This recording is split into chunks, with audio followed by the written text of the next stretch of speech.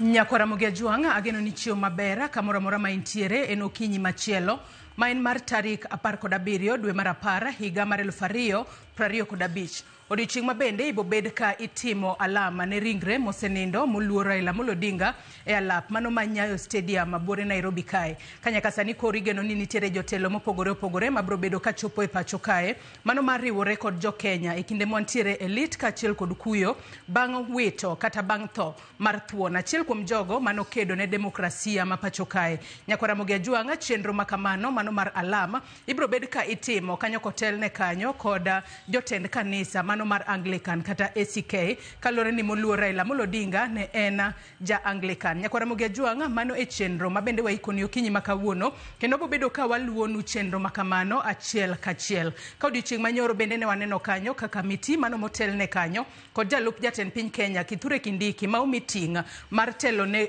chenro mano mar kopo mogika mano mar moluor Raila Amolo Odinga ne gichwalo milome mopogore opogore kotudore kod kaka ibro ter e kar yweyo mare mogika chieng' Jumapil mosenindo Raila Amolo Odinga. We winjane kaka ne giloso.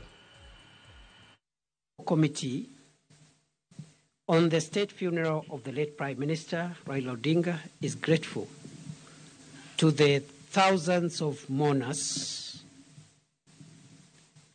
who continue to mourn him in dignity and requests for calm and order as the mourning period gets into the second day tomorrow. Tomorrow, there will be a state funeral service at Nyayo Stadium beginning 9 a.m. Guests are required to be settled by 8 a.m. This 2-hour state event will comprise of military honors, a church sermon from the Anglican Church of Kenya, eulogy by family and designated condolences, and all speeches from the leadership of Kenya and foreign heads of state and government. We have received confirmation of attendance of a fairly significant number of foreign heads of delegations at the highest level, and we have also received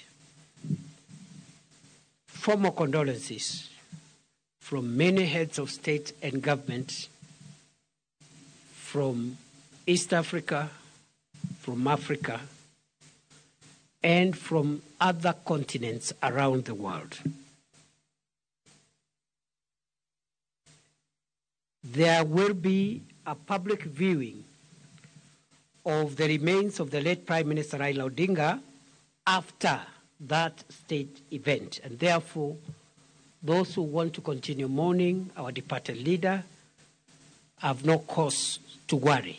There will be another opportunity, and we will stretch that opportunity from around 12 o'clock noon to as far as possible to give the highest number of mourners an opportunity to mourn and pay their last respects to their departed leader. The next briefing will be done tomorrow, Friday 17th of October 2025 at 6:30 p.m. here. And as Kenyans are aware, the government has declared tomorrow a public holiday to allow Kenyans to mourn the late Prime Minister Raila Odinga more conveniently. We have the apologies of the co-chairman of the National Funeral Committee, National State Funeral Committee of the late Raila Odinga, Senator Dr. Oburu Oginga, who is away in Siaya, but is represented by his sister, Dr. Wenwa Akinyi Oginga, who is here, together with the other family members here, whom I announced yesterday. That is all for now. We thank you and wish you a good night, and see you tomorrow at Nyayo Stadium. We continue condoling with the family and associates, friends and community, and the entire fraternity of Kenyans and international friends who knew the late Prime Minister, and continue to pray that his soul may rest in eternal peace.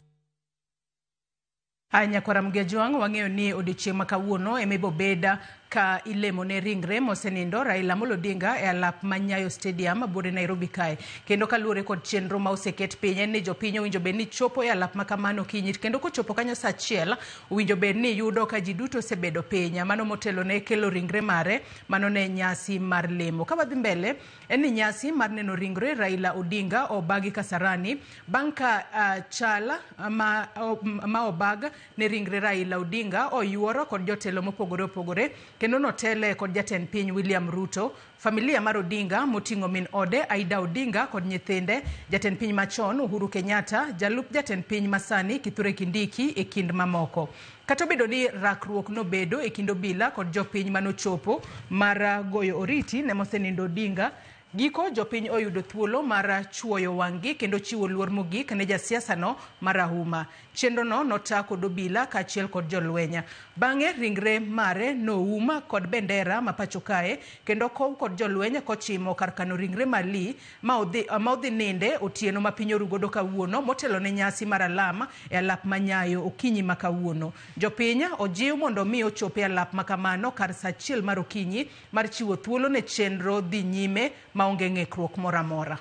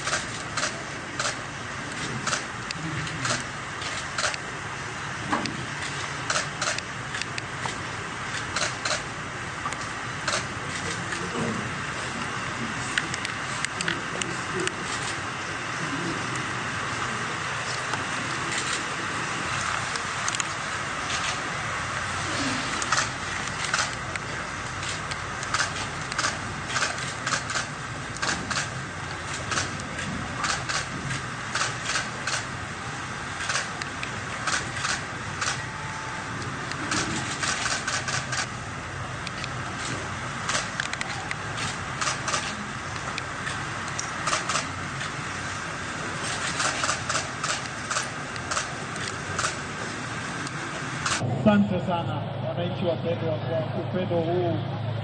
Niombe tujikaze moja kwa moja, haswa hapo nyuma.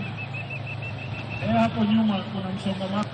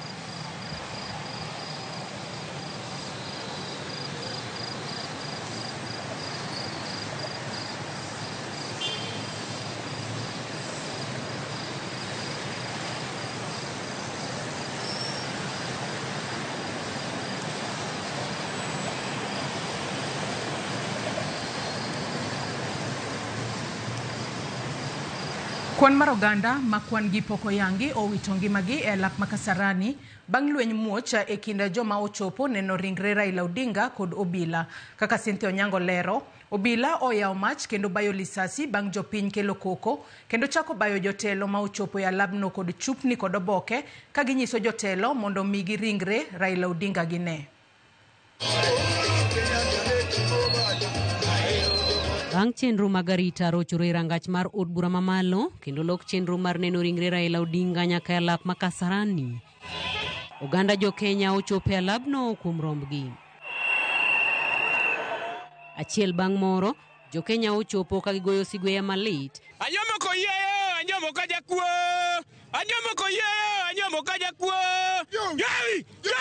Kendo ka gin kod geno mar neno ringre jatelo magiango kaka jatendgi kendo taya mar demokrasia mar piny Kenya. Kuom seche mohewo 4, oganda miche gi miche omedo donjo kendo rito mar neno ringre ma ok obedo mayot kaluwore kod thoth mar oganda manopong'o alabno kendo rocho chenro mag arita ma oketie tielo mar 2. Chal ma kama okelo ywaruok e kinde ma jopiny ochako bayo jotelo mane temo nyisogi mondo giket kwe kod chupni kod oboke mane giting'o. Manoluwe bang'e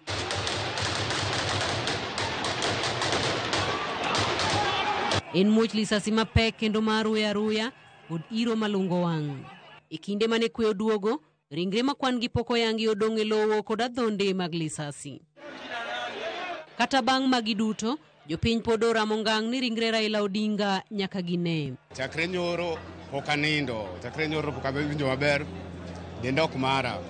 Warito neno baba, polise nego ji kae, gisenego ji 2, to wan gi baba nyaka 90 nyaka otere. Lakini wacho ni Raila ni inene ka sarani sapar gi 40. Lakini oke kasani mena obiro ochopo kae to tiaga sema ko mana ji. Ono wach ni ng'ato ko tiaga kata no ka tiaga. Ng'ato boyin ni kono hin. Koro odegi ji adek kae. Koro wacho ni Kenya ni wadhi timo nade. Odiochieng' manopangi ni dhi bedo odiochieng' makende mar miyo jo Kenya thuolo mar neno ringre mar mosenindo Raila Amolo Odinga olokore odiochieng' mani kod lweny kendo kelo tho ka ng'eny jo Kenya mane ni kod lek mar neno ringre makamano lekgi ogore Luanda. Cynthia Onyango, Ramogi TV, Kasarani, Nairobi. Ringre ogai mar ODM mosenindo Raila Odinga obedo gi safar mabor mar wuok e paw ndeke maduong' mar JKIA nyaka e paw tuke ma Kasarani. Thotha mar ji ne okelo midhiero kendo mono kata ringre Raila wuok e sama winjore. Kwan mamalo mag jopiny kod digni e safar mare kowuok JKIA ochuno mondo wit oko chenro mar jopiny neno ringre e od bura mamalo kaka jafambo marwa Chris Owino leronwa. Which is in honor of the late Right Honorable Raila Amolo Odinga. Kar saa 3:37 mar okinyi, ringre Prime Minister mar 2 mar Kenya, mosenindo Raila Amolo Odinga, muomo kor polo kendo chopo e paw ndeke maduong' ma JKIA. As he now wheels in. Jatend piny William Ruto kod jatend piny machon Uhuru Kenyatta otelo ne jotelo kod dhano machalo mire e rwako ringre thuon, wuoyi siro kod sulwe mar demokrasia e dala e safar mare mogik.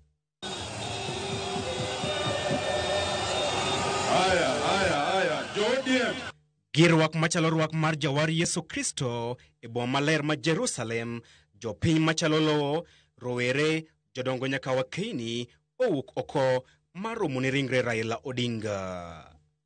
Bang' golo ringre Raila e ndege, jopiny ne omuomo donjo e alap ma JKIA kendo nyaka e ndege.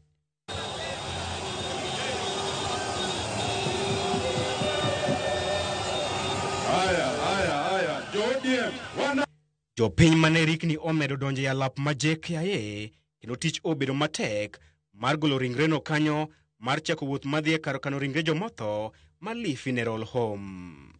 Bang' jotelo mane otelne kod gavana ma Homa Bay Gladys Wanga loso gi jopiny, wuoth ne ochakore kidam ka ikowo ringre Raila. E nyamruko moyiedhi mar jolweny mating'o ringre jotend piny moseng'ielo rengo, jolweny oting'o ringre Raila Odinga kendo chako safar kowuok JKIA gitiyo kod wang' apaya ma Mombasa Road.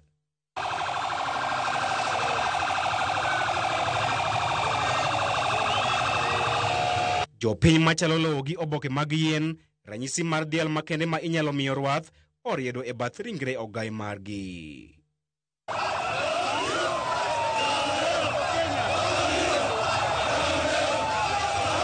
Kata odoko ni bor e kind paw ndeke ma JKIA kod od bura en kilomita 16, riyo mar miyo Raila Odinga luor mogik ne omiyo gi mijing'o mar wuoth.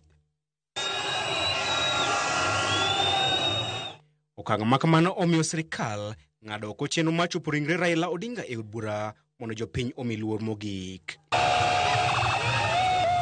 Jolweny mane osetimo ikruok malong'o mar rwako ringre Raila Odinga e od bura ochuno mondo lok chenro margi. Galamoro mar jopiny kata kamano odhi nyime kod rito ringre Raila Odinga e od bura kendo muko rangach maduong' mar od bura. Safar mogik mar Raila Odinga ogik e paw tuke ma Kasarani e seche mag midhiambo kendo miyo jotelo kod jopiny thuolo mar goyone oriti. We start with a word of prayer led by Lieutenant Chris Owino, Ramogi TV, Nairobi. E kar sadek mar okinyi manyoro piny Kenya norwako osigo mapek maonge kendo ndege mosenyalo ting'o e pachoka. Ringre mar mane en Prime Minister Raila Odinga, jala mane ni koda ng'iyo mar idho ndege mag nyadhi, tinende oduogo koling' thi e bunde indege kar osigo. Ranyisi mar tho, makmana ni en tho ma okelo lit. Simfros Okinda miyowa chenro mar kelo ringre Raila Odinga kowuok e piny India nyaka e alap ndeke ma JKIA. Kweth jotelo mawuok e pachoka kotelnegi kod jatend jotend migepe Musalia Mudavadi donjo e piny mawendo, piny mar India. Piny otwe leso, jotelo yogore ka mirima loyogi. Telo mar piny India kama nyocha Raila yude thieth chiwo osigo manyadhi. Osigo mar ringre man en Prime Minister ma pachoka moluor Raila Amolo Odinga. Jal mayande pong'o alap tuke. Jal manyocha kofuolo to mire mar dhano winjo. Koro ni to ling' thi ei sanduku ni mobo maber kod flag mar piny Kenya. Kata obedo ni onge mbi mare winjore nyake thone. Kowuok e kedo ne piny Kenya e yor ng'anyo nyaka e yod bura. Raila ne oken ja siasa. Jal mane idho ndege mantiere rang'iny mamalo tinende ni oling' thi e but mar ndege ni ka e okang' mokwongo e ngimane oriwe kod osigo. Piny oling' thi, simbo ninde bade. Jal mane umbe lache piny ngima koro piny oduoko e sanduku. Onge osigo mapek ne rom gima ma ndege moro amora ma pachoka noseting'o. Nikech ma ne ok dhana. Ma ok en kit duogo pachoka mar Raila ma jopiny ong'iyogo. Ma en duogo ma biro dong' kaka rapar. E kar sa 3 gi dakika 3 mar okinyi, ndege moting'o ringre Raila piachore kor lwasi mar piny Kenya. And what we have there is what we call the water cannon salute Ohinga matayo paw ndeke ling' thi, salute ichiwo. of the late right on Taya mag ndach ndeke sim. Piny Kenya oikore mar rwako wuodgi mathiring'e. Dhot mar kar osigo mar ndege yawre kendo jopiny ringo kochopo i ndege no. Gikanyo jolweny 6 madhi ting'o sanduku chorore machiegni kendo golo ringre Raila Odinga. Gimodong' kochung' en ogudu ni makoro en ranyisi mar gik mathoth kata bed ni oonge dhoge. Mae ogudu ma Raila norwako e kinde campaigns, kinde ng'anyo kod kinde twak mag kelo kwe. Gima nochung'ne lokruok sani koro ling' thi itiyo godo kaka ranyisi mar gone Raila oriti. Jatend piny William Ruto ema notelo ne kweth jotelo e romo ne Raila. Kaminod mosenindo mama Aida Odinga otelo ne familia e rwako Raila pacho. Duto koro nyiso giko mar Baba while you away. Tiende ni Raila kanionge. Wach ma johera mag Raila ne tiyo godo e rwako Raila pachoka kinde mathoth kowuok e pinje maoko. Raila biro iki chieng' Jumapil jumani e kar hemko mar dala wuongi Kang'o ka Jaramogi manitiere Boa ma Bondo, County ma Siaya. Simfros Okinda, Ramogi TV. Seneta ma Siaya Oburu Oginga nochopo Bondo e kaunti ma Siaya e dala mosenindo ogai mar ODM Raila Odinga kuom thuolo mokwongo bang' tho Raila mar tero ywak pacho. Oburu otwak gi jopiny kama omedo wache ni ne ok owuondo jopiny ni Odinga ne ngima to makmana ni buok mar adundo nokawo ngimane e kinde mane ok gigena. Lydia Okeyo nigi mathoth. Ndalo achiel bang' report chope pachoka e wi tho mar ogai mar ODM Raila Amolo Odinga, kalapapla manoting'o seneta ma Siaya Oburu Oginga ma bende en omin Raila maduong' nopio e dala Raila Odinga mantie Bondo e kaunti ma Siaya mar tero ywak Odinga pacho. Oburu noromne kod oganda mane nie pacho manoluwe achiel kachiel nyaka e dier od ogai Raila Amolo Odinga. Oburu olero ni chung' mare ni Raila ngimane ni kare to ne odhi mane piny India ne thieth mapile kendo ngimane ne ok ni kama rach. Kata kamano buok mar adundo mane ochweyo okawo ngimane ne obire kinde mane ok gigen ka giduto ne ging'eyo ni odhi duogo pacho kawo ngima.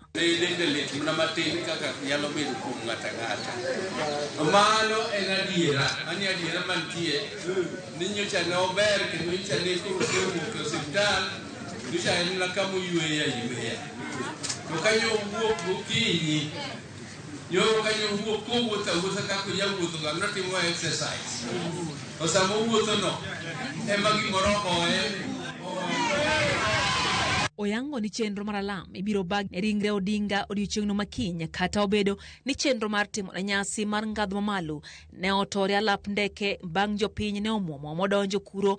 Rochruok mabende ne otimore Kasarani e kinde mane itero ringre Odinga kono. Ka odonjo onego bed ni wariwo kode watere nyaka ot miluongo ni Lee Funeral Home manye waseike kamikane, aeto wagole watere e bunge mar Kenya ne ji dhi nene kuro nyakudhiambo kaeto kendo idok ikane. To kata kamano jopiny ma Nairobi nodhi omonjowa e pap kono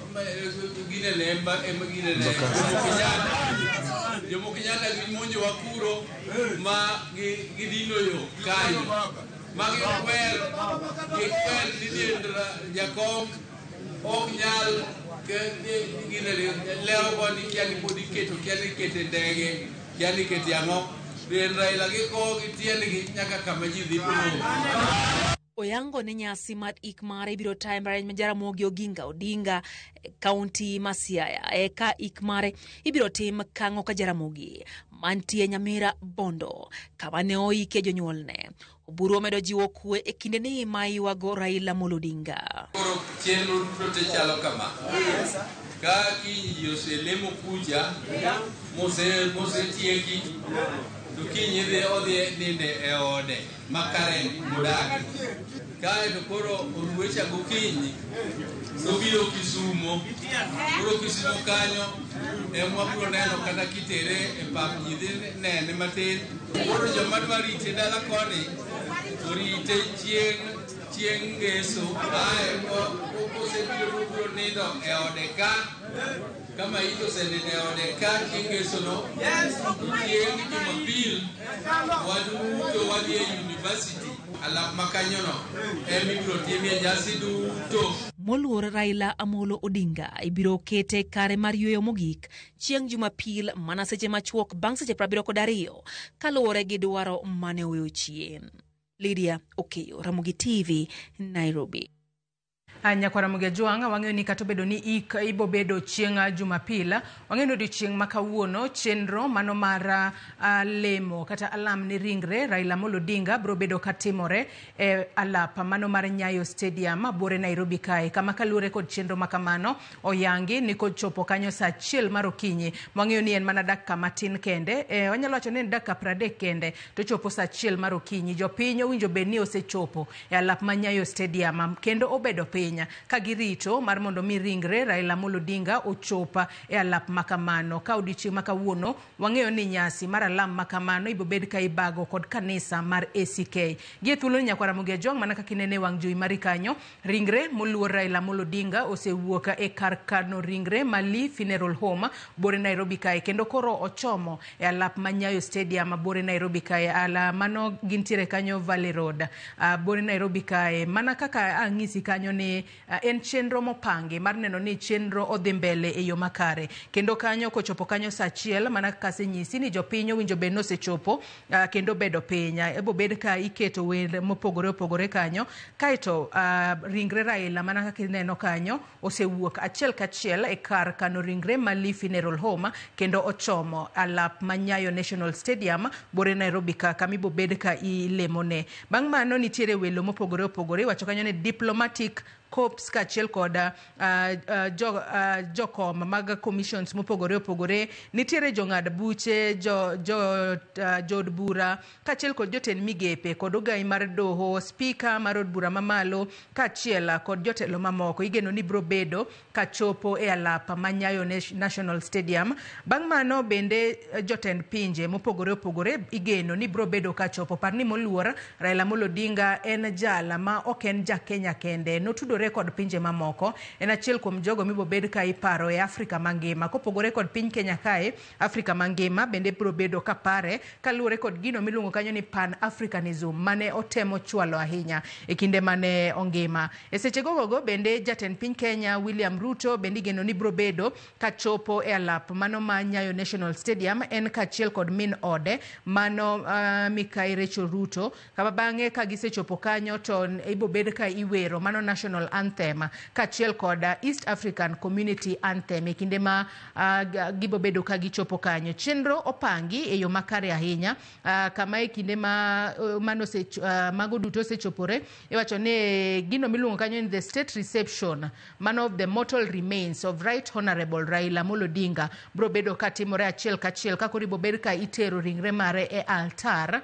kata e altar mibo bed ka iketo e ka pau tuke mano mar Nyayo National Stadium kama ibo bed ka ibago ne alamo di chieng makawuono. Mana kaka inene wang' jowi mari kanyo nyakwara Mugia Jwang ringre makamano sani koro nitiere Valley Road mano bore Nairobi kae ka koro osewuok e kar kano ringre mano Mali Funeral Home. Kendo kineno kanyo nyakwara Mugia Jwang en wanyalo wacho ni en mano state funeral nikech kata king'iyo kit kaka ichwalo ringre makamano en kaluwore kod luora ma koro ne omi Raila Amolo Odinga e kinde ma ongima kanyo. Kineno kata obila bende temo mar mondo mi oket arita makare kendo ne ni onge dhugruok moro amora mar nyamburko. To in kaka japinya owinjo bed ni kochopo kanyo saa achiel e wang'e mar okinyi to isebedo piny e alap tuke mano mar Nyayo National Stadium mar mondo mi tungni moro amora kik wane e kinde ma alam makamano dhi mbele. Bende jopiny okwa mar mondo mi obed kod horruok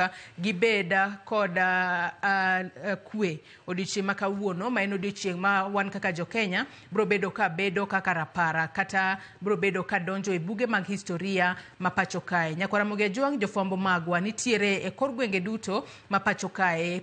Bore Nairobi kae nitiere mago ma bro bedo ka luwo chenro makamae achiel kachiel mar mondo mi in bende kama inenowa kamoro amora ma intiere kokalo yorewa mag tudruok, obed mano Facebook, obed YouTube, kata obedo ni intiere pacho tineno chenro makamagi achiel kachiel. Kendo inyalo bedo kod geno ni kokalo Ramogi TV kae ema ibo bedo ka inene weche makamagi achiel kachiel odiochieng' ma kawuono. Pichni mabiro ni godo mabiro ni kanyo Nyakwara Mugia Jwang ibo bedo ka ineno kanyo mano chenro mitimo odiochieng' ma kawuono mano mar tero ringre moluor Raila Amolo Odinga mano e pau tuke ma Nyayo National Stadium kama odiochieng' ma kawuono ibo bed ka ilamo ne ringre mare. Kineno kanyo en state funeral Nyakwara Mugia Jwang, wabed kanyo kod horruok, wabed kod bolruok odiochieng' ma kawuono kendo ok owinjo bed ni gigo mano timore odiochieng' manyoro waneno ka moko kuom gitimore kawuono. Koro jopinya kok inyal chopo Nyayo National Stadium to bed mana odi kanyo, bed mana dala ni kanyo, chenro makama wabo bedo ka wakelo ni godo achiel kachiel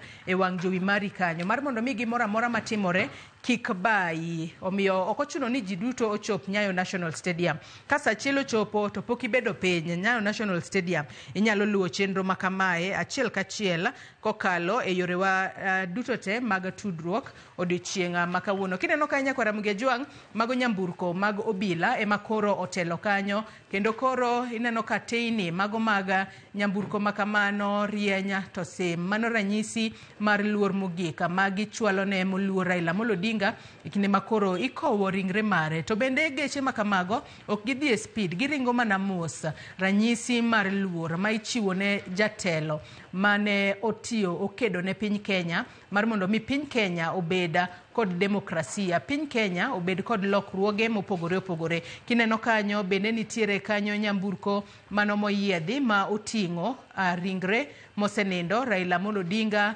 omiye wanyalo wacho ni omiye arita makare. Jolweny bende nitiere kanyo ma nitiere kod nyamburko makamano mar neno ni chenro makamae odhi mbele e yo makare. Ma e kit state funeral ma ichiwo ne jatelo thuon ma wantiere gode pacho kae, thuon man wantiere gode pacho kae, kendo koro waselal. En gino malit ahinya. Kata kamano nyaka Ramogi Ajwang' wabed mana kod horruok, wabed kod bolruok mar mondo mi tungni moro amora kik bedi odiochieng' ma kawuono ahinya ahinya to e odiochieng' ma nitiere kata jotelo mawuok e pinje maoko mabro bedo ka riwore kod jo Kenya e kuyo kod moluor kuyo kod sirikal mano mar piny Kenya kachiel kod jo Kenya duto kachiel kod familia mano mar moluor Raila Amolo Odinga e kinde ma kawuono ibo bed ka ilemo ne ringre mare. Kineno ka nyako Ramogi Ajwang' sani koro gintiere Kenyatta Avenue ka koro gimolo mos kochomo e alap ma Nyayo National Stadium. Wanyalo wacho ni nyamburko mamoko koro chung' mar mondo mi kik wabed kod dugruok mar nyamburko kata jam moro amora e apaya kanyo mar mondo mi oneni chenro makamae odhi mambele odhi e yo makare ahinya. We winjane gino matimore kono matin.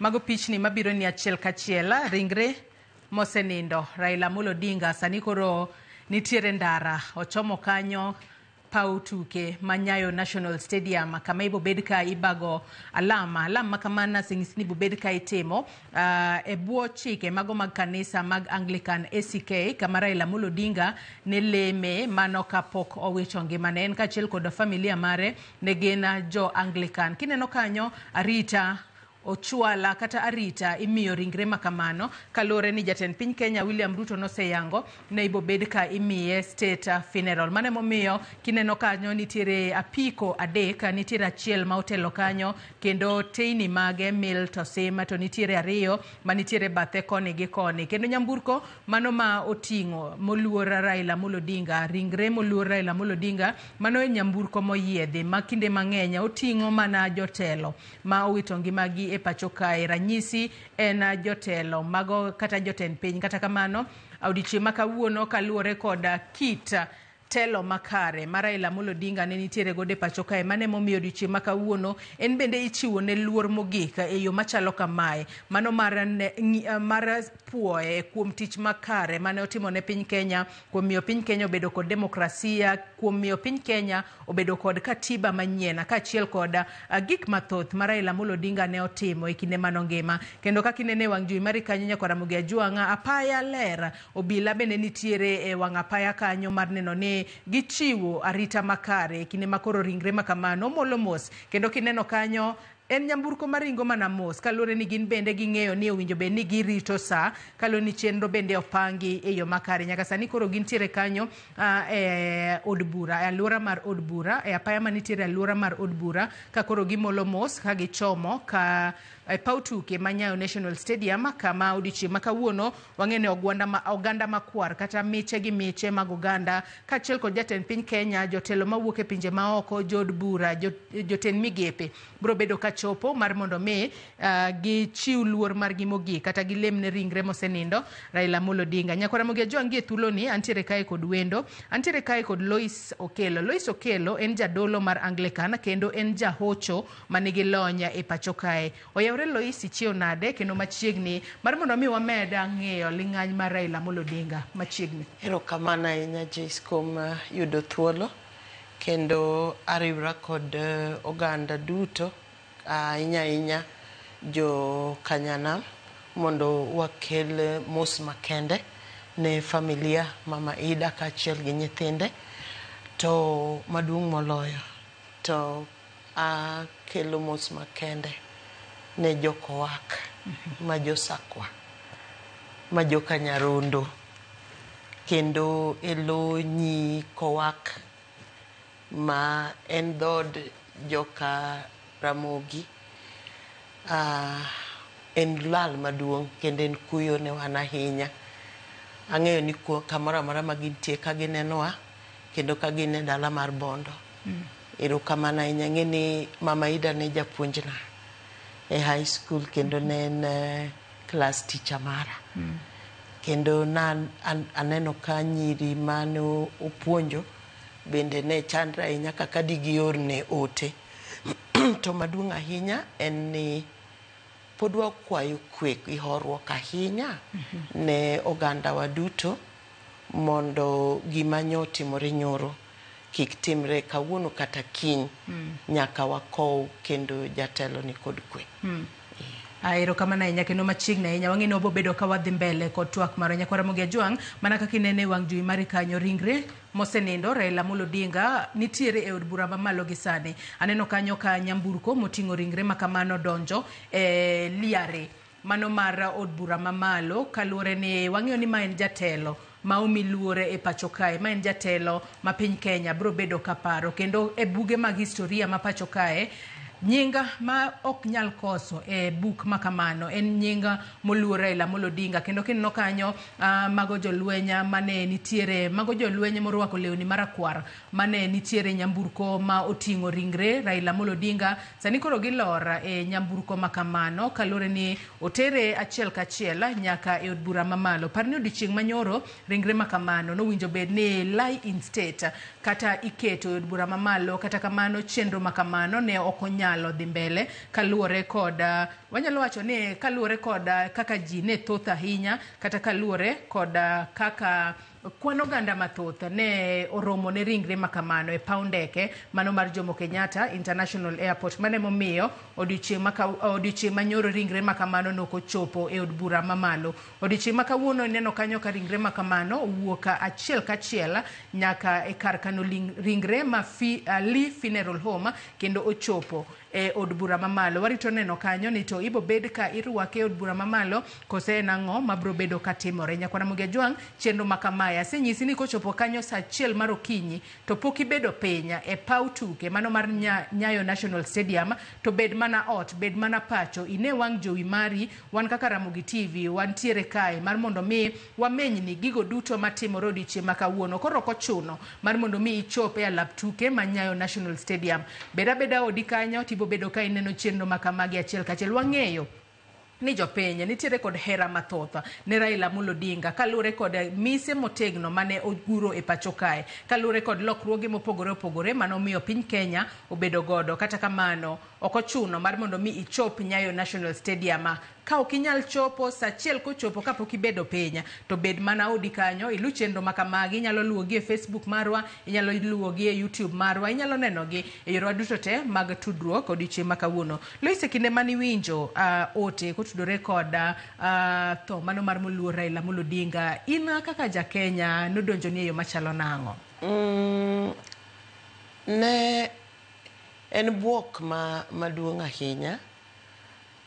Kendo ng'ama no omiyo ochiwo ote ni nochiwonwa ote ka wan e bura moro, kendo ne awinjo ka obedo na mapek, kata obedo ni ne nitie kaka aparo ni kuom ndalo moko mokadho madirom dweche moko ni nyalo neno ka jakom en ng'ama dende koro jony.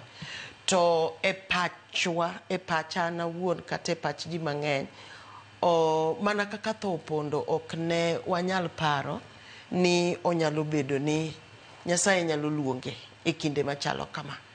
Ing'eni nitie jomoko joismok iparga ni nyalo ga tho.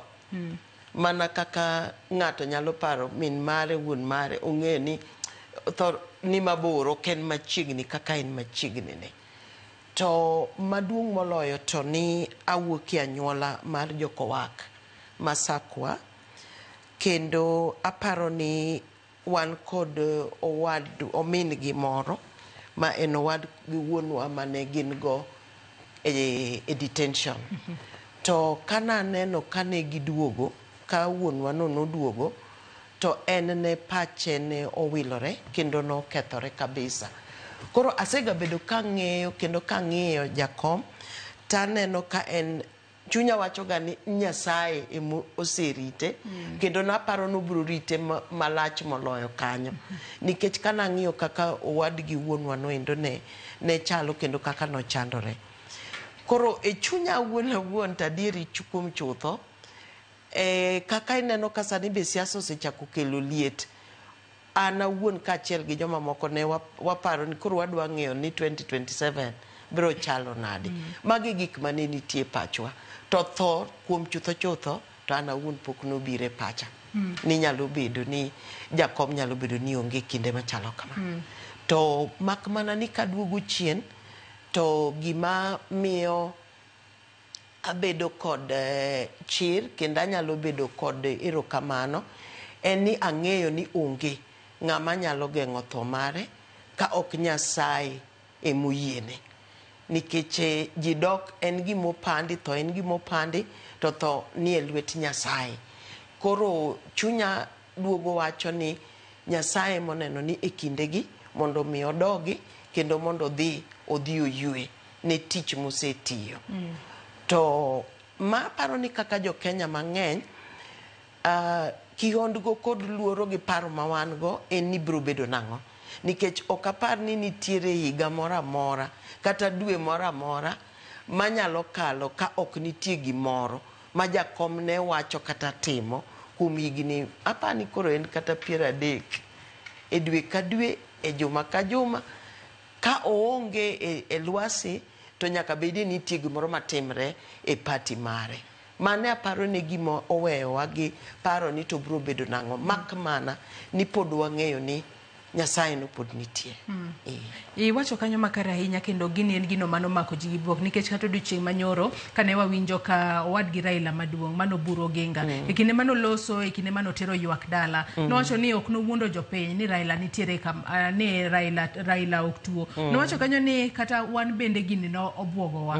Raila ne ngima kendo kaluwore koda kata obedo ni nodhi thieth e pinyno mar India to ok wanyalo wacho ni ne nitiere kama rach ahinya. Wacho ni kata gin bende ne gintiere kod buok ahinya winjo ote makamae kaluwore kod buok mar adundo emano kelo tho mano mar Raila Amolo Odinga. To wang'eyo ni Lois in kaka jahocho wang'eyo ni sani gini omako ji kod buok ahinya kit kwa wacho ni nyaka ne wawinja mano milome kochakore chieng' tich adek mane moluor Raila Amolo Odinga owito ngimane e pinyno mar India e kinde mane wach makamano ochopo e it jopiny. Ang'e ni bende ni neno wang' jowi neno kit kaka jopiny nowuok oko ka jopiny ywaka jopiny nitiere kod mirima mine nyithindo ojende jodongo nowuok oko ka giywak.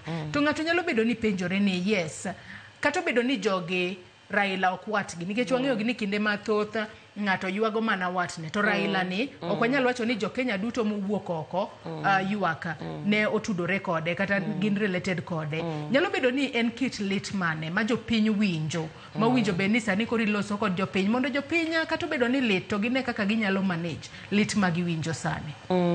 Ing'eni aparo ni Joyce achiel kuom gik mane kelo lit kata mokelo lit kata ma ana wuon bedo na kod lit en ni kikawo higni joma chakre higni 25 kanyo kata 30 kadhi mbele kata pani 20 kata 22 kanyo gin joma oseneno chandruok ma Raila osebedogo ahinya e maandamano mane gitia gas gang'o kigoye go koringo ng'ama ne koro osebedo ng'ama duong' to gik makamago tae kod gima ng'eyo nikech kaka weche mag hocho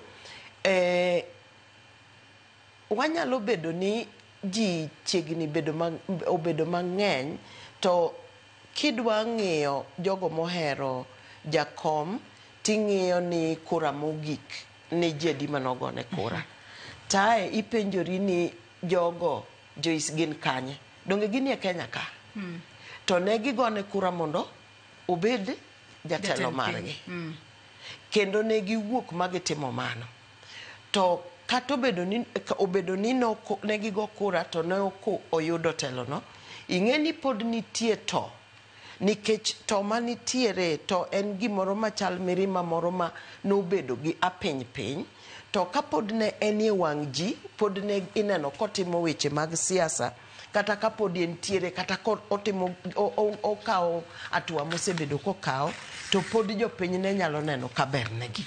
To ka koro odhi ni koro tho, ng'eni nitie jomoko ma omulo ngima ji e yore mang'eny. Kendo inyalo paro ni ng'ato ok en wat Raila, to nitie kaka Raila omulo ngimane. Nitie kaka jakom omulo ngimane e yo mopogore opogore. Mar ariyo en ni jakom en ng'ano ma ji nosekawo kaka ng'atno makedo ne jogo ma ngimagi ni piny. Kendo en ng'at ma wuoyo ne ji, kendo en duond oganda mani piny. Omiyo lit manitie sani owuok nikech en e jatelo minyalo wacho. Aparo nitie mama moro manyo owacho ni kata kigone simu to kawo, kata kitemo gone simu to nyaka okaw. To adiera chutho, inyalo yudo ni nitie kaka Raila osemulo, jakom nosemulo ngima ng'ata ng'ata. Kech iyude kijiji, iyude State House, tichake iyude gweng'. Awacho adieri nikech ka iyudo ga thuolo ka nitiere kata liete moko dala ma e bondo, tinyalo yudo ni en ng'ama nyalo biro kendo bet e otieno no mobudh gi ji, mobedi mowuog mogo mbaka. Maybe kinyne kapo no onge to wuok tidhi iwinjo ni ne en UK no oidho ndege en oonge oko marka. Koro inyalo poki iparo, wanyalo paro ni jok mayuak gi mang'eny pok omulo ngimagi, to omulo ngimagi e yo ma iniwuon mana kichiwo ne ng'ato thuolo, moloyo ahinya area kata mar Kibraka. Kichiwo ne thuolo to bro wacho ni wach moro ma iwuor ni mae to nochopo nade. Aparo ni mane gima miyo oganda bedo kod lit, kendo gin kod lit ahinya nikech nitiere chiegni ni e thuolo ma nobede kata kapod ka nobedo prime minister gi gik mang'eny, nitie kaka nomulo ngima ji. To pile athoroga wacho ni joka jaduong' Jaramogi ne gidakie ngima moro mi ikonye ji. And an achiel kuom jogo ma chieng' moro no obedo e dala to biro to ng'ato nowach ni awacha ni nitiere nyako moro e gweng' kanyo ma puonjo maseno. Noyudo ka puonjo maseno. Joyce ok ne wiyo wil mopenjo ni adwa ng'eyo nyako moro nitie kama puonjo maseno. Ndalo mane pod apuonjo. Koro gin jok moko ma ne odonjo e Uganda kendo gikonyo ji. Moko nitie mitimo maling'ling' ma ok giwach nikech dine bed ni wacho to gin gima koro ji dong'eyo te. So inyalo nwang'o ni litno ng'ato yuage nikech nitiere kamomulo go ngimane. Iwacho kanyo makare ahinya, kendo wang'eyo ni lit makamae, kendo sani koro jopiny temo mar mondo mi o manage e achiel ariyo adek. Kata kamano jopiny moko wuok oko ka koro giyuak ayanga e apeyni mopogore opogore. Moko kuomgi bende koro dikore. Kata kamano en lit maduong' montiere godo kaka jo Kenya bang' wito thuona maduong' ahinya e pacho ka. Nyakora Mugia Jong mana pichni minene wang' jowi mari kanyo achiel kachiel, mano od bura mamalo ringre Raila Amolo Odinga oter e od bura mamalo. E wang'isi kanyo ne jatend piny Kenya William Ruto noyango ni bobed ka imiye state funeral. Kato bedo ni Raila Amolo Odinga ok nobedo jatend piny, kata kamano en jatelo ma jopiny nomiyo luor, en jatelo mane oketo wanyalo wacho ni nochiwo ngimane e kedo ne jo Kenya, kendo neno ni lokruoge mopogore opogore obiro e pacho kae. Mane momiyo kata obedo ni odiochieng' manyoro ringre makamano nokonyalo chopo e od bura mamalo, odiochieng' makawuono kata okinyi makawuono ogol ringre no e kar kano ringre mali, kendo ochomo mane od bura mamalo. Kineno mano aluora kata oko mar od bura mamalo, arita nitiere ong'ala mamalo ahinya, oket kanya arita mamalo ahinya. Maneno ni seche moko jopiny ok omuomo kanyo, kaluwore ni chenro makamano nyaka koro dhi e wang' sa. Adwa tudre kod jafwambo marwa Efi Nyakidi mar mondo mi omeda ne leronwa ni to ang'o matimore. Efi, oyawre ichiew nado kinyi makawuono, kinyalo mana nyiswa ni to gisani waneno kanyo ka ringre moluor Raila Amolo Odinga oter e od bura mamalo. Ang'o matimore kono gisani, Efi? Erokamano ne makane kuwuok e od bura mamalo bura Nairobi kaendi kama ringre mosenindo gai mar ODM Raila Odinga okele kaendi ringre Odinga okel kowuok Lee Funeral Home kendo wang'eyo ni ka ringre no wuok kaendi onego bed ni itere e alap ma Nyayo Stadium kama ichano baje nyasi mar alam. Gi sani waneno mana ka jogo monego bed ni kowo ringre no nyaka Nyayo Stadium temo mana timo ikruok mar mondo mi gigol ringre no endo mondo gikele giduoke gari mogole kowuok Lee Funeral Home mabikowe bende nyaka Nyayo Stadium. Waneno ka nitiere arita bende moridi kaendi, nitiere ageng'a moket e apaya mano madonjo od bura mamalo kata Parliament Road, nitiere afisas moket kanyo, nitiere obila moket kanyo, wantiere gi jalweny, wantiere bende gi afisas mag NYS kaachiel kod traffic control bende madwa mana rango kendo tayo chenro ni endi mar mondo mi gine ni safar mar Raila Odinga kowuok od bura mamalo nyaka Nyayo Stadium obedo mano mayot kendo timore maonge ng'ikruok moro amora. Gima wanyalo lero gi sani ma wang'eyo en mana ni ka giwuok kaendi to safar ni onego bed ni chomo Nyayo Stadium. Bed kiparo ni nyoro e kinde mane komiti mitayo kod jatend piny mano Kithure Kindiki kaachiel kod owadgi Raila maduong' ok mano Oburu nolani nyoro kanyo ni nyasi no endo kar sa ariyo onego bed ni yudo ka oganda duto osebet piny mar mondo mi chenro no endo mar alam kata nyasi no endo mar alam mowinjore bag Nyayo Stadium odhi nyime maonge ng'ikruok moro amora kata odhi nyime e yo mayot kabisa. Koro oganda onego bed ni koromo kar sa ariyo osebet duto kaluwore bende ni nitiere welo mawuok pinje maoko ma jalop jatend piny Kithure Kindiki nowacho ni biro yuoro nyasi ma kamano. Koro gi sani joisori tarita waneno mana ka obila ni kaendi kaachiel kod jolweny sangore mar mondo mi giikre mar mondo mi ringre no endo okaw Nyayo Stadium. Joiso kang'eyo ka ponono gi penjo moro amora. Erokamano ahinya Efi Nyakidi kuom bedo wang'wa e alwora mar od bura kanyo. Ang'eyo ni arita to chwal e ong'ala mamalo ahinya. Bende oyiene jofwambo mar mondo mi odonj e od bura kanyo ng'i ane ni to en ang'o matimore kose untiere mana kod untiere oko Efi?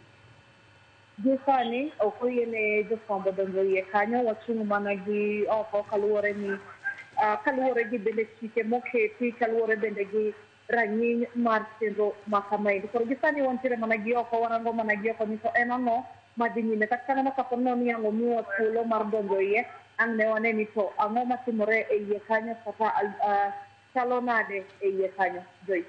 Erokamano ahinya Efi Nyakidi, med mana bedo wang'wa kaachiel kod itwa e kinde ma intiere ong'ala manyime mar luonwa wuoth mogika moluor mara mosenindo moluor Raila Amolo Odinga. Ng'e ni wabobedo ka wamedo tudore kodi mar mondo mi imed nyisowa moko misefwaro e kinde ma intiere oko kanyo mar luonwa chenro duto matimore odiochieng' ma kawuono. Nyakwara Mugia Jwang' mano jafwambo marwa Efi Nyakidi manitiere oko mano mar alwora mar od bura mamalo. Mana kasenyisi kanyo ne ringre mosenindo Raila Amolo Odinga nogola e kar kano ringre ma Lee Funeral Home okinyi ma kawuono, bang'e to notere achiel kachiel nyaka e od bura mamalo. Parno odiochieng' manyoro ringre ma kamano nowinjo bed ni lie in state e od bura mamalo, kata kamano mano nokotimore kendo nochomo lap ma Kasarani kama jopiny nobedo kod thuolo mar nene. Omiyo odiochieng' ma kawuono kaluwore kod kit luora ma imiyo jotelo e pacho kae, wang'e ni kuom thuolo malach kata kuom kinde mathoth e pacho kae jogo mar ringre mag gi itero ga od bura gin mana jotend piny kata jolupa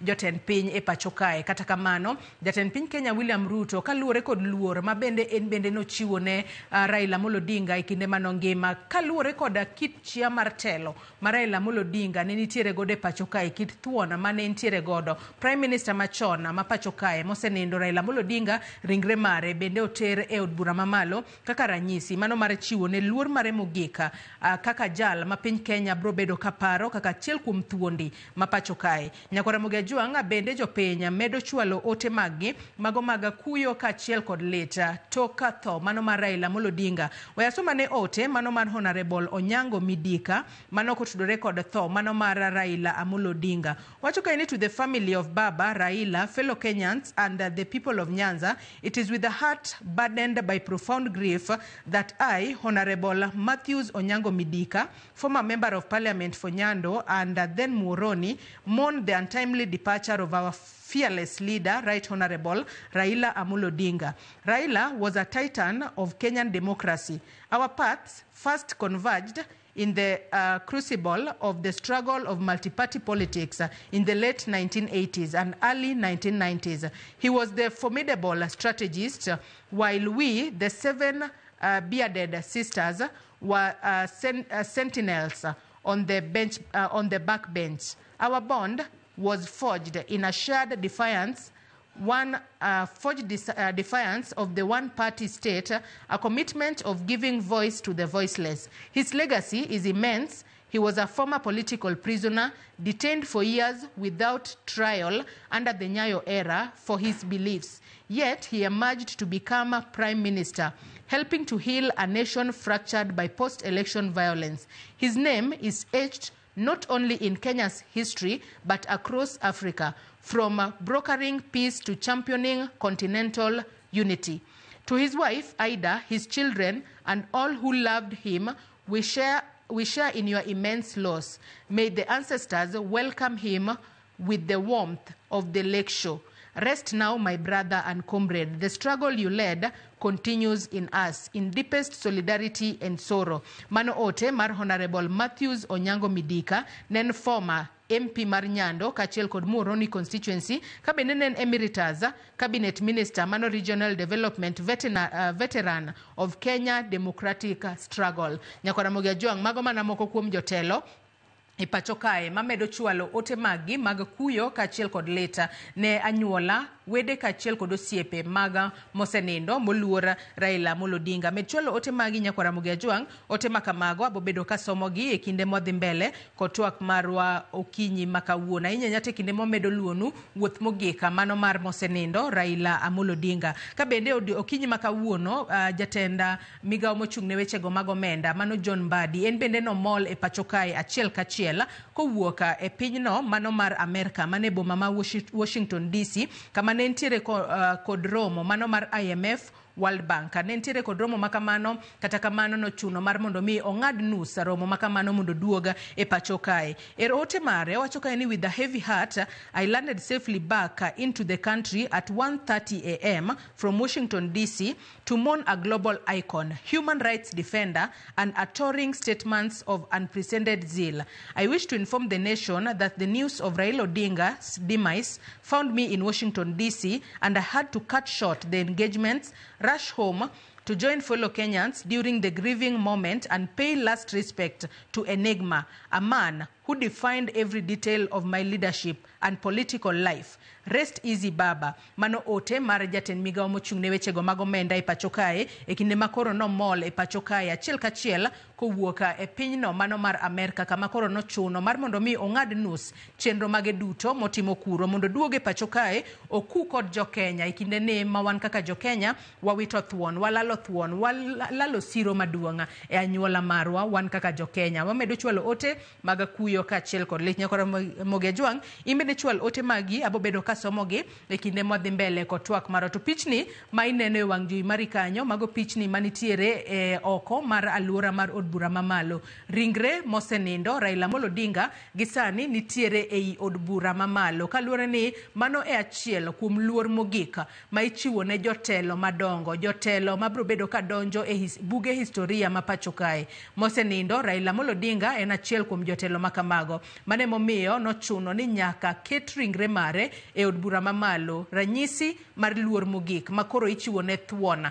ichiwo ne siro wuoyi marandingo ma piny Kenya olalo. Kata kamano Nyakora Mogia Juang wabo medo tudore kod jofwambo magwa kuonde mopogore opogore magintiere mar mondo mi gimed fwaronwa gigo matimore e alap mano manyayo National Stadium. Bende jopiny onyisi no bed kuro by saa achiel mar okinyi kata kochopo kanyo saa achiel oyud ka gisebedo kuro mar mondo mi ka chenro makamano chako to onge ng'ikruok moramora. Kata kamano gi thuolo ni pod antiere studio kae kod Lois Okello. Ang'isi kanyo ni Lois Okello en jadolo mar Anglican kendo en jahocho manigi lonya. Bende obobedo ka ikinde mobobedo kwa dhi Nyayo Stadium, bende obobedo koleronwa e yo makare kaka itimo kopo mogik ahinya to e bwo kanisa mano mar Anglican. Kata kamano gie sani Lois kapok wachopo kuro wang'eyo ni gisani wanyalo wacho ni gino ma jo Kenya timo en gino miluongo kanyo kod dho ngere wanyalo wacho ni en collective kata national grief.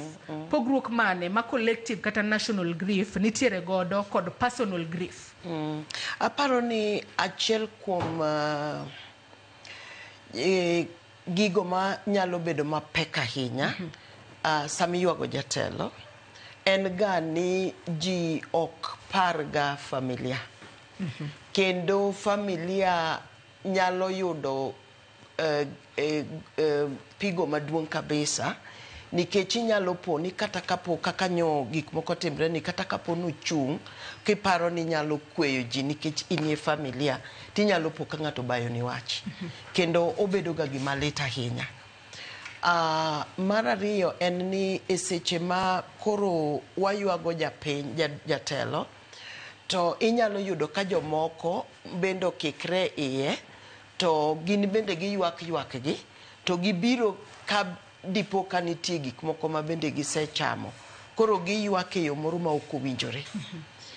To en kuyo maduong' ahinya nikech ma koro timre mang'eny gi kijende.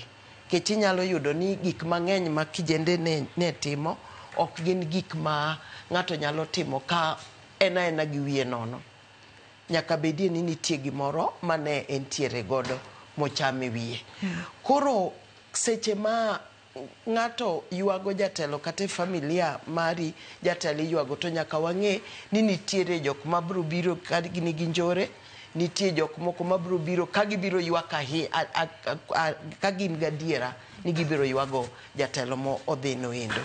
Koro mane pogruok nikech koro oyawe en pap ma koro yaw ni ji duto to ibiro yudo ka e kindegi familia ok bi yudo thuolo maber mar yuago nikech wan koro waluonge ni jakom en jatendwa to e familia ten wuon gi kendo en jaod mama Ida. Koro ibiro nongo ka ok giyudo thuolo to nyaka koro gibi giyud thuolo bang'e ma giyudie kama ginyalo betie to mak mana ni koro gibedo gi nafas mar timo mano kapod ringre nitie. Biro bedo ni koro gibiro timo mano koseike kendo ka joma ng'eny bende koro setimo gik ma gitimo ma koro giwuok. Apani mane pogruok maduong' manitie ke yuago jatelo. Nyakwara Mugia Jwang antiere kod wendo machielo mano Daniel Juma, Director mar Global Peace Foundation Kenya. En bende osechopo e studio kaya achiel kachiel mar mondo mi wameda ne poro wach kotudore kod kopo mogika mano mar muluor Raila Amolo Odinga. Odiochieng' ma kawuono ringre mare ibo bed ka ilemone e alap ma Nyayo National Stadium bore Nairobi ka. Oyawre Daniel kendo machiegni ahinya twak mar okinyi ma kawuono. E kinde mane iwinjo milome kata ote mano kotudore kod tho kata ng'ielo rengo mar Raila Amolo Odinga, in kaka ja Kenya milome makamayo kungo mondi ne odonjo ni e yo machalo nang'o? Oyawre uru jo Kenya. Mokwongo adwa mondo atim mos makende achwal kuyo makende ni jo Kenya. Sana ni jo familia Aida Odinga, Rosemary, Winnie, Raila Junior, kuom lalo jatendwa Raila Odinga. Wach ni ne anwang'o mnouru ye mna nyathina ma nuchaka last week na America. Koro ka duogo first chieng' mokwongo. Pod an gi jet lag. Koro anindo gokinyi. Koro aneno ka nyathina oro na message. Into I've seen, Raila is dead. Okinyi. So, hey, tema kura chiew. Ka chiew, to ka ng'iyo TV na kakana. Wach no se gini. Koro, en wach malich ahinya. En wach okawa gi buok. Wach jakom en jatelo ma osebet katayo Kenya mzima. To bende en jatelo moluor ok Kenya kende. En oluore gi jo piny mzima. Kanyo wach wuok ni jakom motho. To ineno ka CNN globally already wach no nyoro se keyore. Koro an awacho ni sana sana jo Kenya duto wanagi magwa wabed gi riwruok. Jakom nyocha omiyowa en ng'at mohero kwe. King'iyo an kaka ng'amochung' ni Global Peace Foundation, asebet katiyo gi jakom ma higa 2015 nene adhi kod jakom Korea, watieko kod wik achiel. Asewuotho kode Zanzibar. En ng'ama osiepa kabisa, ma kata familia an osiep familia mar Raila Odinga. To nito ohero kwe ma kata mna elections kod team every time ma elections or team to kuch Raila kata kuch ne okwal kuche ka bang'e okino ng'wono ni jok mokwalo kuchego kendo riwre kodgi wach mag mos. Koro an awacho ni en wach malich, lakini kang'e ni jakom kang manyicho chopeno oyingo kata mna ker.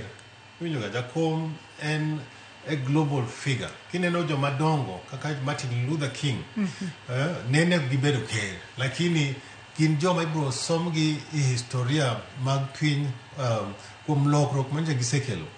Koro mene kaka aywago jakom osiepa.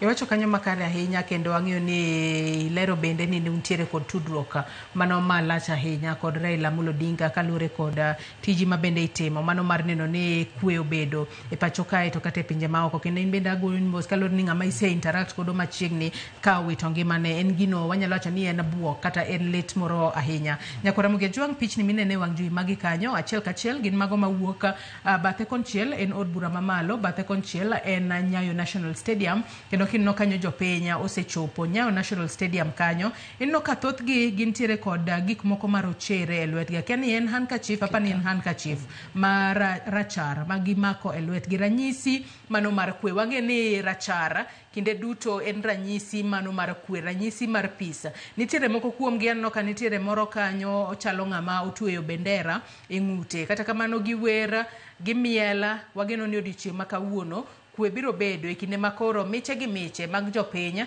osechako molo e alap ma Nyayo National Stadium kamibo bed ka ilemo ne ringre mosenindo Raila Amolo Odinga. Ka gie thuolo ni Nyakora Muge Jwang, od bura mamalo kanyo ang'isi kanyo ni ringre mosenindo Raila Amolo Odinga sani koro nitiere e od bura mamalo. Achiel kuom ranyisi mag luor ma ichiwo ne jotelo manitiere ong'ala mamalo ahinya e pacho kae, to Raila Amolo Odinga en achiel kuom jotelo ma piny Kenya yande olalo. Koro mane momiyo nyaka koro ne ter ringre mare e od bura mamalo kaka ranyisi mano mar luor mogik. Kosenang'o Daniel kwaneno ka koro ringre ma kamano odiochieng' manyoro ne ok obedo kod nyalo mar chopo e od bura mamalo, sani koro tere kanyo.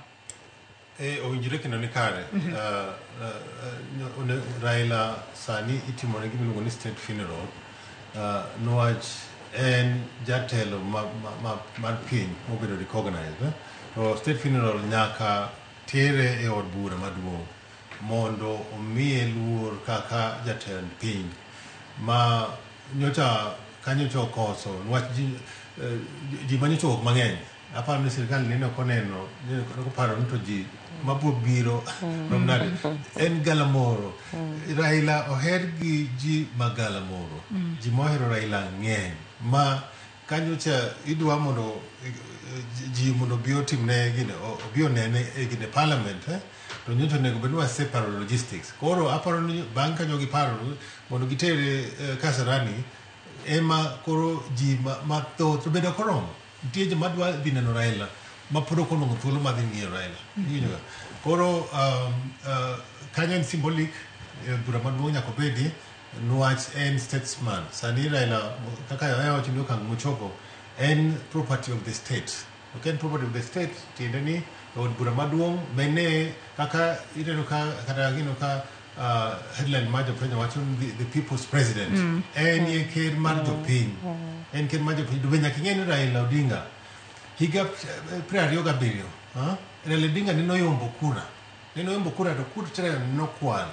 Iwinjo to kane nokwal kut Raila to neno obiro botimo nade? Otimo handshake.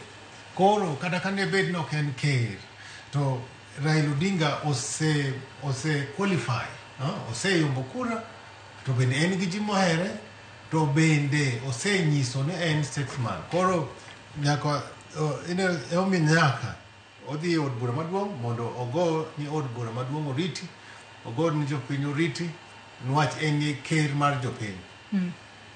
Nyaka sani Lois kaduke twak okinyi makawuono ang'eyo ni intiere kae kaka jadolo kendo kaka jahocho to e kinde ni bende wang'eyo ni jo-Kenya nitiere kod lit ahinya e chunygi. Wanyalo wacho ni e kinde ni ma jo-Kenya nitiere kod lit kopogore kod jogo ma kata wuok oko ayanga mar mondo mi onyis kit lit ma giwinjo nikech kinde mathoth iwacho ni ng'ato kowito ngimane to kidwaro mar mondo mi lit makamano orumi to ber kiyuaka mar mondo mi lit makamano owuog e chunyi kendo mar mondo mi igony ng'ano odhi onind kod kwe gino mawinjo be ni watimo gi sane wang'eyo kit kedo ma Raila Amolo Odinga ne okedonwa koro ber ka wagonye mar mondo mi odhi onind kod kwe to wan joma wadong kod gigo mane okedonwa godo obed kaka rapara nyaka chieng. Kata kamano nitiere jomoko manyalo wacho kod dhongere ni gin jogo ma seche ma lit makama obiro to gibedo namba.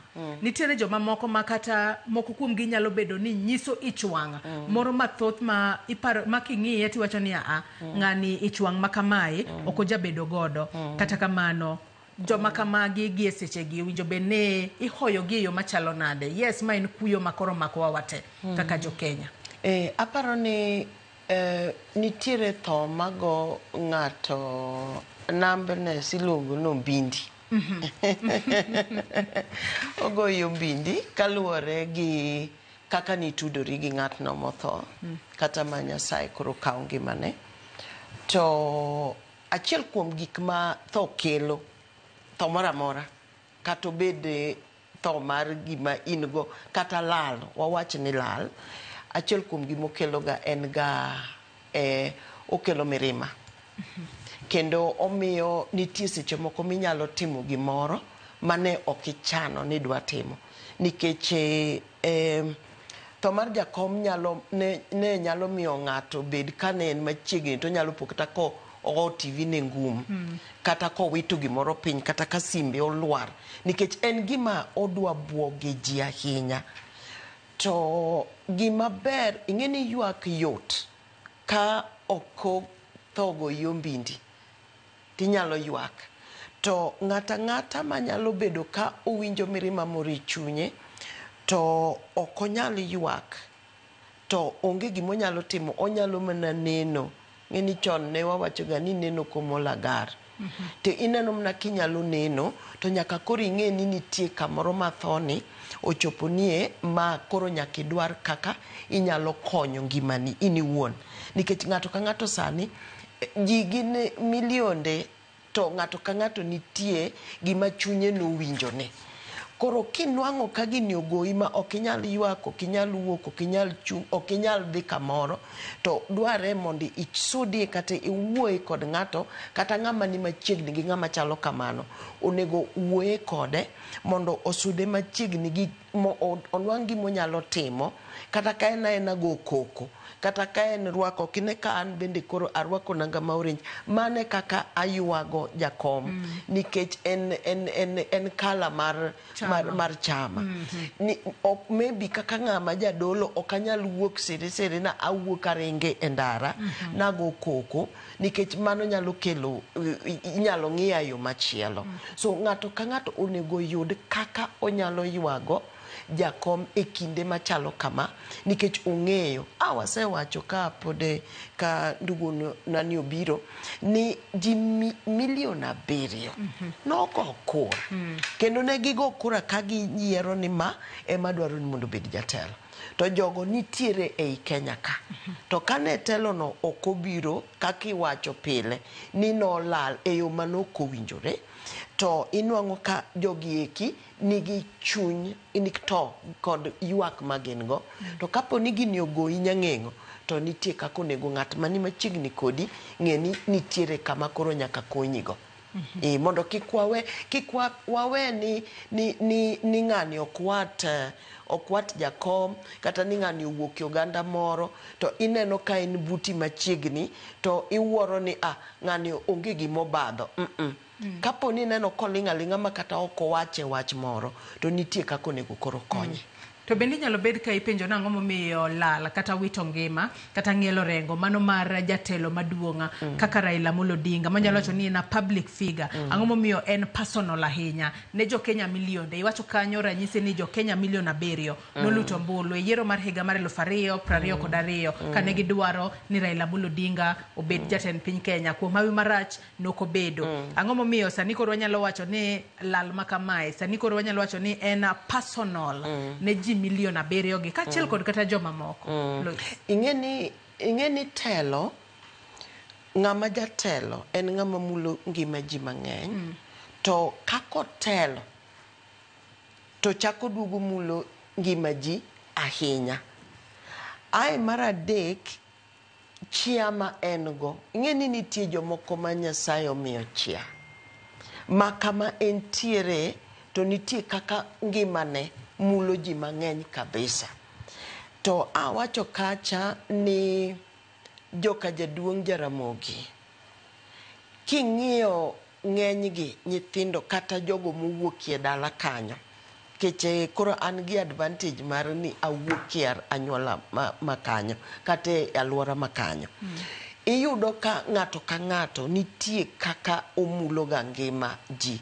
Nitie ng'enygi ok gin jok manodongo ka gin malo. Kato bedo ni ne jaduong' Jaramogi ne vice president, to ok ne gin malo.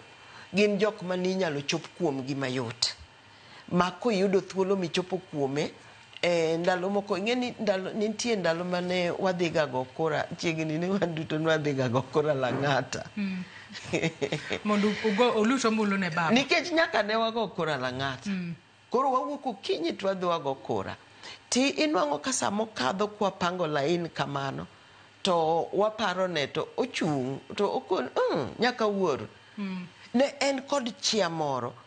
Koro omiyo lit ma ji winjo kuom jakom, ok aparie ni nitiere, nikech ing'eni joisgi tho mosetimre mag jotelo, moko osetimre mag president, nitie nyaka jotend piny mosewito ngimagi, to nitie chia opogore.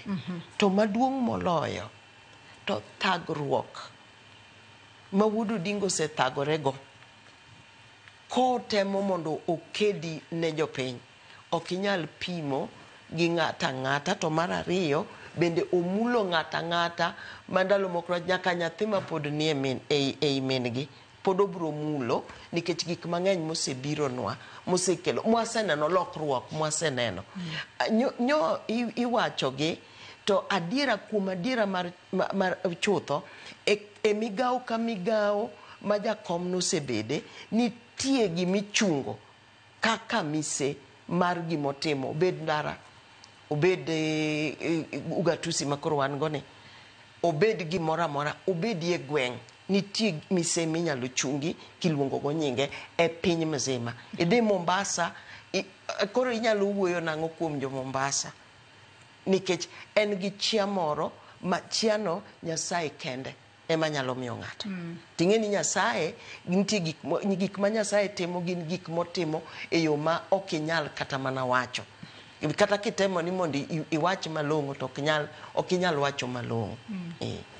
Daniela korka kori, nikech waneno ka adiera tho mar Raila Amolo Odinga, kit kaka jopiny ne oromo ne nyoro e seche mane ringre mare omolo e pacho kae, e paw ndeke ma JKIA kowuok e pinyno mano mar India. Kit oganda makwar manowuok oko mar neno mana mar nyiso lit margi kaachiel kod dhialo jatelo makamano, pok waneno gino ka otimore pacho kae. Lois Ochura nyisi ni adiera waseneno ka jotend piny mamoko wito ngimagi. Wantiere kanyo kod Little Teacher Arap Moi, wantiere kanyo kod kata wantiere kanyo kod Jomo Kenyatta, wantiere kanyo kod Jaramogi, wantiere kanyo kod Mwai Kibaki. Ne giwito ngimagi. Tok noneno ka jopiny nowuok oko, kit kaka jopiny nowuok oko ne moluor Raila Amolo Odinga. Kata kamano, e kinde ma jopiny nowuok oko, adwaro mar mondo mi inyisa ne jopiny maneno wasanire kaka jopiny nyalo ensure ni gibedo kod kwe, nikech no bedo gima rach ahinya odiochieng' manyoro e seche mane ringre Raila Amolo Odinga nowinjo be ni chopo Kasarani. To koro akiana wach ni jopiny ne obembo obila ochuo kuoro lisasi kanyo kwan mag ji mapoko yangi nowito ngimagi. Odiochieng' ma kawuono ji nitiere Nyayo National Stadium kacha. Ere kaka ji owinjo bed ni bolore, ji bedo kod kwe, yes gine lit. Nitiere yore mopogore opogore mag ng'ato nyiso lit mare kaluwore kod kit kaka ne wahero Raila Amolo Odinga. Kata kamano, ere kaka owinjo bed ni waketo kwe e yo makare mar mondo mi obed ni en alama kata kopo mogik ma itimo e yor kwe, e yor nyadhi kendo e yor luor. Daniel. Ana koyo jo Kenya duto, jo hera mag Raila Odinga, jo hera mag Jakom, waketo kwe seche mako jaherawa Raila Odinga. Nyoro okahero, nyoro lit kanya neno ka kendo risase imuocho Kasarani. Nuach kaka nyoro jopiny nitie joma nyocha timore. Okonego bed ni seche ma waywago Jakom to kendo tho wuoke. Jakom en ng'at mosebet kogore ni human rights. Waseneno ka ji owito ngimagi election ko election, ji osewito ngimagi kitimo maandamano, seche ma gire Raila owito loch to ji nyaka tho. Koro seche ma Raila koro wendo senindo. Ang'o miyo kendo wamiyo kendo ji tho seche ma waywago Jakom. Ok owinjore, ok nkare. Koro akwayo jo Kenya, onagiwa, aneno ka jomoko ting'o handkerchief marachar. Wating'o handkerchief, wadhi Nyayo, to waywago Jakom gi kwe. En baba wanyiso hero kwe. Jakom nyiso hero kwe. Gimomiyo Jakom kata nyiso ko onwang'o loch. Loch nyiso yombo, lakini omaye loch. Nwach en ng'at maneno hero kwe.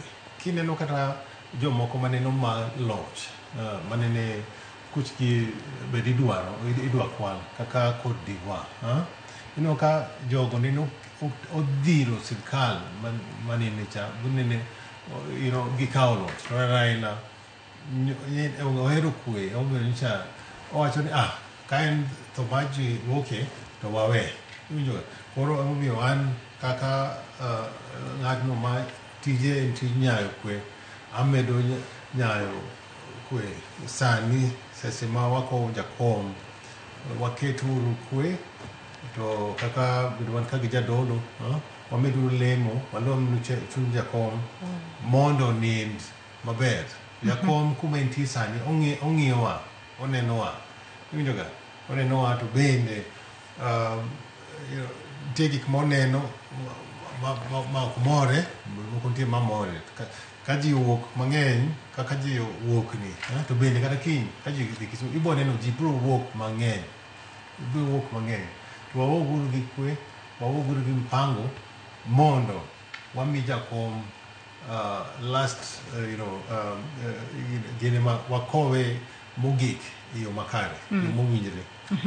Adwa ni mak mana parono gi kanyo, ang'is nyaka Ramogi Ajong gigo matimore wang' jowi achiel kachiel, mago pichni mabiro ni achiel kachiel kowuok e od bura mamalo. Jotelo mopogore opogore kanyo kotelnegi kod speaker mar od bura mamalo Moses Wetangula, speaker mar Senate mano Amason Kingi, wantiere kanyo kod jatend kweth mathoth e od bura mamalo Kimani Ichung'wah, kachiel kod jatend kweth manok mano Junet Mohamed. Anno jotelo mopogore opogore kanyo nyaka Ledama Olekina e gimondo e od bura mamalo. Nitiere nyaka od bura mamoko mabende osechopo kanyo. Ang'isi kanyo ni ringre moluor Raila Amolo Odinga ogol e kar kano ringre Mali Funeral Home kar sa 12 okinyi makawuono, kendo ochopo e od bura mamalo kar sa 12:30 mar okinyi makawuono. Mano en mana luor mogika ma ichiwo ne Raila Amolo Odinga kaka achiel kuom jotelo ma piny Kenya ne nitiere godo, kata achiel kuom jotelo madongo, kata jotelo madito ma piny Kenya nitiere godo. Anno kanyo nyaka ogai mar doho kata Chief Justice Martha Koome en bende osechopo e od bura mamalo kanyo, kendo king'iyo kit kaka girwakre kaka ranyisi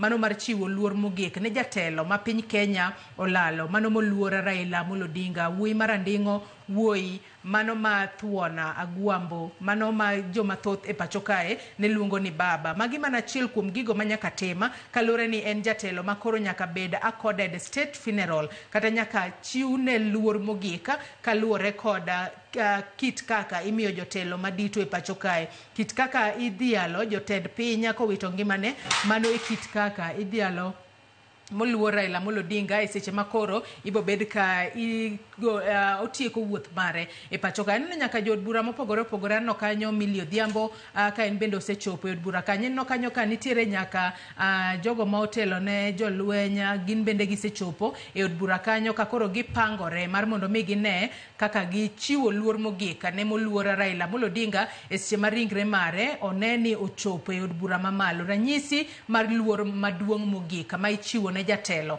manitiere kod chia e pacho kae. Mano jagoro mongirore e migawo mag wechego mag arita Raymond Omolo en bende entiere kanyo kata osechopo kanyo mar neno ni chenro makamano otimore e yo makare maonge luor moro amora.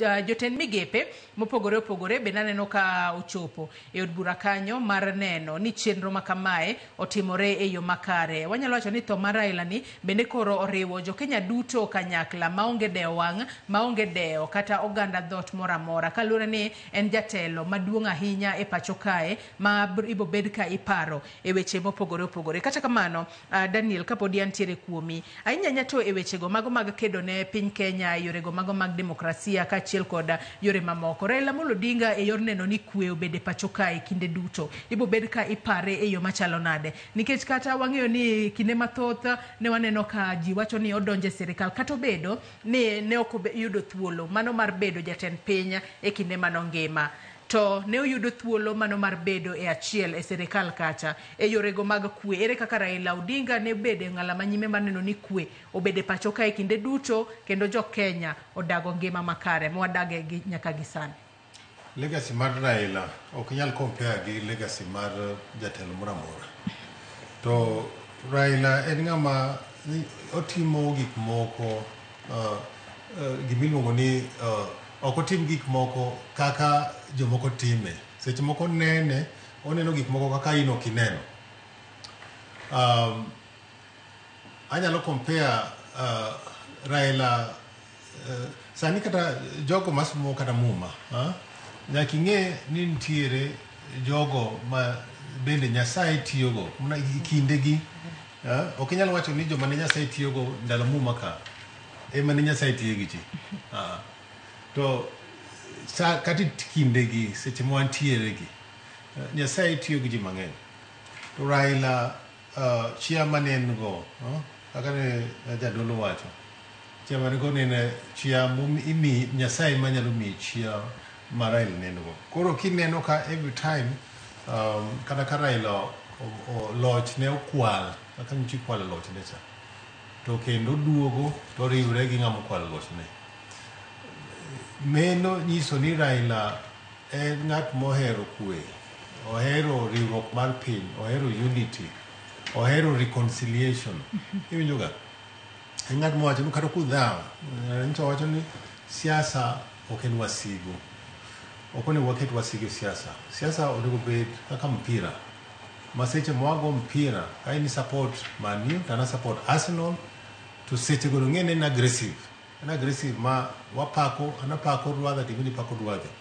To ka mpira rumo, to onego bed ni ji mosore, to wadhi nyime gi maisha. Koro me era nyisi ma Raila osenyisowa kaka jo Kenya. To gima nyaka wang'e ni siasa, gimomiyo Kenya osebed kong'e ni en ga an island of peace. Kenya osebed ka nigi kwe except for 207. 207 kane ne yiero okelo kuyo mane ne okelo. Koro nyaka wang'e ni yiero ok onego bed ni miyo ji tho. Koro Raila nyisowa ni seche moyiero utim atima kaka utime, ubed aggressive. Aneno ka jo siasa gigore wach, gilore wach, gigore gi sera. Lakini kutieko weche mag gine, bed nubiro karachiel mondo uriw parruok. Kineni to kata kineno kura kigoyo, to seche moko kata kuch Raila en almost nus mag kuch ng'amo yombo. Iwinjo ga? Koro tiende ni en gi nus mag jopiny. Koro king'iye ne bed ni sheria magwa, constitution marwa chal kata constitution ma pinje moko, nitie pinje kaka Philippines ma ki ng'amo yombo cha, nitie pinje sana Zanzibar chon constitution machon ma Zanzibar ne ni ng'amo yombo cha ngamono okura mang'eny bedo president, ngamono okura mar ariyo kendo miyo the vice president. Koro mondo ogire oriw jopiny. Koro Raila, and one of the reasons Raila nyocha kendo gore ni parliamentary system, because parliamentary system miyo ji sana ng'ama nigi ji mang'eny kata ng'ama nigi od bura mang'eny bet gi teko mar rito sirkal. To ineno ka constitution mancho warwako sara ochiwo teko ni presidential system. Kwa hiyo ka seche moko king'iyo 207 ni kuch loch Raila kuch ni nokwan, king'iyo ne en gi jood bura mang'eny moloyo Ker Kibaki. Koro ka teko mar piny ne nigi teko mar piny makata sani kata king'iyo sani kura mancho ogikni sana king'iyo ne bed ni sheria ing'iyo kako onego bed ni ing'iye. Majority leader mar bunge ne onego bed ni Azimio.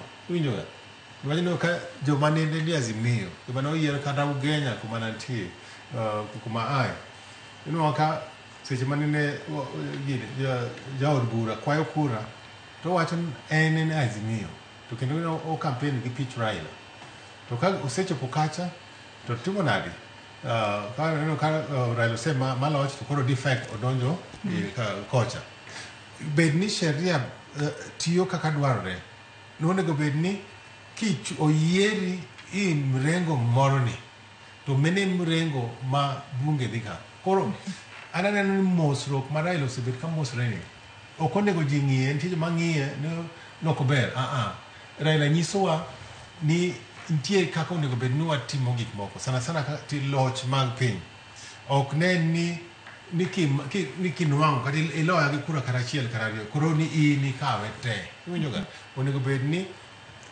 kise ng'ama oyombo onego bed ni tiyo gi ng'ama ok oyombo. Koro aparo meno ranyisi mosenyisowa aparo ni sani kata kwadhi kata kinde mabiro kwaloko kata na chike mag piny onego bed ni wang'iyo kaka piny iriwo kata achiel niwach ok onego wati gi kura ok onego wati gi elections mag pogo jopiny.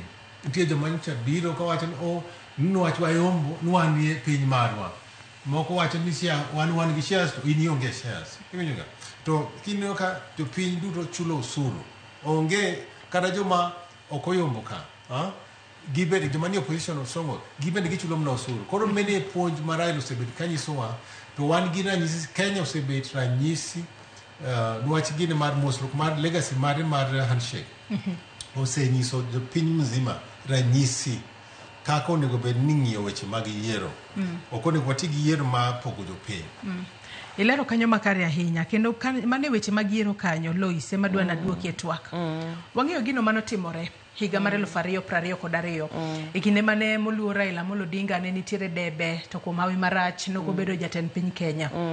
Ji milion 7 ka manoluto mbulu nitiere joma chunygi notho joma chunygi notur gini ne lit ne ji manitiere jomoko manyalo wacho ni ne obedo kata depressed jomoko ne gibedo depressed kendo gini no chando ji ahinya kalure ni mae geno higa mar 2025 ji ne nitiere kod geno mamalo ahinya ni Raila dhi bedo jatend piny kata kuom hawi marach manok notimore.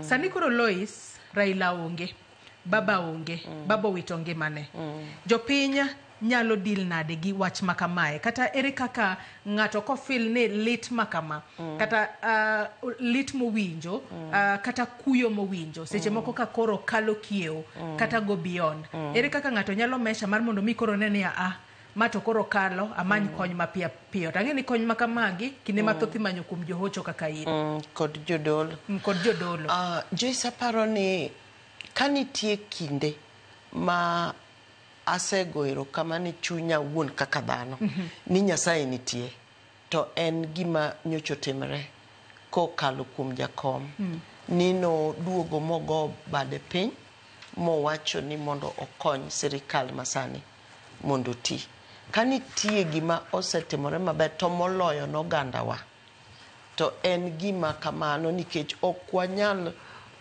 wawacho gi chir ni nitiere achai moro ma jomoko nosechako koro chaya wago kendo inyalo po kata inie kind oganda mamoko to ne gichai kendo giwacho gik mane giwacho ji siki ang'o to ai bang'e koro jakom nodonjo ma ayodhi obedo kod jatend piny masani to gi wuok mar jalup jatend piny. Adwa wacho gi chir kabisa nikech wawuoyo kod oganda kendo wawuotho kodgi kinde ka kinde kendo jomoko nitie adier mana kaka ni wachono ma nitie jomoko ma kata mana luongo president ni president ng'ane opok ne gi luonge dhoggi nyaka nyocha koro jakom odonjo moko obade piny eka koro ginyalo luongo ni president. To kapok wiya owil tadwa medo kuma dhano wacho ichao gwang' ticha gwen. An kanyo awinjo chenro kaka nyogol ni idwa wuog kacha tibiro li tidhi parliament. Kaka ng'amo lony e weche mag timbe kod paro mag oganda mag dhano nyak anena dichiel ni itaneno nok binyalre.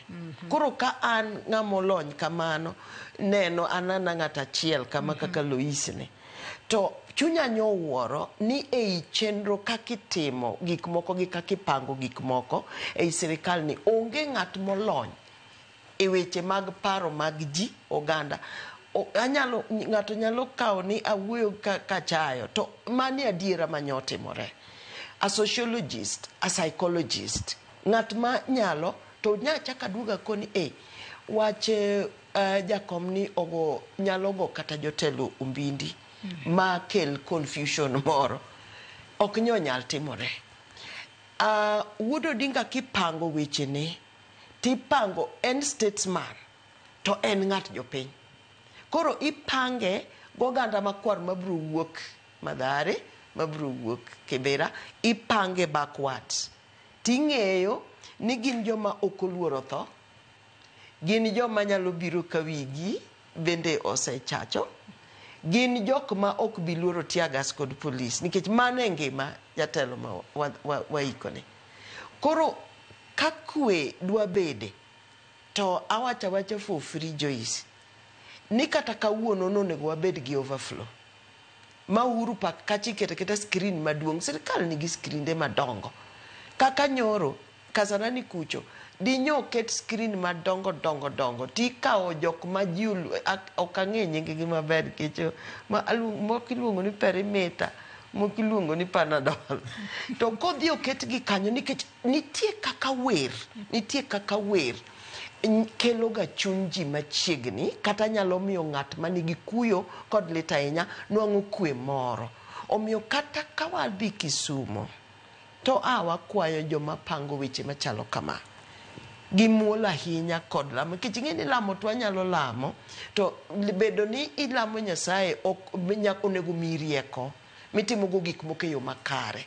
Nonego bed kata pod ni nitiere overflow bedo kata mana Moi Stadium tiketa keta screen mara duonglo. Koro jomoko romo kacha to yudo kama gin bende gidhi tome rimbgi. Emomiyo kata kwadwa wacho kwe to bedie overflow obedie chenro moro manyalo miyo jopiny nikech jokato ng'eny ji milionde kato ng'eny ok nyogi nyal manage gi to ng'eny onego bed ni manage gimiluongo ni mob psychology and emotional mob psychology. Kata ilam migo kathera to ok ginyal tiyo gi mob psychology gi jok motimre kamano. To koro kaduogi penjo mogik mani penjo temo kawacho ni kik wakaw matin kata wabuon moloyo joma in gi familia. Kik wabuon kineno ka nitie lokruok moro e kinde machalo kama kaka gitimo gik moko kata gik mowacho kaluwore gi maybe kata kaka ne en machiegni kod jatelo. Sana ing'e ni sani nitiere jotelo josiasa ma inyalo neno gi to inyalo paro ni koro kaka gin jotelo gin josiasa gin gi tegno kendo chunygi otegno.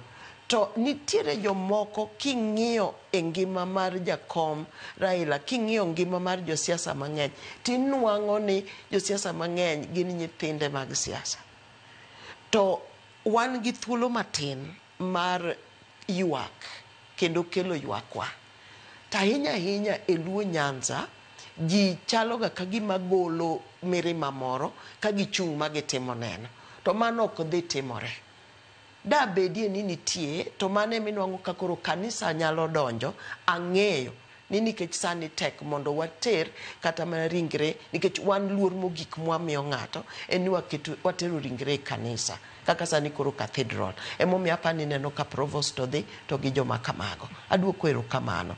To koro nyaka bi chopie kinde kendo akwayo ni josiasa mondo ginwang'ie thuolo kaka gin mondo gitimie memorial moro kata lamo moro ma giyudo go thuolo ma ginyalo golo go mirima kata ginyalo wacho go achiel ariyo adek manie chunygi. So ka nitie lokruok moro amora e kit ngima ng'ato kata obedo ni oparo ni gino koro oserumo, ok inyal nindo maber, inwang'o ka seche ka seche, inwang'o ka paro ni biro ni, inwang'o ka lit moro biro ni ma mi penjri ni lit ni owuok kanye, to koro en thuolo monego iyudie kony.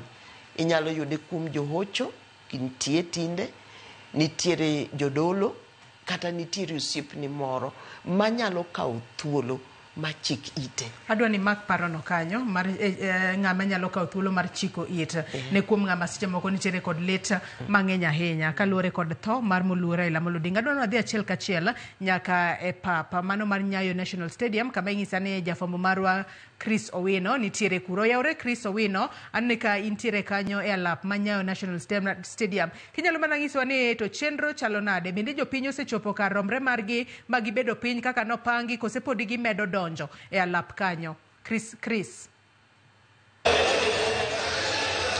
Erokamano Joyce, mana kiselero ni nyikwara mogi wan e alap ma Nyayo National Stadium kama nyasi mar alam ni ringre ogai mar ODM Raila Odinga dhi timore chakore kar sadek mar okinyi.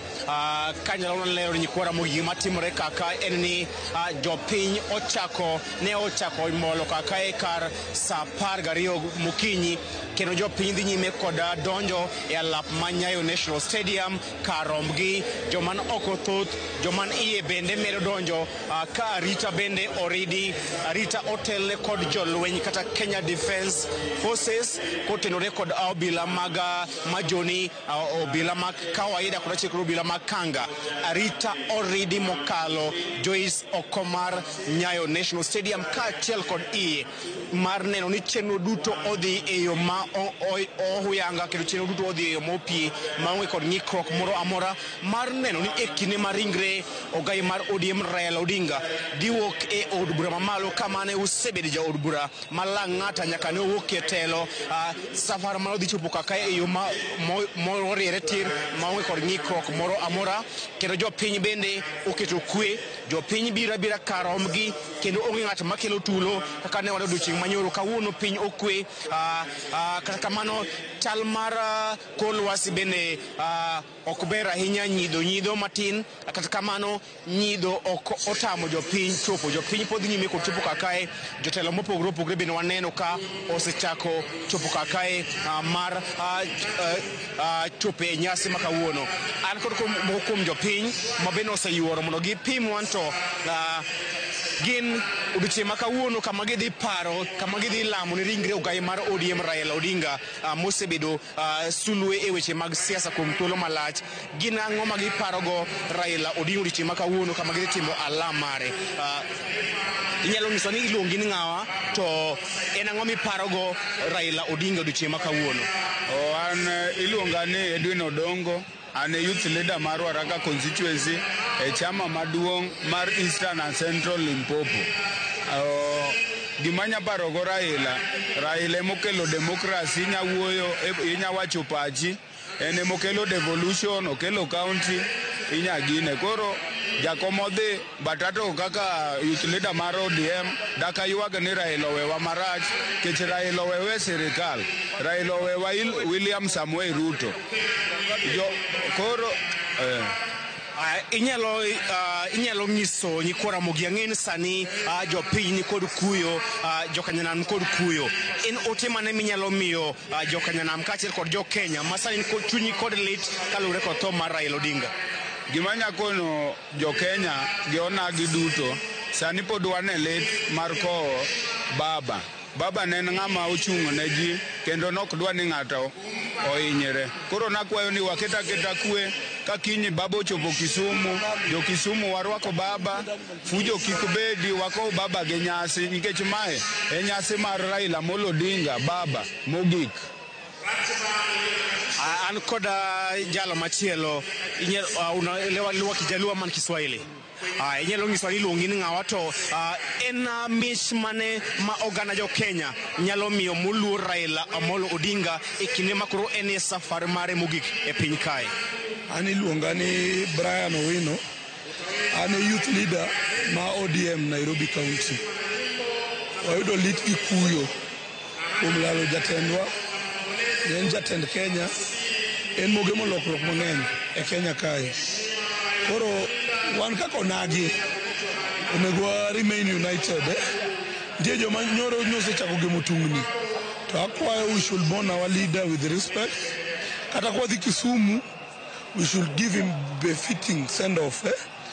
Wabed jomo pangre maber, wakoe gi luoro. Kata kwa yuak ichike gi timbe mag luo, wamiye luor wakoe. Mano kende manyalo wacho. Erokamano an kod Joyce pod an kod jopiny ma bende molo dhi nyime kod chopo kakae mar chopo e nyasi mar alam ne ringre ogai mar ODM Raila Odinga. Ka nyalo neno jotelo mopogore opogore bende medo chopo kakae mar mana chopo kendo chopo e nyasi mar mondo gigo oriti ne Raila. Adhi loso kod japiny machielo.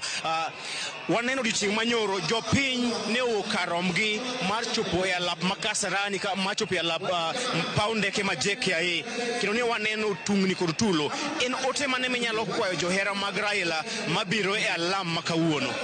Okay, kuom nyinga Frederick Otieno, wuod Kisumu. Gima da kwayo, asetiyo ka baba from 2012 katiyo tij baba kaka security. To gima da kwayo nyoro na neno madongo. To yawuotu akwayo kendo akwayo gi muolo mondo wabeduru gi kwe, kik waket tich, kik watim gik moko madongo. Erokamano uru. Erokamano Joyce, an kod jatend migawo mar weche teko achiel kuom jotelo machiegni kod ogai mar ODM Raila Odinga ma bende osechopo e nyasi ma kawuono. Mheshimiwa, en ote mane minyalo kwayo jo Kenya ma chopo odiochieng' ma kawuono e nyasi mar alam ne ringre ogai mar ODM Raila Odinga? Gima duong' ahinya mokwongo en goyo mos makende ni familia mar jakom baba Raila Amolo Odinga kotel kod mama Aida to gi jodala jaduong' Jaramogi Oginga Odinga duto. Gima anyalo kwayo gi sani en ni mondo jodalawa wabedru mana gi kwe mondo wakow jakom gi nyasi kendo gi nyadhi kaka jago manene joluoro e piny mar Kenya kod piny mangima. Erokamano ahinya. Kapok aweyi jatelo, inyalo lero ni ne jopiny ere mich maduong' ma jo Kenya nyalo miyo Raila Odinga e kinde ni ma piny bende weche mag siasa bende nitiere tungni bende achiel kod kinde, en mich mane ma jo Kenya nyalo miyo Raila? Mich maduong' ahinya ma jo Kenya nyalo miyo jakom Raila Amolo Odinga en bedo gi riwruok mar oganda. Ogeni duto ma Kenya mondo wadhi mbele ka jo Kenya oriwore. To moloyo ahinya en jakom oweyowa ka yande oketowa e sirikal motelni kod President William Ruto. En mondo jodalawa mondo wabedru e sirikal motegno mondo wakel weche mag dongruok ni jothurwa kod jo Kenya duto te. Erokamano ahinya. Joyce Maonje, jatend migawo mar teko Opiyo Wandayi ma bende osechopo kakae e nyasi mar alam na kana aselero ni chenro dhi nyime, jopiny medo donjo kar rombgi mar chopo e alam ma kawuono mogik. Mae madhi bedo nyasi maduong' ne jodak ma Nairobi kama ogai mar ODM Raila Odinga osebedo kagoyo siasa mare kuom thuolo mar higni 40 mokalo kendo en kod mbi mokalo. Omiyo jopiny biro kar rombgi mar chopo e nyasi makamae kendo kama imiye luor mogik kendo keto chunye e lwet Nyasaye e safar mare mogik pacho kae. Kaka naselero, arita kwe bende oridi mar neno ni chenro duto odhi e yo mokwe mopogore kod odiochieng' manyoro kendo pod wago tach kae wabiro dhi nyime kod miyou achiel kachiel chenro madhi nyime e alap manyayo National Stadium kachiel kod fuaro nu gigo duto matimore jotelo mochopo jopiny kachiel kod gigo duto matimore koro giketo nakete Iramogi TV wabiro miyo gigo kagidhiyo kendo kagitimore. Joyce na inya Chris Owino ka intiere alap manyayo National Stadium bore Nairobi kae kama oganda makwaro sechopo kanyo e chenro mano mar alama ne ringre moluor Raila Amolo Odinga mang'eyo ni biro bedo kamolo kanyo e kinde ma entiere safar mare mogik e pacho kae. Chris bed mana kanyo bed itwa kachiel kod wang'wa wang'eyo ni wabobedo ka wamedo tudori kodi ka intiere kono mar mondo mi med lero no matut kotudore kod gigo matimore nyaka Ramogi Ojwang pichni minene wang' jowi mari kanyo mana kaka iwinjo ka Chris owacho jopiny osechopo e Nyayo National Stadium kato bedo ni piny ng'ich piny okuyo kor lwasi bende ok ber ahinya kineno kanyo mine kachiel kod joma chuo joma tindo joma dongo ochopo e paw tuke mar Nyayo National Stadium ka koro girito kanyo mar mondo mi gin bende giriure e alama ne ringre mosenindo Raila Amolo Odinga. Bathe konchiel ineno kanyo chenro mopogore opogore matimore e od bura mamalo kama ringre Raila Amolo Odinga nitiere e od bura mamalo. Parni Raila Amolo Odinga nyaka Ramogi Ojwang mana kaparo ni Raila Amolo Odinga nonyuol kanyo tarik 7 dwe mar achiel higa mar 1945 kendo wito ngimane chieng' tarik 15 dwe mar 10 higani mar 2025 koja higni 80. Raila ne en jasiasa mane obedo Prime Minister mar 2 e pacho kae e kind higa mar 2008 nyaka higa mar 2013. Raila ne en jaod bura mano malang'ata mano kochakore higa mar 1992 nyaka higa mar 2013. Bende ne en jatelo mane otelo ne riwruoge mopogore opogore mag siasa nyaka mano mar Azimio la Umoja One Kenya Alliance mane oloso kanyo mano motelo ne yiero mar higa mar 2022.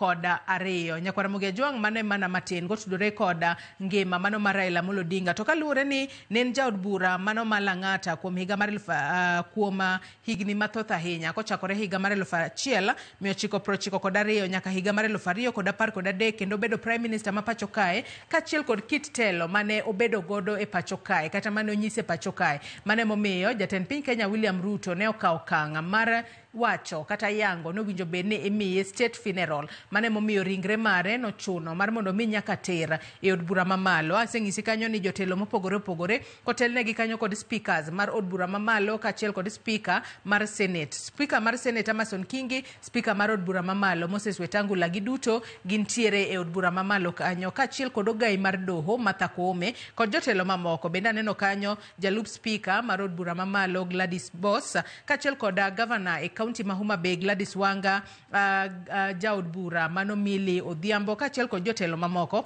bende ochopo mano e od bura mamalo kanyo kama ringre mano mar Raila Amolo Odinga nitiere kuro. Kapok ne wadhi ir jafambo marwa Chris Lois nitiere wach mang'isi ni make. Wawuoyo kuom gigo ranyisi mag bedo ni ng'ato koro ok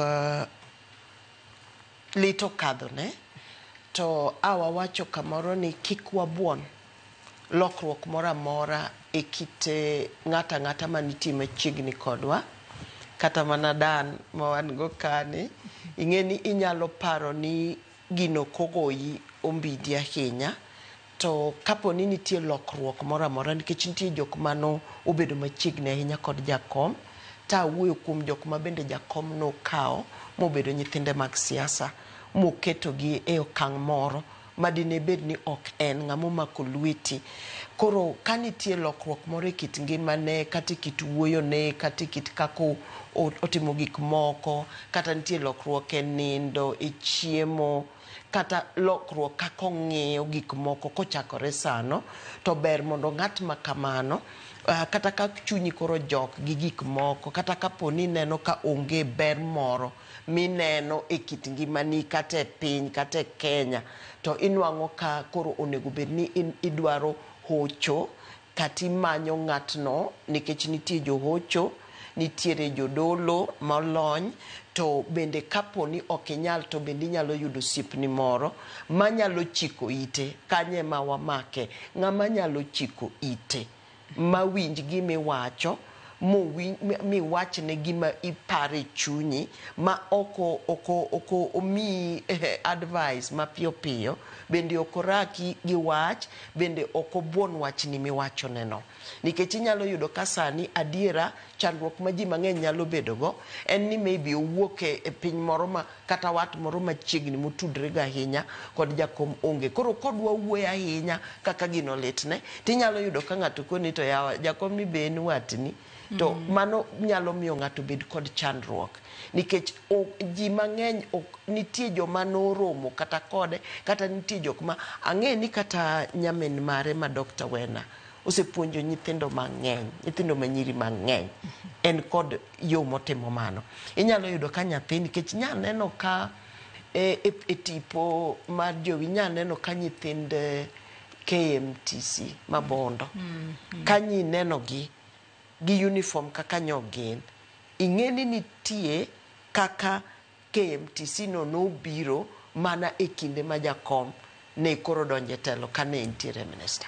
Koro wang'eni Bondo mondo ne gini bi kata technical bi ne en lwet jakom. Koro inyalo yudo ni nyathi ma nitiere iye kanyo nitie kaka ong'eyo ni debed ni ok kedo mar jakom, to en doko oyudo tiegruok ma koro yudo no. Kendo nyogi gi ywak malit ahinya. Nitie jomoko moko ng'eyo ni jakom en ng'ama very generous. Nitie nyathi moro ma nonyalo romo go, to mano bende ne kite jaduong' ma babane. Oromo kod nyathini to penja ni to nyathini en nyathi ng'a, ma wuod ng'a, to otimo ang'o, to en e skul mane, to kara mondo okawe mondo dhi otimne 1, 2, 3. Iparo ni nyathino obed watne, obed wuon gi min gi, donge ka nyalo bedo ni gin kod lit kendo gin kod to kata mama Ida nitie kod gik motimo. Nitie nyithindo mag osegolo mo ochulo negi kata fees. Nitie foundation mosetimo mang'eny. Koro kik wabuon ng'ata ma wuoyo kuom lit mar tho mar jakom. Kik wakawe ni en siasa, wakawe ni ng'ano nitie gi gimoro ma onego konye, onego winje. Kata obedi ng'ama wuok e oganda moro. Ing'eni wan kod lit moko nikech wach tibayo, nikech tinde wanie e media inwang' ka ji bayo wach moko winjore. To kata kapo ni ng'ama nobayo wach no wuok e oganda moro, to ng'at mowuok e oganda no biro nodwa ni mondo owuo kodi. Bedie kaka jakom, ng'ama ohero kwe, ng'ama ohero ji te, mondo iwinja ni en ta lit mane ma en go. Mondo wakony jopiny kata e kinde ni moloyo kapok waketo jakom kare mar yweyo mogik. Nyakwara Mugejon, pod wamedo luonu chenro makamae achiel kachiel, ka bende podi wamedo twak kod welo mantiere gode studio ka. Antiere kae kod Lois Okelo en jadolo mar Anglican kendo jahocho manigi lonya, ka achiel kod Daniel Juma, Director Global Peace Foundation Kenya. Nyakwara Mugejon, ang'isi ni jofambo magwa nitiere od bura, wantiere Nyayo, wago touch mar neno ni chenro makamae wakelo ni achiel kachiel, kendo ka okinyal chopo Nyayo to okinyal chopo machiegni kod kama chenro makamano timore, nyalo mana bedo odi mar mondo milu chenro makama achiel kachiel. Adonwa dhi nyaka e bura mamalo kama jafombo marwa Efi Nyakidi nitiere kuro. Efi Nyakidi, ageno ni winja e yo makare. Odiochieng' ma kawuono ang'eyo ni kor lwasi ok ni kare ahinya, koth bet nyidho matina. Kata kamano kamana ahinya kuom bedo wang'wa podi e od bura mamalo kono. Nyaka sani maling'ling mane misefuaro ringre Raila Amolo Odinga nyalo bedo od bura kanyo kuom thuolo malomo nade kapok otere e alap mano ma Nyayo National Stadium. Efi, kachiel kod mamoko misefuaro e od bura kama intiere. Erokamano ahinya Joyce, awinja achiel kachiel kowuok e od bura mamalo kata e alwora mar od bura mamalo. Wagoyo tach kaendi chakre kar sa 1:30 mar okinyi, mana mar fwenyo ni to en chenro mane ma dhi nyime e od bura kaendi. Bed king'eyo Joyce ni okinyi ma kawuono ringre mar mosenindo gai mar ODM Raila Odinga nogol Lee Funeral Home, ringre ma bende nowinjo ter e lap ma Nyayo Stadium ne nyasi mar alam ma ichano bag alap makamano. Kata kamano ntiere lokruok mano bedo chenro no endo kakoro ringre mare nokotere alap Manyayo Stadium, ringre Raila Odinga okel e od bura mamalo kama wantiere gi sani. Waseneno kantiere jo od bura mopogore opogore kachiel kod jotend migepe mabende ochopo kaendi, kachiel kod bende familia mar mosenindo Raila Odinga. Waneno Raila Junior ka osedonjo kaendi, waneno jo od bura masuba North Millie Odhiambo ntiere kaendi, waneno senator ma Nairobi mano Edwin Sifuna, jatend migao ma weche tudruok e mbui mano William Kabogo, kachiel kod speaker kod jolup speaker mag od bura mamalo kod mano bende mar Senate osedonjo kaendi. Gima wang'eyo ni ringre mar mosenindo Raila Odinga ntiere od bura kaendi. Chenro en mana mar chiwo thuolo ne jotend migepe kachiel kod jo od bura kata jo siasa kod jotelo mabende owinjore bende ni donjo pacho kaendi kata mosedonjo pacho kaendi ne nyasi mar alam. Chenro ni en mana mar chiwo thuolo ne jotelo makamago mar mondo mi gichiw luoro margi mogik ne mosenindo Raila Odinga, kaluwore ni en ja siasa marahuma. Raila nong'ere piny Kenya kaendi kod e pinje mamoko, piny Afrika. Osebedo wuod luo mabende osedhial kuom higni mang'eny, higni ka joro bende kane waloso gimoko kuom oganda giwacho ni ma wuodgi ma osebedo katingo geno mar oganda kuom thuolo malach, kendo oseloso apaya mar siasa kata pau siasa kaluwore gi lokruok mabende osekelo. Wang'eyo kaka pend chik kata chiwo thuolo mar multi-party democracy. Wang'eyo ni Raila notayo bende chenro makamano. Koro pod wagoyo tach kaendi, nitiere jotelo ma pod donjo kaendi, nitiere jo siasa ma pod donjo kaendi ne chenro mar alam. Nyidho bende nyidho kaendi. Kata kamano warito neno ni to chenro ni ang' norum sadi, kaluwore bende ni nyasi mar alam nolandi ni onego bed ni chakore kar saa 3 mar okinyi, kaluwore bende ni nitiere jo siasa bende nitiere welo kata dignitaries mawuok e pinje maoko. Gi dho ngere wanyalo wacho ni leaders from abroad kata dignitaries from abroad and from all walks of life that are expected in the country today for the mass service at Nyayo Stadium for the late Raila Odinga. Koro warito neno ni to chenro ni endi ang' ni rum gi sadi. Wang'eyo ni kaluwore bende gi koth ma nyidho makoro nyidho buore Nairobi kaendi sani, rochruok nyalo bedo e chenro no endo. Bende kopogore gi kama wantiere ni endi nitiere ojende kata rawere ma waseneno ka wuotho wuotho e apeini mag Nairobi kaendi ka giting'o bango kendo giwer gik ma wanyalo wacho ni praise songs. Giwero gi ka giting'o bango ma nigi andika kata manigi pichni mag mosenindo Raila Odinga. Thothgi wacho ni gin gichomo mana alap Manyayo Stadium ne nyasi mar alam, kaluwore ni they want to pay their last respect to the late Raila Odinga. Joyce okang'eyo ka ponono inyalo bedo gi penjo mora. Nya Efi Nyakidi ka intiere oko mar od bura mamala onge kod pinjo mora gi sani, men mana bedo kanyo mana kiseng'iso ni nyaka sani koro pod ok wanyal ng'eyo ni ringre makamano ringre Raila Odinga bro bedo ka wuoka e od bura sadi, kaluwore ni nitiere jotelo mopogore opogore ma pod medo molo kanyo mar mondo mi one ringre mara. Ng'eni wabedo ka watudore kodi kisefuaro mamoko mondo ing'iswa ne matut kotudore kod chenro matimore e od bura mamalo odiochieng' makawuono. Nyakwara Mugejong mano jafwambo marwa Efi Nyakidi mani nitiere oko mar od bura mamalo ong'iso kanyo ni ringre Raila Odinga nitiere od bura mamalo ka jotelo mopogore opogore mano moriwo speaker mar od bura mamalo Moses Wetangula, speaker mar Senate Amason Kingi, kachiel kod jolupgi. Aneno kanyo nyaka ogai mar doho Martha Koome kachiel kod jotelo mamoko. Jotend migepe mopogore opogore ochopo kanyo mar chiwo luor margi mogik, kachiel kod anyuola mar mosenindo Raila Odinga bende nitiere od bura mamalo kama en thuolo ma ichwalo negi mondo gichiw luor margi mogik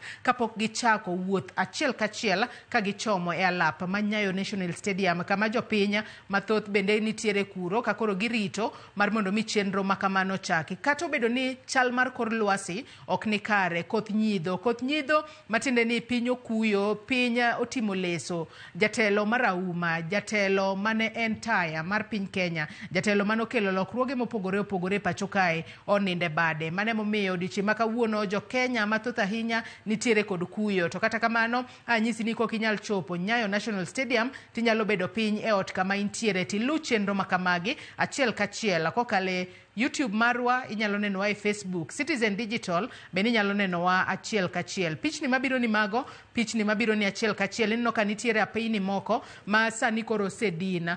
Nitiere mano apaya mosedin kanyo, mago pichni mawuok Nyayo National Stadium, kalore ni oket arita makare ahinya mar neno ni onge rochruok moramora mabo bedo katimore e kinde mibobed ka ilemo ne ringre mosenindo Raila Amolo Odinga. Kakoro nyaka sani bende jopiny kwayo mar mondo mi obed kod horuok, jopiny kik kel koko moramora, obed kopo mogika mano mar Raila Amolo Odinga e yo makare, obed safar mano mar nyiso luora kendo mar nyiso kitelo makare mar Raila Amolo Odinga ne otemo keto e pacho kae nyaka gikone koro owito ngimane. Kata kamano nyakwara Mugia Jwang med chwalo ote magi abobedo kasomogi e kinde ma wadhi mbele koda twak maro. Nyaka Mugia Jwang mana kaseng'isi jotelo mopogore opogore medo chopo e od bura mamalo mano mar chiwo last respect margi ne mosenindo Raila Amolo Odinga. Ng'isi kanyo ni Raila Amolo Odinga en achiel kuom josiasa marauma ma piny Kenya olalo. Jasiasa mibobed ka iparo e okenge mopogore opogore, ondamo mopogore opogore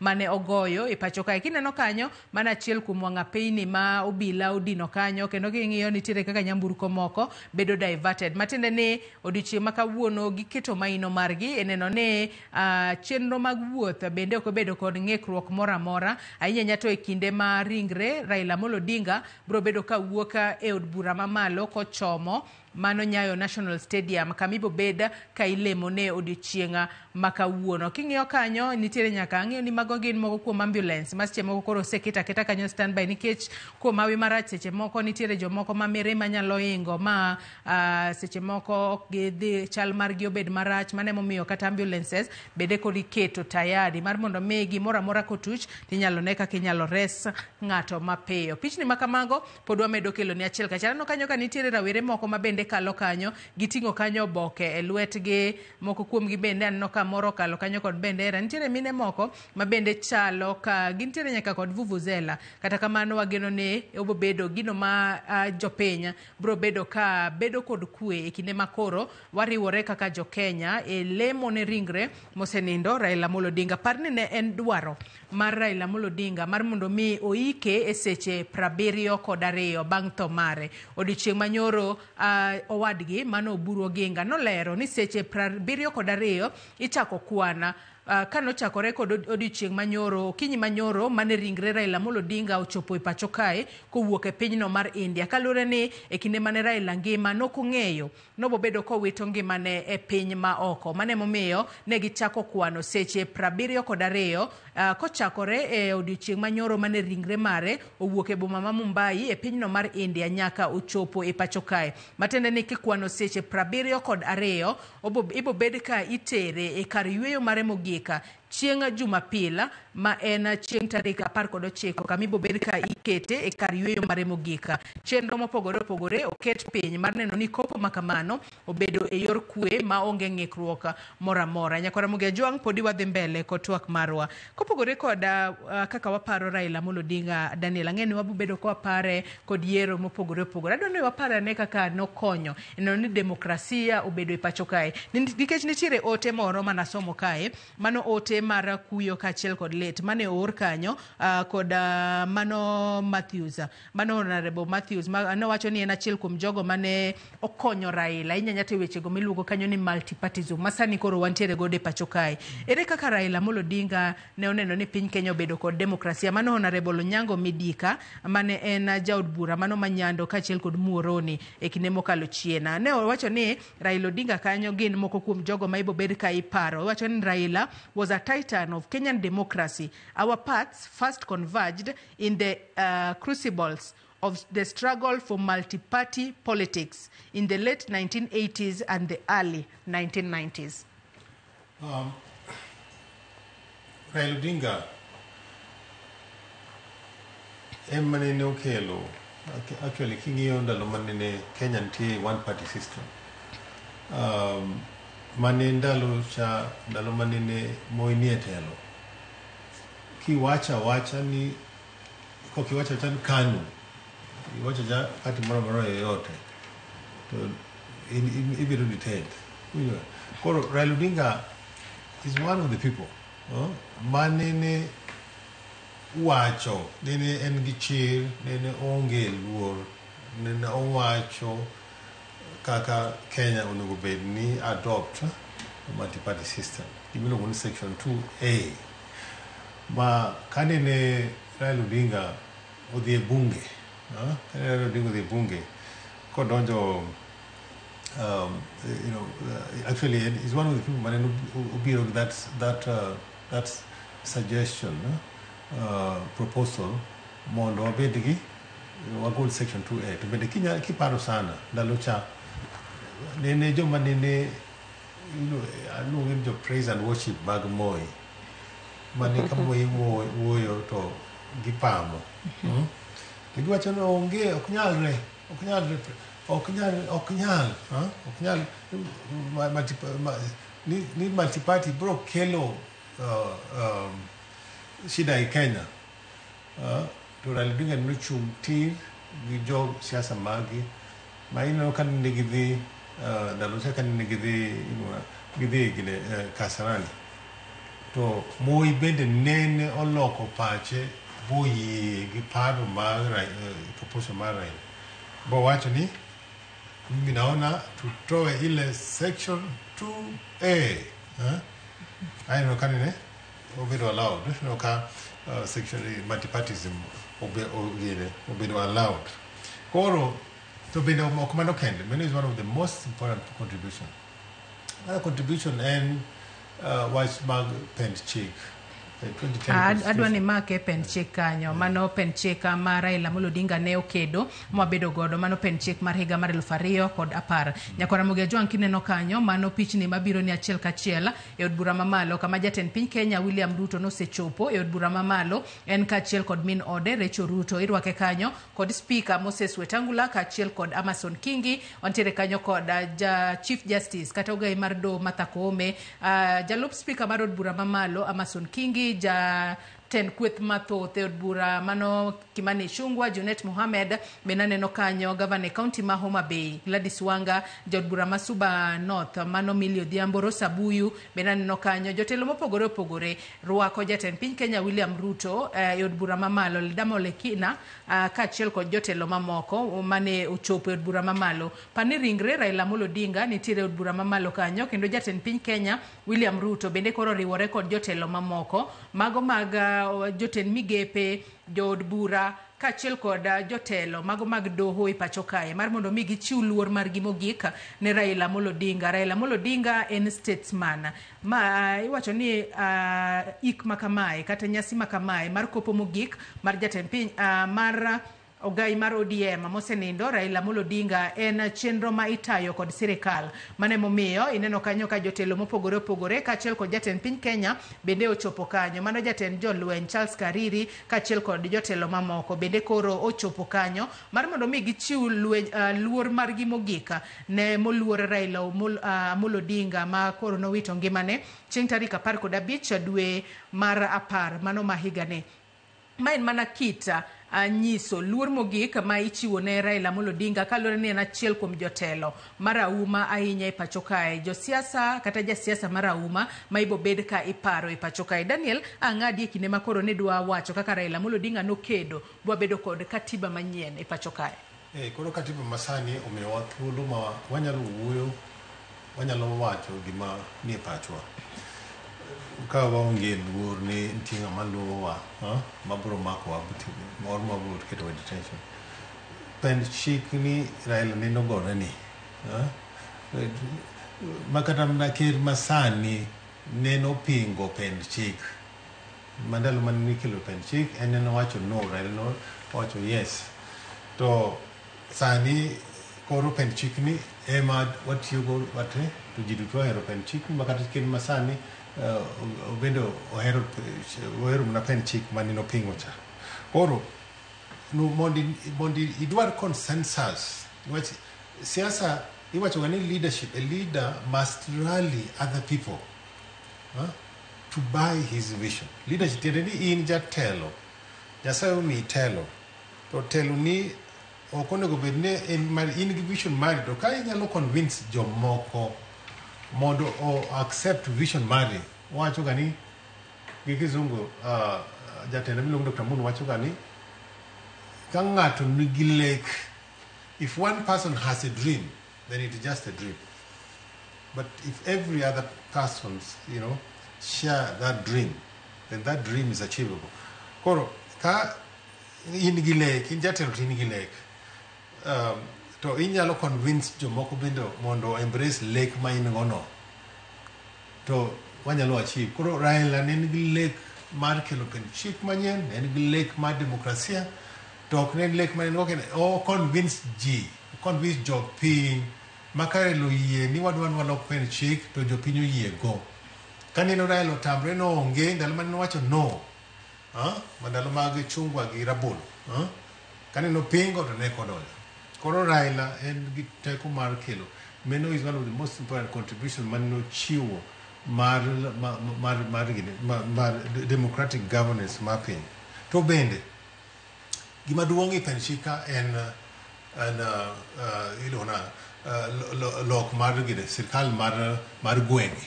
Sirkal mar gwenge ni ndalo machon cha nene pesa odak na Nairobi. Maka jo gweng dwaro lokruok to tiende ni Moi anobi gweng, ka Moi bire gweng to eka nderni ibro pa. Ndalo paro kan watindo ka Moi obiro to waneno ka wawerne wagine sisi makoro biro cha kore ko wacho wabunge kwae ni wadwaro kama miwa kama timno kama eka koro okelo logine. To sani koro nwach pen chik manene Raila okelo tiende ni pesa ipogo migape, ipogo mabiro sirkal mar gweng. Koro gino sebet ema konyo jopiny makata ka uni opposition kata ko gogo kura ke sirkal to unwango pesa. Makata gimoro manyocha jomoko wacho ni shares cha onge, ji duto nigi shares piny ka. Koro meno one of the most important contributions ma jakom Raila Odinga osekelo. Freedom of speech, freedom of conscience. Jakom mosepuonjowa makata sani kanyoro kineno ka Gen Z last year kana Gen Z owuok, Gen Z gisebet ka giland from Raila Odinga. Chir ma gin go en chir ma Raila Odinga manopuonjowa makata sani wan gi freedom piny ka. Kenya ka ok inyal pimo gi pinje moko. Tie pinje moko kidhi pinje maniba ka Uganda, Tanzania, mok inyal wacho gimoro amora yoyote against the establishment. To Kenya ka wan gi thuolo wawacho pachwa kok bet wacho nok ber, ka bet wacho no ber.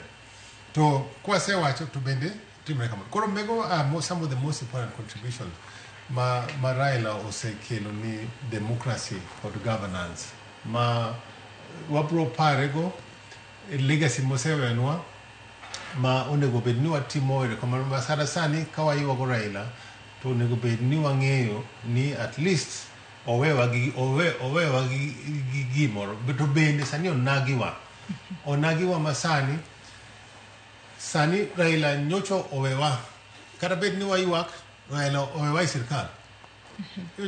Sani Raila owewa sirkal. Wanda osiep na MP mancho Ugunda. Sani en mo chung ni weche mag sitima. John Mbadi mang'iyo weche mag pesa, masani nyoro ni ok ong'iyo weche mag pesa. Oseduoge pacho ka. Raila owewa mo. Ma koro sani kik wawach ni wadwaro gimoro. Sani wabed ni wariwre ariwa. Oburu Odinga nyoro sayie ni en acting leader mar ODM. Tiene koro eni mochung'nwa kaka joluo. Waluro ariwre go oburu, ng'ama pingo oburu sani okado winjo. Oburu ni kanyo to bende wini wapako ni kazi. En manyoro ka Raila to enyo en gi baba India. Nyako mojie makawuoyo, nyako pok anwang'o nyako man gi rieko kaka Wini. Winjo ga. Koro kik wane ni Raila kata bed nonindo sani king'iyo nyithind Raila, king'iyo Wini kacha. Wini ojeng. Wini nigi leadership qualities. Joluo okwadong lilo. Koro sani wang'iyo sani Raila tho ok owewa opposition. Owewa sirkal. Masani wani sirkal. Winjo ga. Makata ka nyocha wik mokalo ka Kindiki obiro Siaya. Ka wacho ni noma si noma. Winjo neno ka wero noma si noma. Owere Siaya. Winjo. Koro Raila osetimo maber. Koro kikwa wabeni wayuak lakini wagon Raila erokamano. Wasechandre sani wan e sirkal. Koro wamakre gi sirkal Ruto mondo sirkal mar Ruto ni binyaka ing'e ni 2007 ndalo manene jo Kibaki omayo Raila loch. Ng'ama nene ni KCC kagore ni sirkal mar Raila kakwacho ni kuch Raila okwal. Raila mancho yombo ni en William Ruto. To Martha Karua on the other side nene giwacho na ni Tharaka Nithi nyoro koro sani odonjo modonje gine koro wan gi joka adwa ni imak parono gi kanya ahinya mos ahinya wadhi ane achiel kachiel nyaka e od bura mamalo mar mondo mi wawinj ane gima timore kuro gi sani ma Raila Amolo Odinga is lying in state e od bura mamalo. Wawinj ane.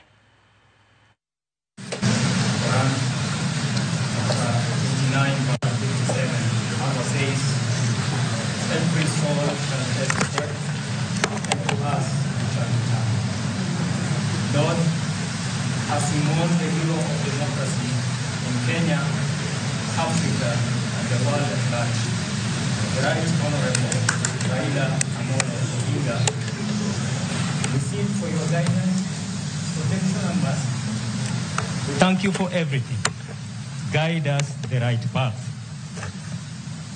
We thank you for everything, and we pray that you give us strength, wisdom, courage, and patience to be able to wait and carry the burden of sorrow. Lord, we ask you in your beautiful names. Amen. In the name of the Father, and of the Son, and of the Holy Spirit. Amen. Heavenly Father, we come before you with heavy hearts, mourning the loss of the Right Honorable Raila Amolo Odinga, a statesman who touched countless lives, championed the reforms that shaped the democracy, progress, and growth of this nation. We Kenyans thank you, Lord, for the gift of your servant. Lord, you alone are the giver of life and every blessing.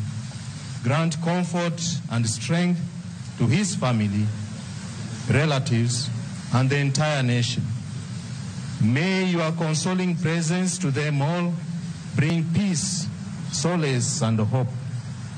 Throughout this period of mourning and all the ceremonies, and even after, Lord, engulf this nation and the entire people of Kenya with a spirit of calmness, unity, love, and sobriety. Guide also all Kenyans to embrace and continue in the legacy of selfless service and sacrifice for the nation left by your servant. Eternal rest grant unto him, O Lord, and let perpetual light shine upon him. May he rest in peace. Amen. The Father, Son, and the Holy Spirit. O Lord God, you are the author and finisher of all human life. As the nation mourns our beloved leader, a hero, a mentor, a patriot, a statesman, and a faithful servant, the Right Honorable Raila Amolo Odinga, we thank you, O Lord, for the life you granted him to live amongst us, and for his service to this nation and this National Assembly. Lord God, we ask you for strength during this time of sorrow. Continue to comfort his wife, Mama Ida, and the entire family. Also comfort the relatives, the loved ones, and most of the entire nation. In this period of grief, O Lord, we pray for calmness, soberness, and your peace in our nation. And this morning we pray that you guide and strengthen His Excellency, the President of this nation, as he leads us through this moment of mourning. And Lord God, let your peace reign upon all of us. For this we pray through Christ our Lord and Savior. Amen. We will now progress to the viewing, starting with His Excellency, the President. The rest of us, I kindly request we hold our peace as we allow His Excellency to view, and I'll guide you on the order.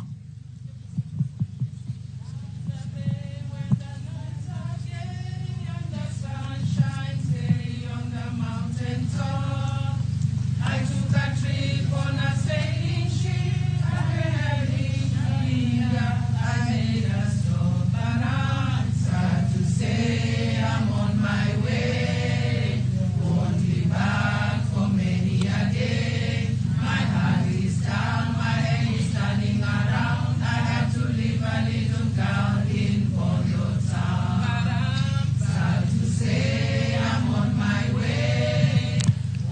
Family, let's have the family.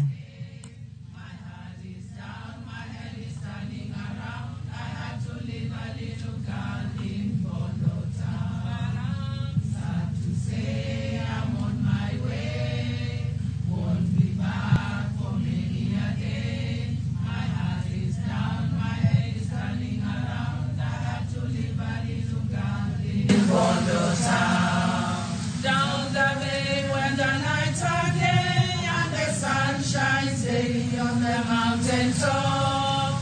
I took a trip on a sailing ship, and when I reached India, I made a stop. But I'm sad to say I'm on my way.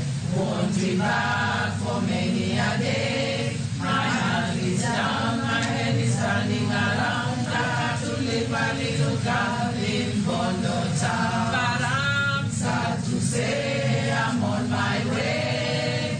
Won't be back for many a day. My heart is down, my head is turning around. I have to live a little girl in Bondo Town. But I'm sad to say I'm on my way. Won't be back for many a day. My heart is down, my head is turning around. His Excellency, the Deputy President. In Bondo Town. Down the bay where the nights are gay and the sun shines daily on the mountain top. I took a trip on a sailing ship, and when I reached India, I made a stop. But I'm sad to say I'm on my way. Won't be back for many a day. My heart is down, my head is turning around. I had to live a little girl in Bondo Town. But I'm sad to say I'm on my way.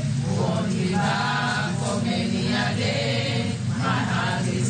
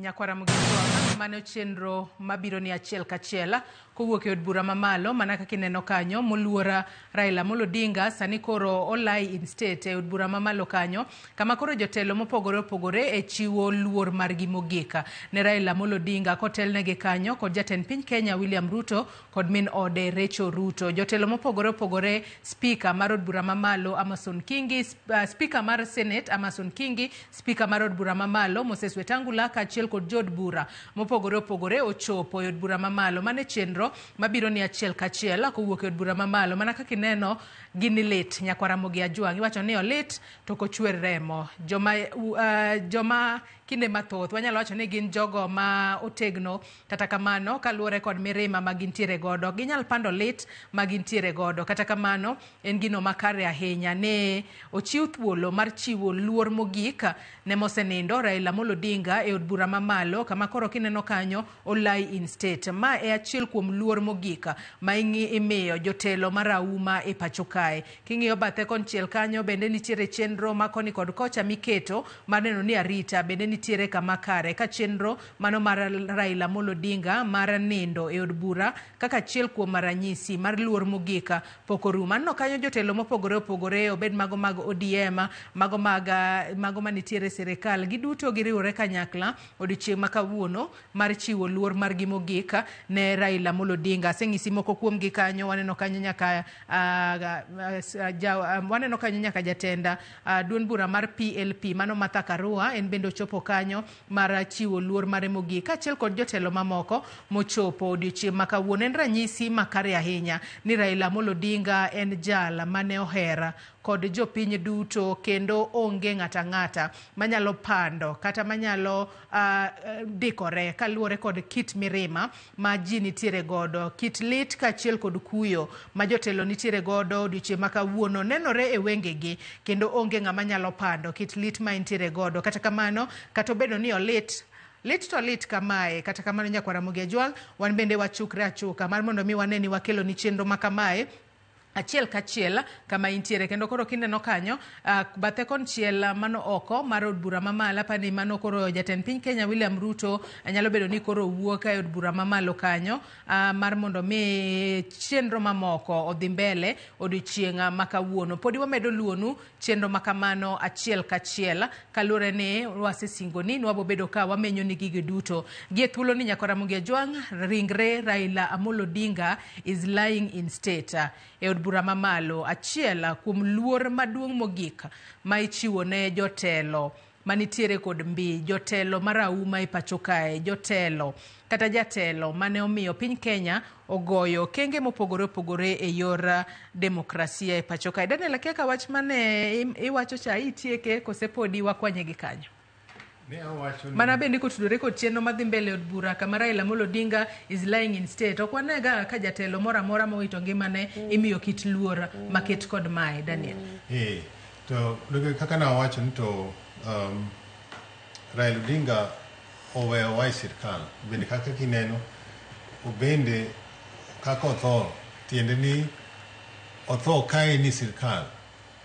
iwinjo emomiyo imiye luor mineno ni sani en statesman otho ka en property of the state iwinjoga ma mich dhial midhialego en dhial makende mimiyoga ker to sani kata kineno kata newspaper mag gazette wacho ni ker mar piny the people's president to gini ok ne en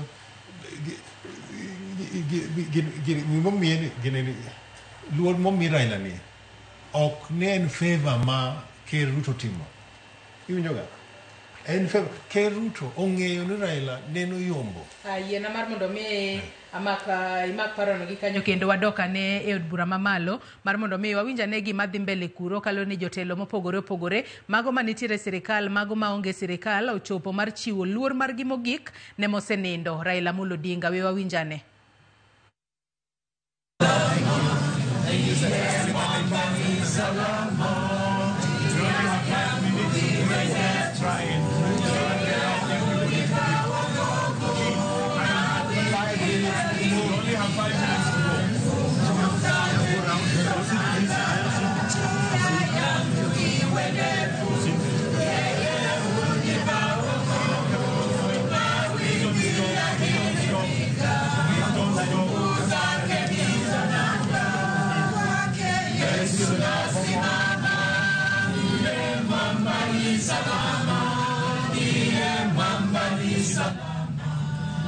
Ndiye mwamba ni salama, Yesu nasimama.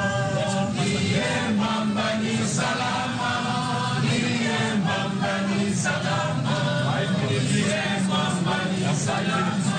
Damu yake na sadaka nategemea daima, yote chini ya kisha Mwokozi atanitosha.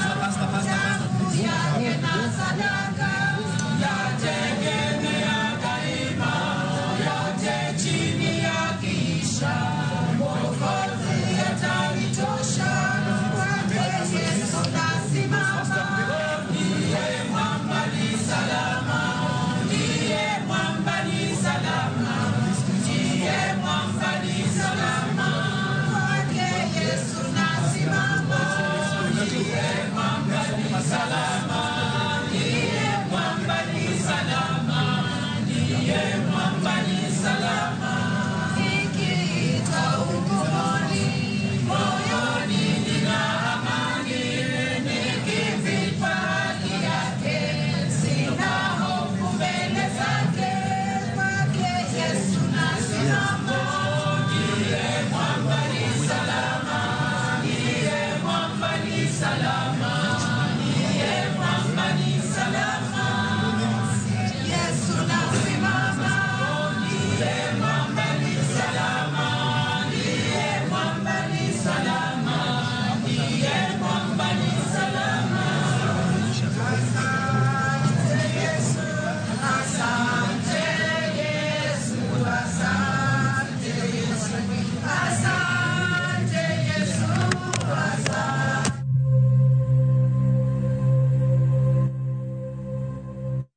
Nyakwara Mugiajwang' ineno kanyo mano chenro mwaluonu achiel kachiel kowuok e od bura mamalo nyaka e alap mar Nyayo National Stadium. Nyayo National Stadium ineno kanyo ka jower osechako pangre yo makare kendo koro giwer ka girito ringre Raila Amolo Odinga mabro bedo kachopo kanyo. Gie thuolo ni Nyakwara Mugiajwang', ringre Raila Amolo Odinga sani koro okete onindo oko mar sanduku mar mondo mi wakati wanyalo wacho ni ringre oket ayanga duto mondo onene mangima, mano etiende lying in state. Kama koro okete onindo oko mar sanduku matende ni inene mangima kaluwore ni mano eluora ma ichiwo ne achiel kuom jotelo madongo e pacho kae, obed jatend piny, obed prime minister kachiel kod jotelo marahuma e pacho kae. Twang'eyo ni mosenindo Raila Amolo Odinga en achiel kuom jotelo marahuma ma piny Kenya nitiere godo, kendo ne en prime minister mar ariyo ma pacho kae. Mane momiyo odiochieng' ma kawuono oket ringre mare oko mar sanduku kendo koro okete kanyo mar mondo mi jotelo mopogore opogore moriwo kanyo jatend piny Kenya, jod bura, jotend migepe, jotelo manitiere sirikal kod mago maonge sirikal, odiochieng' ma kawuono gichopo e od bura mamalo mar mondo mi gichiw luor mogika ne mosenindo Raila Amolo Odinga e kinde ma koro entiere safar mare mogika e pacho kae. Pani Raila Amolo Odinga nowito ngimane ko jahigni 80 kendo koro nowito ngimane chieng' tarik 15 dwe mar 10 higani. Ibobed ka itere kopo mare mogik kata ikar ik mare mogik chieng' Jumapil mano mar jumani kaluwore kod dwaro mare mar mondo mi oike e thuolo mar seche 72 mabiro. Nyakwara Mugiajwang', jofwambo magwa bende pod ogoyo tach e kor gwenge duto ma pacho kae, obed Nyayo Stadium, obed od bura kanyo kachiel kod counties mopogore opogore. Wabo medo menyo ni gigo matimore nyanya to odiochieng' ma kawuono ma koro ringre Raila pod nitiere od bura kendo bang'e ibobed ka itere e alap mano ma Nyayo National Stadium kama ibobed ka ilemone ringre mare. Jotelo mopogore opogore ochopo mano mar chiwo luor mar gimogik. Nyakwara Mugiajwang', in bende neno e od bura kacha nitiere jotelo manitiere sirikal, jotelo nyaka mago maketo sirikal tesre. Odiochieng' ma kawuono giriwore kanyakla kalure ni giduto gintiere kod tudruok achiel ariyo adek moro kod mosenindo Raila Amolo Odinga. Inyanya to e paw siasa ka Raila Amolo Odinga notudore kod gigi duto mane momiyo kata obedo ni osetho kata obedo ni osenindo to giduto gineno ni ber mar mondo mi giriwre kanyakla gichiw luor mar gimogika. Lois neno gino matimore od bura kacha, ringre Raila Amolo Odinga ogole sanduku, okete oko kanyo ayanga kendo jopiny kalo ka gichiwo luor mare mogik kanyo. Mano tiende nango ere kaka mano bende nyalo konyo ji ahinya to sani makoro wantiere kuyo. Aparo ni tim makamano kata nyasi makamano en omiyo joma dipo kapod ing'eni awa wacho kacha ni to nyalo miyo go ng'ato mbindi mamiye okoyie ni to no nitie kendo bede ai idhi yudo ka pache dhi to ai dino wachno. Koro ka odhi boneno ringre ng'ata, ndaparo ni mano e gima ber mwatimoga e luo kitwa kod timbwa. Inwang'o kako neno to koro chunye dhi yie ni koro ng'ama ogenore go ni osedhi. Kendo koro pache keto ne register, nikech ing'eni register mar paro onego timre yo moro makare mondo mi kik idong' gi lit kod achiedh nade. Koro to bende nitie jomoko ma gima kamano nyalo miyo buok.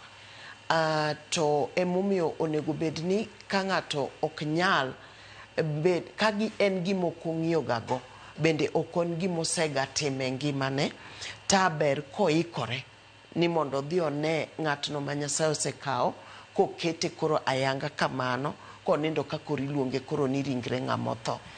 Kata kapo ni ng'ato timo kamano ka ok ong'eyo, to kapo ni nitie ni koro kodok to osiko oneno ranyisino e wang'e, oneno konindo, seche moko nyalo neno kata kobet piny owuotho, to koro dwaro ni mondo ng'ama kamano mondo dhi odwar kony mar hocho e yo makare, nikech en pand nyaluo ong'olo koni kod kocha. To wan to e kitwa mar luo kitwa gi timbega wang'iyo ni kineno dend ng'ato no to chal ka gima nitie kaka koro chunyi gonyre ni ko adier koro to odhi, nikech ji mang'eny ok bi yudo thuolo mar neno kiketo ringre jakom e bur, nikech mano bende e achiel kuom nyasi makatimre ga to kidhi mineno adieri to bedo ga gi lit moro tae koro iwinjo kigonyori. Koro ji mang'eny ok bi yudo thuolo no. Koro nitie ahinya joma ne chiegni kode ahinya, kaka wasewacho ni josiasa inyalo po ka ok obi yudo thuolo no. Koro kapo ni no yudo thuolo monene kako nene no, to nyalo bedo machalre kod kaka onyalo yudo thuolo ka ringre iketo e bur kore kar yweyo ne mogik. But pod amedo mana jiwo ni ok en neno mayot, ok en gima yot moloyo kaka nitie oganda mok tim gama. Koro idhi yudo ka onyalo dhi nodwa ni mondo tim mano tae weye kod lit moro e chunye kata mbala moro ma koro nyalo chande bang'e. To Lois, nitie gima idwa medo Daniel kapok apenjo Lois penjo machielo? No, apana ayiego kaka Lois wuoyo no. Ni agajina kan joma ncha wuoyo na mtandao ncha gigero rumors ni meno jakom karana koro sani neno jakom gi dende gi ringre ne kaka en to bende kaka ne previous statesman mano team ni states burial funeral Kibaki Moi name na kamano no nyisi ni this is the states person although Kenny gine en gi luor mi luor odhiale kaka states person kaka ne nanyisi gana wacho mokalo ta en ni jakom neno sechopo kiwango osekalo kiwango mar ker to no se qualify gine en gi qualification mar this state funeral ok en favor mangato timon ne en gi qualification wach ne ngamo oseyombo kura oseyombo ding'en nani locha maneno komiye iwinjoga to bende joma miye gigi mondo kata na ker ing'eyo kaka ndalo ker Kibaki mondo yien mondo gikaw sirikal mar bar neno yien wach nong'eyo ni Kibaki Raila noyombo to bende intelligence ker kaka intelligence ging'eyo to kura ng'ama oyombo en ng'a iwinjoga makata kikwale wakwale lakini noyombo. Koro emomiyo ineno ka omi jakom luor kaka otim ni ker wach ne en ng'ama ose qualify to senyaka kalo qualification mar ker mar piny. Lois wacho kanyo ni kinde mane waporo wach kata kinde mane watwaka ni wacho kanyo ni kaber kinde mabiro mbele to kata obedo ni oseketo Raila Amolo Odinga e kar yueyo mare mogik to ber kata ka iketo memorial moro kata kamano penjo en ni to ber mane ma seche moko nyalo biro ahinya nyaka wakuyo e lela ahinya nyaka ta kokalo weche go mago mag vigils keto kata memorial kata keto tributes kata chwalo ote kokalo e mbui kacha okelo gonyruok mane ahinya nyaka wuok e lit manitiere chuny jopiny gi sani.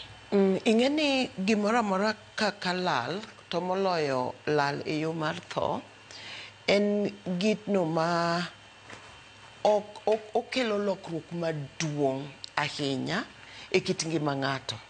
To ai machielo en ni omiyo ng'ato chopo e kiwango moro ma koro ochope e wang' gi wang' ni tho onge ng'ama nyalo geng'o.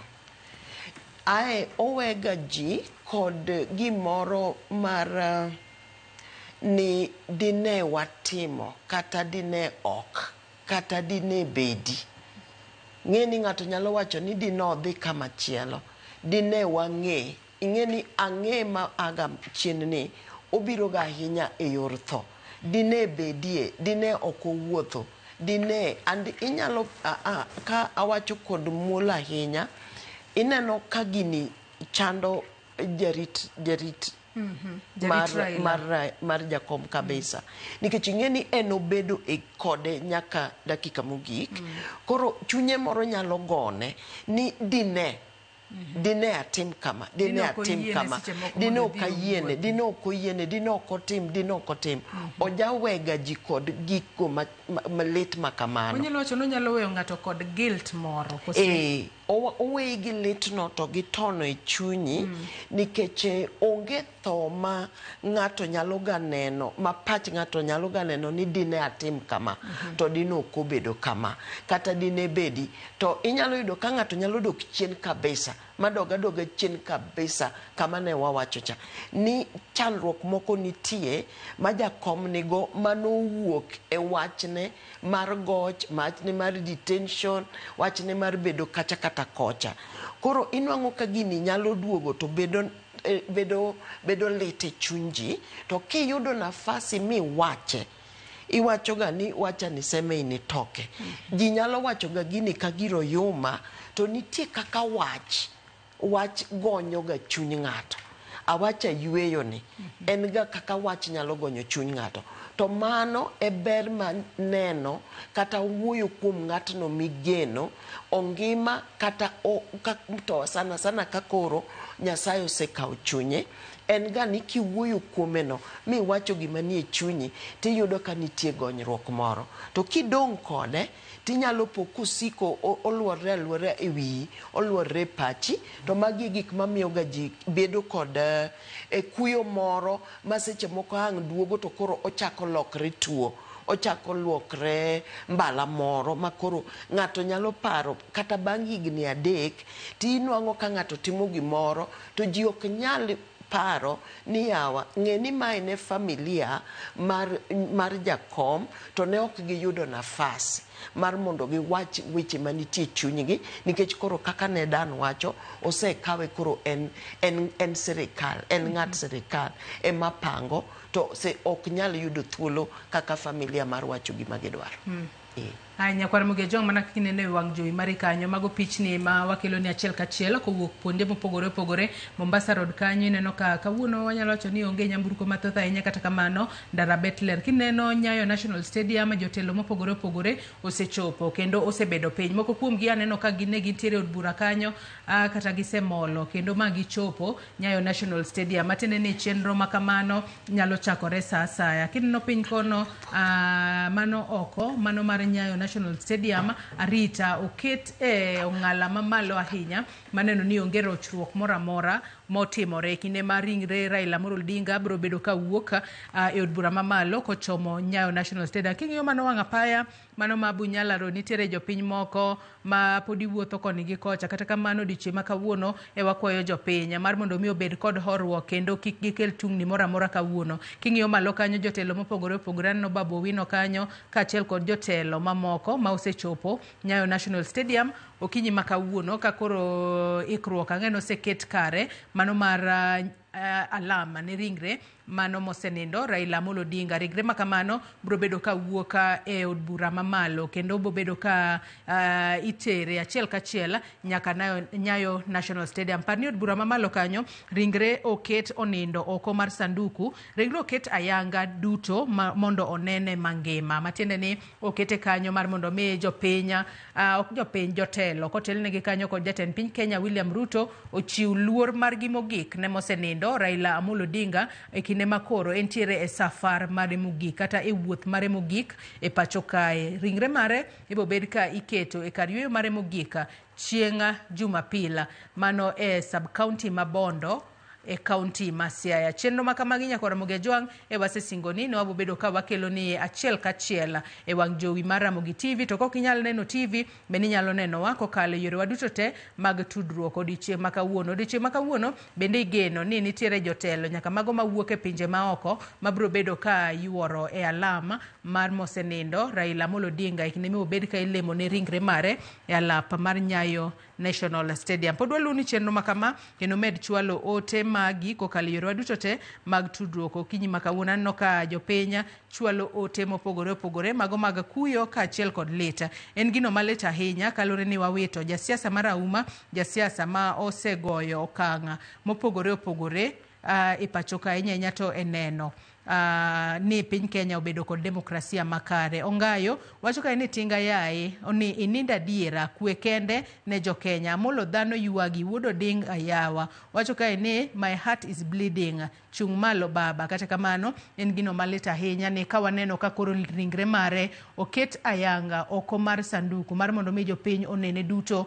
mai makoro. Iwacho ni the truth is dawning ni diera ma Raila Amolo Odinga ogai mar ODM owewa kendo koro onge e piny ka. En gino malit nyaka Ramogi Ajwang, kata kamano nyaka koro wachukre achuka kendo wadhi mbele. Wabo bedo mana kwa donga kod wanyalo wacho ni legacy kata ling'anya mar Raila Amolo Odinga ne oweyo nwa e pacho kae. Daniel kwa dhi mbele kod twak marwa karunge twaka nyaka sani koro nitiere jo Kenya mopogore opogore ma wach makamae bende koro mako. Kata kamano wantiere kod wanyalo wacho ni josiasa mano ma kata wanyalo wacho ni kwa ng'iyo kit telo mar Raila Amolo Odinga ne oweyo pacho kae en wanyalo wacho ni ang'oma joma odong' sani koro nyalo yudo mar mondo mi gin bende kata bedo ni Raila to weyo wuoche maduong'. Mok wanyalo wacho ni nitiere ng'ama nyalo rwako wuoche mar Raila Amolo Odinga oweyo e pacho kae kata oweyo e piny Kenya kae ka achiel kod Afrika mangima. To kata kamano jogo matindo kata jogo manitiere siasa sani ginyalo kwanyo puonj mage achiel ariyo adek mage kowuok e ngima mar Raila Amolo Odinga. Nyato nyaka ne odonja e paw siasa ma pacho kae kedo mopogore opogore mano kedo ne piny Kenya. Raila osemiyo puonj ma kende e weche mag siasa kod weche mag telo kendo weche mag dongruok. Wach Raila kata bed ni en ker, en ng'at ma nyocha ohero ji duto te. Raila inene gi joma dongo, inene gi joma tindo. Seche moko Raila ka igone an owuon kata gi Raila nyalo kawo sim kata mar ng'at manigwe. Onyalo go sim kata ni nyathi ma igwe as long as ni in nyathi mo temo gine ma wacho sense manyalo wacho ne gi wach mawinjore. Ma kata mna last year kanyo chineno ka wajenzi mancho timre ni Raila mancho emano hoyo chung jenzi gi neno uwuoyo kodgi, uwuoyo gi Kasmuel gi, uwuoyo kodgi nyiso gi ni were weche mag Ruto Masugo, were weche go nwese ko Ruto Masugo tudwa no dhi kure koro kata kodhi to piny bodong' nade. En puonj mar Raila omiyo jenzi neno were gi weche go winjo ga omiyo ke Ruto neno miye lemo mag sirkal because Gen Z's gi nene winjo wach Raila. Nene bed ni Raila donjo wan kamarach. Koro gima nyaka wang'e ni gima Raila owewa kuma wan gi puonj maber ma bende sani buge mibro ndiko iwach Raila ibo ndik mang'eny iwinjo historia mag Raila ibo los historia mag Raila onego bed ni sani wayaone kata mna gimiluongo kidhi America kacha inwang ka nitie gimiluongo presidential library mabro puonjwa jani manen Raila osewuotho. Raila ne en ng'ama nigi sacrifice en ng'ama and even though nene odongo i familia ochamo duma gi jokibira owinjo joma piny koro onego bed ni jotelo masani ging'e ni telo en mar jopiny komi telo koro in ni iduong' ma ok nyal mako sim nitie kata wabunge sani ma kata kigone gi sim ok nyal mako to Raila kago ni sim kata koko mako after kosetigo motimo Raila calls me back gocha ana won to moko tie ma kodonjo kacha na eno koro en osechopo kuma okonyal jomatindo jokonyal gidego Raila en osiep en ngamiluongo ni true friend en ko nyisi ko chiki gima otobro timo ni kamano iwinjoga koro me puonj monego bed ni wagine omieno ka joduto te jo siasa gite jo nyaka joma ne Raila ka olaro go kom onge Raila to ka onge wasigu mar ng'ato iwinjoga onge Raila has left without being an enemy man ng'ato ok en wasigu mar Uhuru Kenyatta ok en wasigu mar William Ruto en othoko oherre gi jogi te iwinjoga nene bed ni josiasa moko duonyo nene ok giwuo wacho ni ng'ane rach Raila ng'uono ni ji te otho gi ng'uono ma en sani chunye dhi maber sani obet en Sayuni gi Nyasaye because otho oonge mirima gi ng'ato oweyo Raila otho kohero ji te nyaka joma ni nokwalo kuche te joma nyocha yanyre gi Raila di joma nyocha yanyre gi Raila okinyi gokinyi iyanyo Raila makata ken internet di joma giloso political mileage margi ginwang'o mana mar yanyo Raila iwinjoga to Raila does not one of the things Raila osetimo Raila has never gone to court to sue for damages iwinjoga kino Twitter joma yanyo Raila ng'eny makata nyoro nyaneno ka jomoko mancha yanyo Raila kabisa no kasa nigi bolre miguno banyare ko oro message inyo ong'eyo ni an kanene achung Ugenya 2019 even though nene ka okanongo ticket mar ODM nene wo Raila to Raila wacho to idwa kawo ringe idog Karan wajani we Karan obed gi ticket ine gina Raila no yiena ba dhi ba kawo ticket chama matin ba chungo to bende nwach ne an osiepne neno ko biro Kenya campaign ni Karan emomiyo bende ka ndalo no 2019 Karan nene koyombo because Raila neno ng'eyo ni Ugenya kama tek to neno siko kona sim wasipo mo Raila koro en ng'at ma en ken osiepni kata ka okin kode chama achiel Raila en osiepni okine ka nyo mako kata Martha Karua ne gin joma no chung ni kagi mayo Raila loch 2007 then Minister for Justice that time to Raila nyocho gono Martha Karua okaw Martha Karua emomiyo Deputy President to weyo Kalonzo to kineno sani Martha Karua bin sani nyocho sewe Raila koro sani makre gachako niso ni Raila en ng'ama nigi ng'uono koro wapuonjre uru gi ng'uono mar Raila en ng'ama chunye okrach gi ng'ata jogo te joma neno ditene joma neno oditene joma nene punish gine nyayo na detention yinyoga Raila makara sijma Raila wuoyo no ko okaw handkerchief oyweyo go wang'e nene ringre ne osandre nwach pinyne lakini otho ko ng'uono ni ji te odhi ko onge gi baden moro mar chuki mar ng'ato koro mene puonj ma aneno ni wanyalo gine koro to mogik adwa na wach ni kana awacho ni jo Uganda Raila kuma Raila we wacha ema wabedie oketowa ong'eyo gima ncho oketowa kanyo okoweyo waduk Raila we wach sirkal wabeda sirkal winjoga mondo bang'e waboneno kaka gine dhi lakini Raila en owuon osetiyo gi pache oweyo joluo maber okoweyo kuma rach koro sani otho ka wane sirkal ma wan gi dole sirkal masani Lois kaduoke twaka wang'eyo ni nitiere jogo ma Raila ne gimiyo luor Raila Wanyalo wacho ni gichalo jogo mane lamo Raila, negi mako Raila motegno kendo negi gigombo mar mondo mi gichope kata kit kiwango ma Raila nitiere, kata kamano wang'e ni pok waneno ng'ama inyalo pim kod mosenindo Raila Amolo Odinga. Kata kamano, ere kaka jogo ma sani koro seche moko ne gombo mar mondo mi ochopa e kiwango mano mar Raila Amolo Odinga, ere kaka sani koro wanyalo wacho ni ginyalo loko lit ma giwinjo sani mar mondo mi obeda ne gino ma nyalo konyo piny Kenya, kata gino ma wanyalo wacho ni nyalo kelo ber moro e pacho ka. Inya to jogo mane nitiere machiegni kod mosenindo Raila Amolo Odinga. Aparo ni jeswach ma duong' e kinde ma tho obiro en ni ng'ato ka ng'ato nyaka koro ng'e ni jaluo ne wacho ni yamo koro loko. To ka yamo loko to onge giminyalo timo. Kata ka ne ndalo ma ji kwang' gi tanga, to ka yamo loko tang' noter mna ji kuma yamo loko no. Koro ka ng'ata ng'ata mane nitie makata ne ing'e ni gima pek ma paro ni kata Dan temo wacho en ni nitie jomoko ma pod ne dhi liero e kod jakom e higa mar 2027. Tinyalo yudo ka koro kaka no paro no bro liere koti no, koro sani oonge. En kama koro pap koro yao, pap koro wena jwa.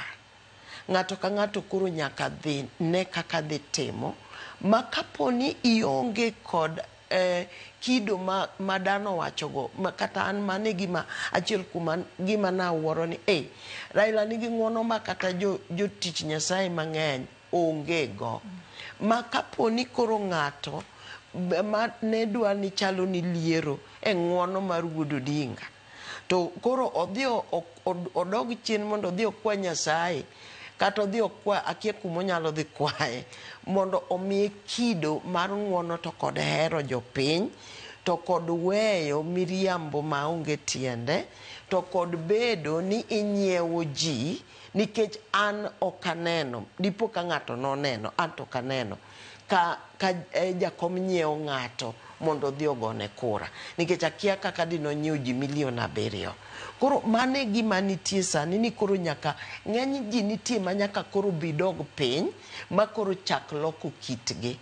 To koro kaka wan jodolo winyalo biro mondo walamni mondo kiti olokore, nikech ne kata ana wuon nitiere osiepena ma wasomogo, ma joma wang'iyogo, ma moko wachako go puonj, to ka nobeda beda jasiasa ni to igone simo to okomaki, iorone message to koduoki, igine tae moko to bloki.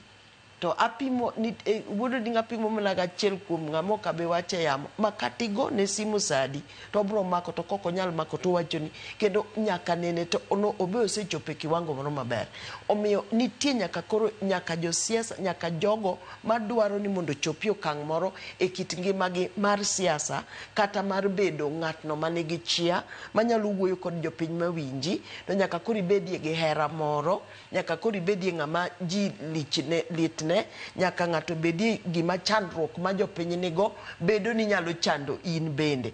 Kik bedie ni dhier ma kowadu koro kumoni nindo.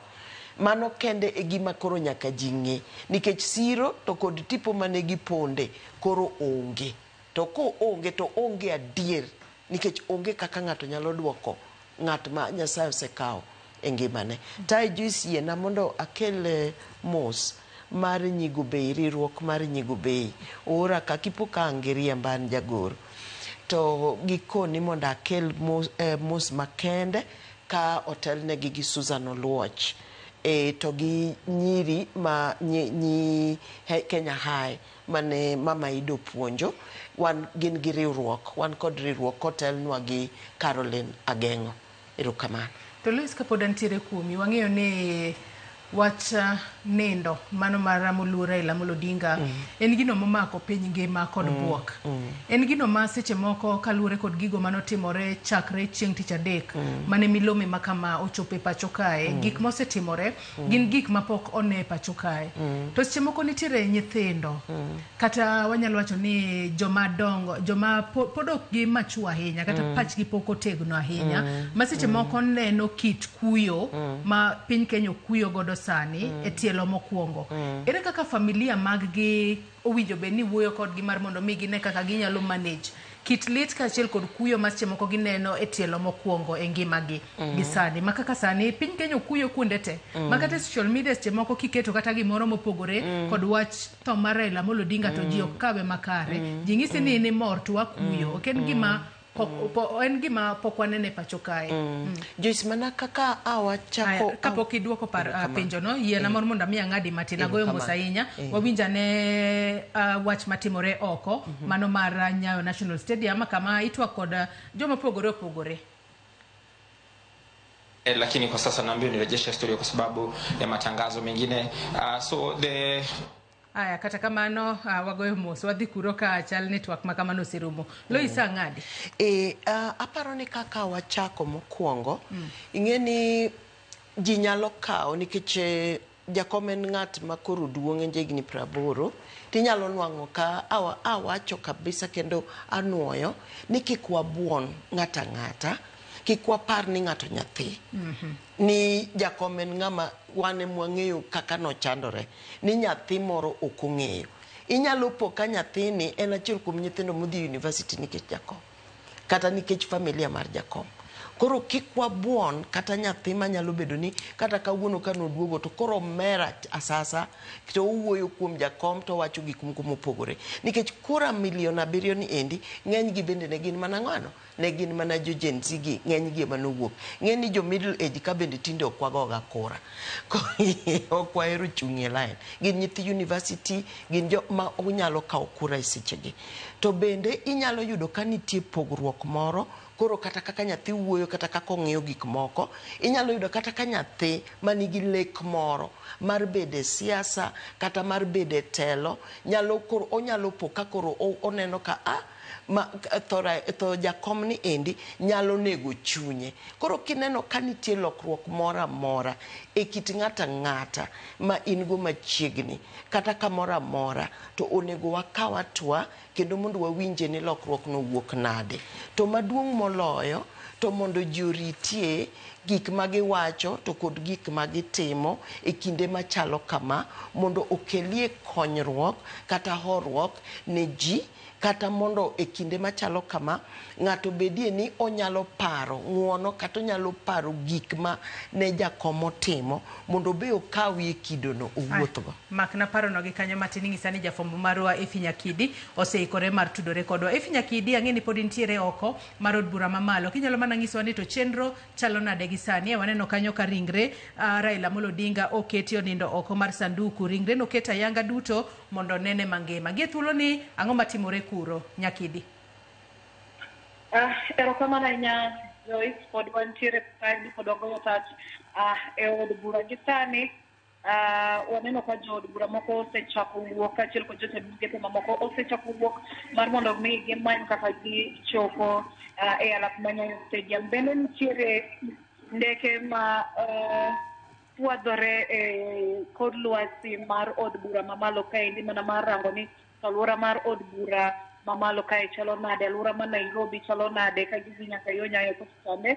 Watudore gi jofwambo man kocha chande bende leronwa mano mondo giler ni girang ni to chalo nade alwora ma Nairobi motelo ne kawo ringre mar mosenindo Raila Odinga kitero alap ma Nyayo Stadium. Gima wang'eyo gi sani Joyce en ni nitiere ikruok ma itimo oko kaendi mar mondo mi ringre mosenindo Raila Amolo Odinga okaw kitero kata oting kitero e alap ma Nyayo Stadium e nyasi mar alam ma ibago kanyo endo kawuono. Bed king'eyo ni nitiere welo ma owinjore bed ni donjo pacho kaendi kata ma bende kinde seche moko osedonjo pacho kaendi ne nyasi mar alam mana bende kaka ne olamnwa kod komiti no endo matayo chenro komiti no endo mochung'ne tayo chenro mar iko mar mosenindo Raila Odinga. Koro gisani wan mana oko kaendi warito mar mondo mi wayud ranyisi kaka ringre mosenindo Raila Odinga ibiro ting' kowuok e od bura kaendi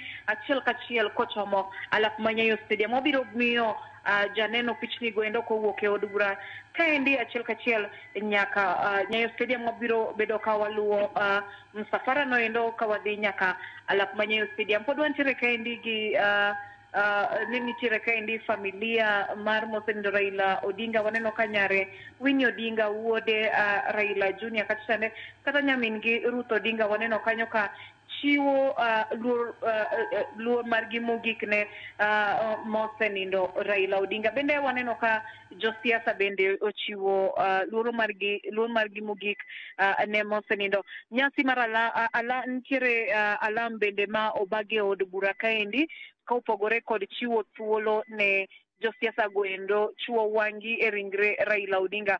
Alam noendo waneno kaendi ka otele bende gi jatend piny William Ruto kachiel kod jalupne Kithure Kindiki koka jood bura mamoko goendo ne o follow up.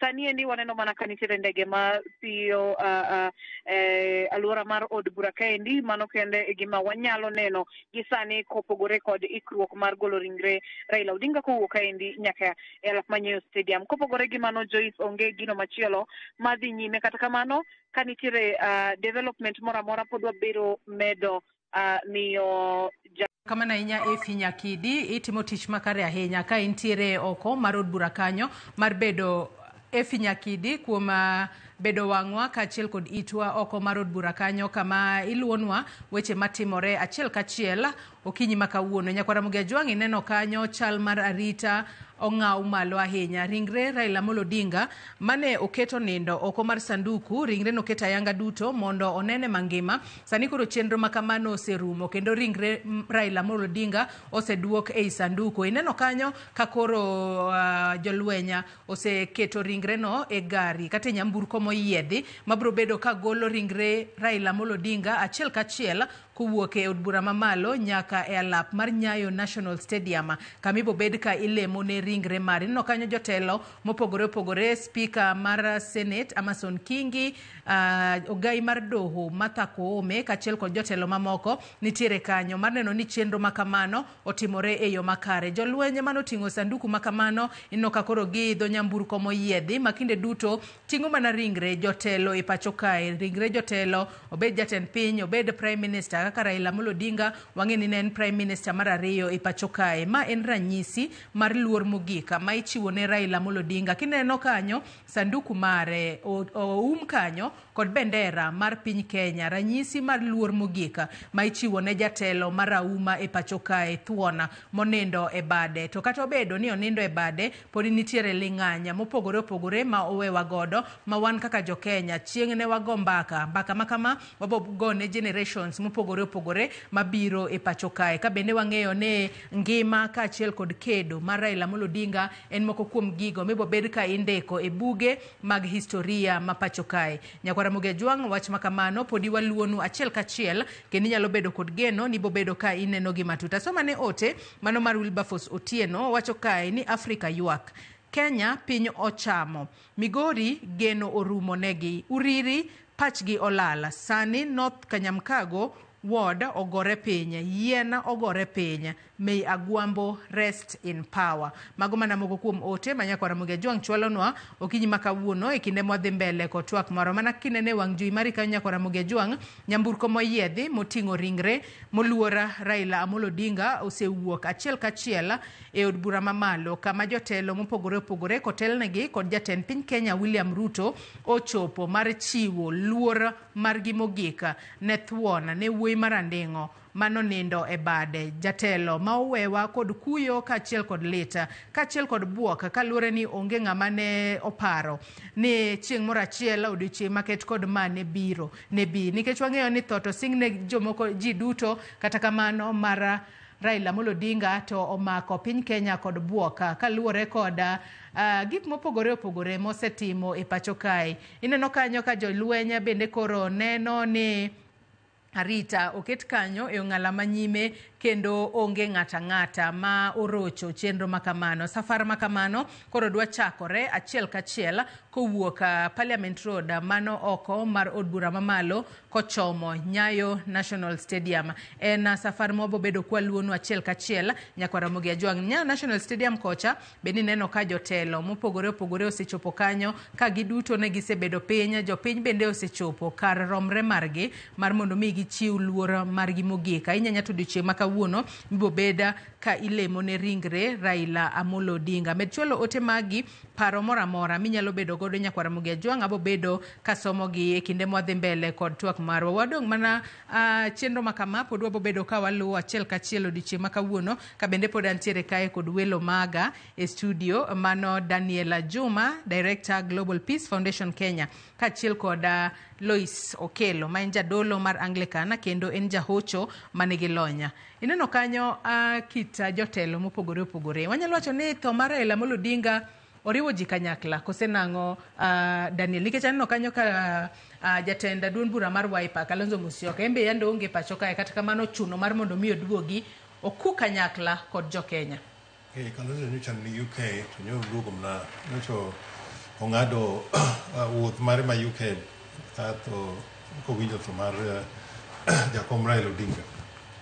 Jakom Raila Odinga oriwo ji te, okelo ji duto te. This is a moment to unify the country. To okelo nyaka jogo manyocha wuoyo marach kuome, nyaka jogo manyocha here. Kinyalo paro former Vice President Omalo nowacho ni Jakom nitie joma ohere, kohere to ohere kabisa, nitie joma ogene maber kogene. En gi passion mar gini mar okawo ji gi passion. Koro aneno ka kawuono oriwo josiasa, koro oriwo ji duto te ma josiasa onego learn from this day mondo ging'e ni kin jasiasa idwa telo ni jopiny, idwa telo ni pinyni, nyaka demonstrate ni hero piny, ihero Kenya kaka Raila nyocha ohero Kenya. Raila ohero Kenya ma onyalo deny himself, the quest for power. Ayo timo handshake mancho Raila timogi. Ok no timo no hero, ok no timo no onge pesa, hapana. Raila nyocha timo gini because of his love for the country. Koro kawuono waneno ni ji duto te okelo the whole country together. Poka winjo nyaka nyo Raila tho, poka winjo ng'ata yoyote mawuoyo marach kuom Raila. Kata joma nyocha criticize weche mag siasa ok awinjo ng'ama wuoyo marach kuome. Makata sani nyoro ka winjo ado Kambani sani of course ang'eyo ni Kalonzo omako Kambani, lakini do Kambani mang'eny manyo ywak kanyo winjo ni Jakom otho. Ji nyoro ywak Kambani. Wach giparo kaka Jakom neno chungu Kalonzo. Winjo ne giluonge ni baba. Onge joma neno hero an jaodo au Kambani. Onge joma neno hero Jakom kaka yo Akamba. Masiasa manyocha kendo pogogi. Winjo to sani ji duto te ywak makata kanyo ni kalo kata Kitangela ang'o ino ka ji oting'o mna oboke ka ywak Jakom. Koro Jakom moriwo piny, onge ng'ama oseriwo piny ni, onge ng'ama nigi juogi moriwo piny moloyo Jakom. Juogi moriwo piny Kenya moloyo Jakom. Jowi. Wacho kanyo makara ahinya nyaka Ramogi Ajwang'. Pichni mabiro ni achiel kachiel. Ineno ka jatend piny Kenya mar ang'wen manosedhi rutaya Uhuru Kenyatta ochopo achiel kachiel e alap ma Nyayo National Stadium kendo rwake kanyo kod jotend migepe Musalia Mudavadi, gavana e kaunti ma Nairobi kae Johnson Sakaja morwako jatend piny Kenya mar ang'wen Uhuru Kenyatta ka en bende ochopo e alap ma alap mano ma Nyayo Stadium okinyi makawuono mano ne nyasi mar alam ni ringre mosenindo Raila Amolo Odinga. Ringre Raila Amolo Odinga nyakora Muge Jwang bende wabo bedo ka wakelo ni pichni makamago osekete nyamburko moyiedhi mano mar keto jotelo mabro bedo ka kele achiel kachiel nyaka alap manyayo National Stadium kamibo bed ka ilemo ne ringre mare. Lois wang'eyo ni alam makawuono ibo bed ka ibago mano e bwo chike mago mag din mago mag jo Anglican. Ang'o ma jo Kenya odichi makawuono seche moko koro nyalo bedo kod geno mano maneno nikech wang'eyo ni kanise duto ahinya to kotudore kod wechego mago mag ik kata mar alam ne ringre kata kopo mogik. Din ka din nitiere kod chike mag githoro chwalo kata githoro timo. Aparo ni gima wang'eyo maber kuom kanise wa kata kaka waluongo ni Anglican kod waluongo ni kanise ma mainstream wan ga kod chenro mar lamo kalamo. Lamo kalamo ni kako pange ok bi pange gi bishop ok bi pange gi jadole sano en gima no se pang chon koro mana kakiluwe gi kamitime ema koro dhi bedo kopogore matin nikech no kane nyalore to ni time kanisa koket ringre to achiel kuom gima ibro tim ema ne nyasi kendo e luor mogik mimiyo ng'ato en ni seche modonjo kama itere mondo dhi okete kama ringre bro bete seche milemo kech waketo ringre ng'ato seche milemo noendo kendo seche milemo no onge gimoro amora mitimo okete kanyo to nitiere weche moko gi lamo moko mibro wachi kiwuotho kode nyaka chop kama koro kete to achiel kuom gima adwoko goero kamano kendo anyalo sungorago ka anyalo wacho anyalo tiyo gi dhok no ni kama kaparo no gi kanyo matin kendo ibo bedo kidhi mbele gi kanyo kora Muge Jwang kineno kanyo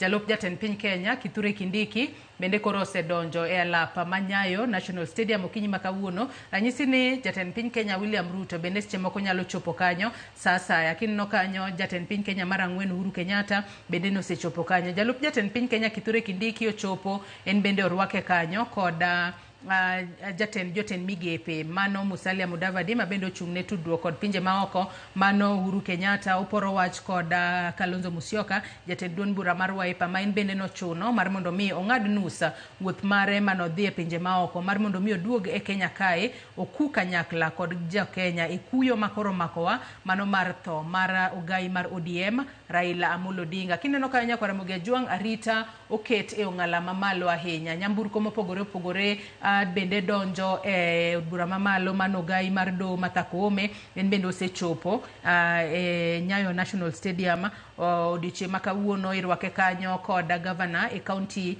ma Nairobi kae Johnson Sakaja. Chenro makamano nyakora Muge Jwang waluonu godo achiel kachiel. Adira kineno ma en a state funeral matinde ni okelo kanyakla jotelo mopogore opogore. Tang'eyo ni ok en jotelo mano mawuok mane pacho kae nyaka diplomats kachiel kod jotelo mawuok e pinje maoko wabo bedo ka waneno ka gichopo e alap mar Nyayo National Stadium mondo giku kodwa. Wang'eyo ni Afrika olalo wuoyi marandingo wuoyi mane oketo e ong'ala manyime wechego mago mag riwo ahinya nyato pinje mag Afrika kokalo e lek mare mar bedo pan Africanist. Kineno kanyo jopiny bende osechopo kanyo ka romre margi giting'o bendera mano mar piny Kenya. Ranyisi ni rwatho ninde bade, ranyisi ni jatelo mar Auma jatelo ma ok nwachakwa ne kendo e pacho kae gichopo kanyo mondo giriwre mar mondo mi gigone gi oriti. Weche makamagi podi waluonu achiel kachiel mana kokale Ramogi TV kanyo. Men piny mano mama Aida Odinga nyakora Muge Jwang bende kori neno kanyo ka en bende koro osechopo achiel kachiel Nyayo National Stadium. Wawinjane Mkaribishe mama Aida vile inafanya jeshi ya baba. Wapi mdomo bagi?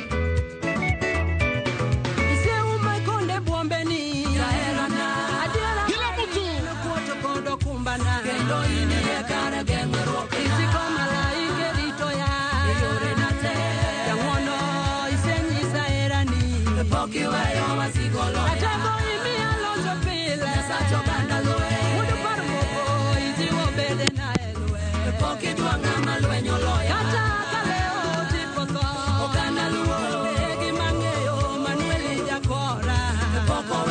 Sigoloya, ise umekonda bombeni, ya eranga.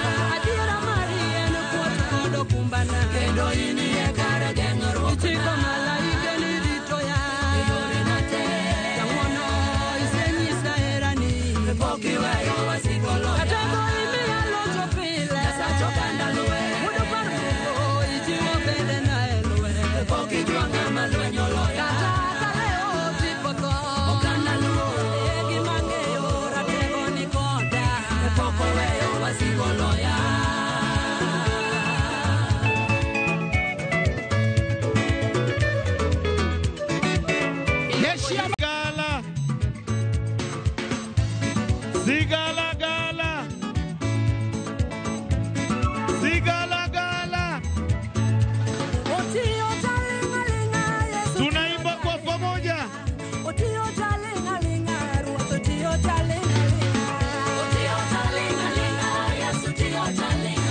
Ongeza sauti.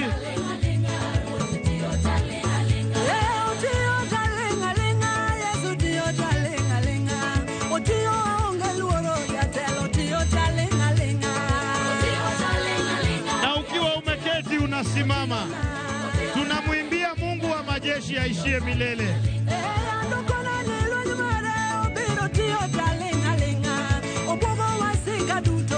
Kama hauna bendera unaweza peperusha mkono.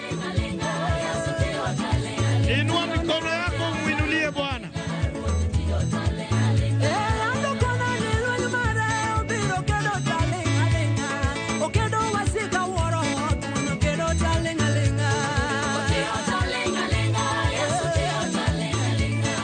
Otio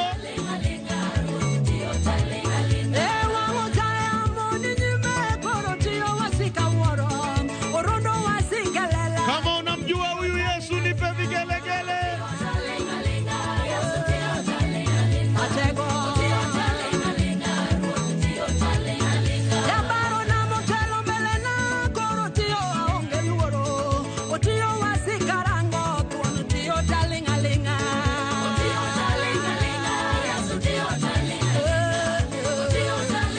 Niombe kutambua kwa njia ya kipekee kuwasili kwa aliyekuwa rais wa Jamhuri ya Muungano wa Tanzania, ndugu Jakaya Mrisho Kikwete. Karibu sana. Asante kwa kujumuika nasi.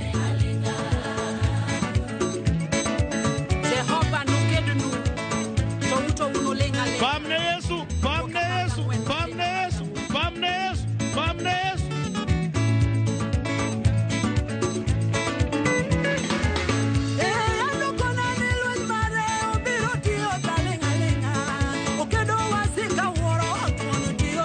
Basi sasa tunampokea rais wa Jamhuri ya Kenya, Daktari William Samoei Ruto, EGH. Tunaona kufika kwake rais wa Jamhuri ya Kenya, Daktari William Samoei Ruto. Jeshi ya Baba, peperusha hewani nione. Peperusha hewani nione tunapomkaribisha rais wetu. Peperusha hewani nione tunapomkaribisha rais wetu Dr. William Samoei Ruto. Karibu sana Your Excellency.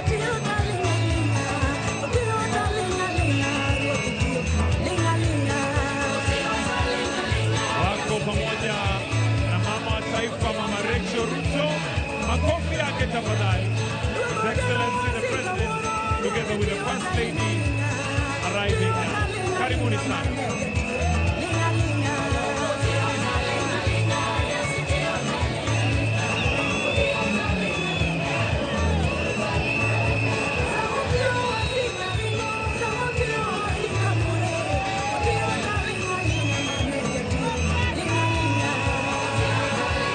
Nipeperushie bendera yako tumuimbie Bwana jamani. Katika nyakati hizi tunamtegemea, hatutegemei nguvu zetu. Sigalagala, sigalagala, sigalagala.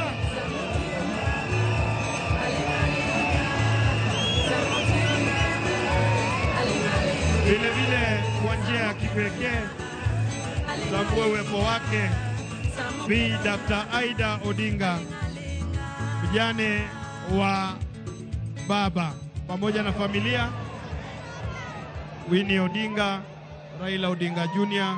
na Rosemary Odinga.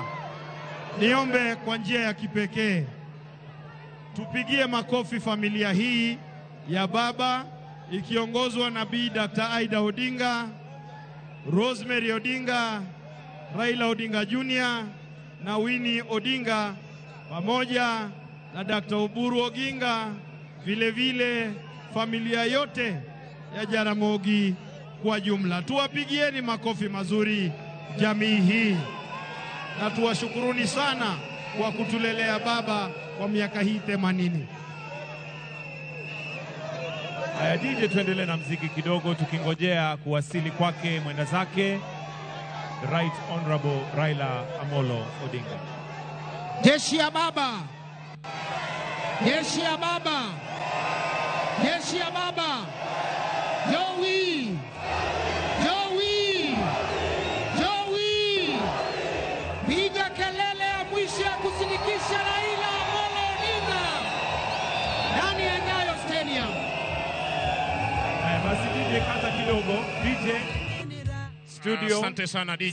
St. Stephen Choir wajitayarishe ili waweze kupromosha kidogo burudani tukiendelea kungoja. St. Stephen's Choir, uwanja ni wenu.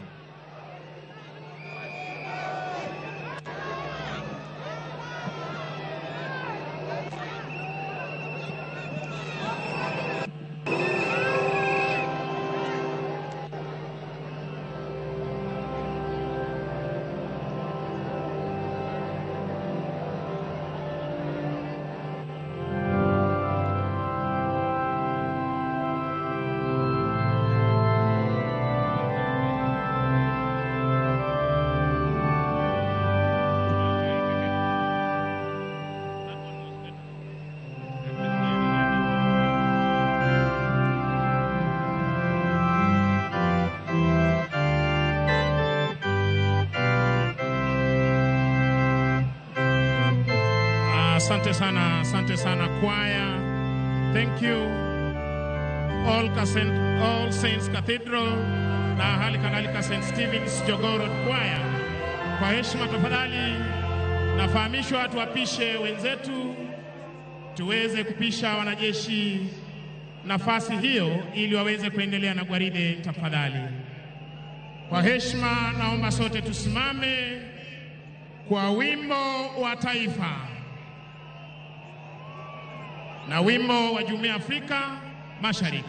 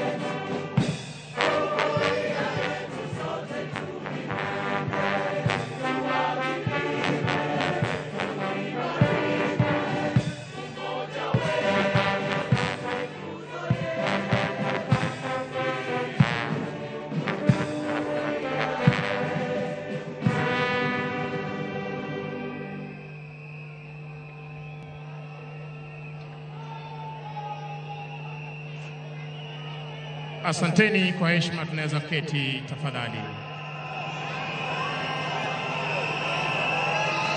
Mheshimiwa Rais wa Jamhuri ya Kenya na Amiri Jeshi Mkuu wa majeshi yote ya ulinzi, ningependa niweze kupeana itifaki ama ratiba itakayoweza kufuata kwa kimuktasari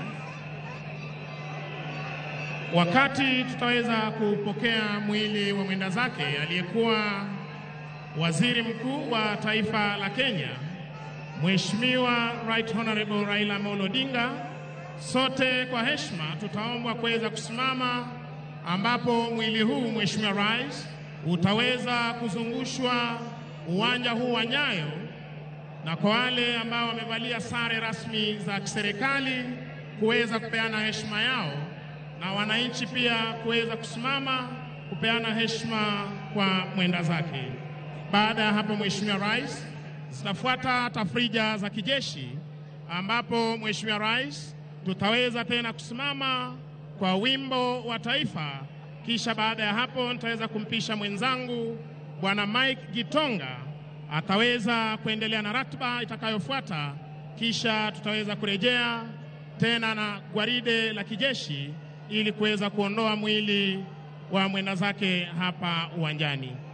Kuzidi kuwakumbusha tu wananchi wazalendo tuweze kumuomboleza kiongozi wetu kwa njia inayostahiki, na hali kadhalika tukiwaomba kwa heshima kuweza kutulia, ndiposa tusiweze kumtatiza parade commander atakapokuwa anatoa amri zake. Tutarudi kwenu St. Stephen's Choir na hali kadhalika All Saints Cathedral Choir tuweze kuendelea na kipindi cha burudani. Upande wa pili tafadhali St. Stephen's Jogoo Choir, iwapo mko tayari, na All Saints Cathedral Anglican Church Choir tuendelee tafadhali.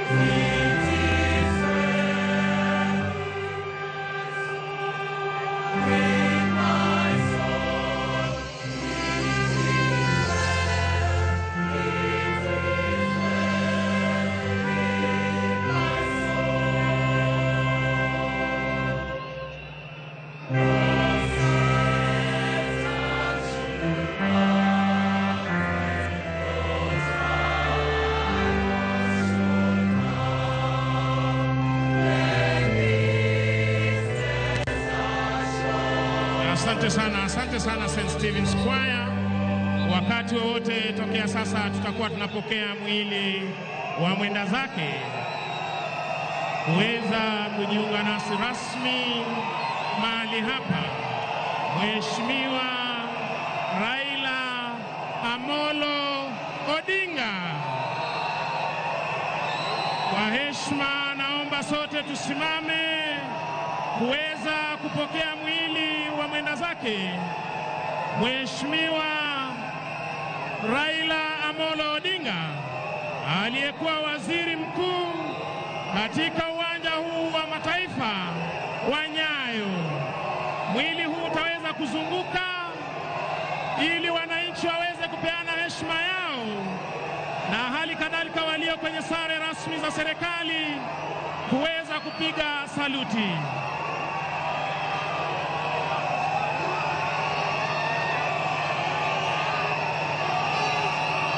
Bendi ya majeshi ya ulinzi mtupe him tunapozunguka na mwili huu tafadhali. Bendi tunaomba mtupe him mwili huu unapozungushwa tafadhali.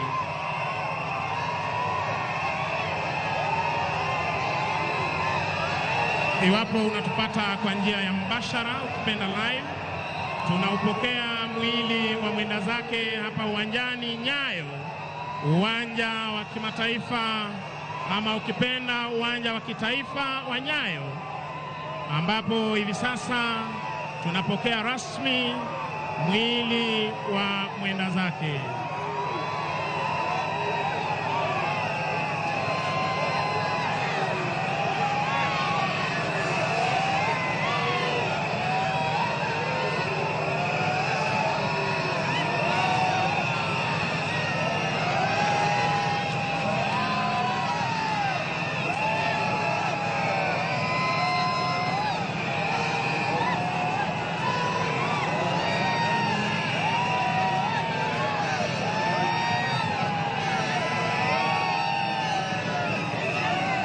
Hakika wema nazo fadhili zitanifuata siku zote za maisha yangu. Nitakaa nyumbani mwa Bwana.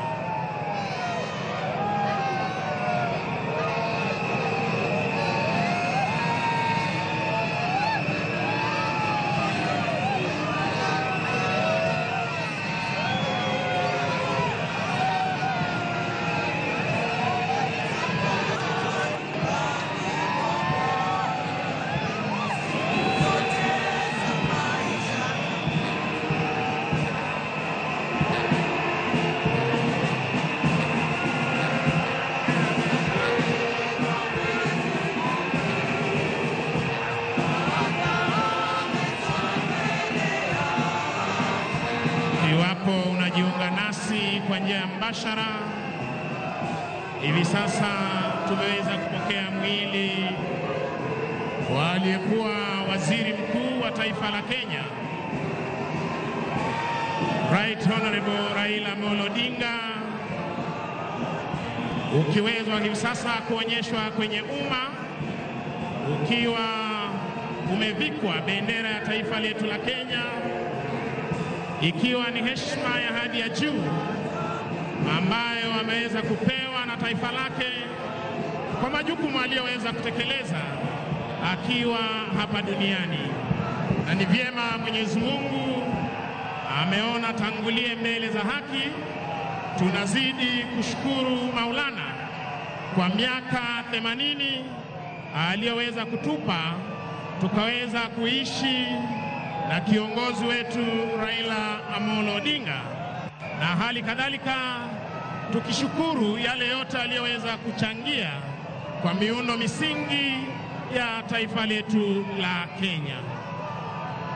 Wananchi wakiweza kupeperusha bendera hivi sasa, wakiweza kumpa buriani kwa heri Mheshimiwa Raila Amolo Odinga, hii leo ikiwa ni misa ibada, na inshallah siku ya Jumapili tutaweza kumpumzisha.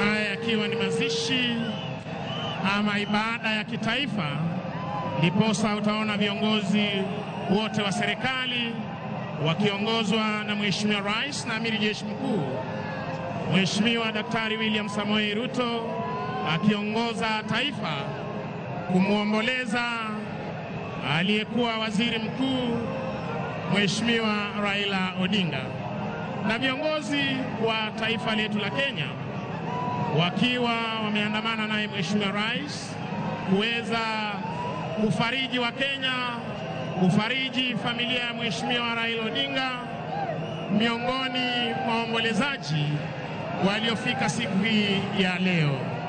Asante sana bendi za majeshi ya ulinzi, tuwe standby kwa wimbo wa taifa.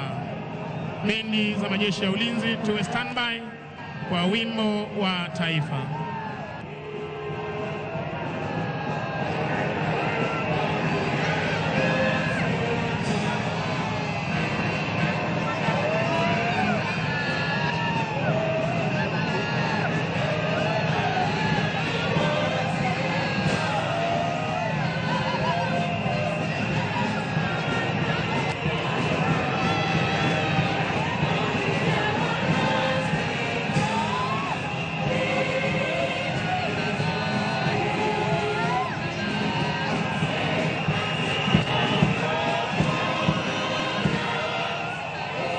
Basi tunavyoshuhudia sote upande ule wa pili, Mheshimiwa Rais na viongozi wa tabaka mbalimbali, pall bearers, wakiweza kujitayarisha kuweza kuondoa mwili wa mwenda zake kwenye gari hili maalum ambalo hutumika kubeba watu mashuhuri.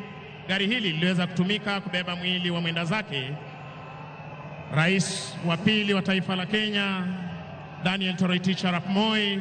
Tukaweza kuona ikiweza pia kubeba mwili wa Rais Mwai Kibaki na hali kadhalika aliyekuwa mkuu wa majeshi ya ulinzi Jenerali Francis Omondi Ogolla, na hii leo tunashuhudia gari hili likiweza kubeba mwili wa aliyekuwa waziri mkuu wa taifa la Kenya Mheshimiwa Raila Amolo Odinga, likiwa ni gari maalum ambalo linapatikana katika idara ya jeshi kwa sherehe kama hizi.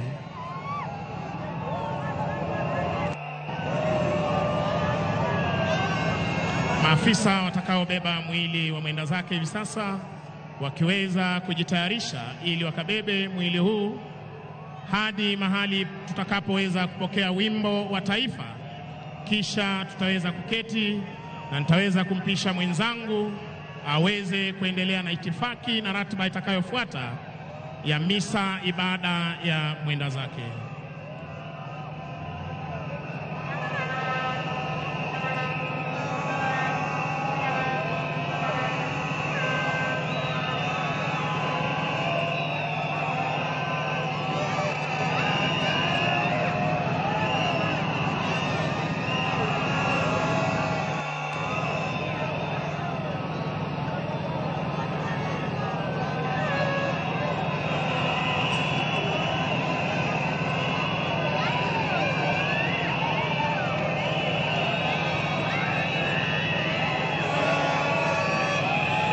Tunazidi kushukuru wananchi walioweza kufika kuweza kushiriki nasi misa ibada ya mwenda zake, na hali kadhalika tuwashukuru kwa utulivu wenu, na hali kadhalika kuweza kuhakikisha kwamba tumeweza kupokea mwili wa mwenda zake ugani Nyayo, uwanja wa kitaifa wa Nyayo, tayari kwa ibada ambayo itaongozwa na kanisa la Kianglikana hapa nchini.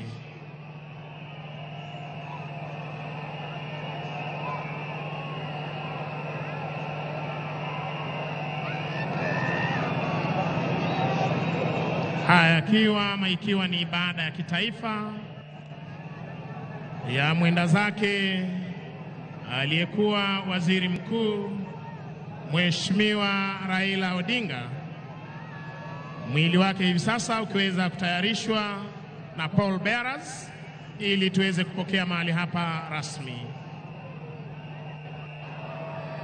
Tutakapopokea mwili huu, gwaride litaweza kuendelea, kisha tupate wimbo wa taifa, na baada ya hapo tutaweza kuwajuza ratiba itakayofuata.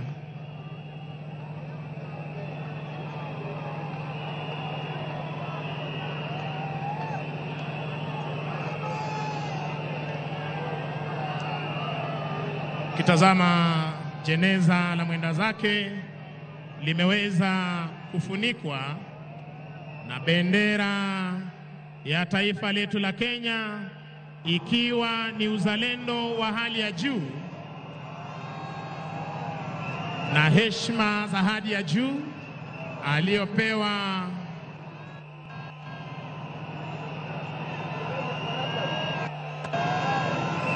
mwenda zake.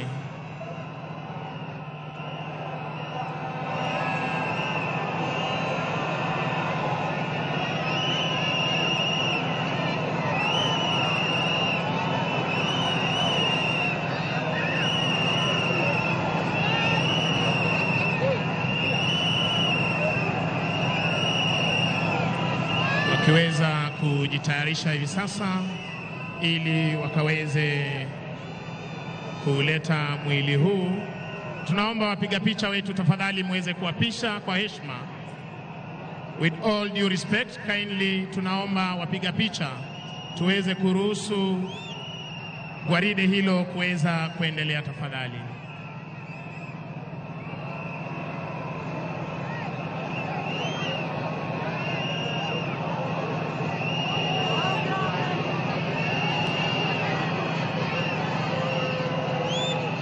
Viongozi wetu wa kidini kutoka idara ya jeshi wakiwa mahali pale, kiongozi wa kanisa la Kianglikana, dini ya Kiislamu, na hali kadhalika kanisa la Kikatoliki, wakiwa tayari kuweza kutuletea mwili huu mahali hapa.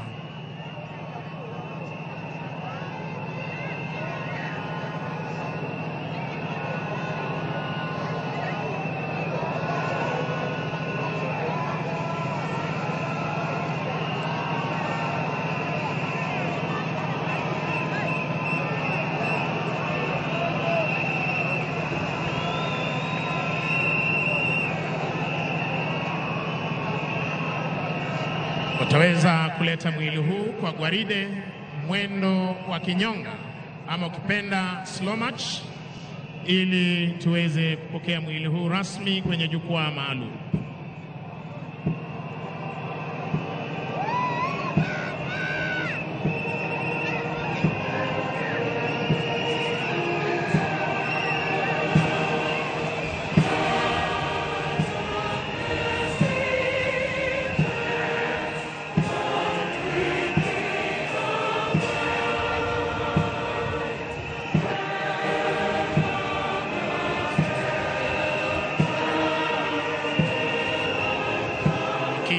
Kwa mwendo wa kinyonga kwa umaridadi kabisa, wakiwa wanauleta mwili wa mwenda zake mahali hapa, tukishukuru Mwenyezi Mungu kwa maisha ya mwenda zake, Mungu wa majeshi mwenye kuneemesha neema zote, neema kubwa na neema ndogo ndogo.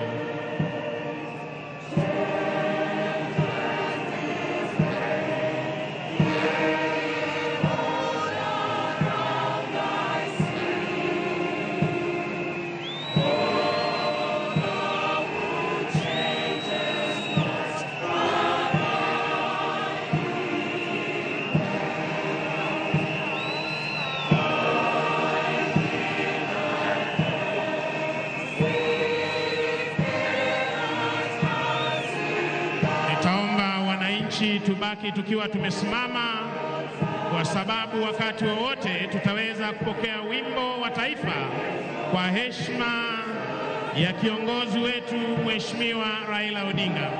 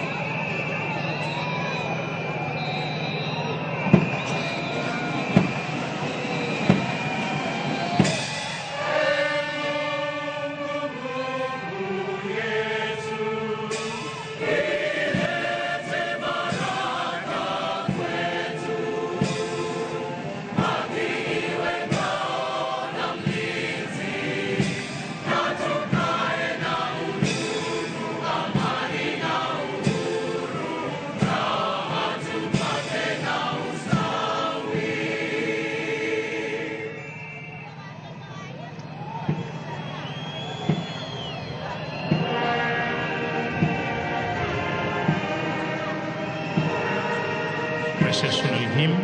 Sasa ukiweza Pitisha mwili wa mwenda zake katikati ya gwaride hili laandaliwa na jeshi la nchi kavu. Kisha baada ya hapo tutaweza kuendelea na ratiba ya siku ya leo.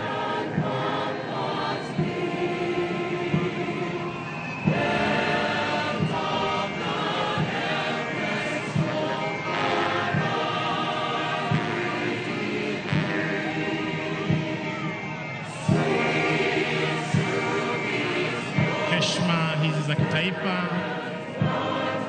akipewa kiongozi wetu siku hii ya leo.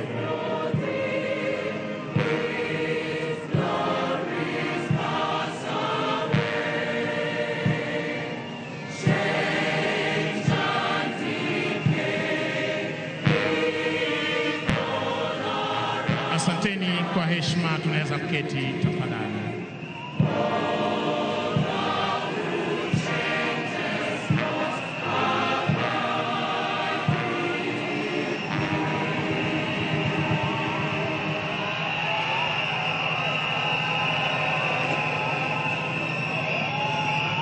Asante sana wananchi wazalendo mlioweza kufika kuomboleza nasi na hali kadhalika kujiunga nasi kwa ibada ya mwenda zake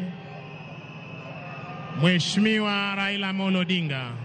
Mheshimiwa Rais, kwa ruhusa yako hivi sasa nipishe mwenzangu Bwana Mike Gitonga aweze kuendelea na ratiba itakayofuata. Welcome, sir. Asante mwenzangu Bwana Misango. Your Excellency Dr. William Samoei Ruto, President and Commander-in-Chief of the Kenya Defence Forces. Your Excellency Rachel Ruto, First Lady of the Republic of Kenya. Your Excellency Aida Odinga and family. Your Excellency Taye Selassie, President of the Federal Democratic Republic of Ethiopia. Your Excellency Dr. Kithure Kindiki, Deputy President of the Republic of Kenya.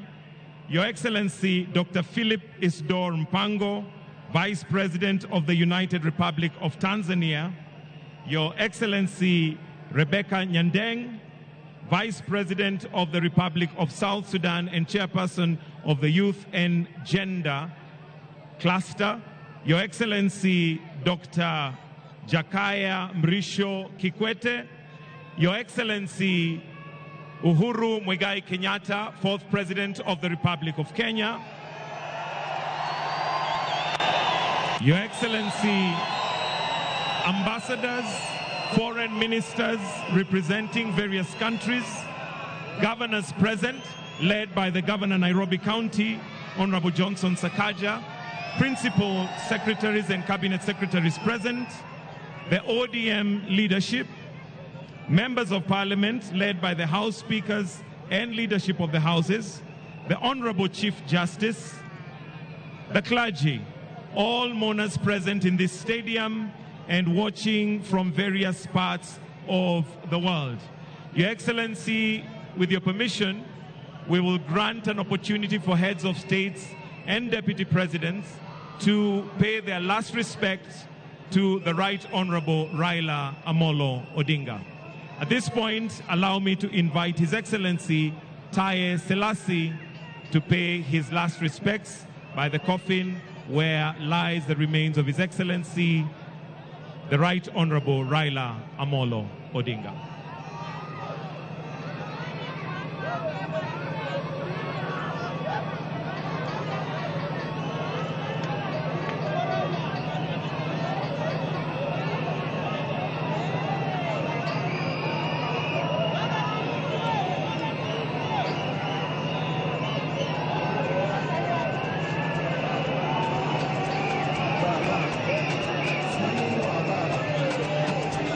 Baba.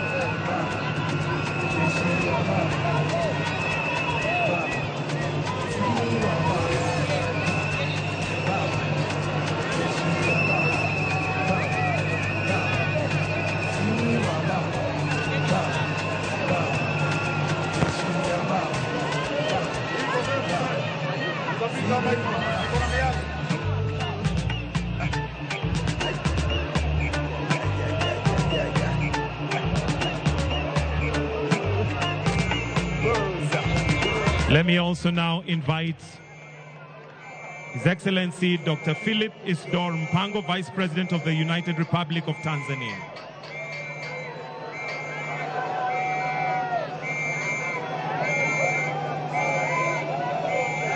Followed by Her Excellency Rebecca Nyandeng Garang,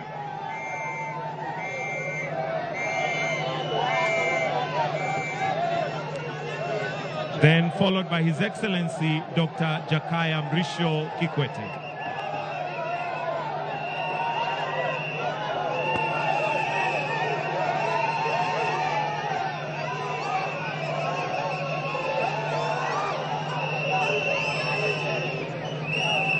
After last respects have been paid, we shall then hand over to the church to lead us in the sermon. But first of all, let's allow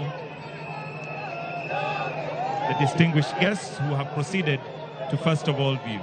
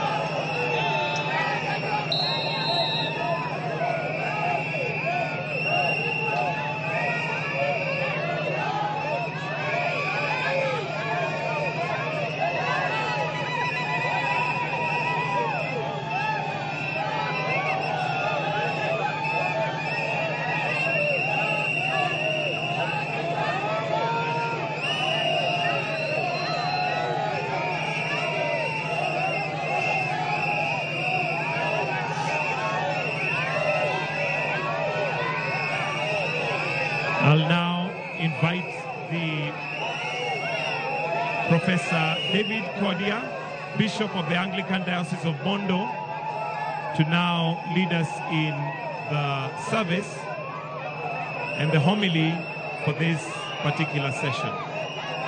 Professor David Kodia, Bishop, karibu tafadhali.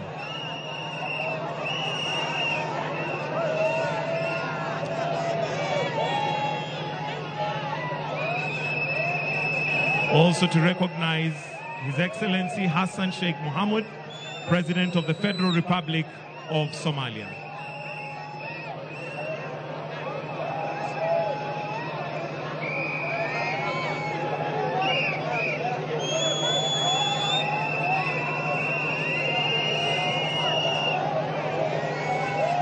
Also to recognize Interior Minister of Rwanda, representing His Excellency Kagame, President of the Republic of Rwanda.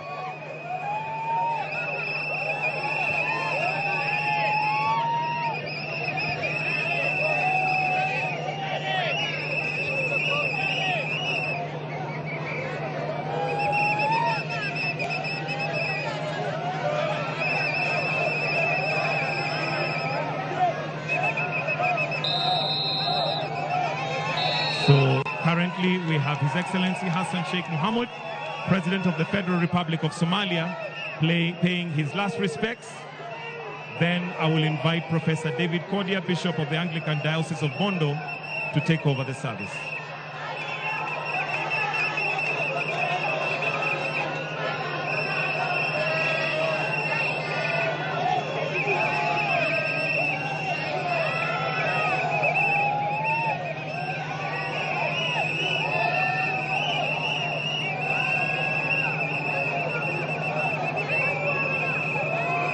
Professor David Kodia, kindly you may take over the service and lead us in the sermon.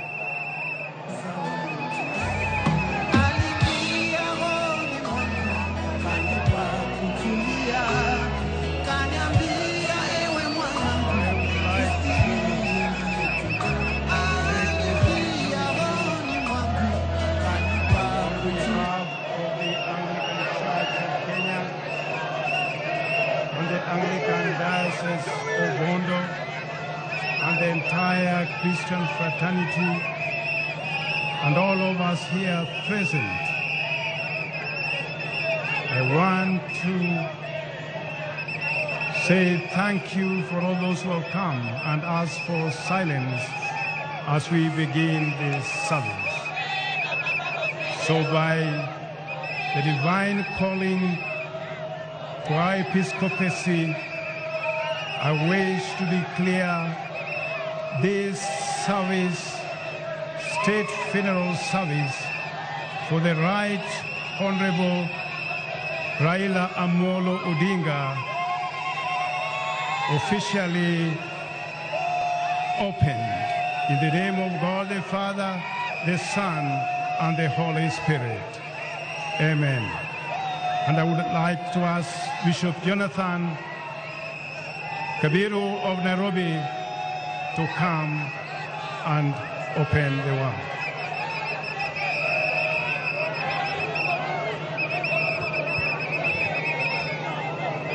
Basi na tusimame kwa maombi.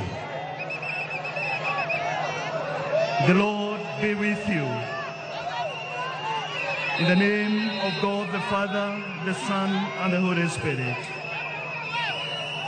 Mwenyezi Mungu, twaja mbele zako asubuhi ya leo katika ibada hii ambayo ni ibada ya huzuni sana, katika hali ya kusherehekea maisha ya mtumishi wako, kiongozi wetu, the Right Honorable Raila Amolo Odinga, ambaye Mwenyezi Mungu ulimpeana katika ulimwengu huu tangu mwaka huo wa 1945, na Mwenyezi Mungu wewe umeandamana pamoja naye katika maisha yake.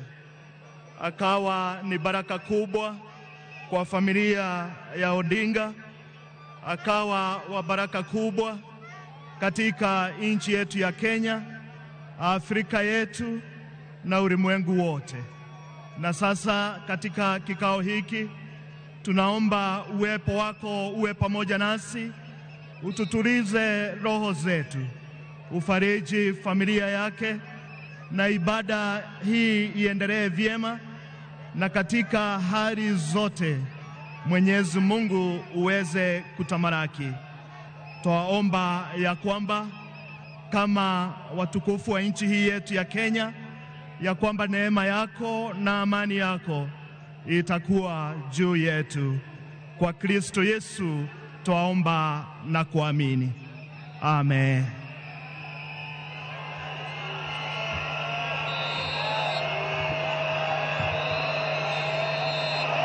As we stand, Your Excellency, the President of the Republic of Kenya, Dr. William Samoei Ruto, and the Deputy President of the Republic of Kenya, Honorable Kindiki, Mama Canon Ida Odinga and her family, on behalf of our bishops, as the Anglican Church, we are delighted to lead the family, the nation, and the world in honoring a great son of Africa. To begin our solemn service, we will ask the combined choir of All Saints Cathedral, Nairobi, and ACK St. Stephen's Cathedral, Jogoo Road, to lead us in singing two stanzas of Bwana ni Mchungaji. Tunaposimama tafadhali.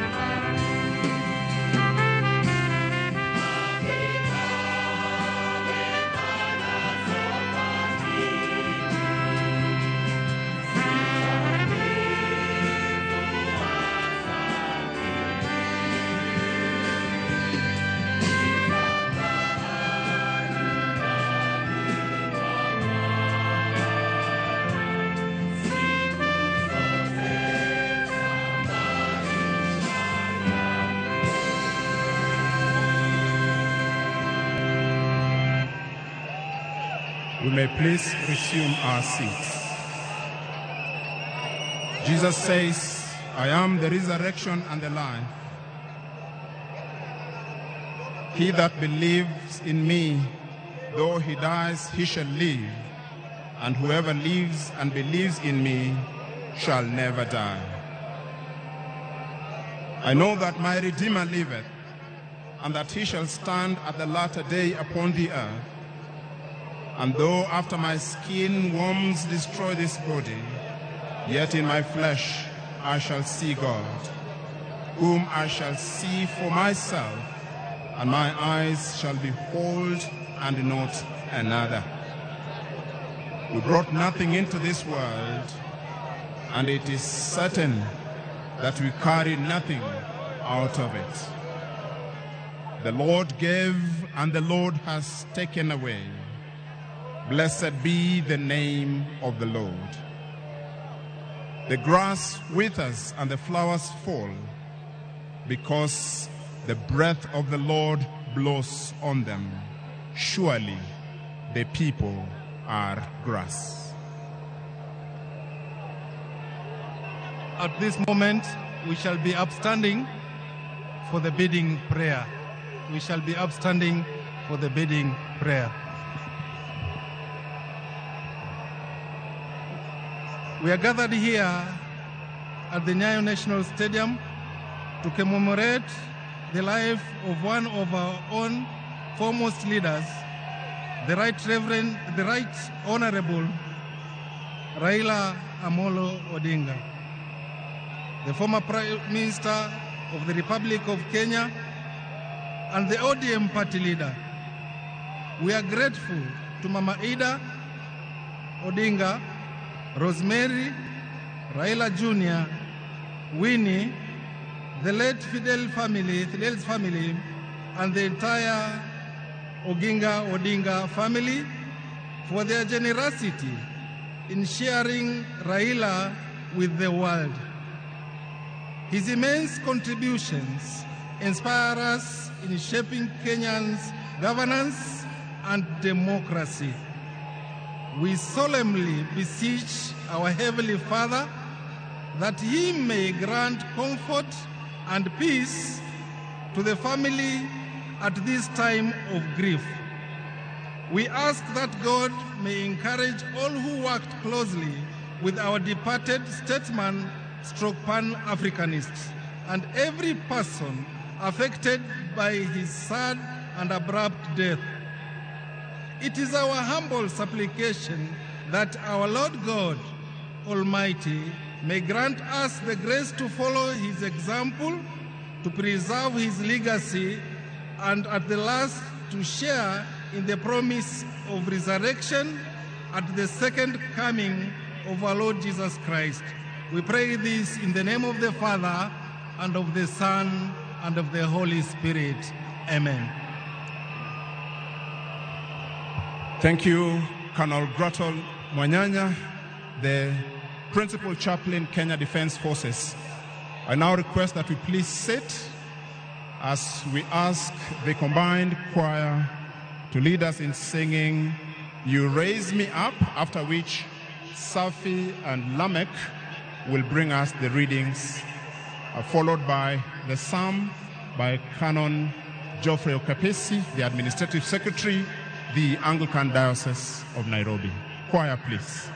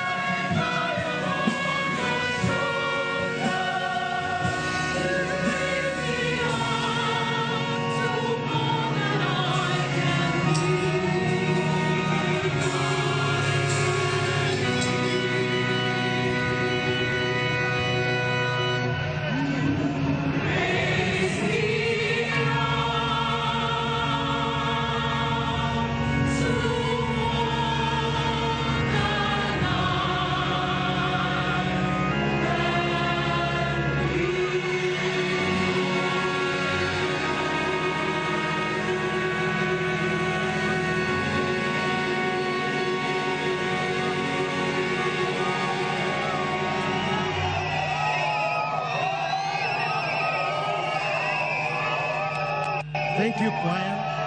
Kindly let us all stand for the psalm reading. Kindly let us all stand up for the psalm reading.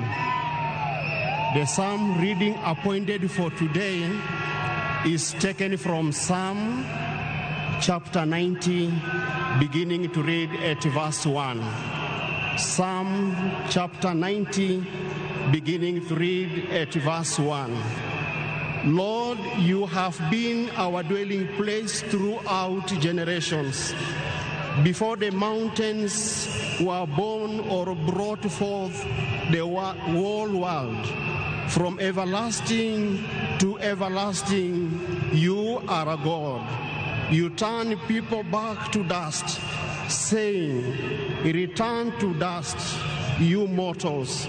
1,000 years in your sight are like a day that has just gone by, or like a watch in the night.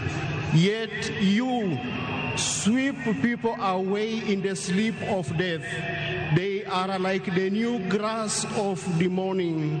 In the morning it springs up new, up by ever. Evening it is dry and withered. We are consumed by your anger and terrified by your indignation. You have set our iniquities before you, our secret sins in the light of your presence. In all our days pass away under your wrath. We finish our years with a mourn. Our days may come to 70 years or 80 if our strength endures. Yet the best of them are but trouble and sorrow, for they quickly pass and we fly away. If only we knew the power of your anger. The wrath is as great as the fear that is your due. Teach us to number our days, that we may gain a heart of wisdom.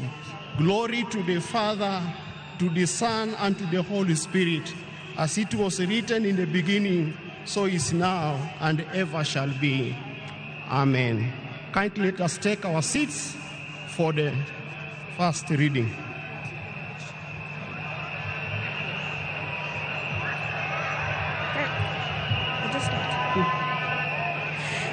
In presence of God, in presence of God and of Christ, Jesus will judge the living and the dead, and in view of his appearing and his kingdom, I give you this charge: preach the word, be prepared in the season and out of season. Correct, rebuke, encourage with great patience and careful instruction. For the time will come when people will not put up the sound doctrine. Instead, to suit their own desires, they will gather around them a great number of teachers to save their itching ears and want to hear. They will turn their ears away from the truth and turn aside from myths. But you keep your head in all situations, endure hardships, and do the work of evangelist, discharge, and duties of your ministry. For I am already being poured out like a drink offering, and the time of my departure is near. I have fought the good fight. I have finished the race. I have kept faith. Okay.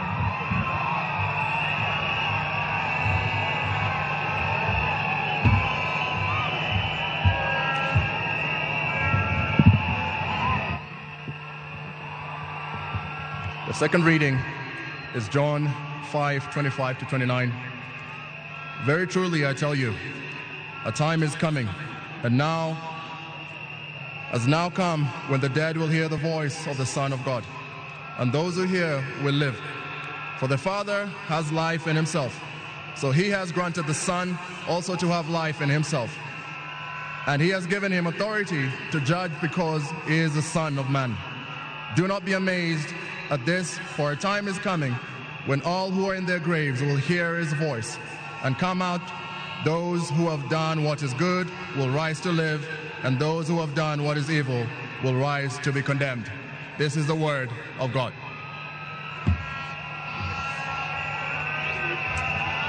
Amen. We now welcome the All Saints Cathedral 7 a.m. choir to do a special Goodness of God. After which, the Right Reverend Jonathan Kabiru, the Bishop of the Anglican Diocese of Nairobi, will come on stage to lead us in the litany through to intercessory prayers.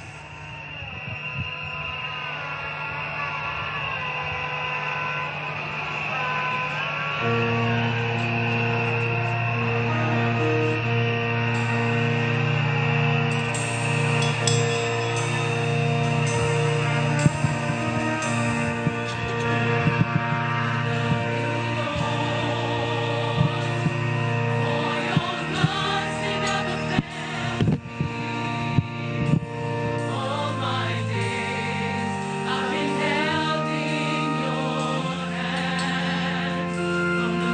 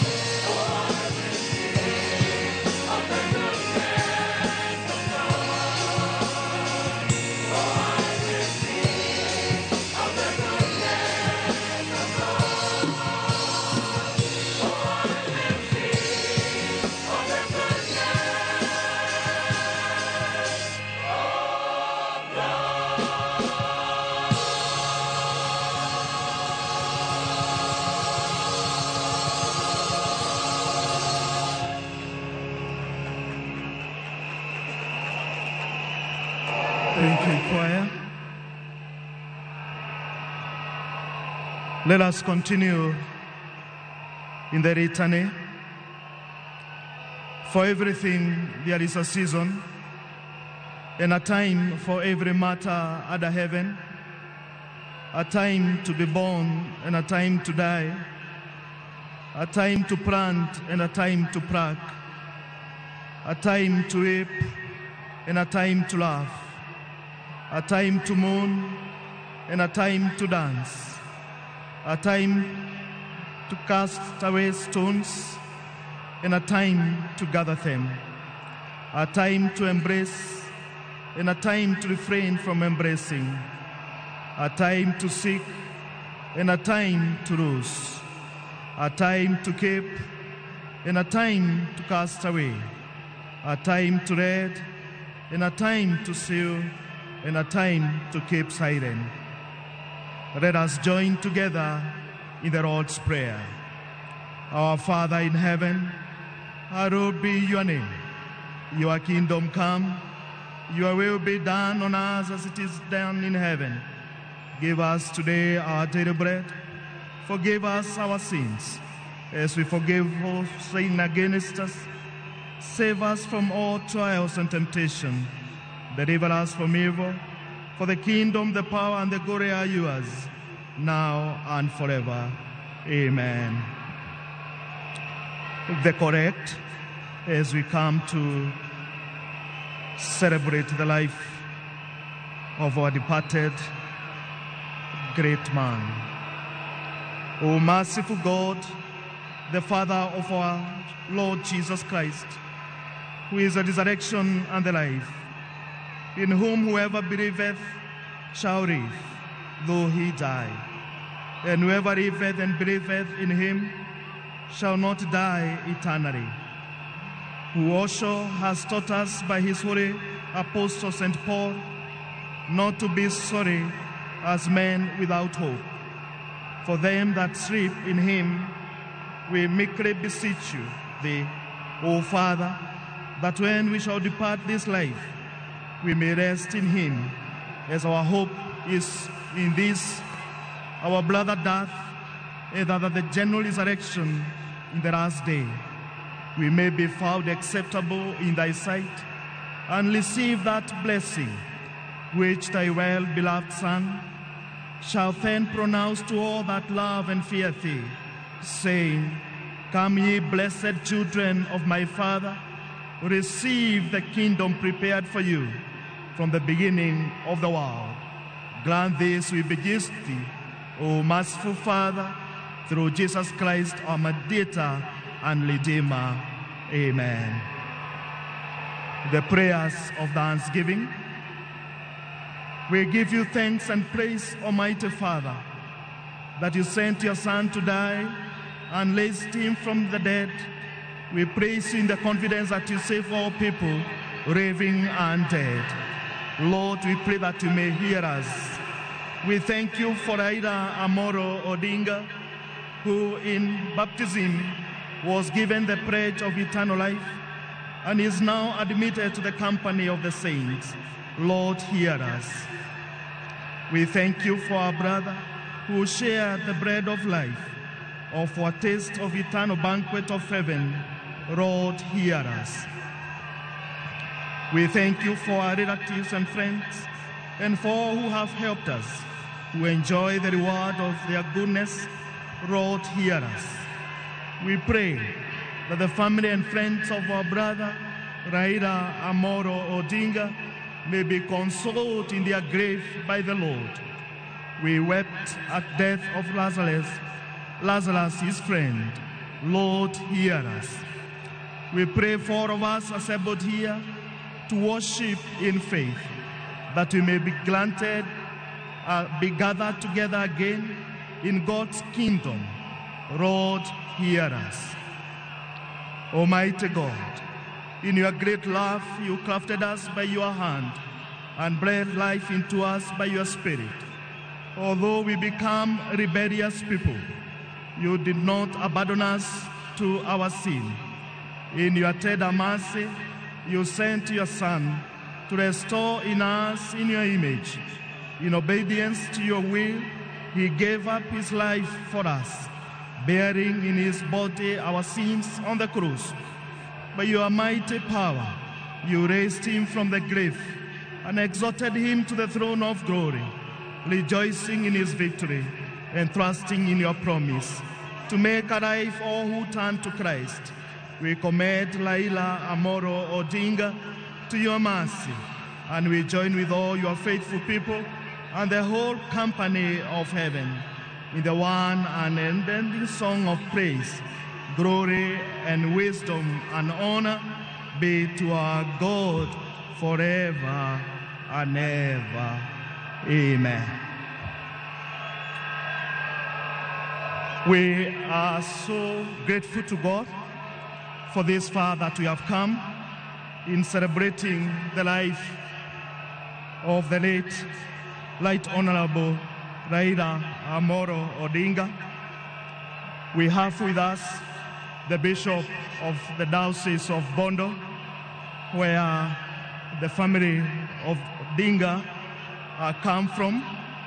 And I take this opportunity, Your Excellency, to welcome Bishop Professor Cordia, who will bring to us a homily at this particular time.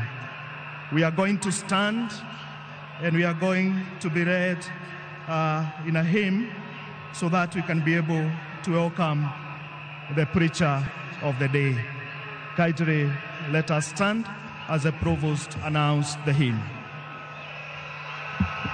When the roll is called up yonder. And as Bishop comes, please we request the marshals in the stadium, if you could kindly help calm our fellow Kenyans who indeed are joyous, but are expressing themselves in a manner that probably makes it difficult for Mama Canon Ida and our family, His Excellency the President and distinguished guests, not to quite follow what's going on. We kindly respect our pain and how we are expressing our grief. We graciously request fellow Kenyans in the stadium, could we maintain some level of calm? Baba Raila Amolo Odinga loved peace. Could we celebrate him in peace so that we hear the bishop speak to us? We stand to sing When the Roll is Called Up Yonder.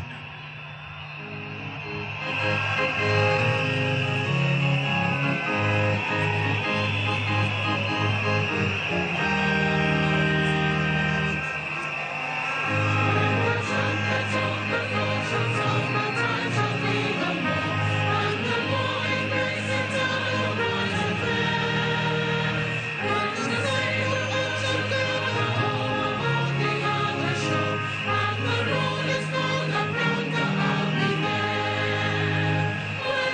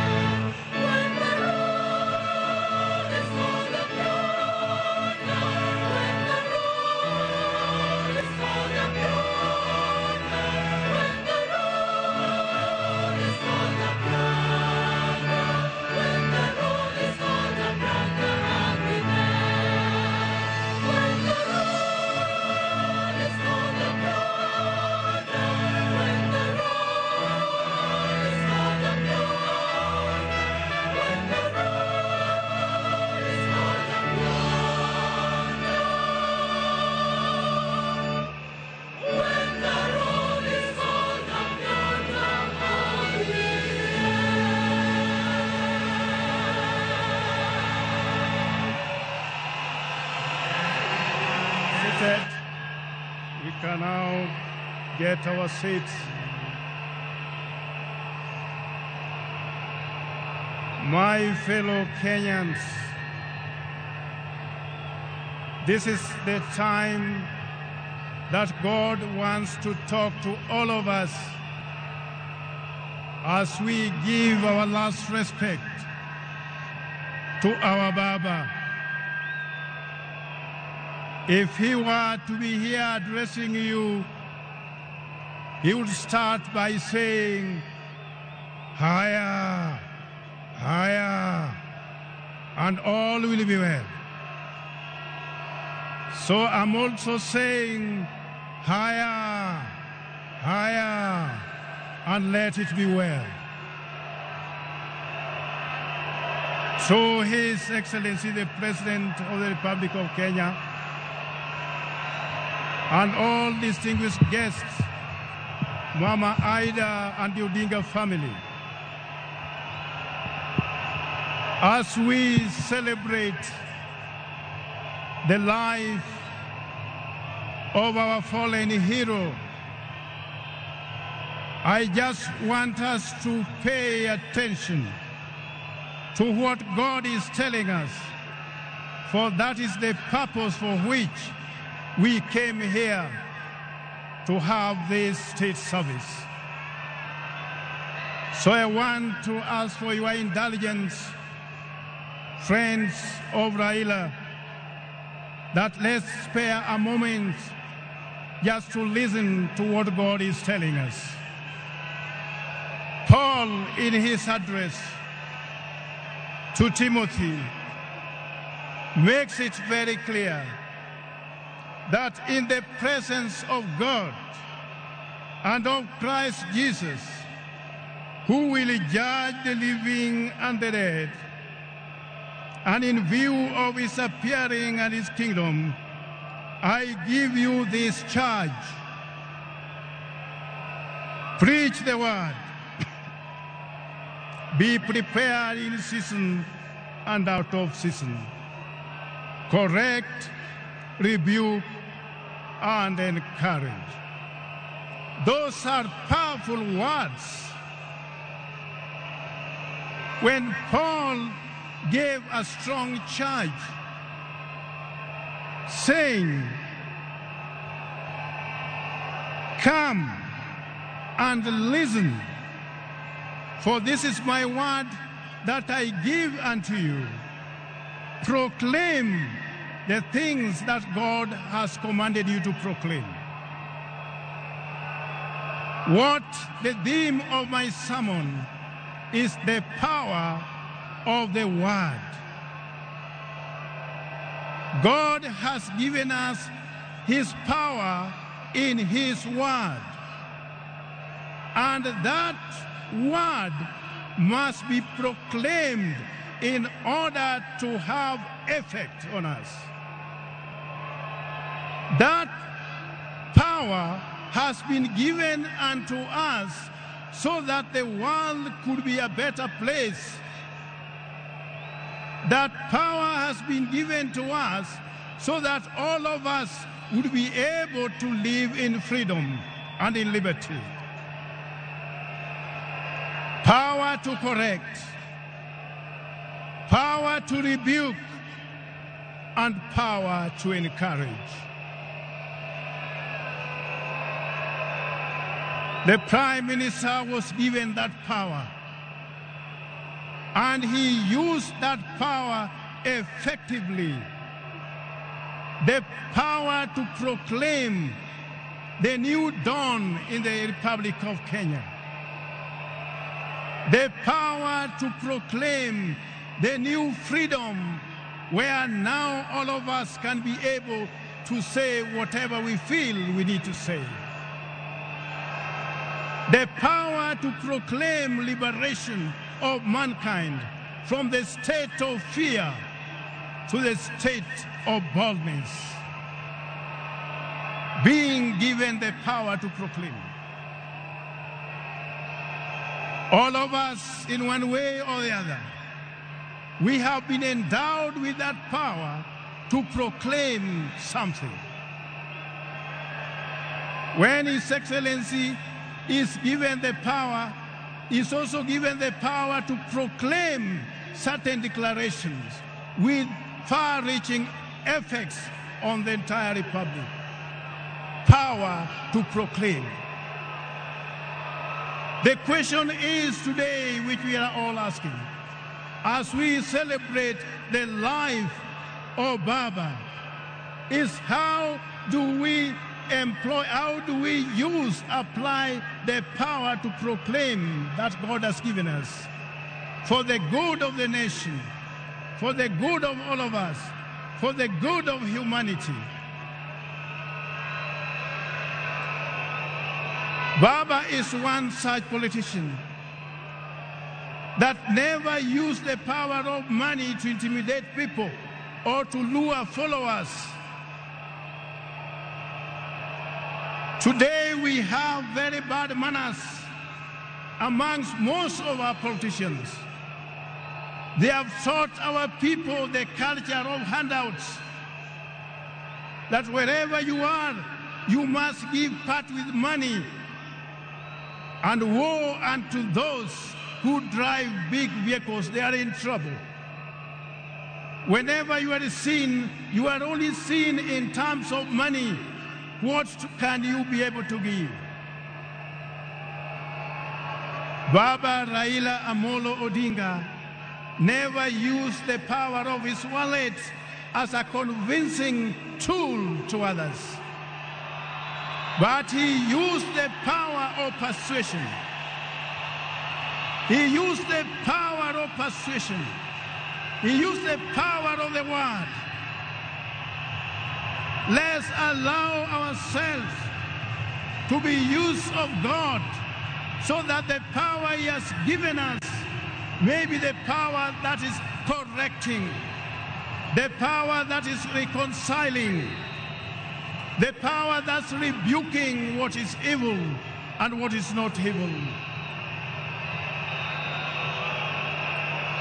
We as preachers, sometimes we are also tempted to fall into temptation of compromising the message that the Lord has given us, because sometimes we feel we must make some people happy. I want to tell you for free that God has called all of us only to proclaim His will. And once we proclaim that, we remain stronger than ever before. We become more charged to speak the truth than ever before. How many can fit in the shoes of Raila Amolo Odinga today? How many can fit in that shoes today as I speak?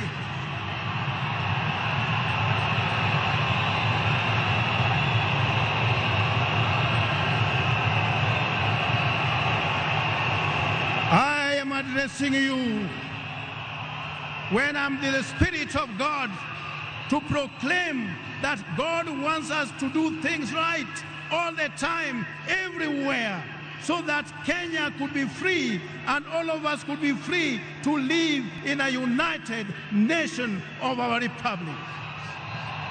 That was the wisdom that God had given him.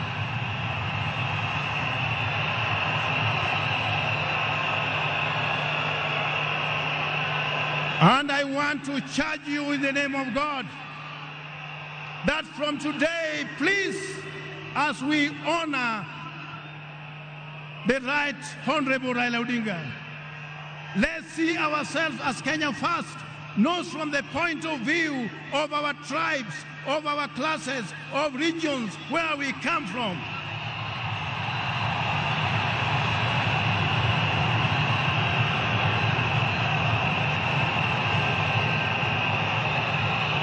Kenya is too small to be subdivided into regions. As I conclude, because I was given only 2 hours to preach, now as I conclude, it is hardly a month ago when I had breakfast with Baba. We were with Mama Ida, And we talked about things touching on the church. And one thing I say, I saw a man who was ready to meet God anytime. I saw in him a man who had made peace with God in everything that he said and everything that he did. I saw in him a man who was ready to walk the journey with the Lord at whatever level. A humble servant that many people never listened to. A man who believed in God that many people did not know. I tell you, as his bishop, he is a person that we have lost. He is a person who was at the heart of our diocese. Some people think that for you to be a good churchman, people must see how you give. Sometimes you give by the right hand, the left hand may not have to know what you have given. A person who knew how to work for his Lord. That is the person whose life we are celebrating today.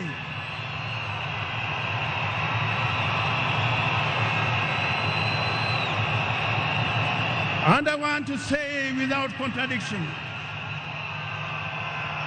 Your Excellency the President, what you have done, this service and this state honor, there is no one who would have deserved this other than the Right Honorable Raila Amolo Odinga.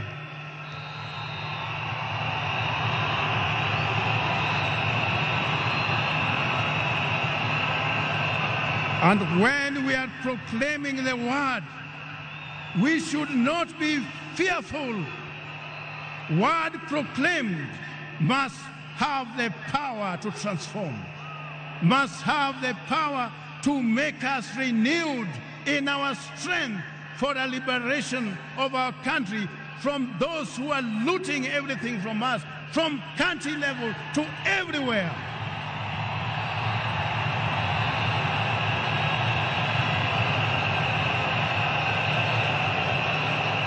If there is anyone here, I want us to make a testament. I want us to make a testament with the people of Kenya.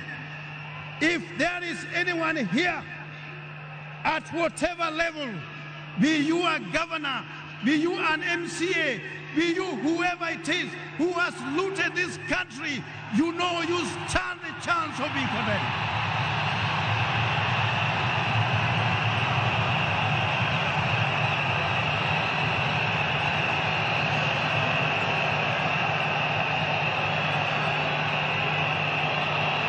So when we are talking about a person of the stature of Raila Amolo Odinga, we are seeing in him those strands of justice which are yet to be won.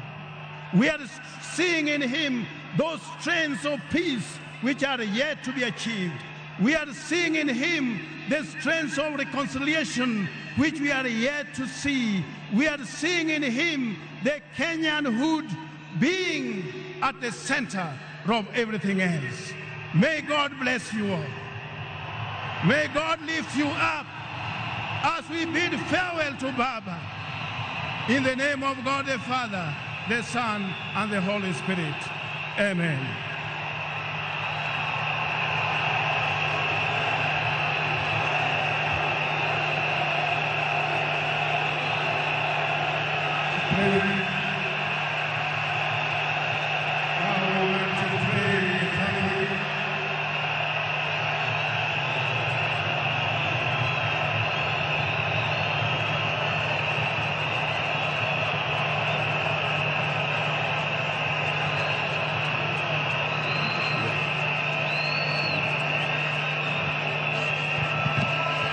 Yes, I want us now to pray for the family.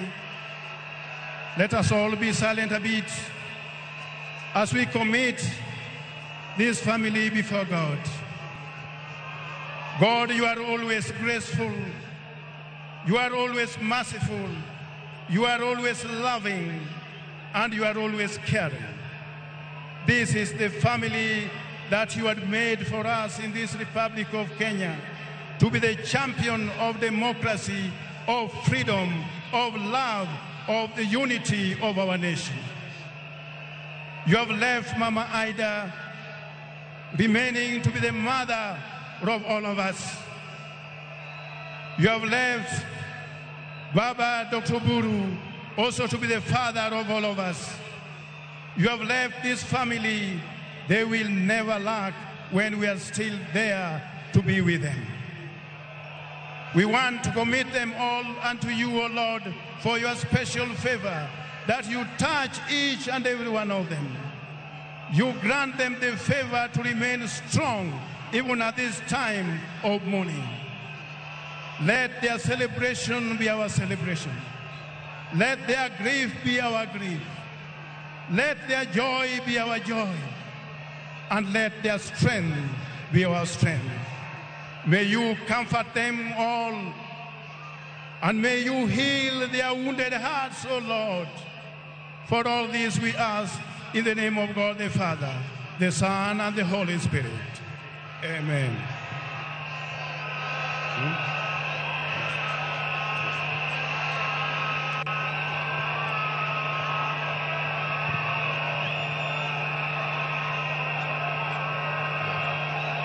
As we now close, we want to go to the commendation. Our brother, Raila Amolo Odinga, may you go into the hands of God, O merciful Savior. We commend your servant, Raila Amolo Odinga, unto you, O Lord. Eternal rest grant unto him, O Lord, and let the perpetual light shine upon him. May his soul and the souls of all the faithful departed, through the mercy of God, rest in peace, rest in peace, rest in peace. Amen. Now I want to hand over the microphone to the state MCA, Mr. Gitonga, to take over from here now. Thank you. We can sit.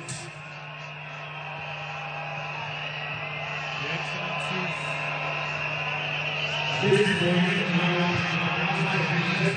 Deputy President, Professor Kithure Kindiki, who will now run the program as from here. Welcome, Your Excellency, the Deputy President of the Republic of Kenya, Professor Abraham Kithure Kindiki.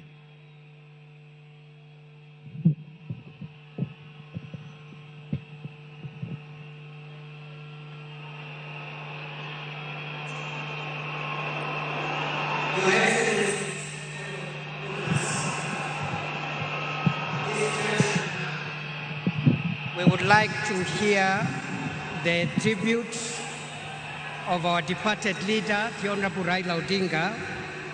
That tribute, the eulogy, will be read by Jaoko Oburu.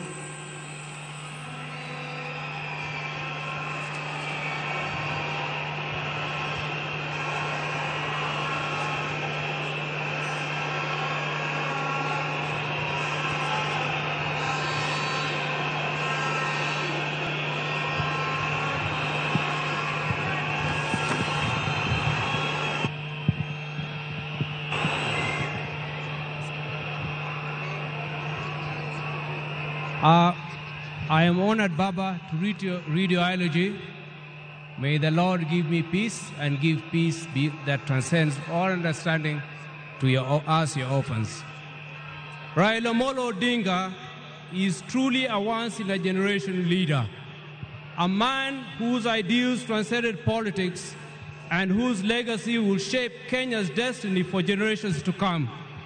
President William Ruto announced the demise of former Premier on 15th October 2025. On the 15th October 2025, the mortal journey of the Right Honorable Raila Amolo Odinga came to an end. But his spirit is immortalized in the story of a life that began on the 7th of January, 1945. For 80 years, he embodied resilience, boundless optimism, a will to test limits, ventured into new frontiers and imagined new horizons, all in a steadfast love for country. He was a leader who never wavered in his belief in the good of his people. Raila Odinga lived a life of purpose. He chose to fly high, urged the nation to dare, and challenged Africa to fight for its place in the world and retrace the dreams of the continent's founders. Over the past 3 years, we have witnessed an outpouring of emotions of a nation gripped in grief. Africa has grieved for him. Indeed, the world has grieved for him. Our nation and the world struggling with the question, did we really know him in his fighting to find hope in his enduring legacy? Raila Odinga may not have been there to fight the country's war for independence, but he bows out as an undisputed leader of the national rebirth of the Kenyan nation.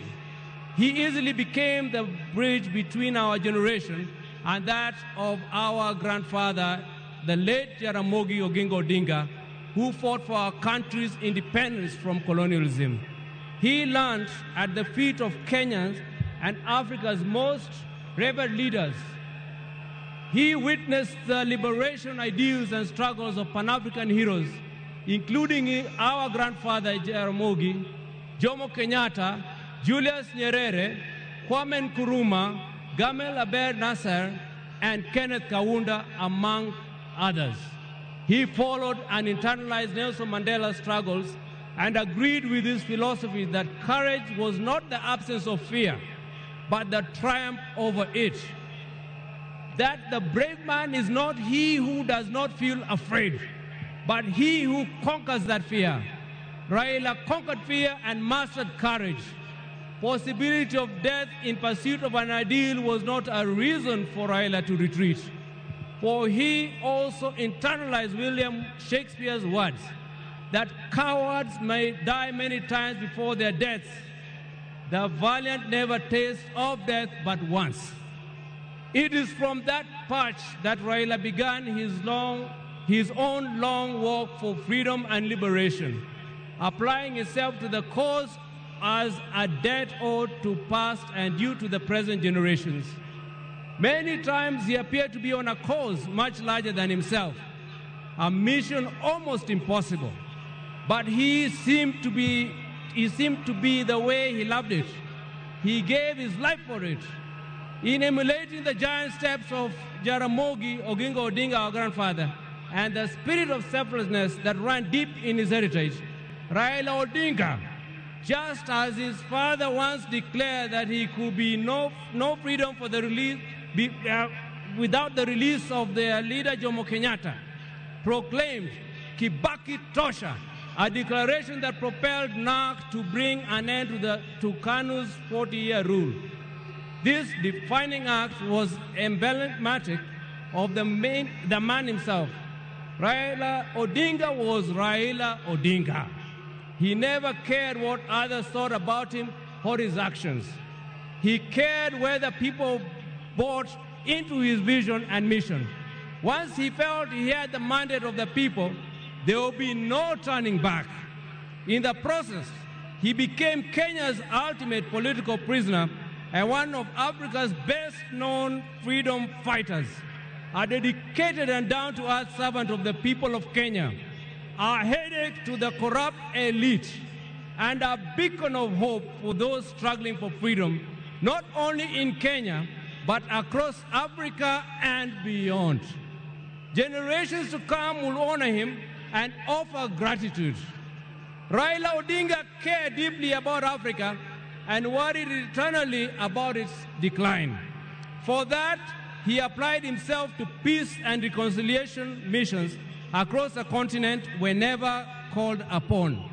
During the 90s, he worked closely with the International Republican Institute as a resource person for peace and conflict resolution in the then war-torn countries of Mozambique and Burundi, and offered similar support to peaceful electoral processes in Nigeria and Zimbabwe.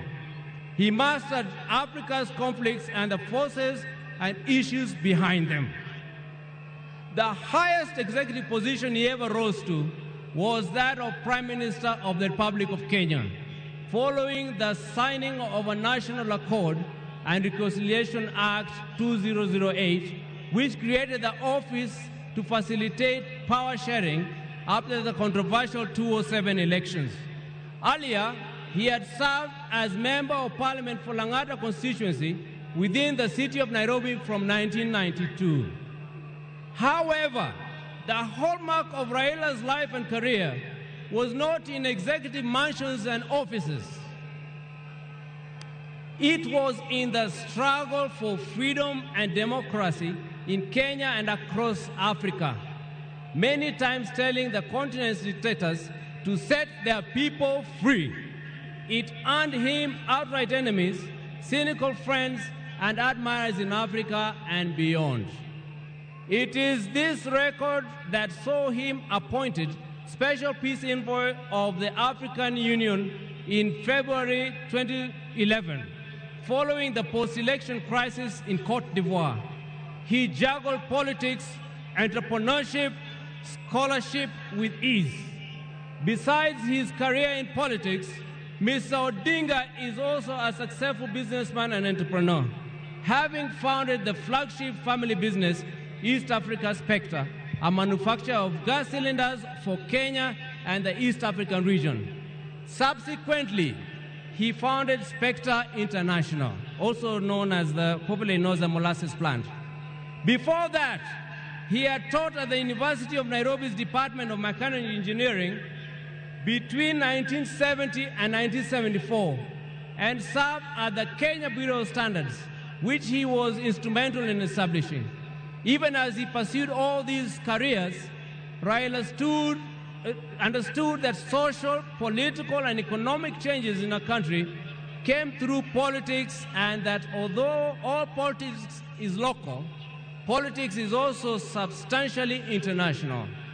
So even as he appeared to be rabble-rousing in the trenches of Kibra and Kondele, he understood that an hour comes when he needed to dust himself off and sit in boardrooms or take a plane to global capitals to negotiate politics and policies. He did that effortlessly, moving from dusty Kamkunji grounds to a meeting in diplomatic circuits of the country within the hour. It was normal for Raila to be tear-gassed, water-hosed, and even shot at, only for him to show up at the boardroom for meetings with his tormentors as if torture at the field did not happen. He understood the place of man-to-man negotiations in the quest to influence policy and power. Raila disagreed fundamentally with many politicians about the state of the Kenyan nation and how to transform it. But those disagreements never stopped him from sitting down with those he disagreed with or sympathizing with the views of fellow politicians.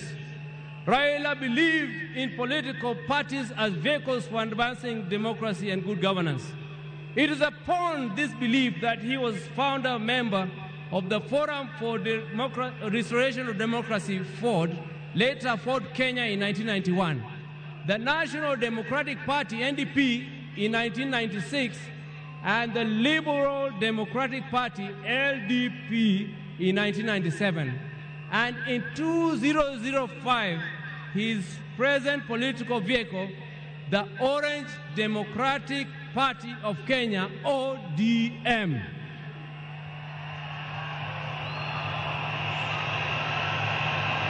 In 2013, he led his party into coalition with other parties to form the Coalition for Reforms and Democracy Code, on whose ticket he ran for president. He challenged the election results at the Supreme Court, which ruled in favor of his opponent, he accepted the verdict and took up the leadership of the opposition.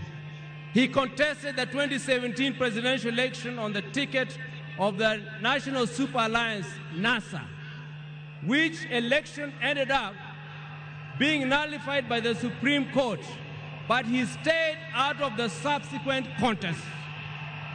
Mr. Odinga was again picked by his coalition, Azimio la Umoja One Kenya Coalition Party, for the presidency in 2022, whose results were confirmed against him by the Supreme Court. He accepted the verdict and has led the opposition coalition. Raila's early life prepared him to be a consummate African and citizen of the world, with early education in Kisumu and Siaya before leaving for Germany, where he began his high school education at the Herder Institute of Leipzig. He later transitioned to the Otto von Gutenberg University in Magdeburg, in the then East Germany, where he obtained a Master of Science in Mechanical Engineering, specializing in production technology. In February 2024, Raila visited and extensively toured the two institutions, reliving his days there and recalling that when he arrived in Otto von Guerre, there was not more than 5 black students in the whole college. As a leader, Raila believed in and exercised unity, selflessness, sacrifice, collective leadership, humility, honesty, discipline, and hard work. Other than Kenya, Raila's other greater love was Africa. He celebrated the continent's potential and mourned its poverty. He mourned the death of leadership on the continent and felt the pain of its people being left behind by less endowed regions of the world because of failure of leadership.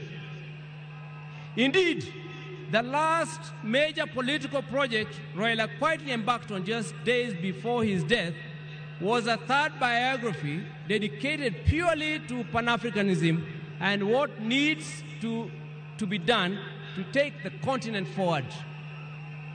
In October 2018, Raila was appointed as the African Union High Representative for Infrastructure Development in Africa.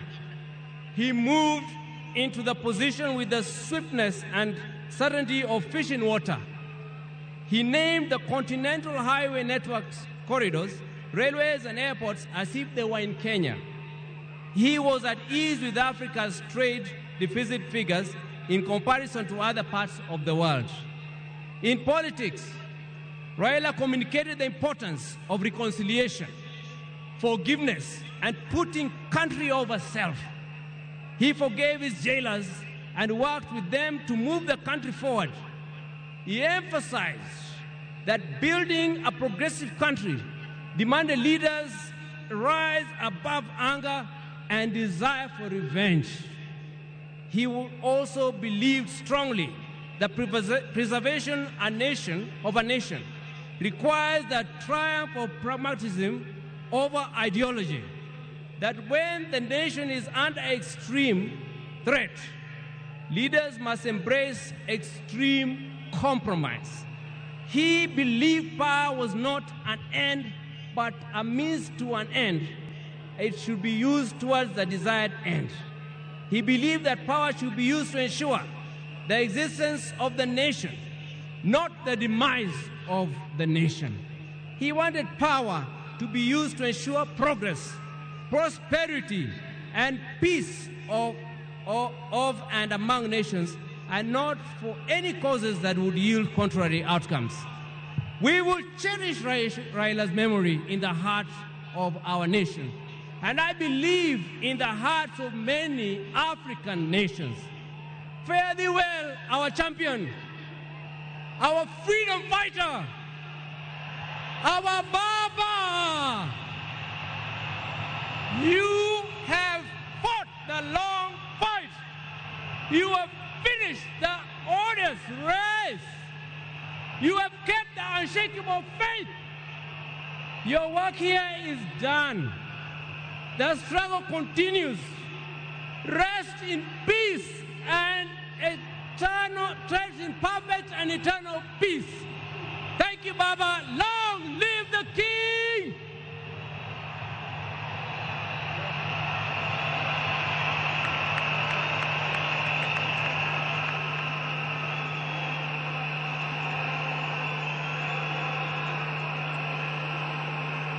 Thank you. Thank you very much. We are going now to receive the following family members to eulogize their father, Winnie Odinga, Raila Odinga Jr., Rosemary Odinga, and later on, Mama Ida, and Mzee Senator Dr. Oburu Oginga will close that chapter on the family tributes. Karibuni.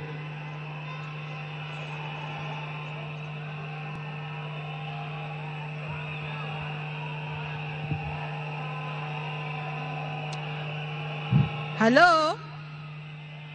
Hello? Hello?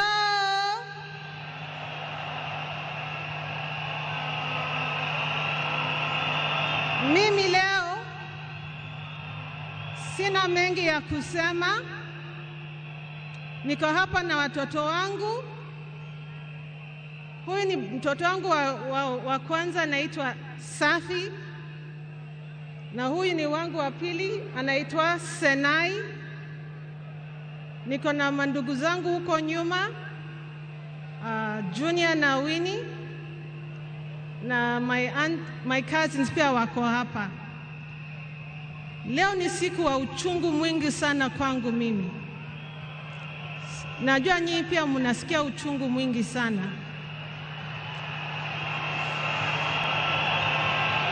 Kwa sababu hata baba alikuwa baba wetu, alikuwa baba zetu sote. Naomba niseme machache kwa Kiingereza tafadhali. Ladies and gentlemen, of course all protocols observed. I'm a bit today I'm feeling very, very sad. I did not anticipate to speak today, and there's so much I can say about Baba, but at the same time, we don't have enough time for me to say it all. To me, he was my advisor. He was a friend. He was also someone who understood me very well and my children and my siblings. I remember the day I received the message. I was seated on the table, just finished my breakfast. And then my brother Junior called me. And he asked me where I was. And I told him, nimekaa kwa meza, I'm seated at the table.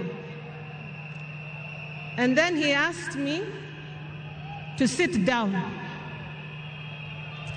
And I asked myself, now do I sit on the floor, or sitting on the table or the seat at the table is good enough? I was so confused. But then Junior then told me that our father was no longer with us. Until today, it is still very difficult. Ni uchungu mwingi sana ambao tunahisi kama familia. Na leo hii tunakuja na nyinyi pia, ndio tuombeleze na nyinyi pia, Kenya mzima na dunia nzima. Nataka tu kusema asanteni sana kwa kusimama na sisi, na tutaendelea kusimama pamoja, na Mungu abariki Kenya mzima na bariki dunia mzima. And thank you all. Asanteni sana. Mungu atupe nguvu. Mama, Mungu akupe nguvu. Thank you so much. Sina mengi ya kusema. You're okay?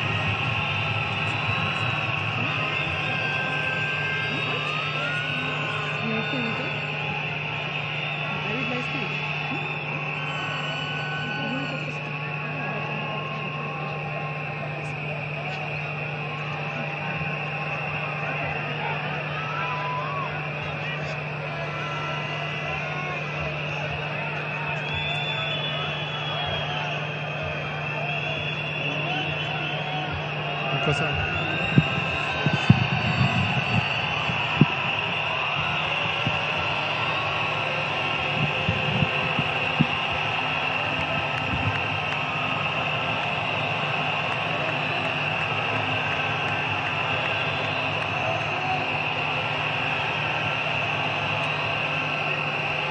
Sawa. Haya. Haya. Okay. Tulia, wacha nisome. A tribute from Raila Junior Odinga.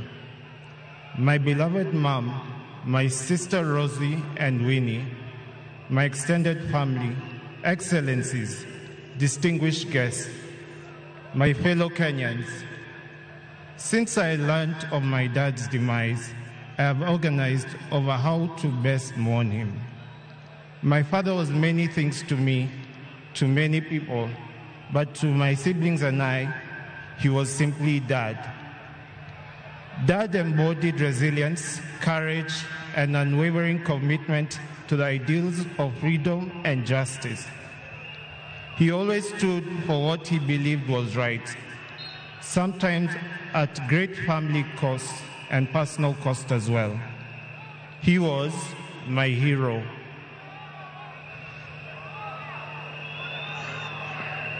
And his legacy lives in me, in my siblings, and in all those whose lives he touched.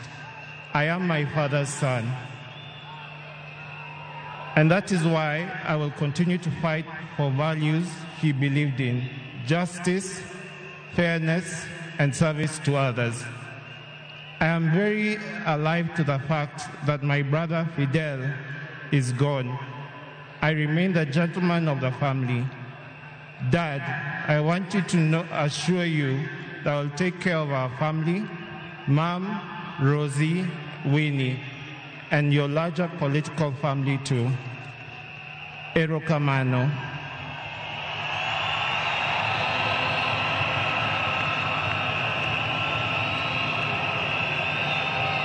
Aya, hii sehemu, the refrain is Asante Baba. Nikinua fly risk, mnasema Asante Baba. Tujaribu mara ya kwanza. Asante Baba. Thank you for the gift of life. Thank you for giving me your name and for never heaping the weight of it on me. Asante Baba. Thank you for the beautiful childhood that through the challenging times. Asante Baba.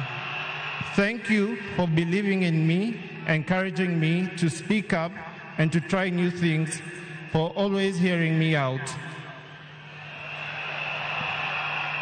Thank you for standing by me even when I fell short or outright failed, and for always showing me grace. Thank you for your wisdom, your guidance, and your unwavering love, not just for me, but our entire family. Mama, Fidel, Rosie, Winnie, Yvonne, Lion Amolo Odinga, Jaramogi Oginga Odinga. Thank you for grounding me in ways more of our people and encouraging me to be a man. I will deeply miss our family moments, our laughter, our conversation. I will miss watching Arsenali with you. I miss Arsenali.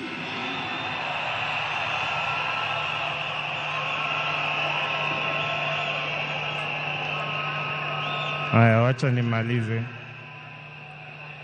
I thank God for you and for everything you have meant to me. You have run your race with honor, and may grace now lead you home. May the ancestors receive you and rest well. Nindikwe, Baba, Aheri, Asante Baba, Asante Baba, Asante Baba, Joey, Joey, Joey.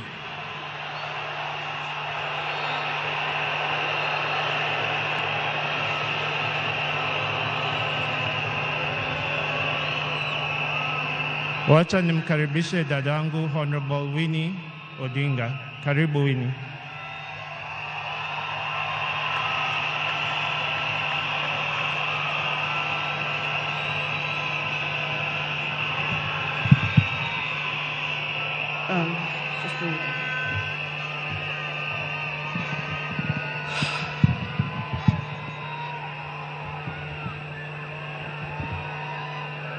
Hey.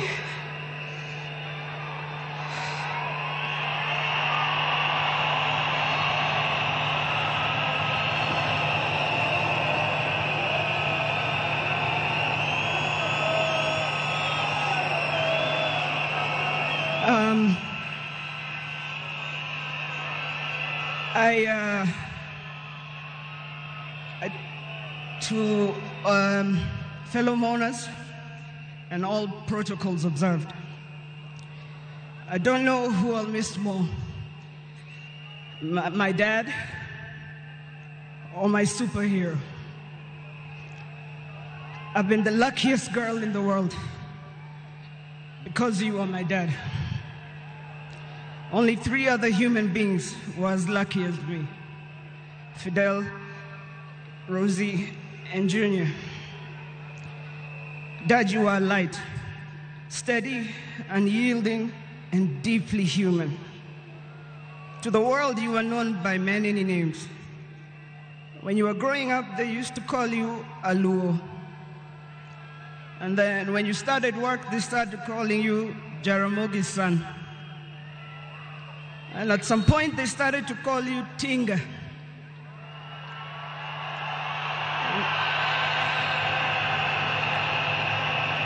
At another point, they started to call you Aguambo.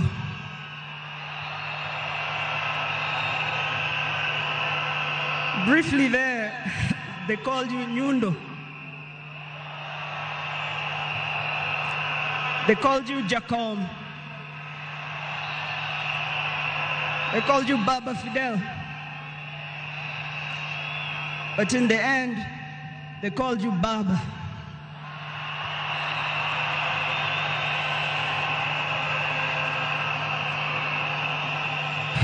To me, you were simply Dad. A man whose presence froze rooms around the world. Our home was the Vitendawili testing ground, filled with trivia, quizzes that challenged the 4 of us, in a good way sometimes.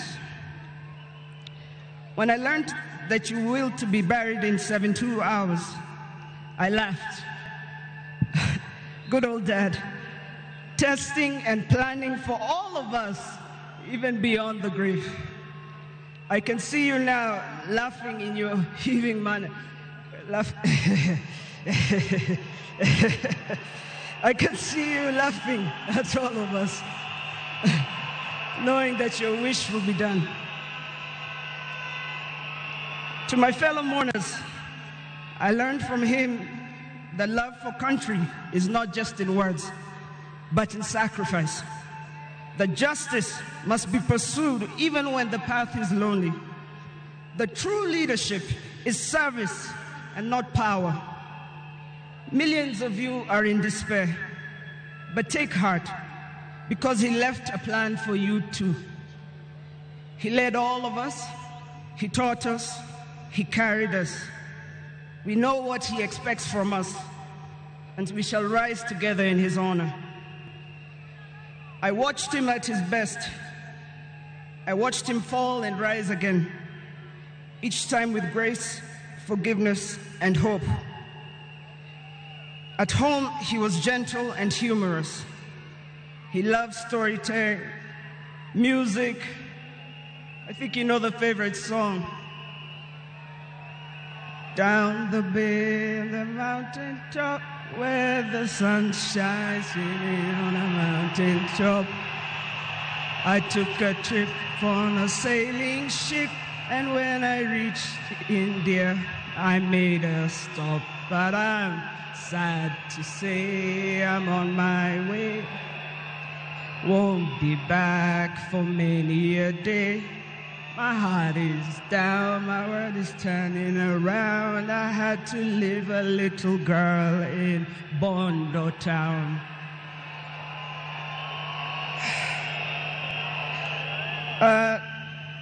Dad loved his grandchildren. Safi, Fidel's son Alai, Junior's son Lion, Sanai, and Jaramogi. He loved you with all his heart. Even in the busiest moments of national duty, he would send me to check on all of you. I now know it was to remind us to stay grounded, for me to teach you how to dream boldly and to always stand firm for what is right. Today, as we celebrate his life, I choose to remember not only the leader the world knew, but the father I loved with every fiber of my being. The biggest part of me died on the 15th of October, 2025. But the spirit of the lion roars on forever. Fellow mourners, I was with him in India when he took his last breath. He died in my arms. But he did not die like people have been saying on social media. Every day, he was waking up and walking. And every day, he would do 1 round. The next day, he would push 2 rounds. That morning, he pushed to 5 rounds. He died strong, when with dignity and with pride. And you must be proud of that. You all must also walk with your heads held high and walk strong and proud that he left as a gentleman.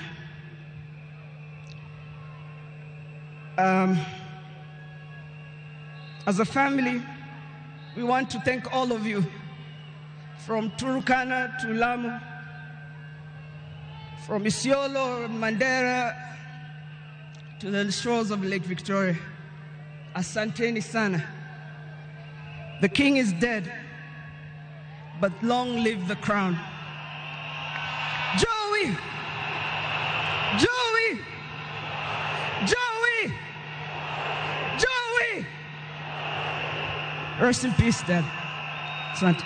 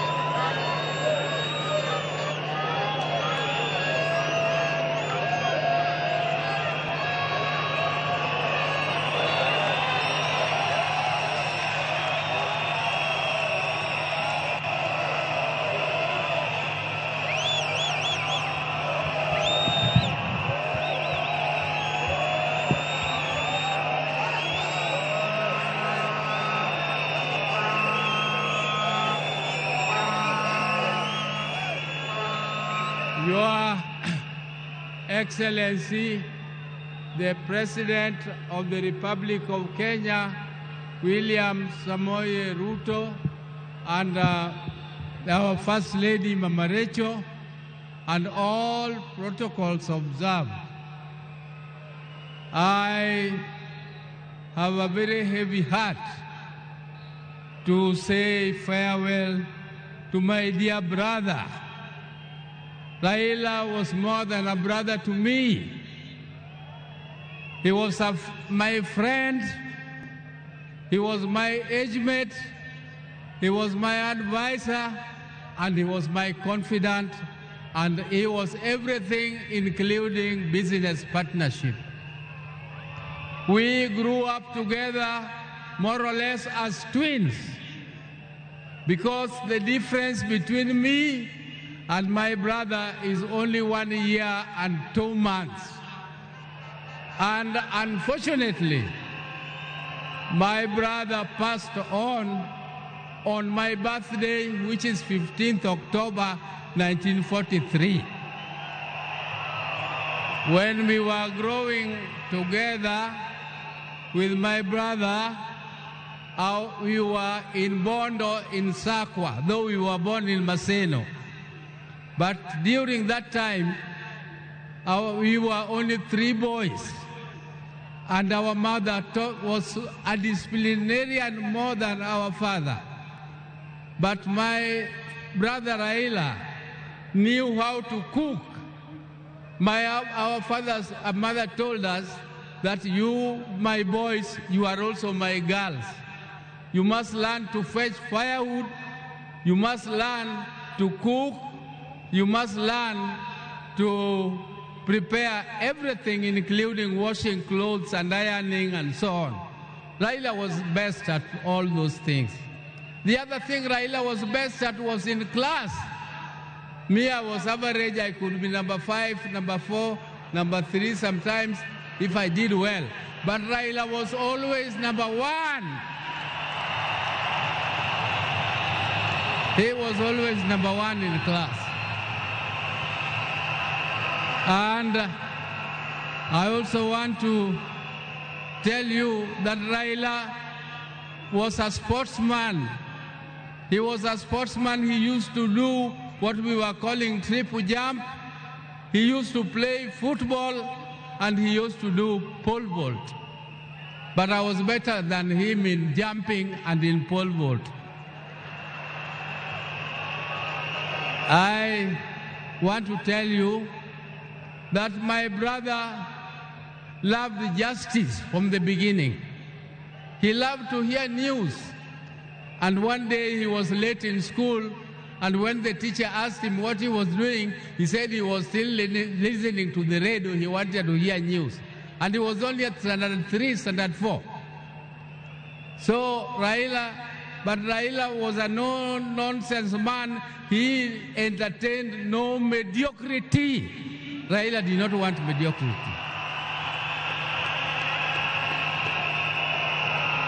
If you came across him with lies or something mediocre, his left hand was very fast. He could give you something to teach you a lesson that you must always be truthful. He protected me and my brother, the later Gola, because he was more brave in confronting anybody who attacked us. Ladies and gentlemen, I can tell you the story of Raila the whole day, but that is not my intention today. My intention is to tell you that even though my brother was almost the same age as me, but younger than me, I can tell you that I respected him as my leader in the political arena.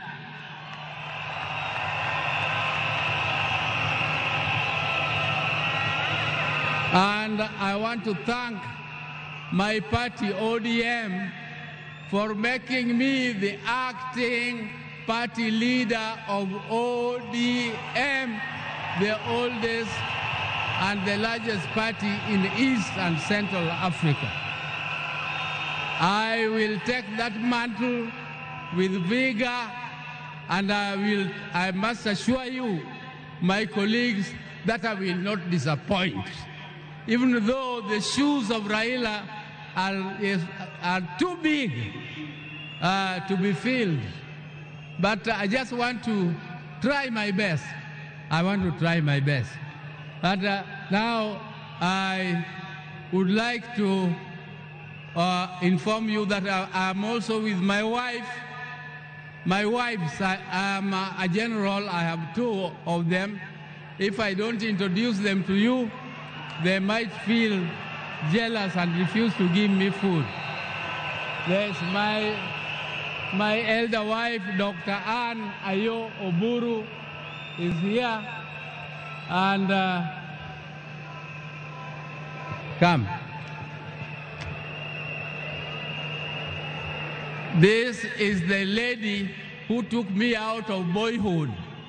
She is a doctor, she is a pediatrician, and she is the one with whom we grew together.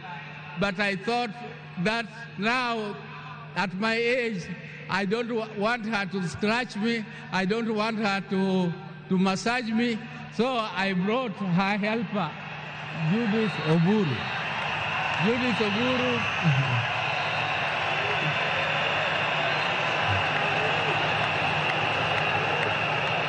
Judith Oburu here works with NSSF, and she is also an accountant by profession.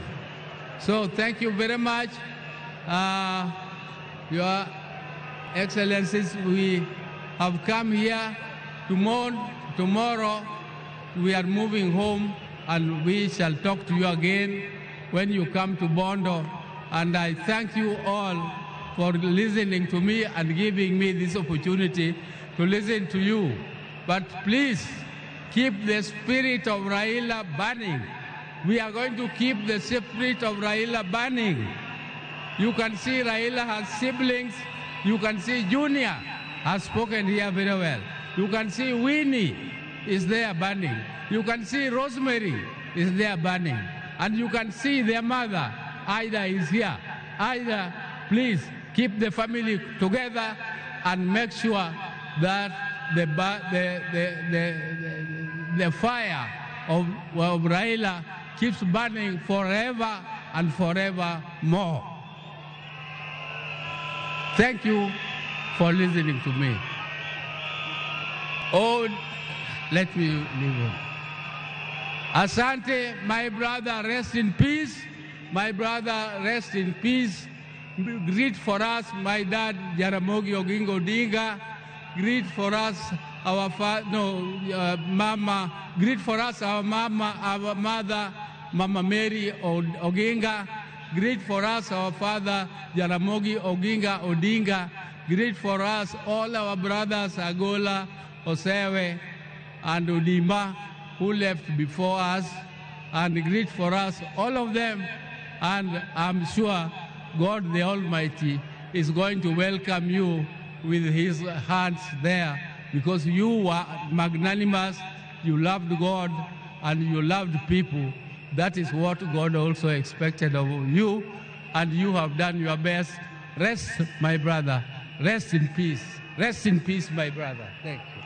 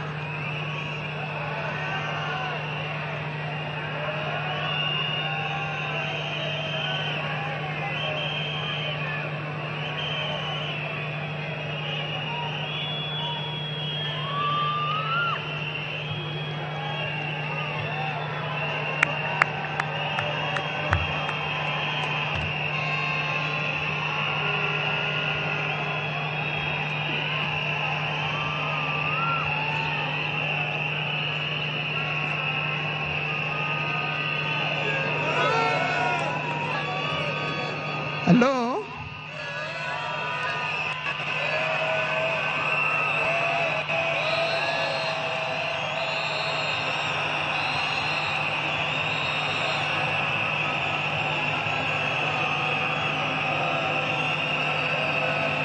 Thank you. Thank you. Thank you. To His Excellency, the President of the Republic of Kenya, His Excellency William Samoei Ruto, and Her Excellency Lady Rachel Ruto, the former President Uhuru Kenyatta,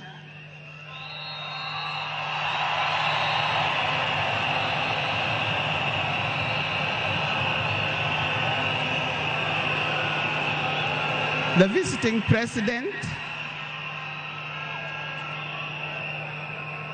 president, past and present, the deputy presidents, all distinguished guests, ladies and gentlemen, and watu wetu wa Kenya kwa jumla, hamjambo. Today is a very unique day. It is not every day that I would be standing here to say something to the nation and to the world about my dear husband, Raila Amolo Odinga.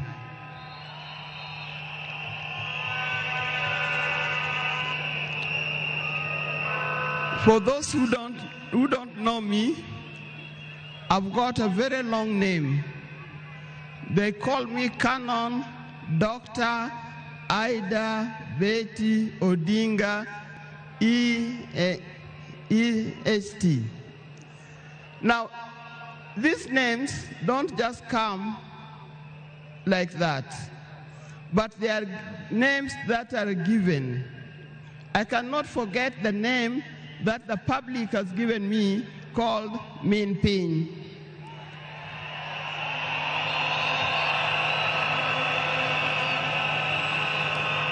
That name is a very heavy name because it is a name that puts a lot of responsibility to the owner of that name. I'm also gotten the name of Peace Ambassador. And for that reason, even before I say something else, I'd like to say something about peace. One thing that I know that Raila stood for, and he keep on repeating, is that we need peace in our nation, we need peace in our homes. And peace will not survive in a situation, in a chaotic situation. For that reason, I appeal, today I appeal, let us mourn Raila in peace. I know you are all concerned, I know you are all mourning, you are sad about this, but let's keep peace so that the peace can prevail, not only here in the stadium, but also in the rest of the country. Coming to talk about my dear husband, Raila Amolo Odinga. I first met Raila way back in the early 70s, and we got married in 1973. For that reason, I've lived with this man for 52 years. Many of the people that I see or who are in this stadium could have easily be our children. No wonder you call him Baba. That name did not come from nowhere, but came from the experience and the life that he has lived with and relationship that he has had with some of these people. During our union, we were blessed by 4 children. First, we had the first child was called Fidel Castro Odhiambo Odinga. When Fidel was born, I was a bit hesitant the way he gives the name. I say, why do you call him Fidel? Then he said he was a great admirer of Fidel Castro, and therefore he named his first child Fidel Castro Odinga. Later, we had the second child, Rosemary, and here again, Rose is the name of my mother, and Mary is the name of his mother. We combined the two names together, and we called the child Rosemary. It also has a meaning to us. When it came to the third one, and he named after his best friend and his cousin called Raila Kembo, with whom they shared the name. So we ended up with Raila Oginga Odinga. Last, there was a big gap, and I'll explain to you. Last came the fourth child. The fourth child, when I went to the hospital, and you know those mothers, or well, you know, you end up somewhere in labor ward. And I was watching the television. And on the television, that's the time when Nelson Mandela had come out of prison. It was he's been there for 27 years. Raila also had been in prison, but that's not why we named her Winnie. And I was watching the television, I could see Nelson Mandela and Winnie Mandela holding hands as Mandela walked out of the gates of the prison. By then, I didn't know what kind of child I was going to get. But then I said, if it's a boy, we'll name him Wilson Mandela. But if it's a girl, will be Winnie Mandela. And therefore, Winnie Mandela arrived. And that's the fourth child. I see when you look at this naming of the children, I know these days you can name your child anything that you want, but I'll appeal to those who are still having babies. Give your child a meaningful name, because you name them people you never saw, you never heard of, simply because it saw the name written somewhere. There's nothing wrong with giving our children the names of the people who in our lives we think are the heroes. Our life was not smooth life. Just like any other family, there's been ups and downs. But as we continue living together, we've learned how to cope, because we all have weaknesses and strengths. We learned to talk straight to one another. We learned to speak the truth, and we learned to forgive and move on. Now, that forgiving spirit was not only in the home, but is something that has spread to the Kenyan. You've seen how many times he has tried in the elections, but that forgiveness is a paramount. So please don't carry grudges from one generation to another and from one group to another. We are all Kenyans. We are all Kenyans. We are sisters and brothers. We must learn to forgive easily and build together Kenya.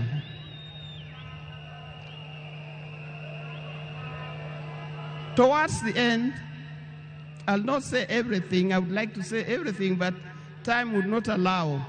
And a span of 52 years is not a short time. I hope that when I get another opportunity on Sunday, I'll be able to say more. But one thing that he kept on repeating to me is that we must urge Kenyans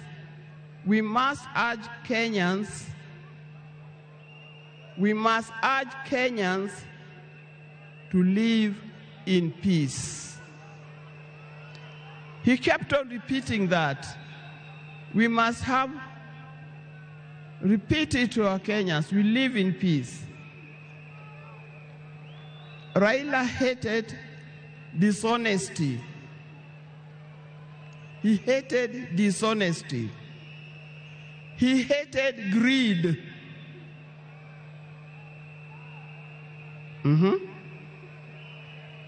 The greed that have affected the main fabric of our society.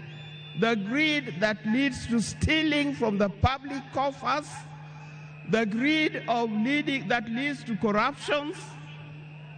That's the kind of thing that Raila would not have liked to see. So, you people, you Kenyans, I'll tell you more. But I thank you, those who have come and those who are watching us from other places. I thank you for standing with this family. I thank you for being here for us. And I thank you for helping us to mourn Raila. May his soul lie in eternal peace. And for the people of Kenya, I wish you well, thank you, and may God bless you. Thank you.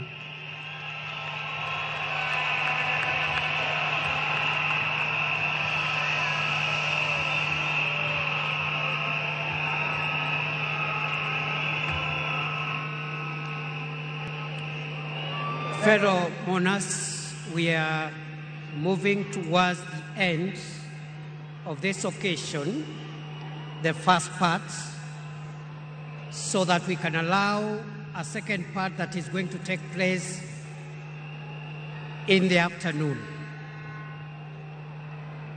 On behalf of Senator Dr. Oburu Oginga, who has been the co-chair of the National State Funeral Committee for the late Prime Minister Raila Odinga, I want to thank the people of Kenya and the people of the world for mourning our departed leader with dignity. I would like to just clarify that Senator Oginga has spoken in two capacities. First, as a member of the family,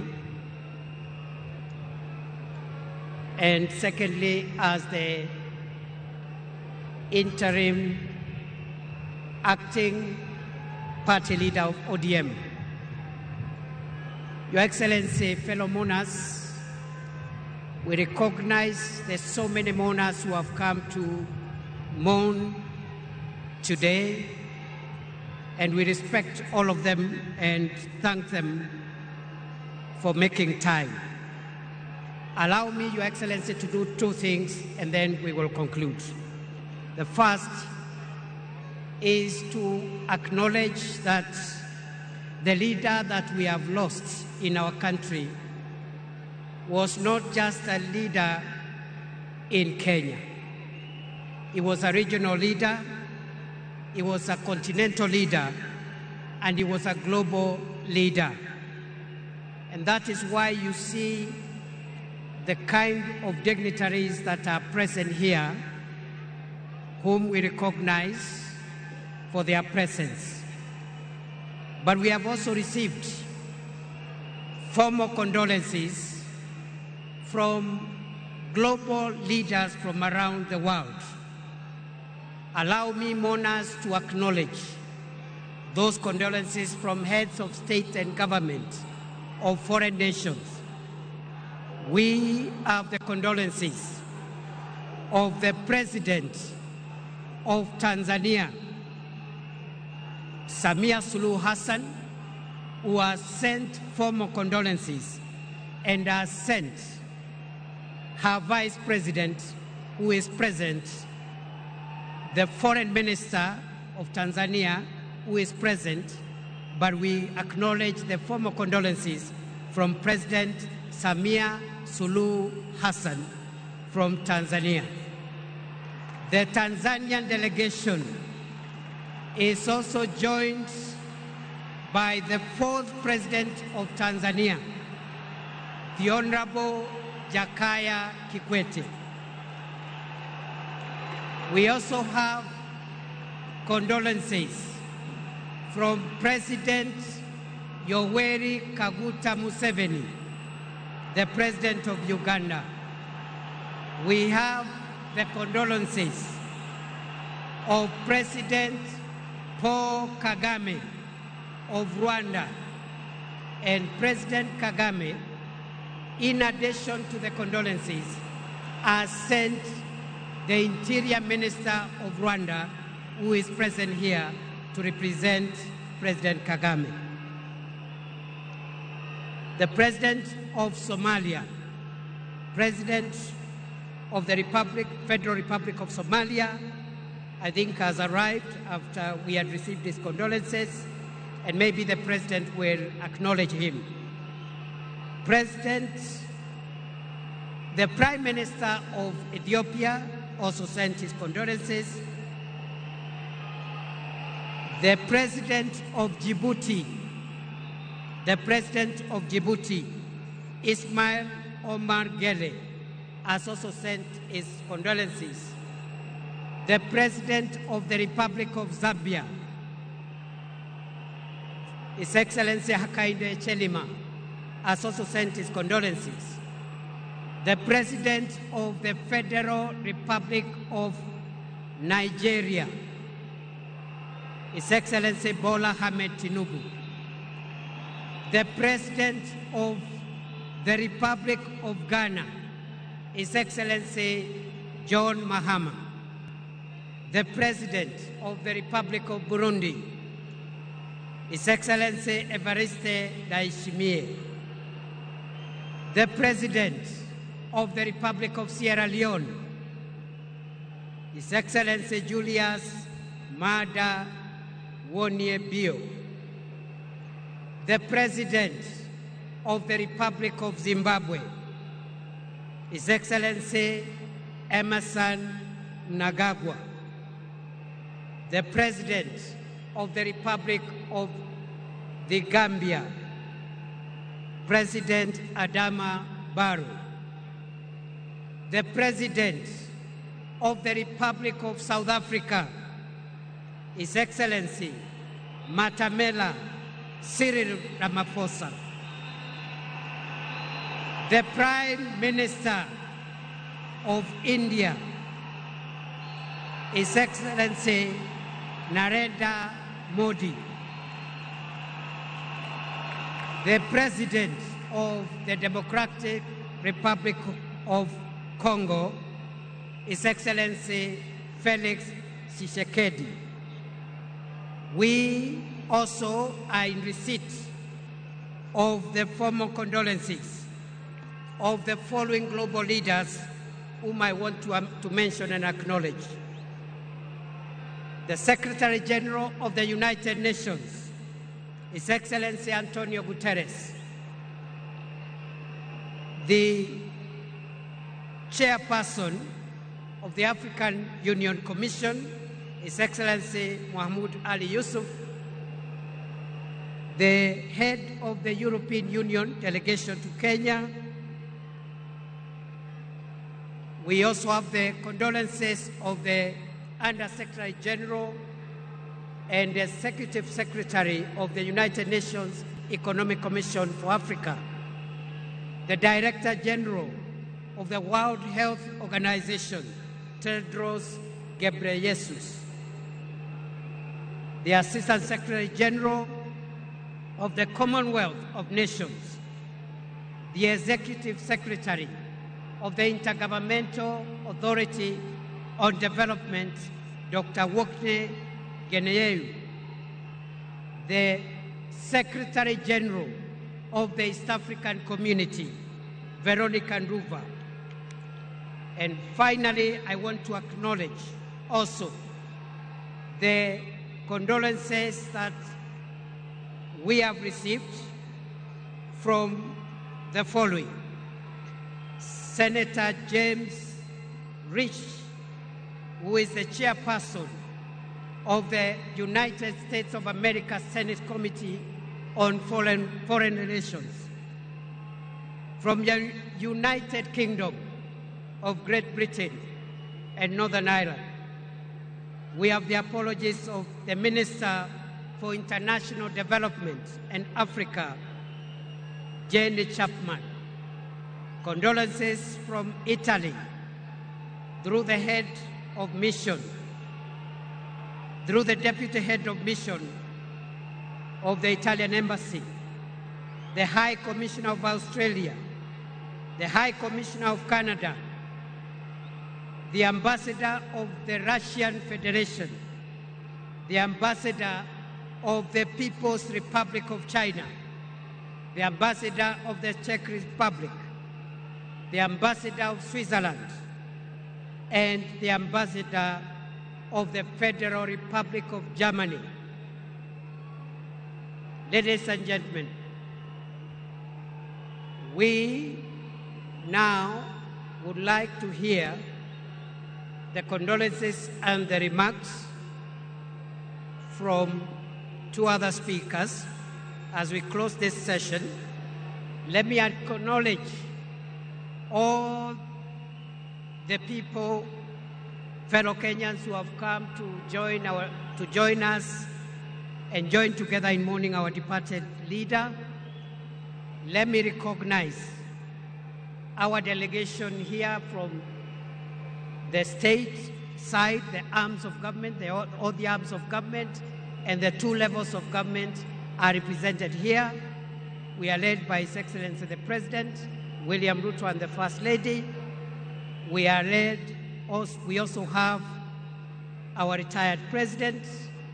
We have the speakers of the two houses, the Chief Justice, members of the Cabinet, Principal Secretaries, the military command, led by the Chief of the Defense Forces.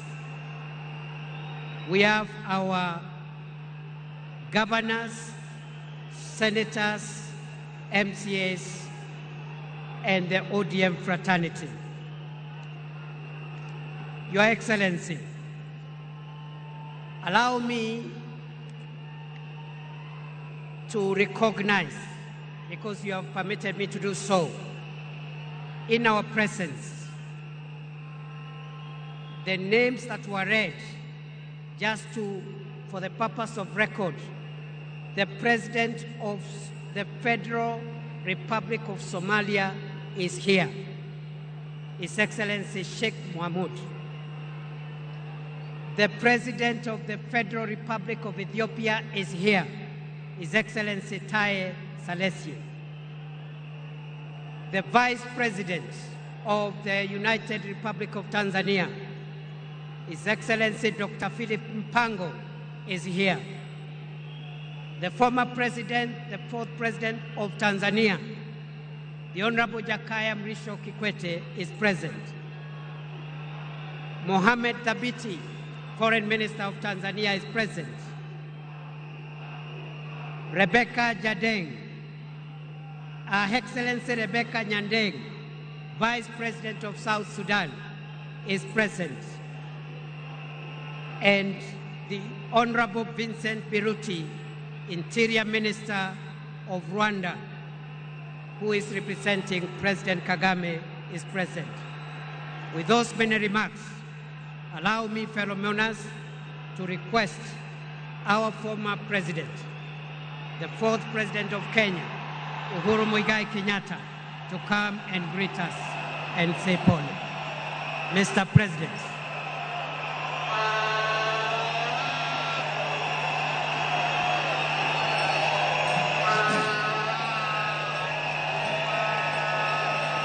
Asanteni sana.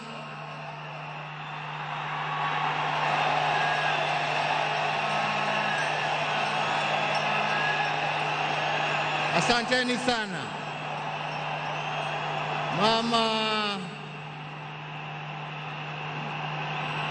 Mama Aida Odinga, Rosemary,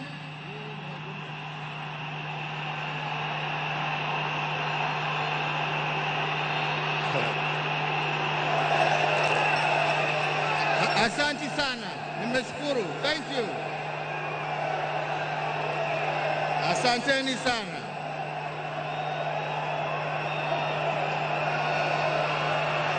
Asanteni.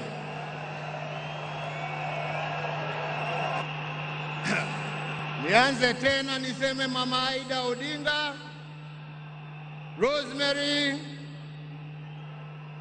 Junior, Winnie na familia yote ya mwenda zetu, rafiki wetu, Mheshimiwa Raila Amolo Odinga.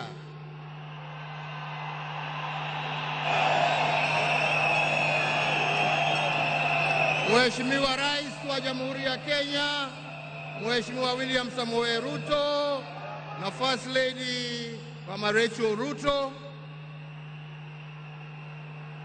viongozi wa nchi za kigeni na majirani ambao wametutembelea kuja kuomboleza na sisi, waombolezaji wenzangu, hamjambo? Hamjambo tena. Asanteni sana. Tuko hapa pamoja kama Wakenya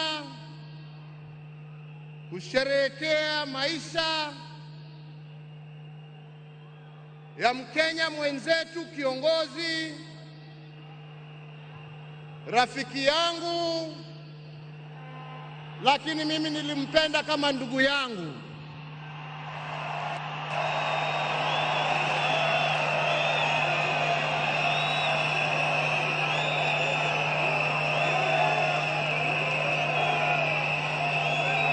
Mheshimiwa Raila Amolo Odinga, vile tumeambiwa hapa, tulimjua kwa majina tofauti: Agwambo, Jacob, Tinga.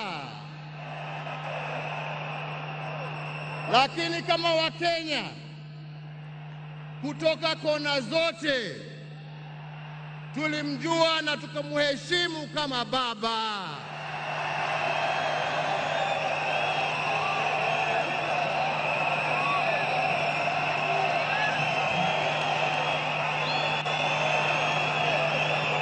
Na tulimuita baba kwa sababu Mheshimiwa Raila Amolo Odinga alipenda nchi yake Kenya kuliko kitu kingine chochote.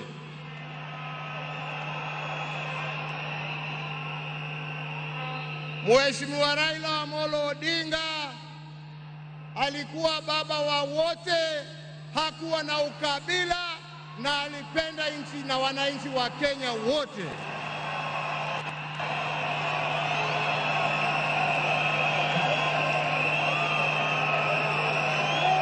Na testimony hiyo yaoneshwa na marafiki tofauti ambao ukienda kumtembelea kwake nyumbani ulikuwa unawakuta huko.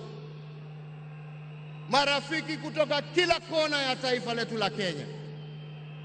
Raila alikupenda kwa sababu ya maono yako, alikupenda kwa sababu ya fikira zako, alikupenda kwa sababu ya vitendo yako, lakini sio kwa sababu ya rangi yako ama kabila lako.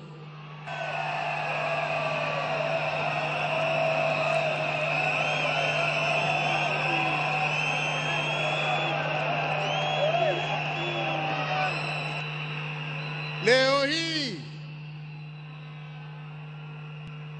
Kenya imepoteza kiongozi ambaye historia ya demokrasia katika taifa letu la Kenya haiwezi iandikwe bila la jina la Raila Amolo Odinga kuwa nambari moja.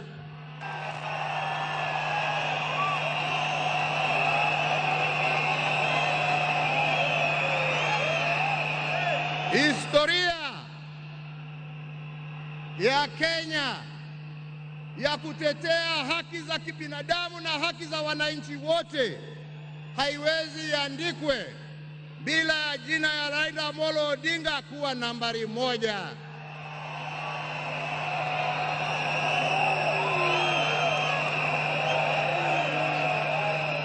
Historia ya ungatuzi na kuhakikisha ya kwamba wananchi kule mashinani wana uwezo ya kujiongoza na kujitawala na kuwa na viongozi ambao wanatekeleza shida za wananchi kule chini, haiwezi iandikwe bila ya jina ya Raila Amolo Odinga kuwa nambari moja.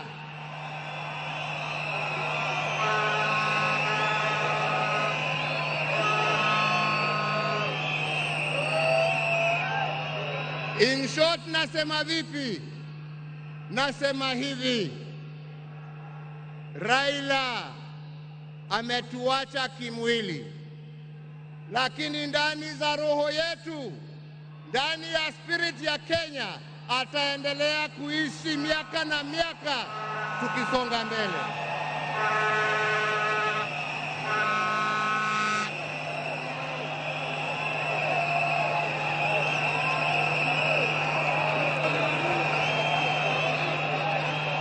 Wenzetu, Raila alipenda amani.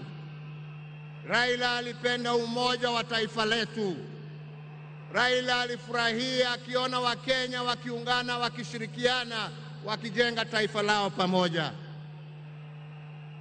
Raila alikuwa mtetezi wa haki ya kila mtu. Pahali ambapo alikuwa anaona hakuna haki, Raila ndio alikuwa wa mbele hapo kuhakikisha ya kwamba haki zimepatikana.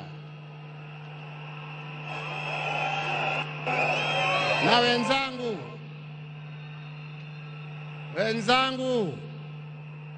nawaambia hivi, tunawakumbuka wakina Mzee Jomo Kenyatta na Jaramogi Odinga kwa kutetea uhuru wa nchi yetu.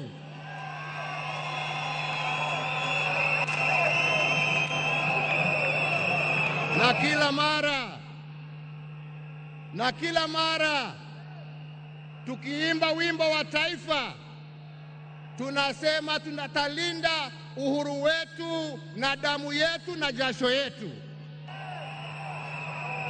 Leo hii tukiwa tunaaga baba yetu Raila Amolo Odinga, nataka pia tujiape ya kwamba hatutakubali kama Wakenya haki za kibinadamu, demokrasia na mambo yale yote ambayo Raila alitetea, hatutakubali arudi nyuma.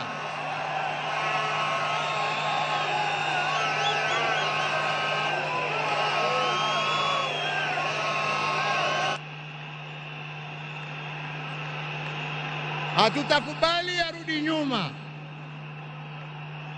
Tutasonga mbele tukizingatia hizo haki kwa sisi ambao tumebaki na wale ambao hawajazaliwa. Hivyo ndivyo ndugu yetu angependa kuona, na hiyo ndio njia ya kuona legacy yake kama kiongozi wa taifa letu. Wenzetu, sio siku ya mambo mingi. Nimekuja kuomboleza rafiki na ndugu, lakini siwezi nimalizie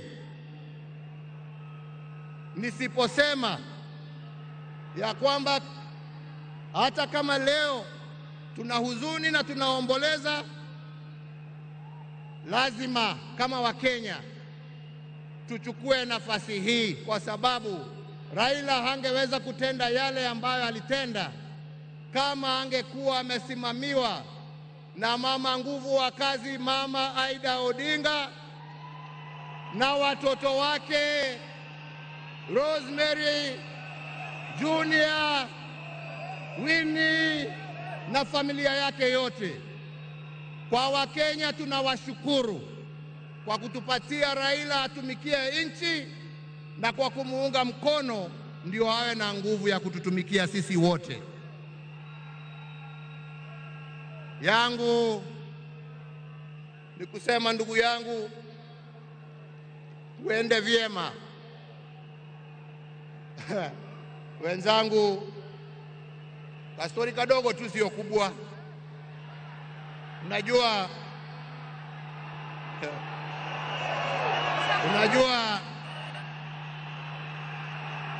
saa ingine baada ya kazi tukiwa tulia kidogo hapo nini, tunapewa kakitu kidogo hapo. Kwani unacheka? Mimi kakitu kidogo nasema uji na chai.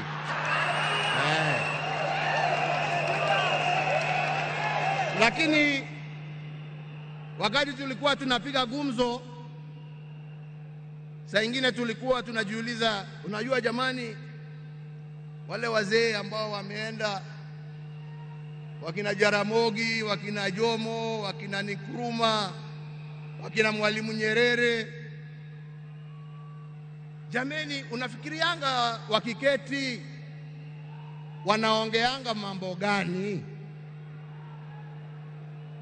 Mimi nilikuwa nasema unajua, wanaongea siasa kama sisi, wanatuangalia tu na mambo hii yetu ya upuzi hapa, wanatuchekelea.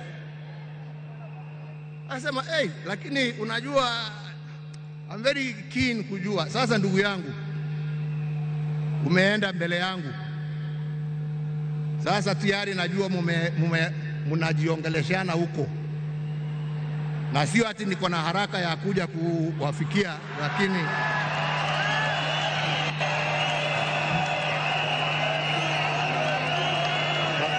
bado tunataka tutulie kidogo. Mwenyezi Mungu atusaidie, lakini najua wakati wetu tukifika utakuwa hapo kutuambia njia ya kutembea hizo mabarabara za huko. Kwa hivyo ndugu yangu, ni kuombee kwa Mwenyezi Mungu akurehemu, akulaze na amani na wenzako, ukijua ya kwamba twakumbuka wewe, na yale ambao umebakisha tutaendelea nayo, na familia yako sasa imekuwa yetu, na tutaendelea kuwalinda na kuwachunga na kusimama pamoja nao kwa wakati wote. Nasema lala salama ndugu. Mungu awabariki familia yako na awafariji na awapatie nguvu, na Mungu aendelee kuibariki Kenya hii yetu, Afrika Mashariki na Afrika kwa jumla. Asanteni sana, Mungu awabariki.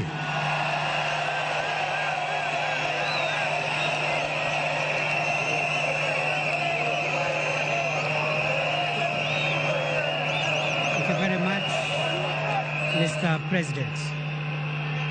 Kwa sasa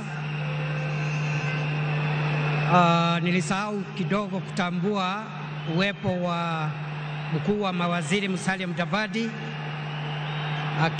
jaji mkuu Martha Koome, na aliyekuwa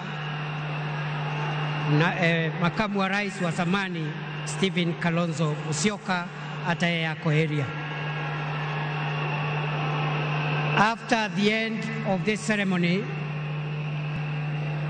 the security agencies led by the Kenya Defence Forces will make announcements through the military MC on the procedure that is going to be followed, because immediately after this, we want mourners who have come to pay their final respects to our departed leader to have as much time as possible in an orderly manner, in a dignified manner, to view the body of our leader.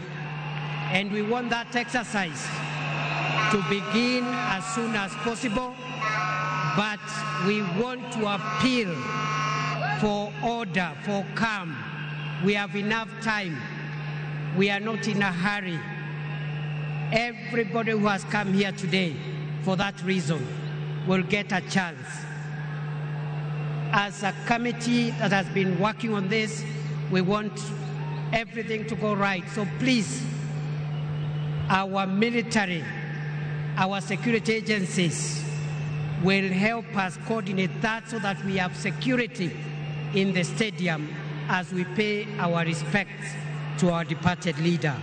Before we do that, allow me, ladies and gentlemen, now to invite the President of Kenya, His Excellency William Samoei Ruto, to come and address us. Mr. President, sir.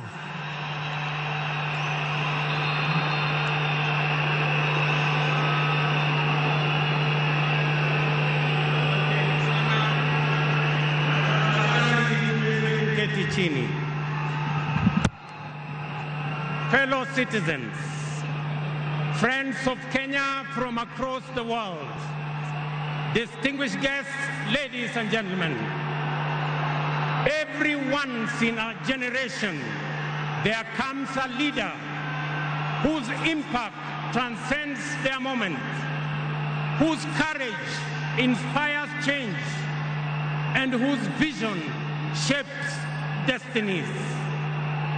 My brother, Raila Amolo Odinga, was one such leader.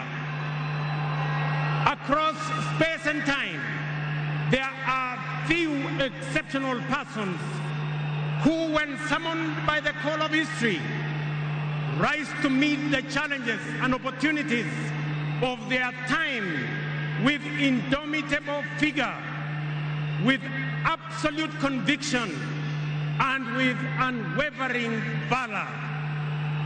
The Right Honorable Raila Amolo Odinga, Ward Mary, Ward Nyar Alego, Agwambo, Tinga, Jacom, Enigma, Ward Bean, Baba, the man in whose honor we gather here today belonged to that rare, irrepressible breed of human beings. My dear brother Raila Amolo Odinga, as we bid you farewell, we do so with the deepest gratitude as a nation and as a people. We grieve your loss. We celebrate your 80 years of presence and also salute you for the great statesman and patriot that you were. To Mama Ida and your children, Rosemary, Raila Jr., and Winnie, as well as the larger Odinga family, led by our elder brother, Senator Dr. Oburu Odinga, please accept the nation's most heartfelt condolences on this immense loss. Kenya stands with you in this moment of sorrow. We share in your inexpressible grief, but we also share in your pride for your husband, your father, your brother, and your kin who belonged not only to you, but also to us. Thank you for sharing him so generously with us as families and as a nation. Amolo may no longer walk with us, but his spirit lives within every Kenyan and every African. Such was the depth of his influence and impact that even in his absence, his presence endures. Fellow citizens, we gather here today not just to mourn the passing on of Baba, but celebrate his purpose, his vision, and his ideals. He walked among us as a man, but he also charged among us as a movement for change, a movement for justice, and a movement for inclusivity, and a movement for a greater and better Kenya.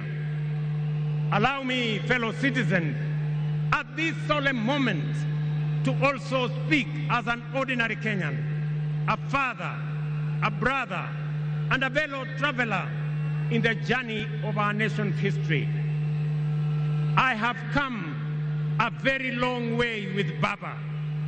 When I stood by him with the other Pentagon members at a defining moment in his and our nation's history, I neither knew that one day we would find ourselves on opposite sides, nor could I have imagined that years later he would stand by me, this time to steady the nation and to help anchor my leadership, culminating in the birth of the broad-based government.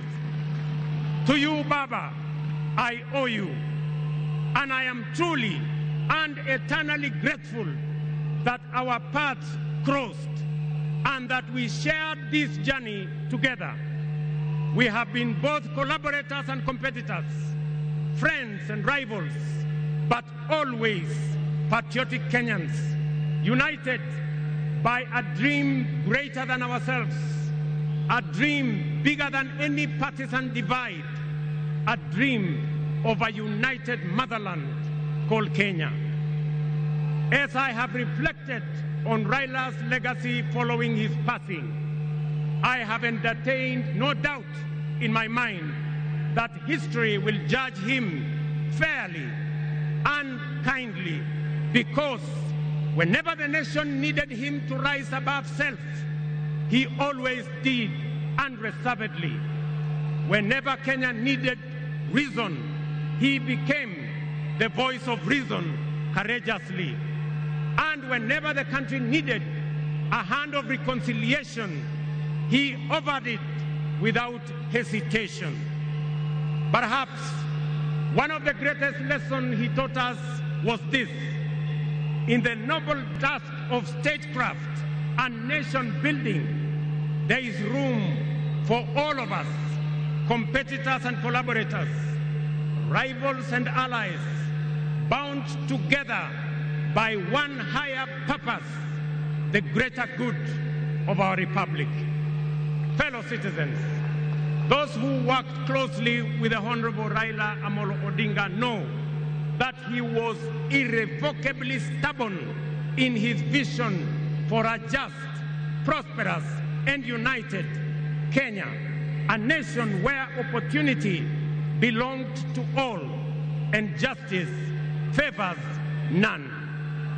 In Tinga, Kenya found a reformer, a moral compass, a reconciler. He proved that progress demands both courage and patience, that we must be stubborn on the vision, but agile on the details, adjusting our means, our plans, and our strategies, but never compromising our mission.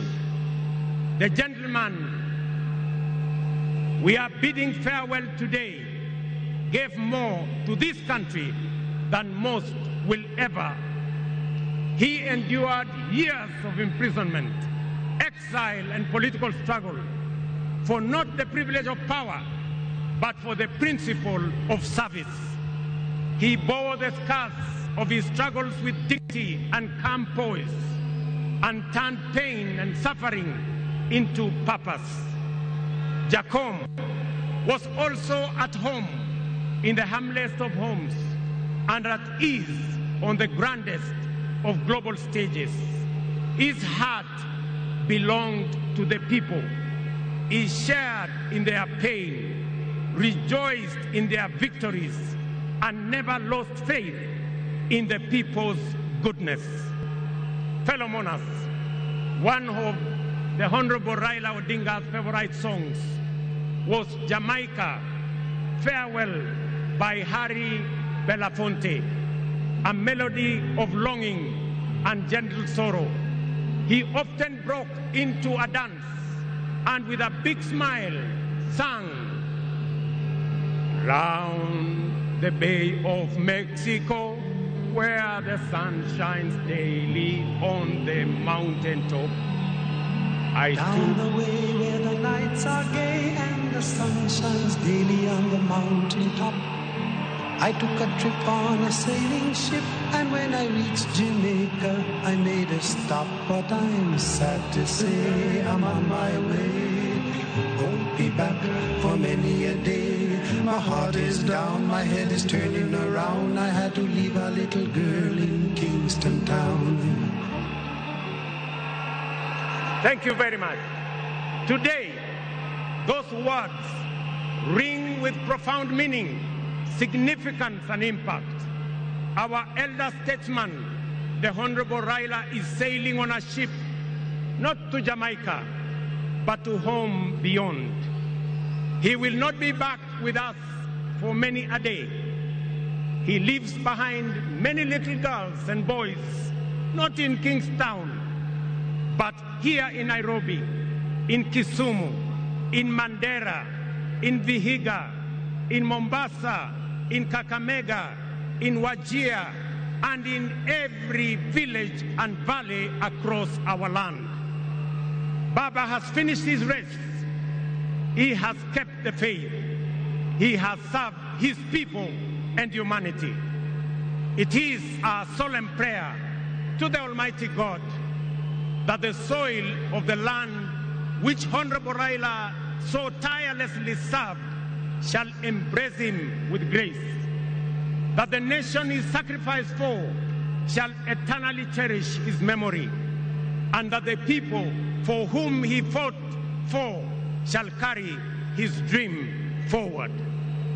Ladies and gentlemen, fellow citizens, when a man of the stature of Baba, a towering patriot, a relentless reformer, a visionary statesman, and a selfless servant of the people departs from among us, when a mighty bongo tree falls among us, we are left in awe of a life so immense in purpose and impact. And in that quiet moment of both boundless gratitude and unfathomable grief, we are rightly bound to ask, from where shall another like him rise? Ladies and gentlemen, there was and there can only be one Raila Amolo Odinga, a man of great courage, a man that made sacrifices, and a man who had a big heart to forgive even when he was wrong. May the Almighty God comfort his family, and may the soul of the Right Honorable Raila Amolo Odinga rest in eternal peace. Asanteni sana na Mungu atubariki sisi zote, and God bless our great nation. Thank you very much, and I want to thank all the dignitaries who have come to condole with us. Asanteni sana, tutawaona mbele katika safari ya kumpumzisha huyu shujaa kiongozi wetu Raila Amolo Odinga. Asanteni.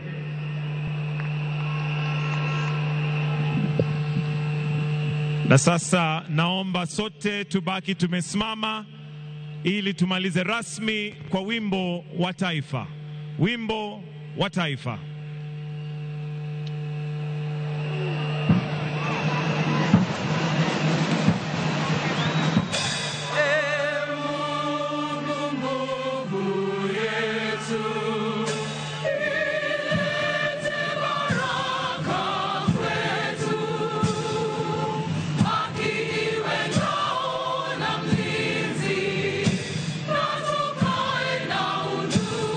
Amani na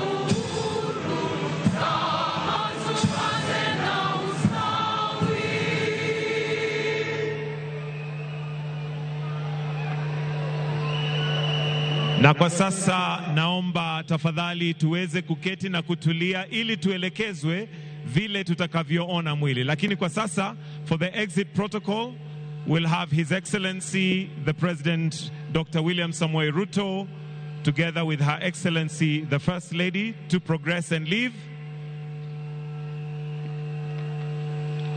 followed by His Excellency Hassan Sheikh Mohamud,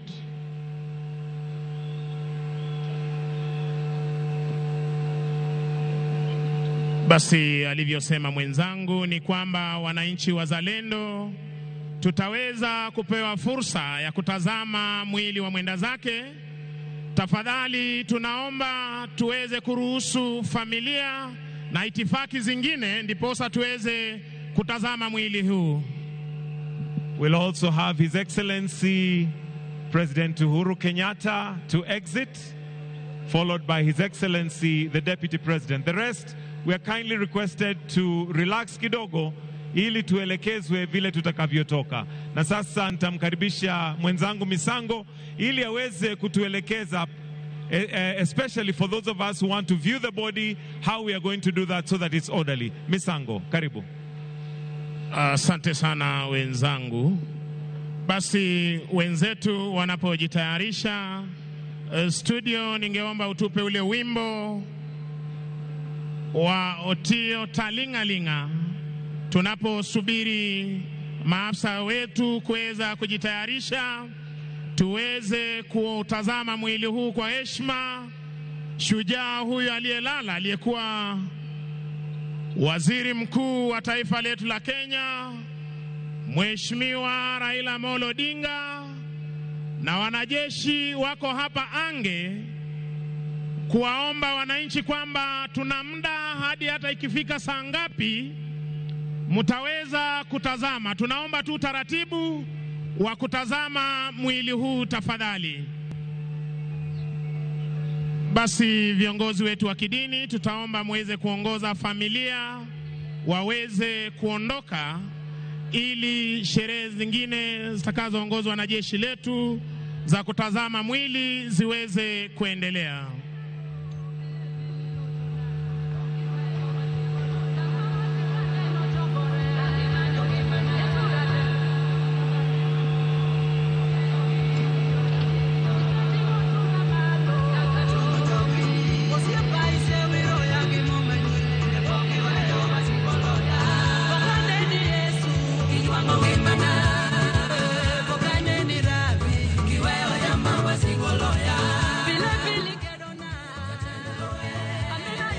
Manakamano nyakwarom gajuang mano alam makende ne Raila Amolo Odinga mabende en alam manitimo e pautuke mano manyayo mantiere bura Nairobi ka pichni mabende no kabiro ni achiel kachiel en familia mano mar mosenindo Raila Amolo Odinga. Ineno kanyo nyare machogo Winnie Odinga mabende no seluso kanyo motelo. Katika mano kaduki chenya kwa Gajuang alam makamano no chakre kar sa adek mano mar okinyi mano makawuono. Motelo ne mano nyakwa Gajuang ringre mano mar Raila Amolo Odinga bende no ter kanyo e nyimod bura maduong' mapachoka. Kama bende jotelo mopogore opogore no yudo thuolo mano mar neno ringre mano mar Raila Odinga mabende no lalo ngimane e pinya mano mar India. To par ni ringre mare nitero yod bura maduong' mapachoka kaluwore ni bende ne en jaod bura e pachoka mano chakre higa mar 1992 nyaka higa mar 2013 ka bende notelo e kar chung'od bura mano mar Lang'ata. Tekinde mano mar timo alam nano ni ringre mano mar Raila Odinga bende jo kanyo ka jotelo mopogore opogore nyakwa Gajuang no loso kotelne gi kanyo kod jatend piny Kenya mabende opako Raila Amolo Odinga kaluwore koda kaka nochiwore ne en owuon mano mar tayo piny e okenge mopogore opogore.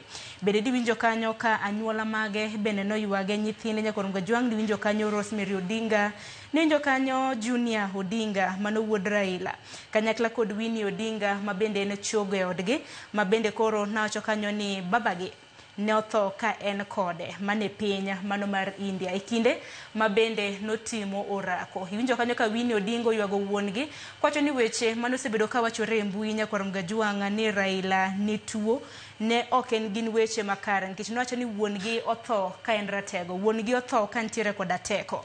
Mano kaluwore kod orako ma bende dosebedo kotimo. Winjo kanyo odiochieng' mogik kaluwore koda Winnie Odinga ni wuongi notimo rounds 5 mano e pap kata kamano e kama bende ne olware. Lakteche e piny India noyango ni migosi Raila Amolo Odinga Nyakwar Gajwang' notho kaluwore koda buok mano mar adundo. En alam Nyakwar Gajwang' ma bende koro oserumo kata kamano ringre mano mar Raila Odinga to pod nitiere e paw tuke mano manyayo buora Nairobi. Kama bende jopiny biro bedo ka yudo thuolo mano mar nene kapok oter ringre mar Lee mano kar kano ringre mar Lee. Bang'e odhiambo ma kawuono bende ringre mano mar Raila Odinga ibiro bed ka itero e pare mano ma Karen mano mantiere buora Nairobi. Kata kamano Nyakwar Gajwang' okan kende e studio okwongo monde nyinga Sharon Ong'ao Nyakwar Gajwang' ageni nitiere koda Joyce Oduoro kinyi ma kawuono sani antiere koda wendo ma bende adwaro mar mondo mi bende ami thuolo mar mondo mi olose nyinge Philip Pande Nyakwar Gajwang' en bende onyiso kaka lam makama odhi bende kanyo nwawinjo ka parne lam makama bende notelne koda kanisa mano mar Anglican kada otelne kanyo koda jadolo mano Reverend Professor David Kodia ma bende en bishop mano mar kanisa mar ACK Diocese mano Mabondo. Kodia bende ne nitiere weche mopogore ma bende nowacho kanyo. Pande harwaki ni machiegni mana kinyalo kwanyalo mana lose wi alam makoro okorumoni. Alam makamano inene machal nada alam mane bende na kaw seche 2 kata kamano en alam modhi nyime dach ni kuom seche chakro sa 3 sanane mana kodong dakika 3 kama kapok oromo saa 7 mar odiochieng'.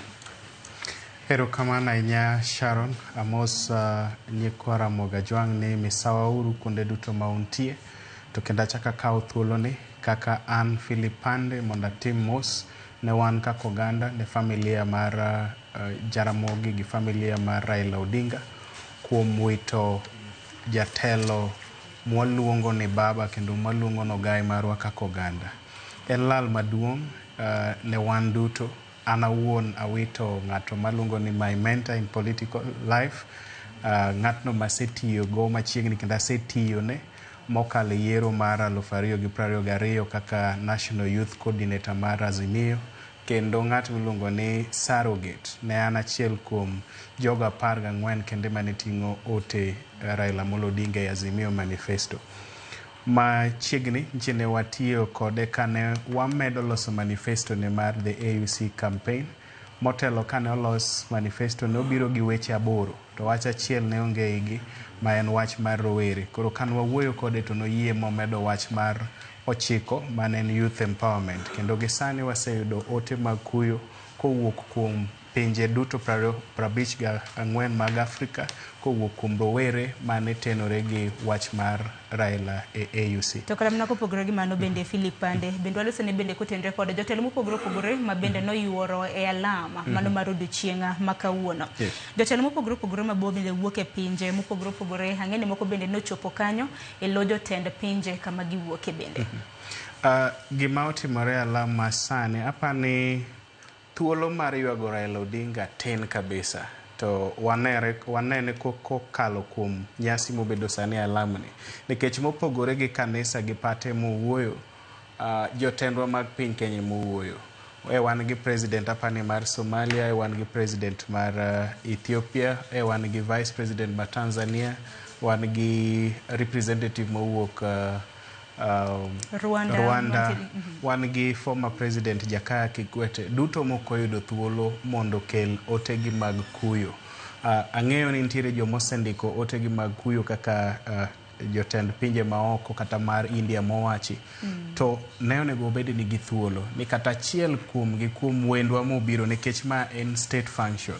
Protocol wacho ni nyaka wamiya achiel kuomgi owuo maka oken jalup president momiyo gi thuolo to kero wuon e pogo sane kata mana dakika achiel mondo duol mowuok e East Africa, duol mowuok e Africa bende mondo yuage Raila kaka wang'eye ni en the African Lion kata sibuor mar pinje mag Afrika duto kendo kamane kaka waluonge. To kara mana kopogore gi jotelo ma kamago bende nitiere moko kuom jotelo mabende jotelo mabende jopiny napinjo ni to kara gin kanye. Ing'e jatend migawo mochung' ne weche mag omenda pacho ka mano FCPA John Mbadi bende nokoro ong'uko chenro mage mabende notime pinje mago mag Ingereza mar mondo obi e alam makende. Kanyakla kod jatend duond bura mano mar Wiper Kalonzo Musyoka bende nitiere piny mano mar nitiere gwenge mag United Kingdom. En bende nong'uko chenro mage kaluwore koda limbe mabende notime gwengego.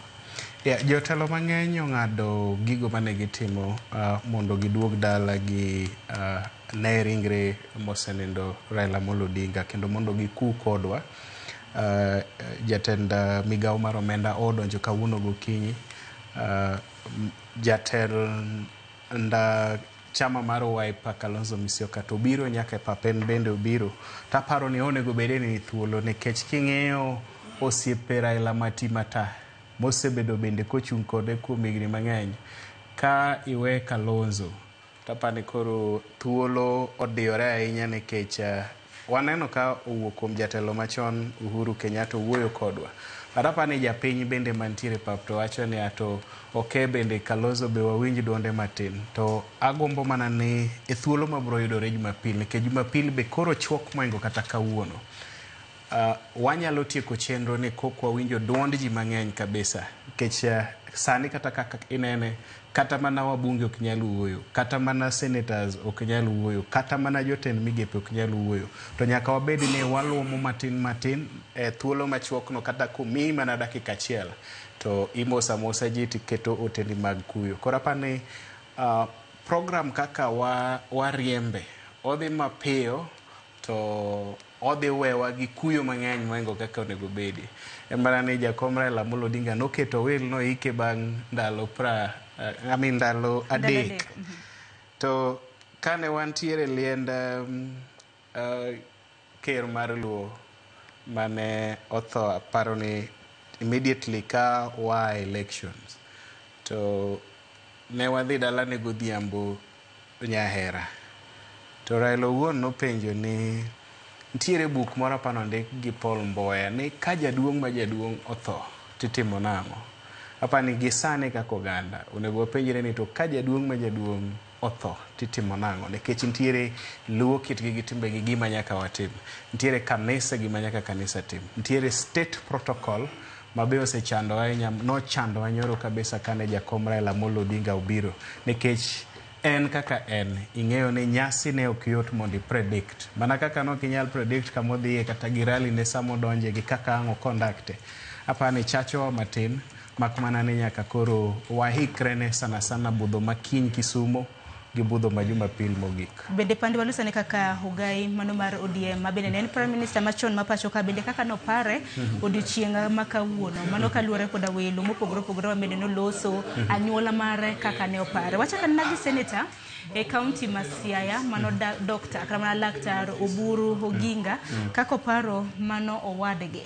Nyalo paro kanyo ko wacho ni en kanyakla koda mosenindo Raila Amolo Odinga negi dongo kaka rude kaluwore ni negi were mana gi thuolo mano mar higa achiel gi dweche 2 nikech Oburu wacho ni bende malit ne moloyo en ni owadgi matin notho kata mana nong'elo rengo chieng' nyuol mare mano chieng' tarik 15 dwe mar 10. Ng'eno Oburu nonyuol higa mar 1943. Raila to koro nonyuol higa mar 1945. Oyuage ko wacho ni tin margi kana gidongo. Raila ni bende mana kedo negi kanyakla kod owadgi mano mosenindo. Apani gik mang'eny mawuok gin mopogore gi siasa, mopogore gi Raila kaka wang'eye. Ntiere Raila kaka joma moko bong'eye, kaka nyithinde gi ong'eye, kaka mama Aida ong'eye, gi kaka nyithinde be ong'eye. Gima nenore ma owuok kuom message ma Dr. Senator Oburu omiyowa en ni Raila nochako tije mar telo chon kapod otin. Samoro iwacho ni nyagweno madhi bedo thuon ineno kapod tin kabisa. Koro apani bende ma puonjo kaka oganda ni nyithindo seche ma gidongo gibed jok marikni e klas gi bed jok mariek nyaka wa pay attention gi dongo mar joma tindo gi nyithindwa mondo ka ng'ato chako nyiso kit telo kata kit jiwruok moro kata nyao moro e timne to waloso gi chon mok ni irito nyathi sama koro obeda teenager kata obedo ng'ama duong'. Nikech kiwinjo message mar Oburu ni Raila nowachon, he was a protector from chon, to ne odak kodgi maber kokonyogi kapod en ng'ama tin.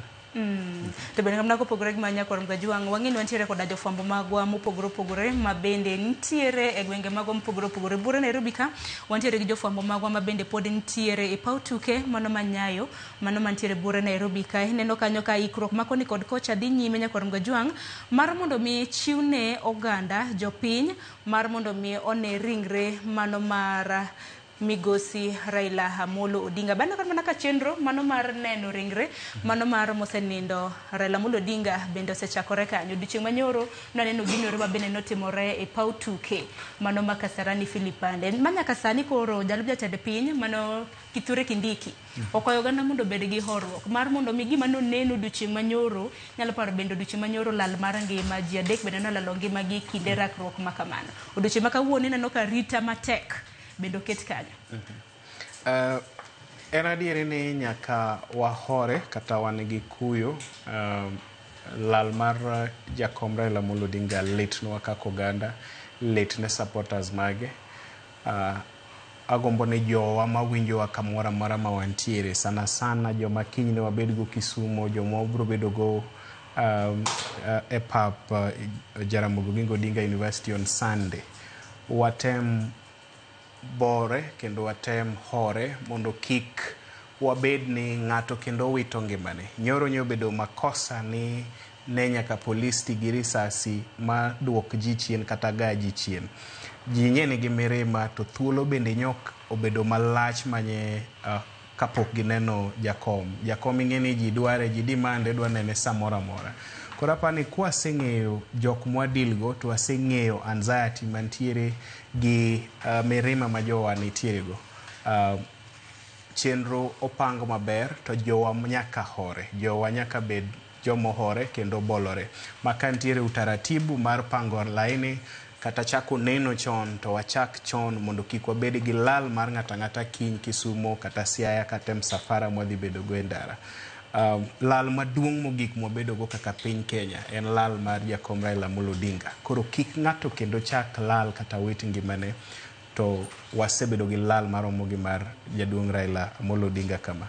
Nikech kawa miyo gi mana chenro nikech kawuono nya Korom Gajwang' en chieng' tarik 17 odiochieng' makende mabende piny Kenya aparo ni mar mondo mi dhiala ratego mabende osenindo neno odiochieng' makawuono bende nochiwne oganda holiday mano odiochieng' moket tenge mano mar ywago Raila Amolo Odinga timo rapar mare odiochieng' makawuono mabende odiochieng' makawuono neno kuna thoth oganda mabende neno kana na TV moko kuom gi bende noyuoro e paw tuke mano manyayo kanya. Aparo ni en dhial makende mabende nomi Migosi Raila Amolo Odinga.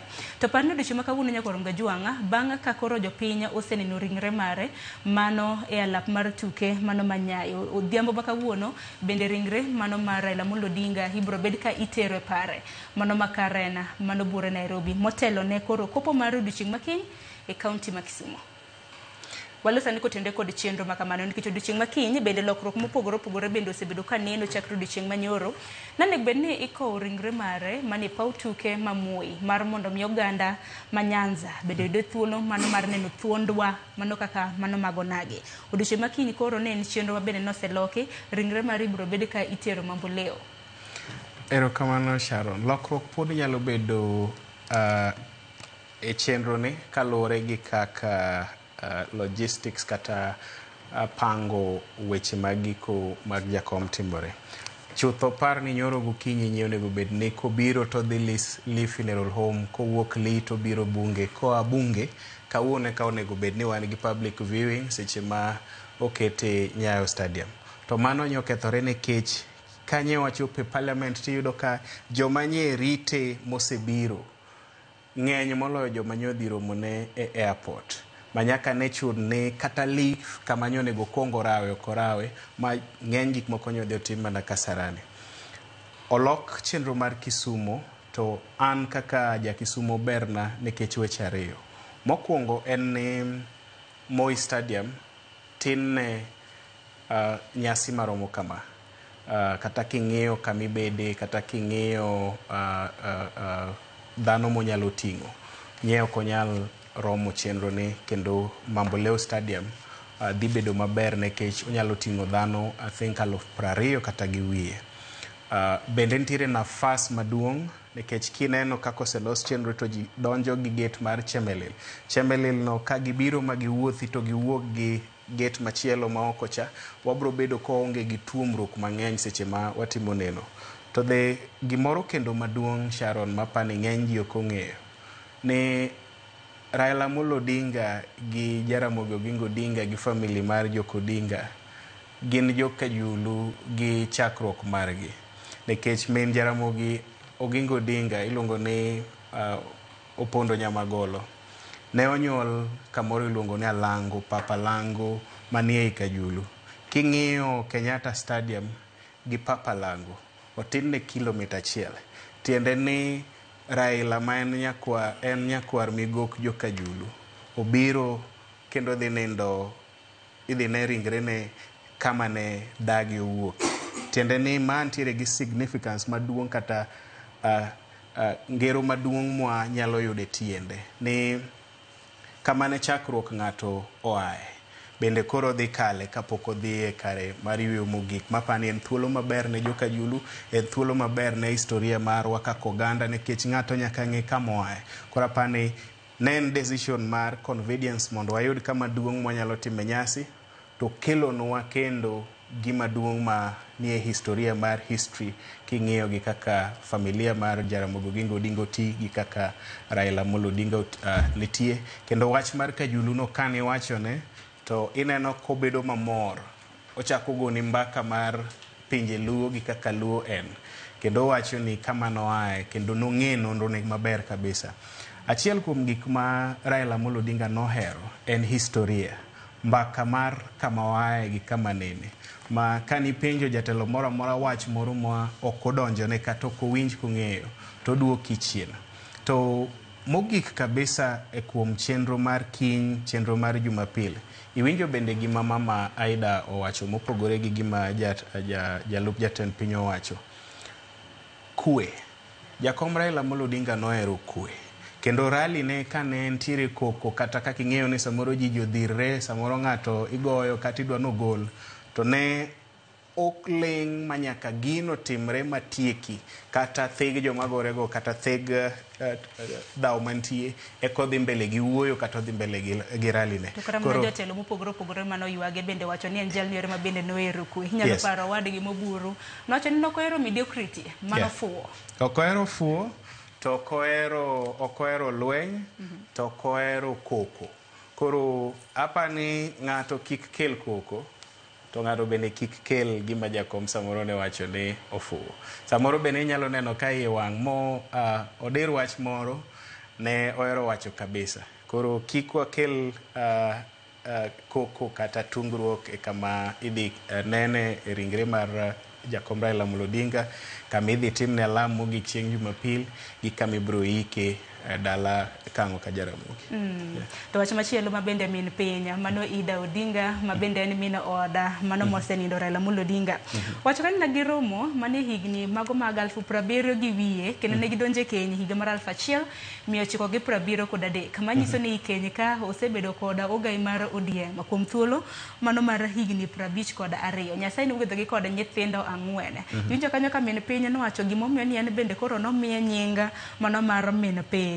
Wacho ni koro en bende wacho ni it puts a lot of responsibility e wiye nikech konyisi ni koro in min piny in bende nitiere koda ting' mano mar piny mangima. To bende kata ne winjo kata na kopwoe kanyo gi Uhuru Kenyatta man jatend piny Kenya machon ma pachoka ma bende nopuoyo mama Ida ni en bende osebedo miyo maratego nikech mar mondo miyo gai mar ODM ma bende en prime minister pachoka bed thuon kaka ne en thuon no. Iwacho ni min Ida mano min piny mama Ida bende nitiere responsibility ma bende nokawo. Min piny okawo responsibility maduong' kata ting' maduong' kuom kaka oganda mar Joluo kata joma nie e siasa. E sasa kidhi dala Raila Amolo Odinga Karen kata obiro Kisumu idhi nene Riat kata obiro entie Opoda to ot opong' gi welo madonjo chakre okinyi nyaka ang' saa 5 kata saa 6 otieno. Mano ting' mokwongo. Ing'eni jogo be nyaka giyud kamoro ma giloge. Kata kamano hadwaro mar mondo mi ang'adi mano mapiyo piyo. Nyakwarom Gajwang' atiri achiel kachiel nyaka lap mano mar tuke mano mar nyayo. Wawinjo na jagoro mano jagoro maduong' e bwo migawo mar thieth Dr. Oumo Oluga kaka loso gi sani.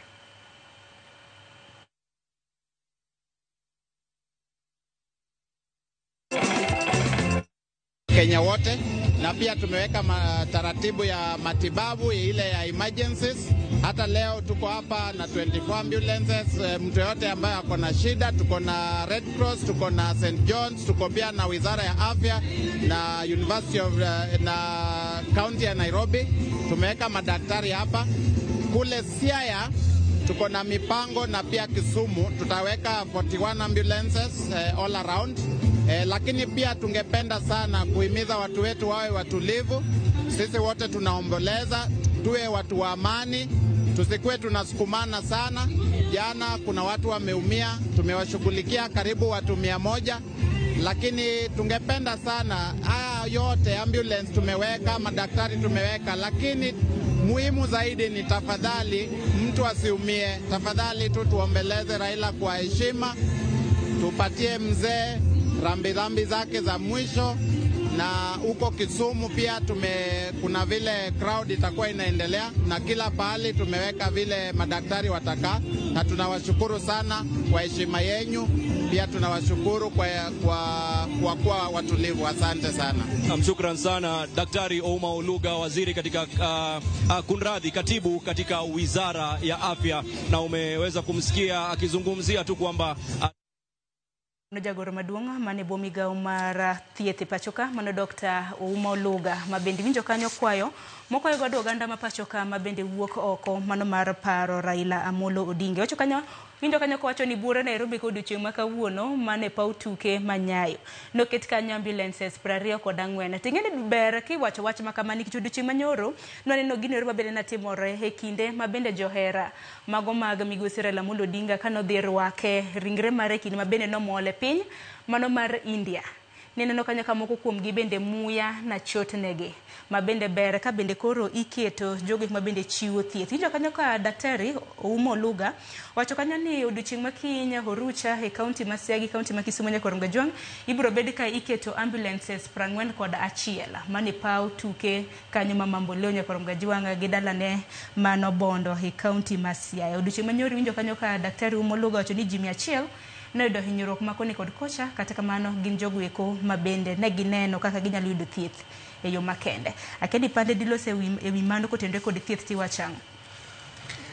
Sharon, thieth muhimu kendo services mag first aid dwarore kabisa, nikech nitiere joma ywak mamuya chodnegi, nitiere jok ma samoro dhirore, nitiere joma gore piny hinyore. To mopogore gi mano en ni overall services mag health dwarore mondo ng'ata nyaka johocho, kech ng'ato be nyalo ywak ahinya ma gik mang'eny timre negi mopogore gi gore piny. Koro johocho bende dwarore mopogore gi jo first aid gi dakteche mathietho. To sana incident kata gik monego bed ni ok timre gin gima ne otimore nyoro ma jowanye obedo garaka kata dhirruok kata chopo ni koro gi demand ni gidwa neno Raila kata ringre Jakom Raila Amolo Odinga gi thuon manyo chuno ni teko mar police otigo. Wadwa ni wabed gi order mana kaka kori neno nyayo timore sani, ji oriedo line maber kendo onge dhirruok, nafas nitie, ng'ata mobiro bro neno ringruok. Koro mopogore gi mikakati ma jowa oketo, kendo amor ni jagoro mongirore e migawo mar thieth Owadwa Oluga osewacho kaka gidhi timo. Agombo maber ni wabed gi utaratibu machalo gi mantiere Nyayo sani ni, mondo gima nyotimore nyoro kik timre. Wachak chon, watieko chon, ok wadhirre, ok wagore, mondo ka ng'ato yud thuolo. Nikech kodhi mayom to ntiere flow, to ng'ato ka ng'ato bro neno to wabro tieko chon. To kwa yware kaka nyware nyoro cha, to kata neno nyalo tamuwa. Yeah. Nikech koro ma koro en wuodwa, iwacho ni wuod luo koro dok dala. Ng'ene oganda maka luo samoro nyalo bedo kwa neno. Iwacho ni oganda matagalanyo, oganda makwar, malo kata makamago mabende noneno buore Nairobi kae. Odhi bedo mang'eny, ma ok en wuod luo, ma en juok luo. Amolo en Amolo juogi. Mondo itel oganda mar joluo kata ng'eny joma ong'eyo. Bro wacho ni ok en gima biro ni osiem ng'ato ni ng'ane dhi bedo jatelo. Kaka asewinjo ji mang'eny gore ni do bedo kingpin mondo inherit the Luo family. Juogi ema chiel kuomi. Koro Amolo en juogi. To gima miyo Kisumu dhi pong' en ni par ni jo Western te biro Kisumu. Jo Rift Valley te biro Kisumu. Jo Nyanza te biro Kisumu. Welo moa Nairobi kawuono biro Kisumu. Welo moa pinje maoko duto biro Kisumu. Sani ok inyal yudo kata mana accommodation kitemo book te yudo ka otende ng'eny gi opong'. Mano nyisi ni Kisumu opong' moingo kaka Nairobi nobet. Koro mondo gimoro amora timre kare en ni nyaka wachak chon to wabedo orderly. Koro wa expect ni wadhi bedo gi welo mang'eny, wadhi bedo gi jotelo mopogore opogore. Gima benda nyalo kwajowa ni kiseneno Raila Nairobi to wedhi nuori Kisumu, rit iko chieng' Jumapil mondo joma moko bende oyud nafas. Ka ing'eyo ni nyalo yudo thuolo ma private kata nyalo bedo Karen kawuono gotieno, we biro mako laini ne joma pok oneno jakom mondo ng'ato ka ng'ato yud thuolo nikech oganda ma support Raila Amolo Odinga ok dikwan gi tiekgi. Kiny ni ne giwang'i kaka Kisumu chalo. Kata mana Daktari Oburu Oginga mabende en senator e kaunti ma Siaya, kinde mabende notero ywak dala mano Bondo e kar chung' od bura ma Bondo e kaunti mano ma Siaya.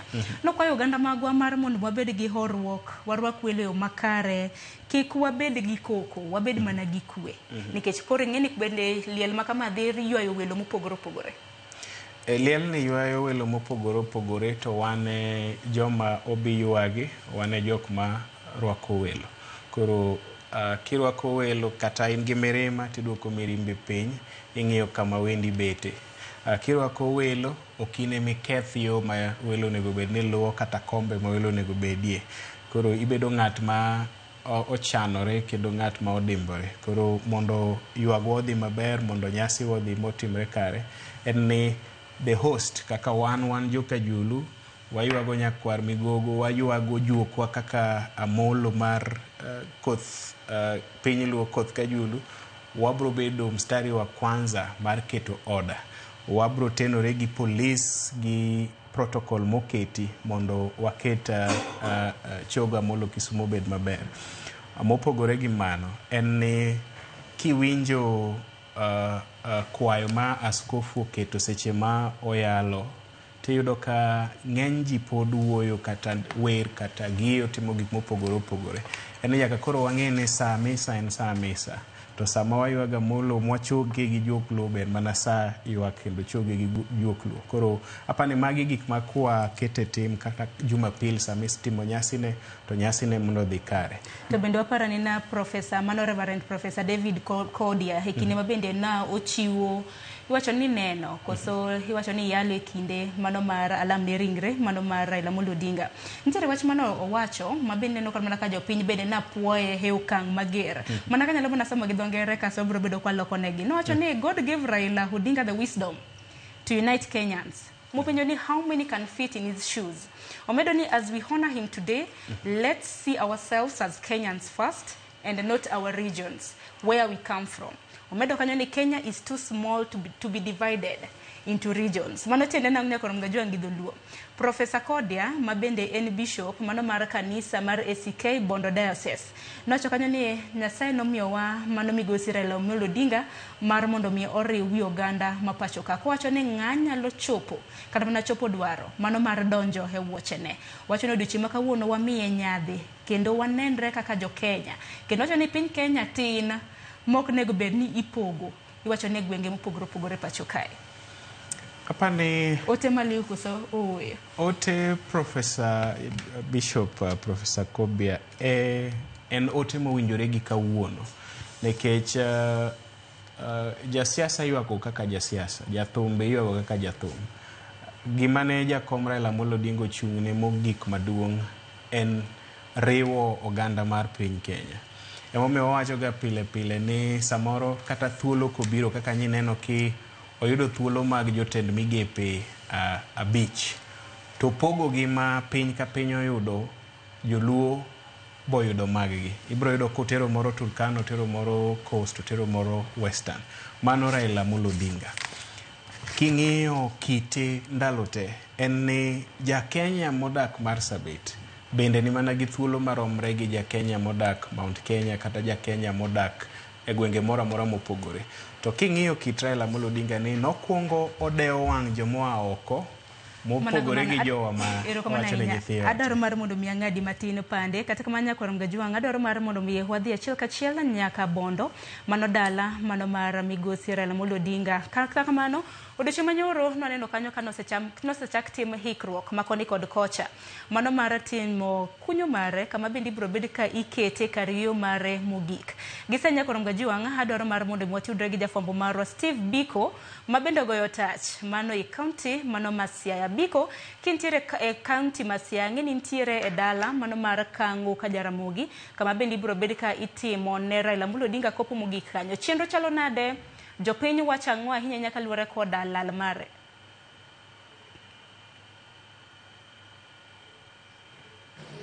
Erokamano ahinya kodong' mana thuolo maromo ndalo 2 kende to ogaino ero mar ODM mabende en Raila Amolo Odinga mosenindo ibiro iki kar yweyo mare mogik e dala ni eri man Kango ka Jaramogi. Wayudo kinde mar chopo ka eri kama chenro no ero mar loso kata kunyo bur no ero mibiro iki ogai mar ODM no ero dhi nyime.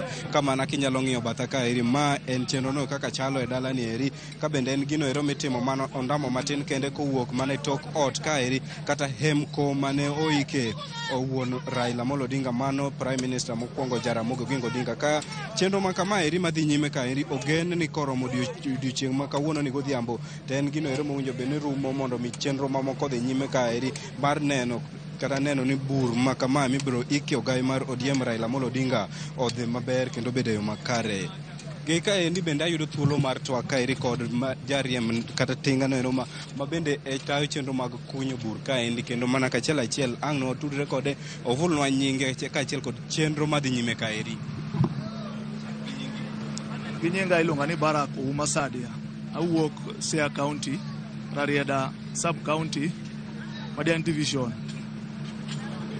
Jawa chako tiyo ka nyoro gotieno.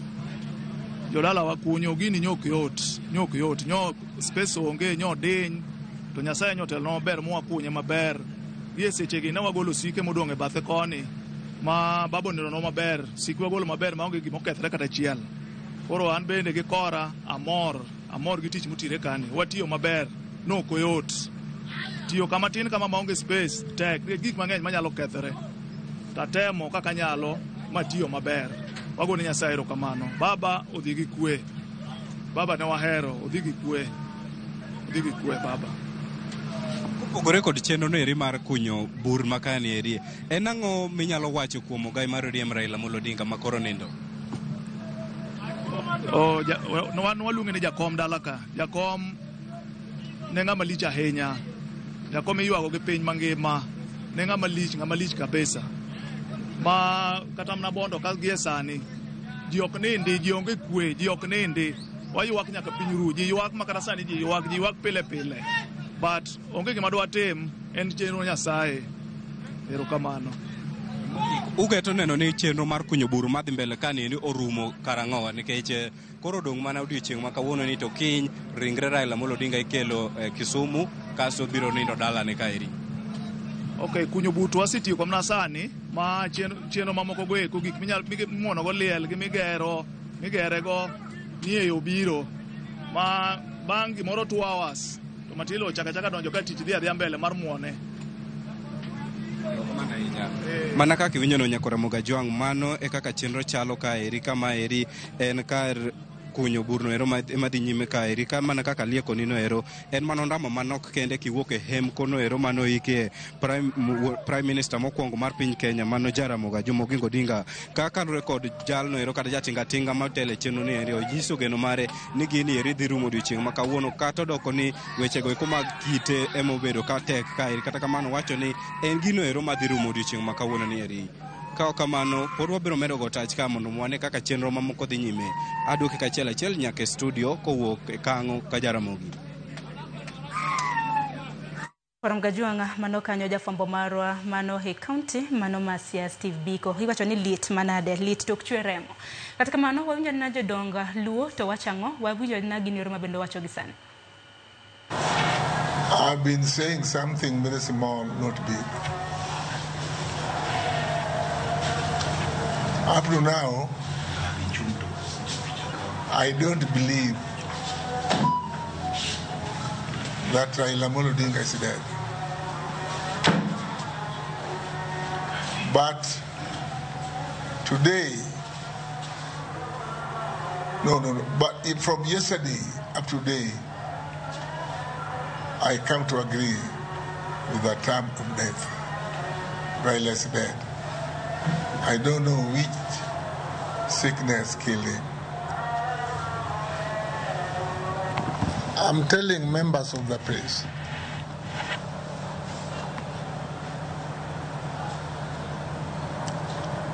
that when the body of Raila will be flown here tomorrow, we are asking our young men to be peaceful during the time of mourning our hero, who has brought us so many good things. He brought evolution, he brought new constitution, and many others. So, as the care of Luo community, I'm appealing to our young men, be they men, girls, to be peaceful during the period of mourning Raila Odinga. That is what I've been saying to the members of the press. I'm also asking my fellow countrymen, Wazis, let them not to be at any gathering late. Let them come on time, because time is money. If you waste time, there must be something wrong with you. Thank you. I just had a brief question. If you would help us explain, there has been a lot of, the death of Raila Odinga has put a lot of focus on the rights of the culture, the mourning culture of the Luo people. A lot of people have been walking around with twigs, others with cows, driving cows into different places, and a lot of people are wondering, perhaps if you could just give us a brief elaboration in the Luo custom when someone of that stature dies. This is what we call cultural chameleon. Let me explain it to you to the Luo. Sean Gilala kande ngama dungo tho to ni teru buru nitie ting nyadiriyo, nitie buru machwe matero gi mine matekre gi tekre ng'eny,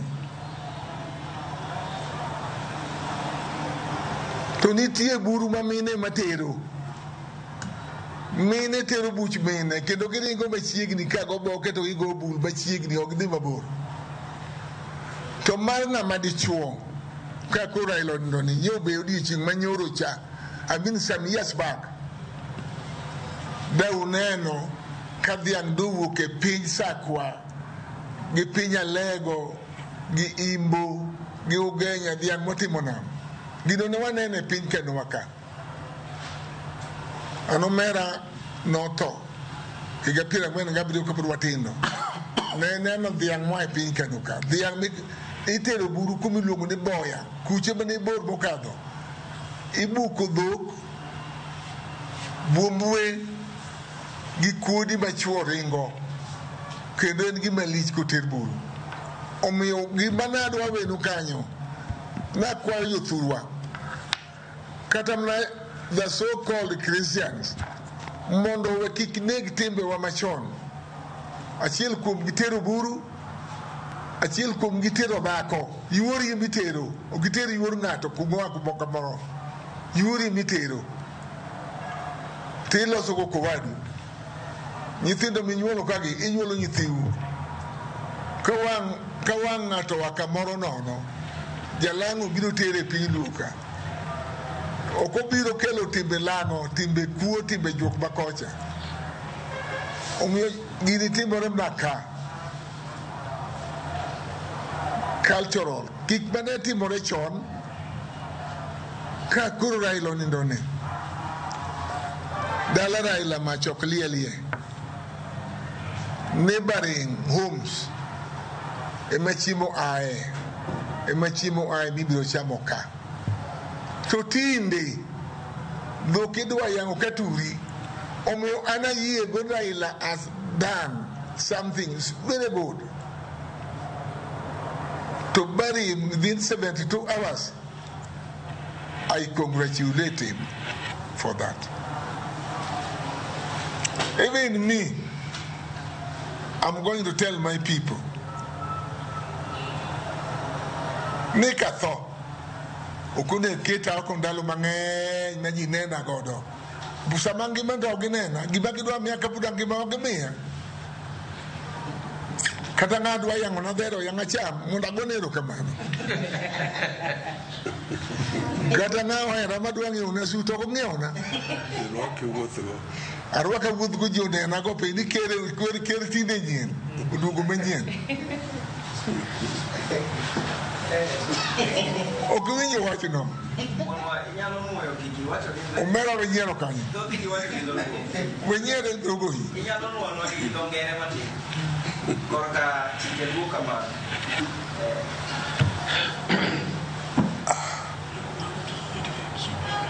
There are some laws.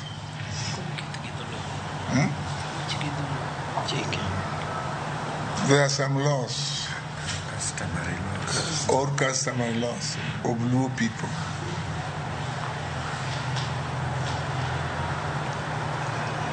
When a man dies at home and he left a lady, or he left a lady there, that lady must be inherited by her in-laws, not people from some other areas. Whether it's a Luo, when a man dies in a harem, suppose I die, they are my brothers who are ready to take over the leadership of my home. One of these young men must take charge. I think you want to start taking charge where I lived. Not somewhere from South Nyanza. Nandi, Alego must be within the area. It is what we wanted. So what about the rites being performed during the burial when an older person dies, for example, Raila? The things like Sikuya, Keruguru, and all that. I think that I've said it already. So you can do a summary in English. What do we call Terubu in English? You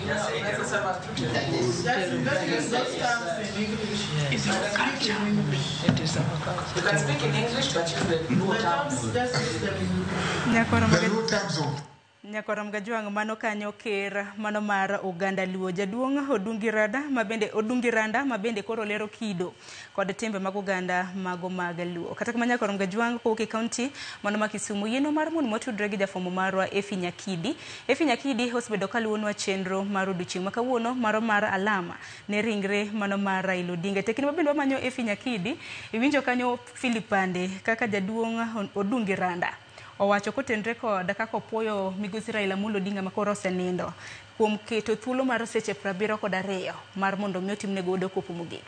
Wach madiwach kotenre kod mano kapok wadhi ir Efi Nyakidi.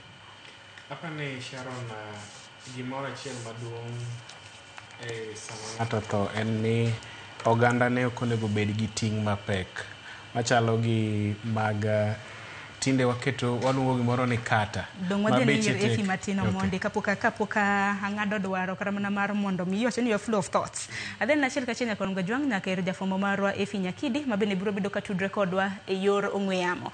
Efi Nyakidi nyalo mana lero ne Nyakoram Gajwang' in kanye ang'o matimore e kinde mabende nitiere nikech wang'e ni nitiere e paw tuke mano manyayo to paw tuke manyayo nyaka sani kwang'iyo chenro pogore mabende dhi nyime oganda pod dhi nyime kod neno ringre mano mar mosenindo Raila Amolo Odinga. Efi. Pod wantiere alap ma Nyayo Stadium kae pod wagoyo pach kaendi kaluwore ni tok chenro mane ochan mano nyasi mar alam ne ringre mosenindo Raila Amolo Odinga. Oganda koro oyudo thuolo oganda mochopo e alap ma kaendi moyoro nyasi ma kamano koro giko yudo thuolo mar mondo mi gichiwo wang'gi kendo chiwo luor mar gik mogik ne ogai mar ODM mano Raila Amolo Odinga. Koro gisani mane chenro madhi nyime kaendi chenro ma kamano itayo kod jolweny migawo mar arita mar jolweny Kenya Defence Force mantiere kaendi kendo imiyo gi sir kod obila kaachiel kod apisas bende mag NYS mabende osegoyo pach kaendi chakre okinyi e kinde mane nyasi ma kamaendi ni chakore. Apisas gi bende mosebedo ka tayo chenro kata kowo ringre Raila Amolo Odinga mano chakre paw ndeke ma JKIA nyaka e alap ma Kasarani kuma ne oganda yudo thuolo manene nyoro kaachiel kod e kar kano ringre Mali Funeral Home. Koro gisani en chenro mar ni oganda goyo wang'gi e ringre ogai mar ODM mosenindo Raila Amolo Odinga.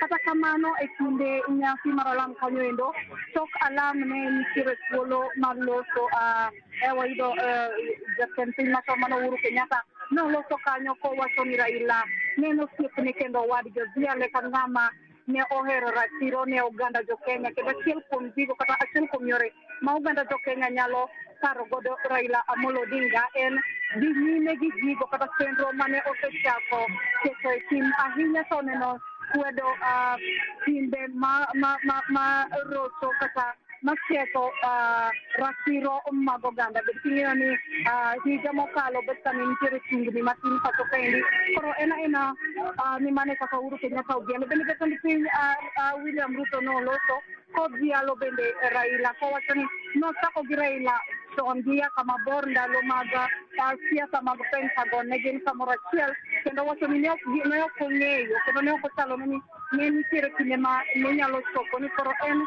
kod Raila nigi chung e sides mopogore mag siasa kata wanyalo wacho gi dho ngere ni they were on two opposite sides mag politics kaluwore Raila koro ne ni opposition to ende ne nitiere in government. Koro mane kaka jatend piny kaachiel kod jatend piny machon Uhuru Kenyatta bende odhialo Raila Amolo Odinga. Gisani bende wayudo thuolo maloso gi oganda mamoko mantiere kaendi giwacho ni twak ma Raila Amolo Odinga oweyo e paw siasa duong' kendo onge jalno endo manyalo dino twak ma kamano kata tem makalo nade onge jal manyalo rwako wuoche ma Raila Amolo Odinga oichien. Familia mare bende ne ni kaendi ni node Aida Odinga ne oloso kanyo matin omiyowa historia kanyo endo matin mare kod Raila Amolo Odinga koso ni gisebedo kamoro achiel kuom higni madikal 50. Bende ne wantiere kata gi nyare nyathine matin mano Winnie Odinga ma bende oleronwa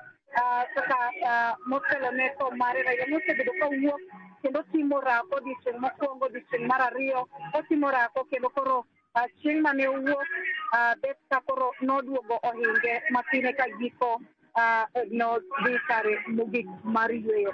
Wuode Fidel Odinga bende wuode ma Raila Junior bende ne nitiere kaendi, odhiale kachiel kod nyare Rosemary bende ne nitiere kaendi. Koro gisani en aena chenro mar rango ringre kata chuoyo wang' e ringre ka gimiyo mosenindo Raila Odinga luo mogik. Ok ang'eyo kapo nono inyalo bedo gi penjo moro amora, Sharon. Rekoda nikech kwaneno kar mana wang' jowi waneno ka arita onyamo tegno. En ang'o ma dilos kotenre kod arita? Dibed ni jopiny nyiso ang'o? Nikech aneno ka kawuono kopogore gi odiochieng' manyoro arita oket motegno, to bende aneno kanyo ka etie sanduku kama bende okete migosi Raila Amolo Odinga bende nitiere koda jochiw thieth kanyo machiwo thieth ma aruya kata emergency cases.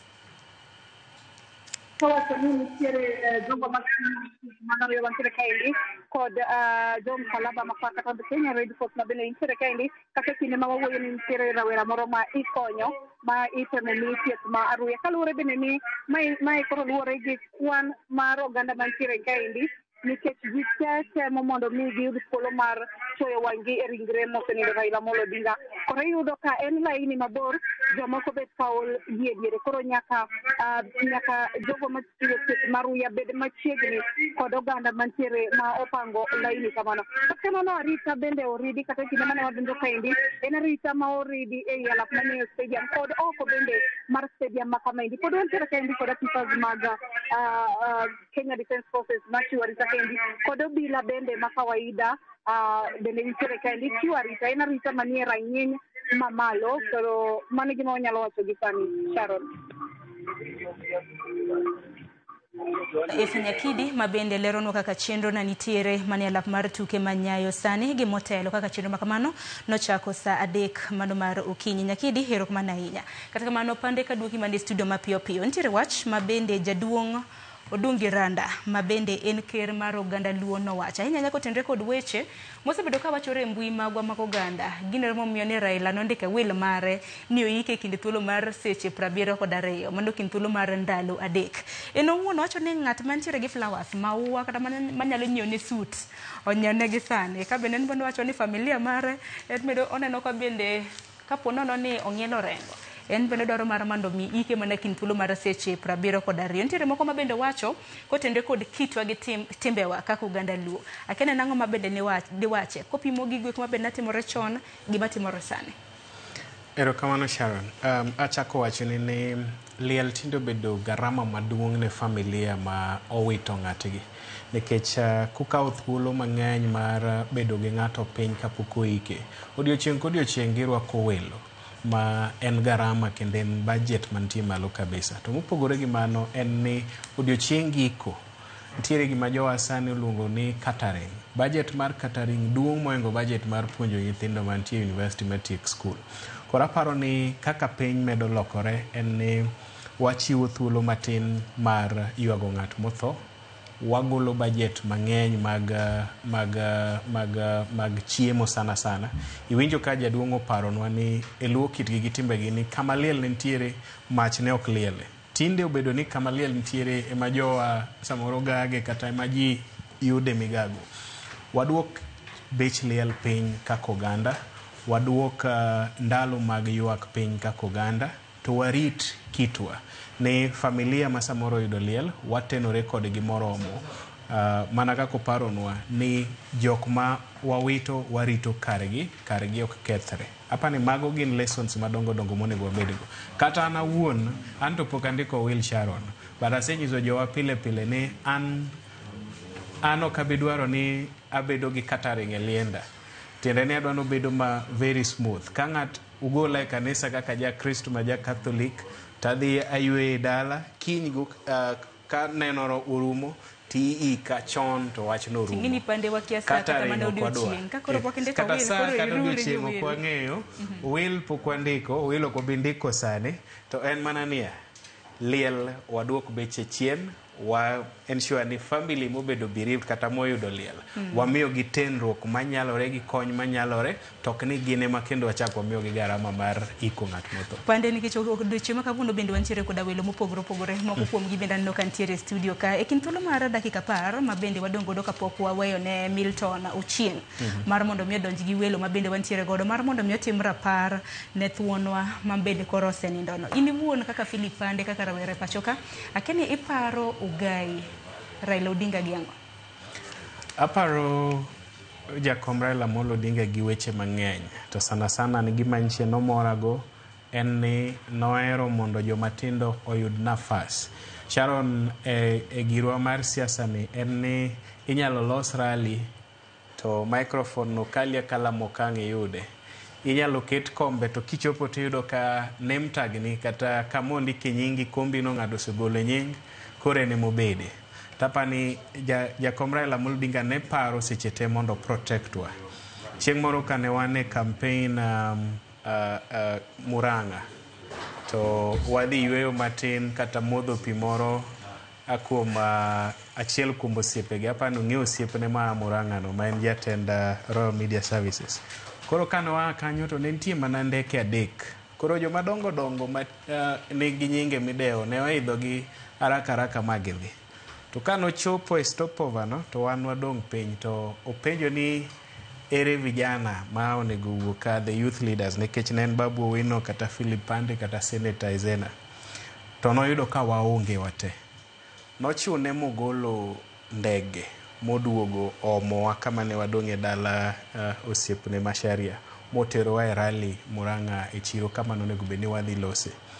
Kuom wan en assign mar keto jomatindo machiegni.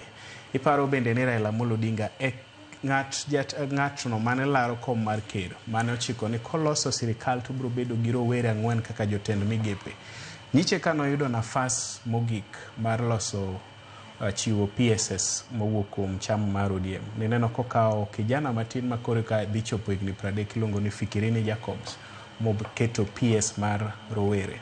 Koro an gima paro go Raila maduong' en kaka noero vijana. Higa mokalo dwe mar 11 kane wadhi e Pan African Youth Forum to nating'o otene ne rowere mane romo Algeria e 4th Pan African Youth Forum. Mane wa recruit vijana manche ne support campaign ni kata agenda ne mar AUC. Achiel kuom kwayo magisebedogo en ni kaka Raila osejiwo weche mag institutions kata loso msingi marito oganda kuonde mopogore opogore, independent commissions, katiba, devolution, gik machal kamano. En bende mondo koro samo thone walose gimoro minyalo pargo Raila Amolo Odinga kaka wan gi Mandela Washington Fellows, wantiere gi Tutu Fellowship Program, sane wantiere gi The Obama Fellows ma iga ka iga donjo tipuonjo itiego gi weche mag telo ne oganda kata public leadership kata private sector leadership. Koro nya yudo kwayo kowuok kuom ji 24 mowuok e pinje mopogore opogore magin jok ma ntiere e riwruok mar Pan African Youth Forum makwayo pinje mag East Africa, piny mar Kenya kendo AUC Commission wabrondiko petition mar kwayo mondo wager Raila Odinga Institute kata wachaka fellowship program mabro dhi gi legacy mar jakom Raila Amolo Odinga mbele mokalo kama koro gike. Bende pande mana mapiyo piyo nikech iloso kotendre kod mane jatend piny mane piny Amerika Barack Obama ma bende en wuod Siaya Kogelo. Ntantiere ywak ma bende nene mbui mopogore opogore ni e ote mag condolences, ote mago mag yuago mosenindo Raila Amolo Odinga. Oganda no koneno kata mana milome mora mora kata mana ote mawuok kuom wuod Luo mawuok e county mano ma Siaya mariwago kata mana wadge mosenindo. Barack Obama oganda choni en kata mana condolence ko oro. Sharon, ingeni nyaka ne Raila tho pok okawo ndalo 3. Koro pod ywage. President nichochiwo 7 days of mourning ma pod wayudo ote mopogore opogore mowuok kuonde mopogore opogore. An gadier ni kamobete en be samoro wach ni osechopo ire. Samoro pod absorb. Ng'eny osekawo thuolo mang'eny mondo wach ni to be kara en adieri ni Raila Amolo Odinga tho mar adieri. Koro ote apani ng'ato ka ng'ato biro chiwe samo winjore. moko bende ibiro chiw moko winjo to gibiro e saa kata king'iyo mbui, ng'iyo Twitter, ng'iyo Facebook, iyudo ka nitiere ji mang'eny mopogore opogore mose ywago Raila makata wan ok wang'eyo nikech en gosiepe piny mangima. Pande gi wachni mogik ka koro wadwaro mar mondo mi wawe chenro ni e lwet Milton. Wachni mogik debe dang'o ahinya motelo ne ik mano mar Raila Amolo Odinga e dalane mano Bondo e kaunti ma Siaya chieng' Jumapil. Mana kaka chako Sharon, en ni akwajowa mondo bed gi kwe, mondo bed gi bolruok, mondo bed gi horuok. Kiny seche ma wan dala Kajulu, Kisumu, Mamboleo e stadium kwarwako Raila Amolo Odinga e nyasi ni mogik kaka jo Kisumu, kaka joluo. Bende wabed gi horuok kendo warwako welo maber chieng' Jumapil seche ma wabiro timo nyasi mogik Jaramogi Oginga Odinga University Bondo, mondo kik wabed gi ng'ukruok, kik wabed gi hinyruok, kik ng'ato wuogne e liend Raila ni en be koro chako yudo chandruok moro mopogore. Koro waket mana kwe, walemne ogandawa, walemne chuny Raila Amolo Odinga mondo Nyasaye okete kama okwe. Erokamano ahinya Philip Pande kuom yudo thuolo mano mar chopo e studio mar mondo mi watim kodi rapar mano mar thuon luo mosenindo Raila Amolo Odinga. Katika manya korom gajuang dakika 55 tok saa 7 mar odiochieng' chenro mano mar neno ringre mar mosenindo thuon mano mar oganda luo, thuon mar piny Kenya, thuon mar piny Afrika gi piny mangima. Bende koro ringre mare ntiere e paw tuke mano mar Nyayo. Kintiere aluora e kaunti ma Nairobi nyakorom gajuang ne ni chiwo luoro mari mogik ne migosi Raila Amolo Odinga nyakorom gajuang mabende kaluore kod jalub jatend piny nowacho ni kawuono onge haraka, ibiro bed kineno ringre mare nyaka godhiambo mar odiochieng' ma kawuono.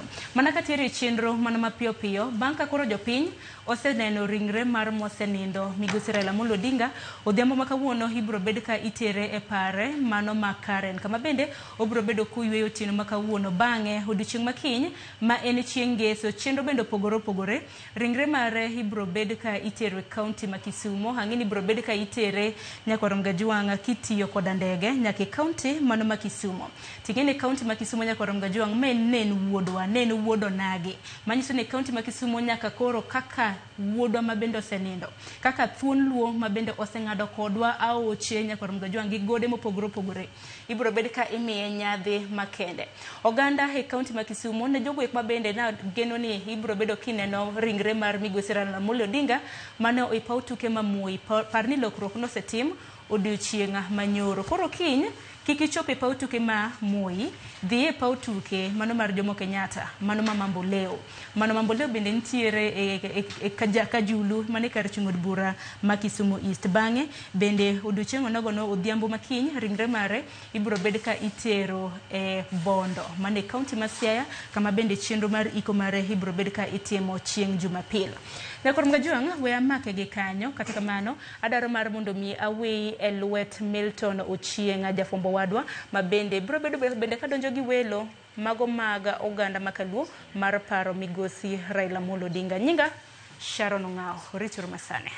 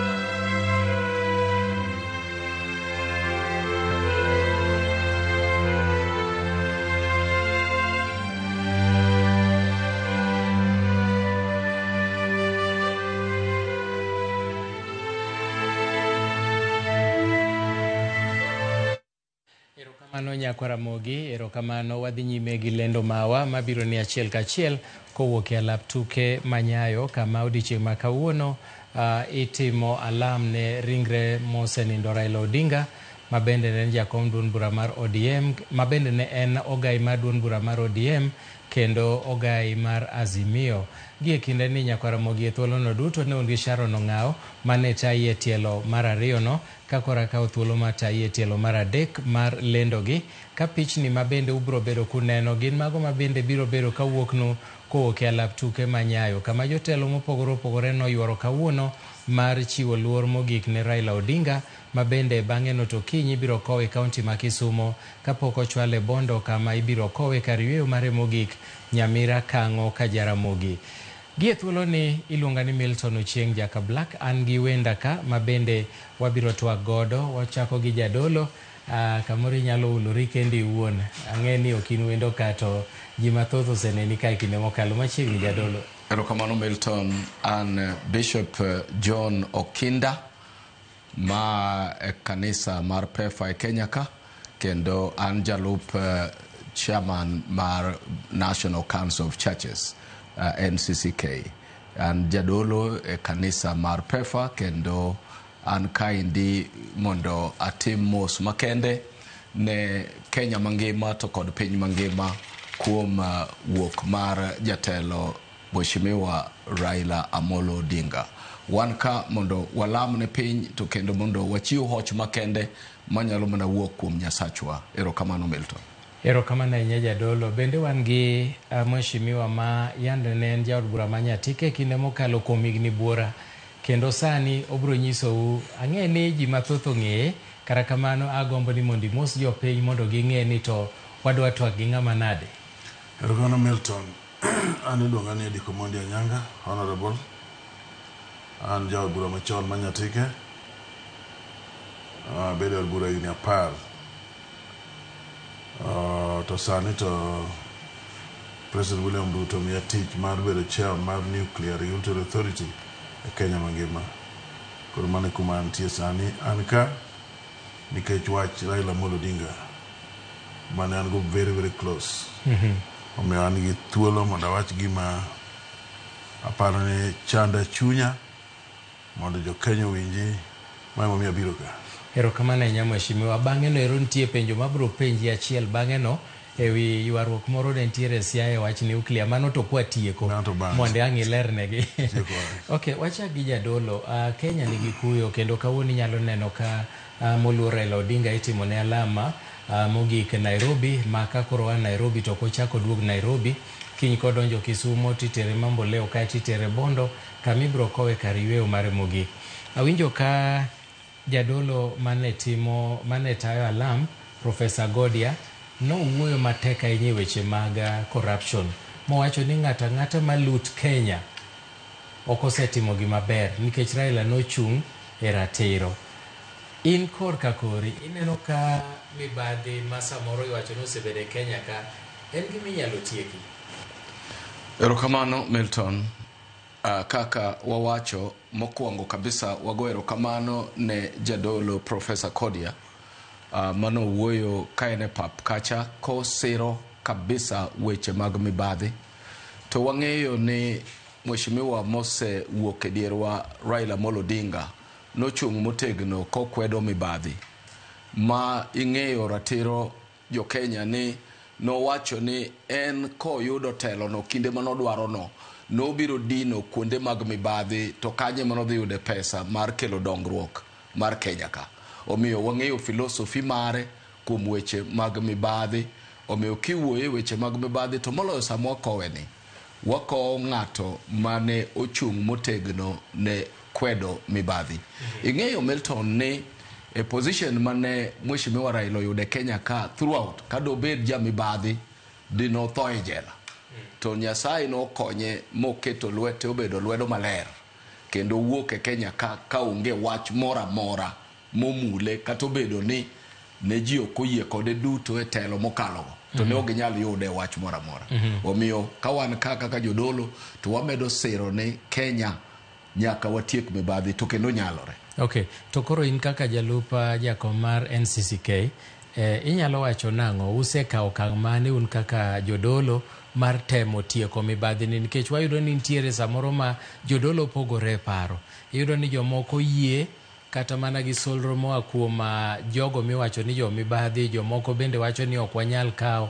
Un kaka jodolo chung' maru en ang'o mar mondo mi watiek mibadhi e Kenya? Gima wachungo motegno en ni mibadhi wuon ok wayie utewa mag lemo. To mae mosekelo wacho ni utewa mag lemo ok wayie, to moloyo e duond NCCK ok wayie mondo jogo manie siasa ogo siasa ka gichung' e madhabahu maler mar Nyasaye.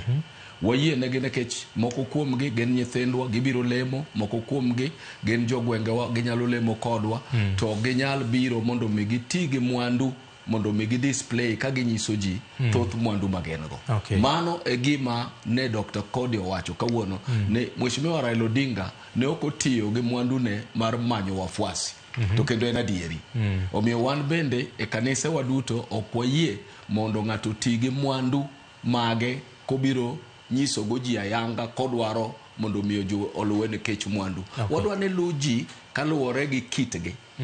Gi gima giyiego, gi gima gilando, tok ne kech mwandu ma giting'e lwetgi. Omiyo wan kaka NCCK to moloyo bende kaka PEFA e Kenya ka ok wayie gi mibadhi, wapingo mibadhi, to kendo wayie ni ka walamo kendo wayie motegno ma waluwo chike mag Nyasaye to kod chike mag pinyni, mibadhi nyalo rumo.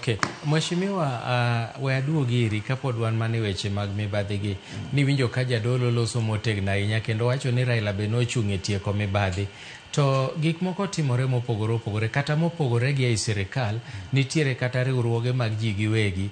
Iwinjo ka ji ywak ni ng'ani opodho kambiwa, ng'ano timang'o. E Kenya ka, yo mane minyalo ti godo mondo watiek mibadhi, gino ma Raila Odinga nochung'e motegno?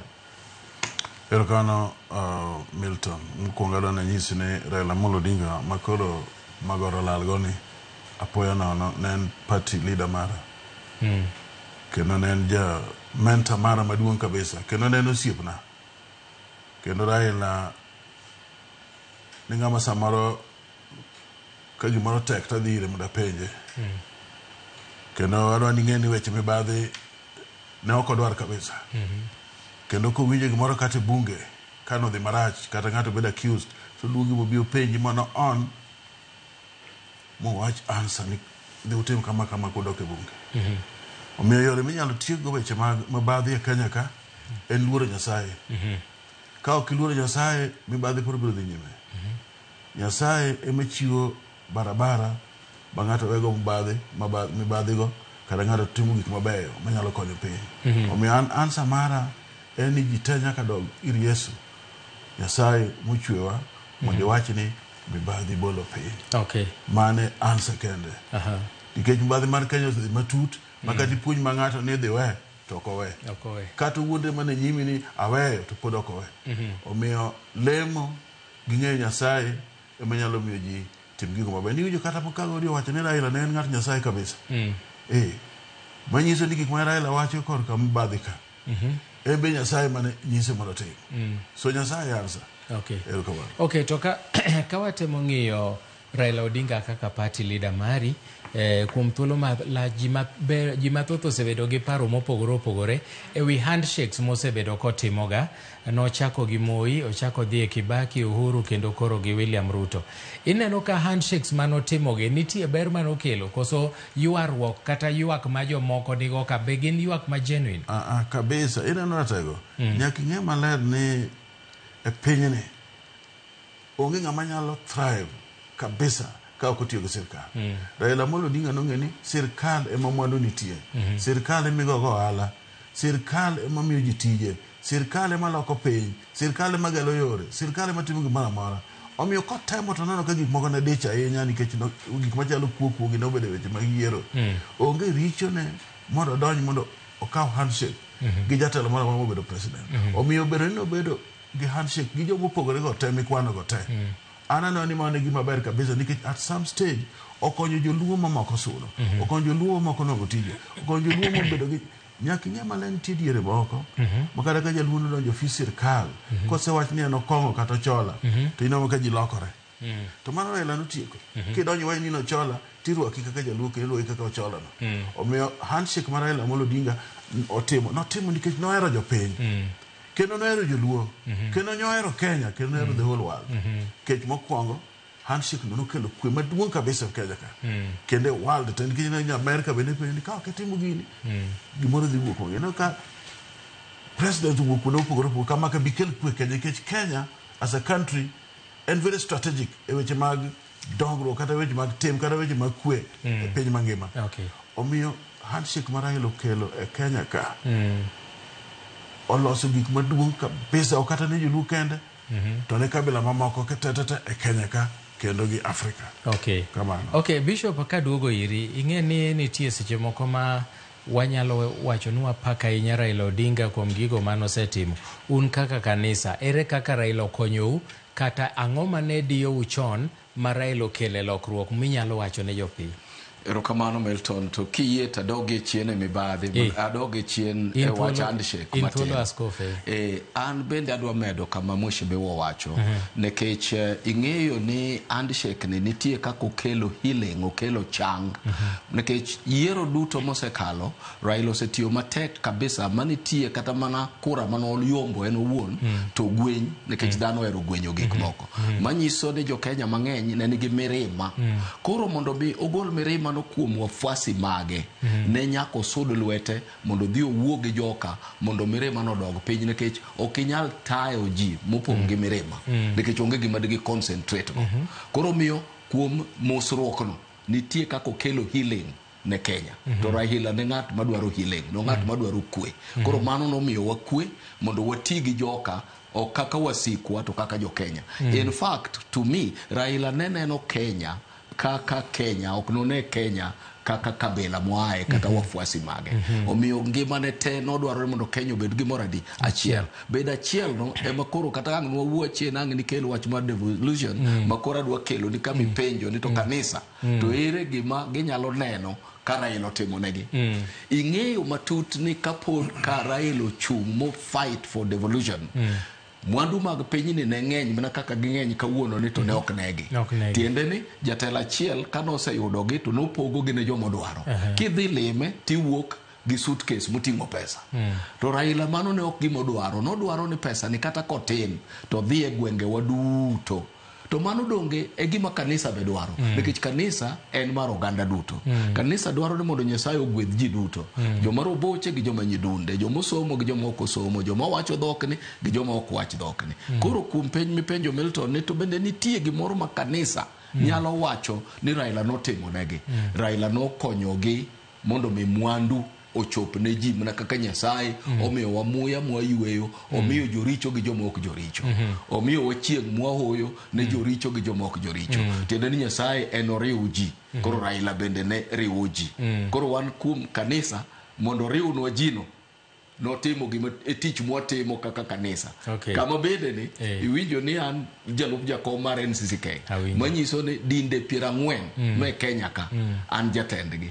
mano ok inyal timo ka ok oriw ji nyaka iriwgi kata giwacho dhok mane giyie gi ng'a gidage ng'a to in kaka jadolo iriwogi pefa miwinjo no kanisa 6,500 machung' negi e Kenya ka dhano 2,000,000 machung' negi e Kenya ka gin dhano manie Kenya mangima kamora mora midhi tidhi yudo ka kanisa mar pefa nitie koro ayie gi penji ni no nikech en penj mowinjore wan kaka kanisa Raila nokonyo wayalo injili marwa mar riwo ji mamano e gima pod watimo tang'e ni iwacho ni kanise 40 manie bwo NCCK to dinde ang'o momiyo nitiere moko ma bende onge nitie munyalo rwako joma onge to ang'o motimo nikech ang'e ni nitie joma pod obalo gidwa donjo e riwruok to gin jodolo nitiere several umbrella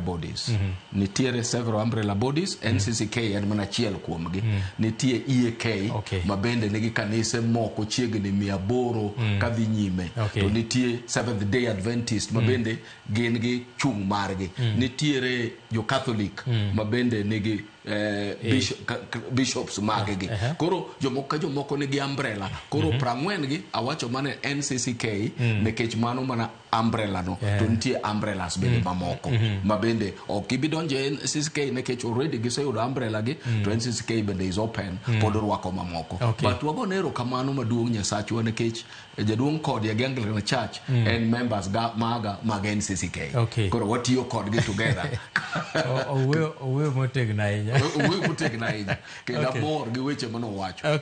Mheshimiwa kaduogo iri ing'e ni nitie ji nigi paro mopogore opogore kendo ji wacho ni samoro Raila notimo maber kokawo joluo moko maniluongo ni experts morwake sirikal mokwongo ni mane momiyo maybe oganda luo oluwo nikech dongruok manikelo to jomoko bende nene kagima chal kagima jatend piny William Ruto ochal gima ochiwa soya in a way ne ji kuom kawo joluo rwake sirikal mondo mi oyud support chung mar ji sani nikech baba nokawo ji morwake sirikal owe ji kapo ni sirikal ji nigi paro mopogore opogore jomoko wacho ni pod ing'e ni kawa wach baba nyaka wach siasa kech en jatelo mar siasa koro chung ni kanye nikech jomoko pod neno ni samoro ji nodonja nikech gik manitero Nyanza. Jaka Black mokwongo adwa ni mondo jo Kenya te ong'e particularly joluo ong'e ni watimo mos ahinya ne Odinga's family kamano moso Mama Ida mosebedo gi jaduong' Raila Odinga chakre higni machon ka gin gi tabu mar cases mane bedo framed nyaka sani kendo atimo mos ahinya ne Rosemary manyar Raila Amolo Odinga kana gi junior gi nyithinde te nyaka honorable senator en late kabisa kendo kawan ka Milton chunyo ng'awre an wach ni nyomaka ka an Mombasa tich to kaka ringo na dhi airport Jomo Kenyatta nyopong mondo ndego chako dwoko wakeno Mombasa kendo chako noduogo ndego chako dwoko Mombasa nyochuna mondo dhi Kasarani godhiambo ka piny tek wan gi kuyo ka duoki chien e penj mipenjo no ok nyal tamo dhano mangima wuoyo dhano biro gi weche mopogore kabisa William Samoei Ruto ok nyal miyo ng'ato asoya sani jo Kenya riek tim ng'ato ema miyo ng'ato wacho ni an ng'atni madok ire omiyo ka an nyaka ing'e maler ni William Samoei Ruto ne wuod Raila kendo wan kod apdo ni ng'eni at some stage mangi clash ne wach bando cha Raila minister prime minister cha ne wan kod bunge to kendo nyaka ing'e ni an achiel an mheshimiwa pesa gi Daima manya kach wan mono oro ire mondo wadho convince go mondo duogi to ne yawan kabisa ko ne yawa I'm annoyed I can't come back ma wuod Raila masie masama ne wadhi Raila manoro mondo wadho wuok kode kendo nyaka ing'e ni nitiere sama koro ne Uhuru Kenyatta dhi bedo president nyege ni an gi Dalmas Otieno wan mana Raila gwela wan gi Dalmas ko dhi wuoyo gi Owuor ing'e Owuor ma Nyasaye ne ode Lavington mondo wayie gi Ruto mondo Ruto obed ang'o obed running mate mare I was in that committee at that meeting mano tieni mano ng'ama osiep ne mowuoyo go mawuode omiyo kano gik sama koro ginyalo wuoyo nikech ODM machon ema koro president mawuode onge tabu omiyo ng'ato ng'ama nyalo wacho ni kia ng'ato samoro tiyo gi pesa mondo kaw ji odok koni onge tim mar Ruto gi tim mar Raila emomiyo jogo winjore mobedo kanyo nikech ing'eni at some stage ajenda gin achiel ne gin ajenda mar ODM machon ma pod Ruto keto koni agendas mag ODM moko ema ne sirkandni omiyo ka Raila gibedo gi mar wacho ni okay Ruto boy ni biwati onge rach kata achiel duo mosere onge rach kata achiel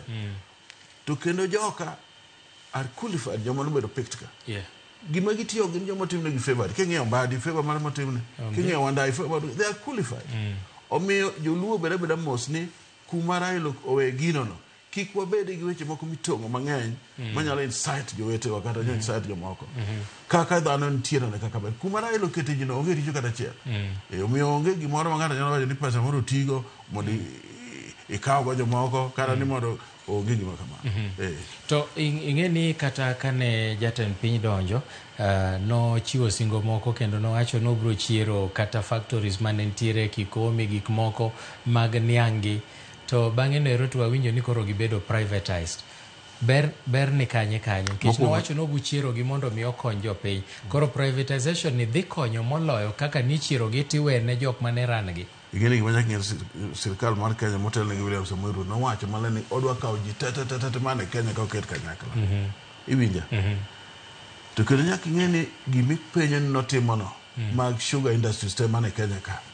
Kapok otim gimoro amora nyaka tim gimoro ni feasibility study. Ka feasibility study wacho ni gino dhi konyo Kenya, so be it. Koro mane omiyo paro ni gino timore, omiyo dede anyuok dhi konyo Kenya kaka sirkal osewacho. Okay. To maybe kapok aduogo ir Bishop, wang'i ane sekta mar pur. Ere kaka kata winjruok e kind Raila Odinga gi moluor William Ruto osekelo konyruok ne jo Nyanza e sekta mar pur. Wang'i ang'iya pur mokwongo. Mano is very true, but wapenji to Raila Odinga nochako bedo gi Ruto karang'o. Mana machiegni the other day. Wamigi miya time gimoro amora dhi losore. Kineno gik machalo matimore Homa Bay, mago osechakore. Kineno gik matimore kata yo Awendo gini, mago osechakore. Kineno gik matimore yo Nyatike kuma aye, mago osechakore. Kineno gik matimore Siaya, mago osetimore. Omiyo nitie gik manyaka mi time kokine results. Okay. Bishop, ing'eni kapho biro nitie kaka jomoko thoro bedo gi mirima, kendo mirima nyalo bedo mang'eny. Ing'eni Jaluo mar Raila ni ok awinje ng'ama wuoye, to kinde mokalo Jaluo ng'ega ni tho ok en tho athoya. Ni nitie gima kelo tho ng'ama okelo tho. Mak mana mar Raila ni aneno ka ji oling' thi nikech en tho mobiro ka en e thieth. Koro sani nitie jok man gi mirima kata mana family kata jo Kenya moko manoketo Raila e chunygi. Noketo Raila e chunygi ma ging'e ni mae ng'atwa ma komiwa direction to wadhi. Ere hocho ma kaka in jadolo inyalo miyo jo Kenya ma pod nigi lit, nikech ing'eni nitie watni moro ma kotho tibedo gi lit aming'a oka e chunyi piyo ma kata liende isiki dhi ting'iyo tiduogo. En hocho mane un kaka jodolo, yo mane munyalo hogo jo Kenya mondo gibed gi kwe, nikech ma en gima nondiki. Erokamano Milton. Yie na chaka dog e chien matin nikech gik mipenjo gin gik ma mulo chunywa. Mondo mi Raila Amolo Odinga oterwa e sirkal. En gima nadwaro ni kiyie tawach ne jopiny mondo winji. Ik Raila Amolo Odinga duto te gimosekedo ne en ni mondo watere obedi e sirkal. I mean adwa ni nene ki Nyasaye koro. To Nyasaye makare nong'eyo ni Raila ok notho ma ok oweyo oganda ne sirkal otimore. Adwa ni joluo ng'ata ma winjo Ramogi TV oneni lwet Nyasaye ni e gini.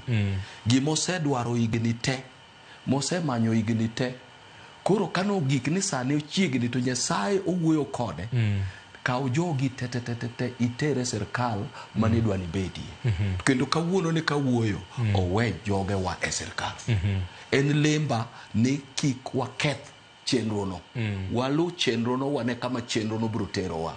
Nikech mano edwaro mar Mheshimiwa Raila Amolo Odinga. Ma omiyo wagone Nyasaye erokamano, okoweyo wa oko. Okoweyo wa ithim. Katobedo ni Jordan ne nigi nyenge ma bende no kecho matin, but koro koduogo luoro koni to yudo yo mane nyalo terowa nyaka the promised land. Koro sani owewa promised land, wan wayiege mano walamie Nyasaye, wanene to Nyasaye biro tero wakanye next. Mane gima dianga wach. Kaito koro wadoge hocho mipenja. Wach ni ne wach malet. Ma kata in kata ng'ata ma winjo wa sama ni winjo wachno gimora mora mane temo ni weyo. Nikech ok ni nyal dhi nyime gi gino nikech ne onge ng'ama nigi paro ni ma nyalo timore ni Mheshimiwa Raila Amolo Odinga nyalo weyo thuolo ni. Ne ok waneno mano. Kana dhi Karen, ka koro ji teringo dhi Karen, ka koro achung' wamosore gi mama Aida, wakao chiegni dakika 2 ka ok wanyalo wacho gimoro, yani ang'iye to ebo ng'iya. Mano seche mane president bende nitie ot kanyo. Ne en gima late. To ka koro no late mwanene kamacha, donge ji nigi mirima? Ji nigi mirima.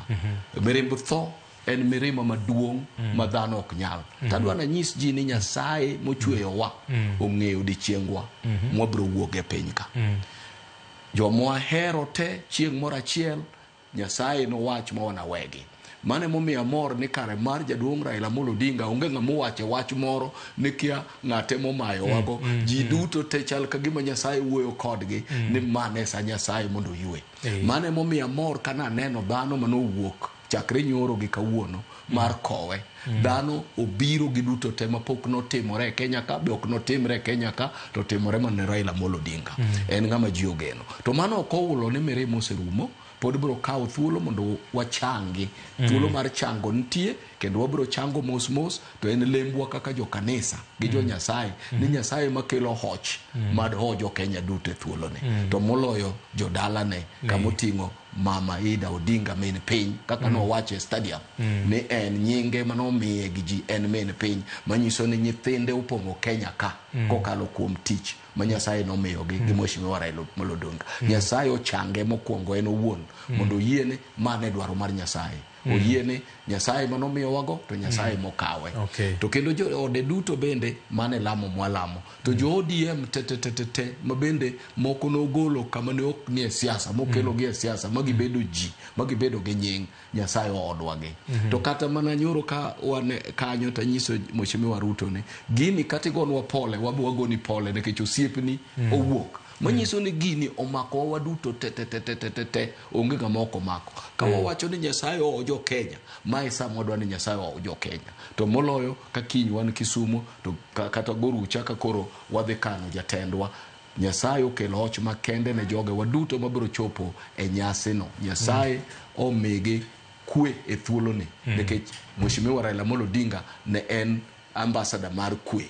Kweno wabedgo gi hochno wabedgo. Nyasaye manyalo timo mano. Mane omi wane studio ka mondo wawuo jo Kenya duto manie Kenya to gi jomo bedo connected gi Ramogi TV e piny mangima ka ung'eyo ni kanisa mar Yesu Kristo kwayo kwe ne jo Kenya gi hoch makende ne jo Kenya e thuolo ni. Wasikru kuom Nyasaye, walamuru Nyasaye odiechieng' gotieno mondo mi Nyasaye okalwa yamo ni duto gi kwe mobiro kelo no. Mheshimiwa Nyanga, ing'eni samoro ntiega miwacho ni ka ng'ato nigi biashara ne to ka koro oseweyo kata kosewuok to nyithindo samoro ok winjre gi laro gik moko. Be ineno ka jo ODM tema norwake sirikal biro dong' e sirikal koso ywaruok moko matindo tindo nyalo sieko? To ka ywaruok osieko to wachomo kanye? Mano to luwore gi pach ng'ato kendo luwore chuny ng'ato. To an kane an awuon ema nyalo chiwo paro maler maparo ni ber to wasechandra minga kaka joluo makata kedhi e piny luo piny nitie jomoko makata gima gichamo onge masa moro tich makoro ne rais oyawo ne ji ne manyiso ka nyathi ng'ato nongo timo mathin nyalo kelo chiemo e mesa. Omiyo an anyalo manyiso ji ni ka yot kabisa to kuma Raila owe ji ne ji obedie ma en ka President William Samoei Ruto. Ing'eni bwana nyaka ing'e maler ni Ruto en jaluo to jaluo en Jakalenjin. Kada kedhi e muma nitie gin kuma ne gene achiel. Omiyo an anyalo mawacho ni kik ji lawre kata gi weche moko magalagala. Kendo ng'ato Nyasaye omiyo teko kama lich miluongo ni Oburu Odinga, the senator. Nyasaye omiyo teko kabisa kendo aneno kuma piny dhiye kendo wacho. Kendo ananuoyi Raila ne en ng'ama ohero kwe. Mama Ida mamin piny mama mohero kwe. Nyithinde tata monyuolo ohero kwe. Odinga's family thothgi ohero kwe. Omiyo kwanyalo donjo kwe mane Raila oketo cha. Kaka noseketo mokalo kod lweny moketo wa ir President William Ruto. Ma otho ka ok gidwokore yo moro marach. Ana feel ni kanyo kuma onego wabedie. Kamano. Jadolo, feeling mari chal nade kanyo? Jogi bro bede achiel koso chal ka gima nitie joma nyalo balo? Nikech jomoko neno ka gima baba emane shawishi gi mane convince gi mondo gibed kanyo. To ka koro baba onge, ineno ka nyirombe bro kere koso gibro doge abila achiel? Anto Milton gimana aparo wang'i gini matut moloyo pachwa wawegi. Ng'iye matut en ni bedo kama wewano ohala mane mantie.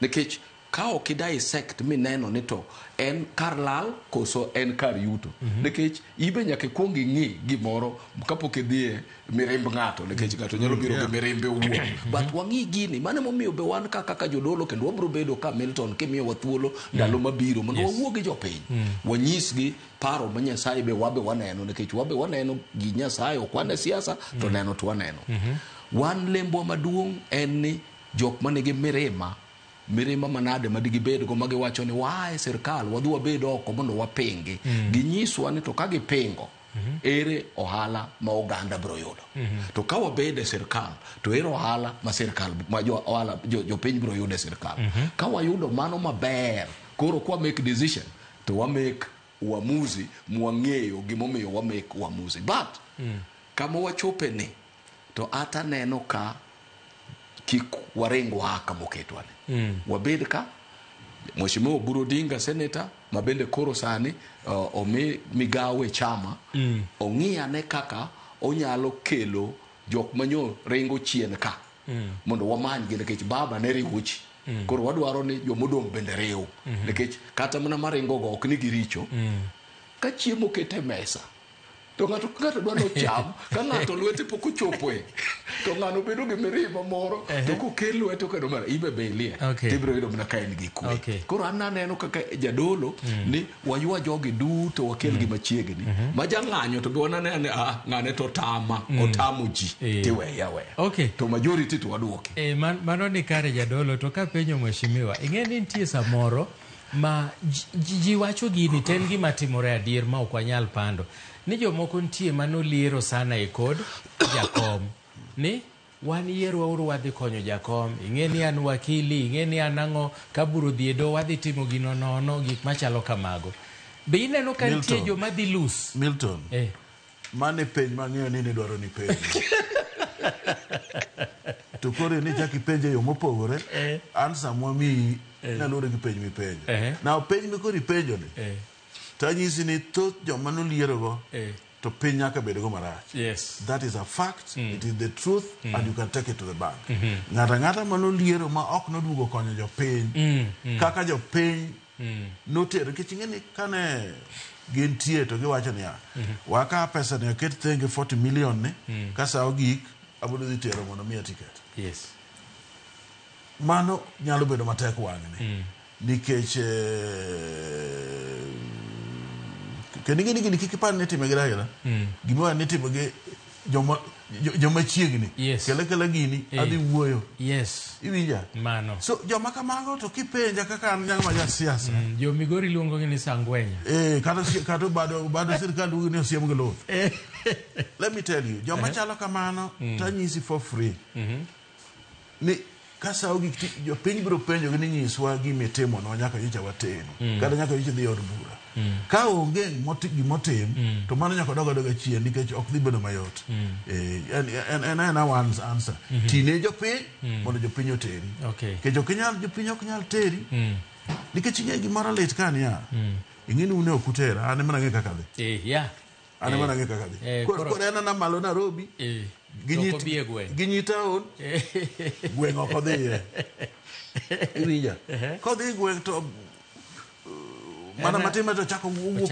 odhiambo iwinja mago to dhi bedo matek and anyisi kaka jasiasa ni ng'ata mano senwang'o mamlaka gi teko Nyasaye momiyo simbo matiyo ne jopiny ka ok otiyo ne jopiny to ok nyal bedo mayot nyaka kasre sani within this period modong to 2027 ni mondo ti jopiny kendo jopiny biro reflect back ni to nyaka ne teri cha isetimo nono omiyo an gima nyalo nyiso jo leaders machal koda piny ni giti ne jopiny ka ok gitiyo ne jopiny to dok nyalo bedo matek erokamano ja Bishop wachni nene nade inero ka nitie joma dhi hinyore wachni erokamano Mheshimiwa Nyanga kuom kelo partno maber an aneno ni sani koro ka wabiro dok e kor gwenge kucho mondo wameny to kik wamak bad ng'ato correct nikech magi nyithind ng'ato achiel ing'e ni ka jo ot achiel dhawo to ng'amolo wadgi gi ng'amolo pod gidong' mane odno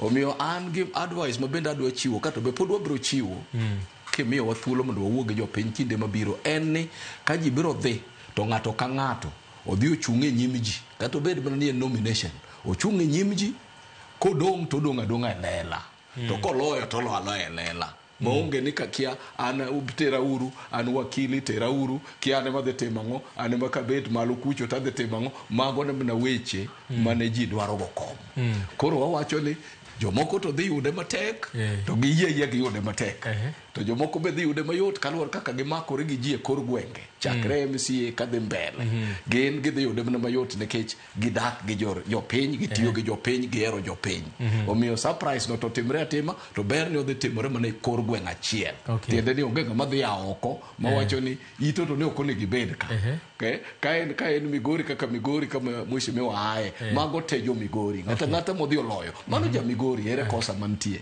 to wayie ni mano to dhi timore nikech jomoko notiyo kode marach nafas mane giyudo ne gisiko malo ka ne wan malo koro piny midwaro gi to yud kinde podan kodi ja bishop e kinde mokalo nwaneno ka thoth jotelo kaka bishobe kata jodolo ne laro kombe mag siasa gi magidhi e bunge wabedo gi Margaret Wanjiru Reverend Ken Nyagudi nobedo Reverend wabedo gi Archbishop Ondiek wabedo ko tinde udhi kanya ang'o mamono un bende donjo kacha mondo kantie wach moro mapek to nyiso gi ni kaka jatich Nyasaye biga kocha wabedo gi Reverend Karanga ineno gini wan okwadagi ni kik jodolo dhi many kombegi to seche moko bende king'iyo tiyudo ka Nyasaye me polo malo bende luongo ji gi migepe mopogore opogore koro kade bed ni jok mwatero gi nyalo winjo wach Nyasaye to onge tiende wadhi wabed kono ni kanyo modwan wayal ne gi muma wanyalo yalo ne gi muma kata ok wadhi kanyo lengo wa en ni kaka ne wawacho ni Nyasaye e piny onage to kod Kenya mangima e mwater mbele wasetero Nyasaye mbele kama mheshimiwa Nyango dhi to bro winjo duon Nyasaye to kwa bedo kode en mano konya gero cathedral na Migori kane poden mjumbe yes he did me great fundraising jima chalo mane wadoka wacho mamondo jo Kenya okete somewhere awacha wach koro nitiere ji ma ok gini e siasa to gi winjore gi jo siasa kendo ginyalo advice jo siasa to mano machalo kata an kaka Bishop Dr. Okinda ing'eyo ni wasebet kwa timo shuttle diplomacy kata ndalo mheshimiwa Uhuru Kenyatta gi mheshimiwa Raila kaka ni wacho mosruok cha wan mano initiate wan jodolo nikech wan jo NCCK yudo ka or joge koni then ukel gi together mwakelo gi together makata ka koro weche koro bedo matek to wan mwakoro wachakwa do Karen de hoyo baba gene kaito pio to gidhi gibedo together to kata maru to de lengo wa maduong' en duty together nikech Nyasachwa en Nyasach gimoro achiel koro kami penjo no to en true ni nitiere ji mabiro safa heavily but donge nafas to Nyasaye mapango ni ji ko yie ne de te kakene to ko yie ne de donge paro beno locho kelo marehemu ne unu mna kode ka to kane otiyo kama ber to kodhi kacha cha to obedo senator mana mayot kamano koro nitie ji masa more no gin mabor to be ogin mabor ka gidok kuom ji to nitie gima ji relate go kodgi to ngato wacho gane mobiro ngane mwamiyo kata onge pesa to dhe adhiya mane lembo ing'endi nitie samoro mheshimiwa neno kidwa medo wach moro kanyo no gimoro thung'a ka ing'e neno na nyisi ni tho moluor Raila Amolo Odinga nikech ng'e Raila nohero kwe dhi miyo kelo kwe e Nyanza e Luolando mapok odwaro nwa kendo nyalo predict ni sani ni mae sama joluo dhi bedo achiel kabisa ma ng'ato ka ok nyalo to wewa ni ng'ama nyalo joluo dhi bedo achiel wanyisi gima timore e parliament nitie tribes moko manosefwenyo kaka joluo timo samo kel kata gimoro e parliament mondo ni jaluo moro non teach to kalo through parliament to gidhi inside jaluo against jaluo wadgi koro jaluo pingo jaluo wadgi ma jaluo chako donji kato ka jaluo sefeto gikelo ng'atgi to ng'atgi to gi inside jogegi ma joga support ng'acha to mogi chagre nyaka jaluo ma support ng'atgi kinano statistics mar ka okadona wajdi tribes go ibiro kan ti tribe moro e Kenya ka mane gin jo no kawi ga jo matin kabisa to kina gisana sirkal they are almost the majority nikech giriek sama jaluo kudho jaluo wadgi to gichikwiti to gidog gidhi gibedo piny ibinja To kendo sama jaluo dhi manyo gima duong' ir kata president kata mane ministry fulani jaluo dhi kende mondo ne ni ana Moscow. To joka to dhi as a group. Mae kaka Jakisi timo, mae kaka Kurieche timo, gidhi group kata ji madhi 10 gi pong'o ot. Makata ka en keto koro nyaka dok piny. Kata en minister nyaka dok piny. Jaduong' Raila Amolo Odinga ne ng'ama ohero kwe. Kendo en ng'ama ne understand Kenya. Anyisi for free. Ma esama joluo dhi bedo moriwore kabisa to President William Samoei Ruto. Ma kamano timore kamano kaka wachono. To joluo biro bedo gi kwe kendo kanye mwade ko bedo kata ma deputy president. Ing'eni jogi wawuoyogo. Kendo onge ng'ama gero molo jaluo. En mani jomo moko ka keto joluo gore joluo diro weche maricho kato koro chunygi kethore. To ka jaluo nyalo bedo achiel bang' tho Raila Amolo Odinga, mano ero kwe. Kendo mano kelo multi-party. Kendo momiyo koro ji ten wang'o weche mag devolution piny. Kendo ing'e devolution olos ka e parliament. Kendo ang'eyo gik mane timore. Kendo ang'eyo role ma kaka Raila wuoyo kodwa kato wadhi e parliament. Nyaka gotieno sa 5-6 mar otieno. Kata chike mineno gi te, Raila loka kama loko mandas. Kosekelo gato kiny chake loke wuodo gimachielo. To mane chik matiyo Kenya ka sani. Ok iwinja? Adwa na nyisi ni kik ibed gi parruok ni bedo dong ji nyalo pogore. An aneno ka ji dhi bedo achiel. Nikech joma ne gonga nisa ji ka. Ing'eni ng'at ni ok ng'atwa. Ing'eni jogi ok jogewa. Gin ok ginyal bedo the same again. Koro jok ji dhi tiya kaka joluo madwaro joluo wetegi man gi agenda e sirkal to wan sirkal ni wan wang'e ang'o to kwan wang'e ang'o to wadhi konyo jopiny nang'o an mane kaka nene. Okay, Bishop, wach moro nika iwacho ni nitie kaka jodolo un jodolo nitie kaka uyiero ga samoro josiasa mudwa ni mondo kata kubire kanisa to unyalamo negi to nitie moko muwacho ni ng'ane to kik nyon ka. Ere hera mantie kanyo ok jodolo te to nitie moko matimore ne uyiero ng'amulamo ne moko to da. Kamano timore to akwedo mano. Kendo ka nitie jodolo wetena ma timo mano to en gima ok owinjore. Kanisa mar Nyasaye en mar oganda duto. Ok inyal wacho ni koro kawuono ng'ane ok adwar ka, ng'ane madwaro ka, ng'ane obi, ng'ane obi. Mano ok en ndiko mar Nyasaye. Ndiko mar Nyasaye in fact wacho ni kata wasiku ergi uru. Koro ka mane en ndiko mar Nyasaye. Iparo ka Yesu ne msalaba kacha to jok magure ka kong'iyogi to wacho ni wuorwa wenegi nekech gikia gima gitimo. Koro wato ere kaka diang' wabed gi mipaka machalo mano mar tamo jomoko ni ok wanyal lemo negi to jomoko to walemo negi. Dong ing'eyo ni elemo gi te girumo gi dwaro mar Nyasaye ma mondo timre. Ok inyal wacho ni kiselemo to mari ema dhi timore. Nikech dwach Nyasaye ma nyaka kal ng'at milamo ne. Koro in tich ni kaka dhano ma Nyasaye oketo en mana lamo. Tiwacho ni Nyasaye e kind owete ariyo gi nitie miseyiero. Miwa mana achiel miyiero. To Nyasaye biro kelo achiel. Koro akwero jodolo ni kik gibed gi chuny machalo mano. Kanise gi te magwa mag jogewa ka jogewa biro to arwakgi. Gima watem kwedo en mana tiyo gi mwandu marach e kanisego. Makoro ka ng'ato dhi to ng'ani wacho ni an akelo mwandu marom kama. Koro an ema mondo go mbaka na to mbaka ng'ama chielo to kik ugo. Nyalo kelo wich kuot marach. Ing'eyo ni mano e gima notimore e yiero mokalo. Kuom kanise moko mok adwa wacho nyinggi. Ne gichung' ma giwacho ni Baba Raila Amolo Odinga mano ajuoga were uru kode bae malaika. Ni wan wasiro ng'ane wan kaka kanisa. Ni kaka kanisa. Ni winjo ka ji machalo kinda gene mawuoyo kage ne waling' thi nekech mano ok en ndiko. Ndiko ok en ni jadolo wach ni ng'ane ma nyako dwar. Jadolo onego nyis ji ni kido maber mwadwaro en ng'ama jachiwo, ng'ama jarwako welo, ng'at ma jaluor, ng'at ma ok jamibadhi. Those emwa miyo ji to wacho ni koro ng'igi lweda koni gi lweta koni ere ng'atno. to muneno no ema mondo ume nekech wan tichwa siemo ne ji adieri mwasenene ji adieri ne mwapuonjo go ji koro jodolo kik tim mano ne ginyalo kwedo ng'ane to giyie gi ng'ane to ng'ane ok gidwaro to ng'ane gidwaro kae to gichungi ng'at achiel magi te kaka na wacho motelo Milton magi te nyithindwa ginonagi wate ka weche matimore Nyanza kacha mago nyithindwa duto waherge gi duto mana kaka Nyasaye bendo hero wanwa duto. Okay, Mheshimiwa Raila Odinga mwaloseni ene manokedo ne demokrasia ma Kenya bedo gi demokrasia. To demokrasi ka ng'at ka ng'ato nigi thuolo mar hulo pache.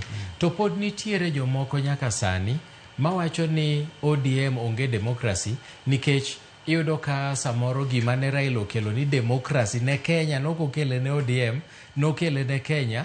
ODM ni samoro ok lugi no nikech kiwinjo ka ng'ato balo ni anto kora dwa dhi chungo tiko mopogore tiwinjo ka jomoko goye ni cha baba ichi to baba ne mano kelo demokrasia ma wachni waketo kanye ng'ata ni thuolo ma chung kako hero ok ng'ena na chiel kuom joma ne ochung obedo ja ODM kena dwa na nyisi bwana ngene I was very close to Raila Amolo Odinga very very close extremely close Raila kane di Germany ne wadhi kode ji ariyo Girasaga ji adek kende I was the only member of parliament manoketo Raila kadhi wugi president Ruto modo bed partner mare obed DP mare I've told you niana wan manage dal masutieno Raila kane wadhi loka makoro member defense of foreign relations koro wajumbe madhi a beach mwadhi go loka America mwadhi walando nyaka Hague yene mane wa texture wachuru gi president nyaki ngema ler ni nitiere gimano ningo Tim Hague was quite sad ka wuoko ka gone sime to nyisa gimo ninga tim to natimo kamano oking'eyo ni bawo manilungo ni Ben Suda cha nagaga mesa moriere tir makone ni agenda mano kelo ka ok mi wacho mo yie koda boko Raila was not the president then mo yie koda Raila no siepna omiyo wayo ng'ama lich kabisa to joma circles madwaro gik mang'eny mondo injo wetegi mondo ng'atie jo wetegi mondo tim jo wetegi gik maricho timo kata ka Raila kien no timo omiyo Raila ng'ama nero kwe to kano fwenyo gino I can remember one incident kana yombo nyatike to koro certificate no sandike tedo maya nikech ng'ama duong' apelese pacho kabi wacho ni nyinge onyise ni ngena nyanga ne goji kanye nyatike okaw gino gi thuon ne okoyombo ogona sime kongera sitingo barua lwete jako nyango ng'ane no kona ni ke Raila na okpandi kinyo wacho ni gimoto owacho ng'ane no kona kama ko jako gima kama dak timbe ma ko be reported ka police to kana I think you are right miana ongera kaka no nyiso ngara mo mi certificate Raila ne ng'ama jachiwo Raila ne ng'ama riek ma ok winjo kata kadwonde dhi malo kaka dwond dhi malo ni Raila ne ng'ama longo kabisa omiyo joma richo go te ka Nyasaye nyalo keto gi thenge joluo dhi bedo achiel 100% to kendo gima dona nyisi ni joma ne richo mane timonwa gigi te gin kabine mamoko kabine mamoko ma mang'ad tiendi to yako choro gi chien mondo nwang' chiemo kose ng'ati ni embe after about 45 kata years embo ochako we kanyo ka koro wuoyo marach malich ka ng'ama ne ok okony omiyo gima duong' manyalo wacho ni joluo waere uru kabila mamoko gi ok nyal dwaro the only tribe manyalo dwaro en mana tribe mar William Samoei Ruto momiyo watonga wachieme kendo waneno kendo pod bura medo kadi pono timore marach to bura maloso udhi mai bura to pimo na ang'o migino timore marach watimo marach kama kama in short adona nyisi ni this is the time ma jaluo dhi bedo achiel kendo jaluo moro manyalo wacho ni koro ni wang' ni koro wede gi party dhi gi machielo koro giwe nikech gini dhi lokore yo mopogore Nyasaye dhi loke kaka oking'e ni samoro we party nikech ong'iyo demokrasi mantiere Kenya koro wacho no dhi ochunga gi party machielo tek ni ene demokrasi kata kochung' e Luo Nyanza to chung' gi party machielo machunye oyango. Iparo ni mano koso ka ng'ato. Onge makosa kanyo timo ka ng'ato ng'eyo demokrasi mare owuon to neno ka kumoro ohinya. Onge momo ne timo gi party machielo. Okay. Kata ana nyalo timo. Erokamano nikech aneno kata mane Luo nitie joma bende nodhi gi parties moko to be gitiyo maber. Kendo gitiyo maber moloyo joma dhi gi party. Mano diere kabisa. Nikech ne giwacho ni odwa ni chal ka gima ne dwa mage. Mana gimi iwachono ni chal ka gima ni dwa gweny to Raila norieyo. Koro sani ma Raila onge ni, donge nitiere mecho no nyalo timore? Gini mondo mecho timo nitie sport manyaka de. Nitie manyaka de. Koro ka Raila koro Nyasaye okawo, samoro nyalo bedo delicate, ok onyalo timore ka nyalo timore chon. Nikech nitie joma pod omako gino. Okay. Mamoko nyalo wacho ka. Ya, nitiere. Milton. Askofu. Adwa ng'iye kendo e wach ni nyadiriyo. Ing'eyo ni e siasa, wan ok wajo siasa, but e siasa, uweza mari mar bedo gi wafuasi maluwi ema miyi duol mar negotiate gi midwaro. To that number bende ndiko mar Nyasaye be wacho ni piny mora mora mobarore diere ok nyal chung'. Mana diere. Koro anadwa na ng'iye ni ere gima dwa tim mondo wariwgi moloyo ka wapogogi. Nikech gik mariwowa ka kuom adieri to becho kendo ng'eny maloyo gik mapogowa. Nikech kwa pogore to bende bera but wabro bedo mayom yom. Okay. Koro yom yom no bang'e achien biro miyo keyo marwa dog piny nikech wayom yom. To ka wamoko kamoro achiel gima nomiyo jo Kenya oluoro Raila Amolo Odinga ne en wafuasi maneno. Mama nenore ratiro kamoro amora modhiye. Mane manomiye duol nok nikech gimoro amora ne Nyasaye omiye ng'uono gi ji kendo ji ne ni kuome. Kata ka en pwani, kata ka en kanye to dhano nitie. To ka gimoro timore mobedo ni onge gi ji, duol no de ok obedo. To ma pod biro kelo nwa chandruok, demokrasi no to ber, to demokrasi no kabiro pogo wa mwadong' nono, ma ng'ani odhi gi mathin, ng'ani odhi gi mathin, ng'ani odhi gi iwe, ng'ani odhi gi ng'ute, ng'ani odhi ndugu, ok wabibedo gi duol to bagen. Nikech gimomiyo ibagen en gimibiro ge mesa. To gimibiro ge mesa ne moja sigu be ok dwa ni bigo. Odwa no we kidong ma weth mondo kibiro kanyo tikono mara in ritwa oko kanyo pod waloso wach ma important. Nikech like minded manigi tyranny of numbers koro bedo.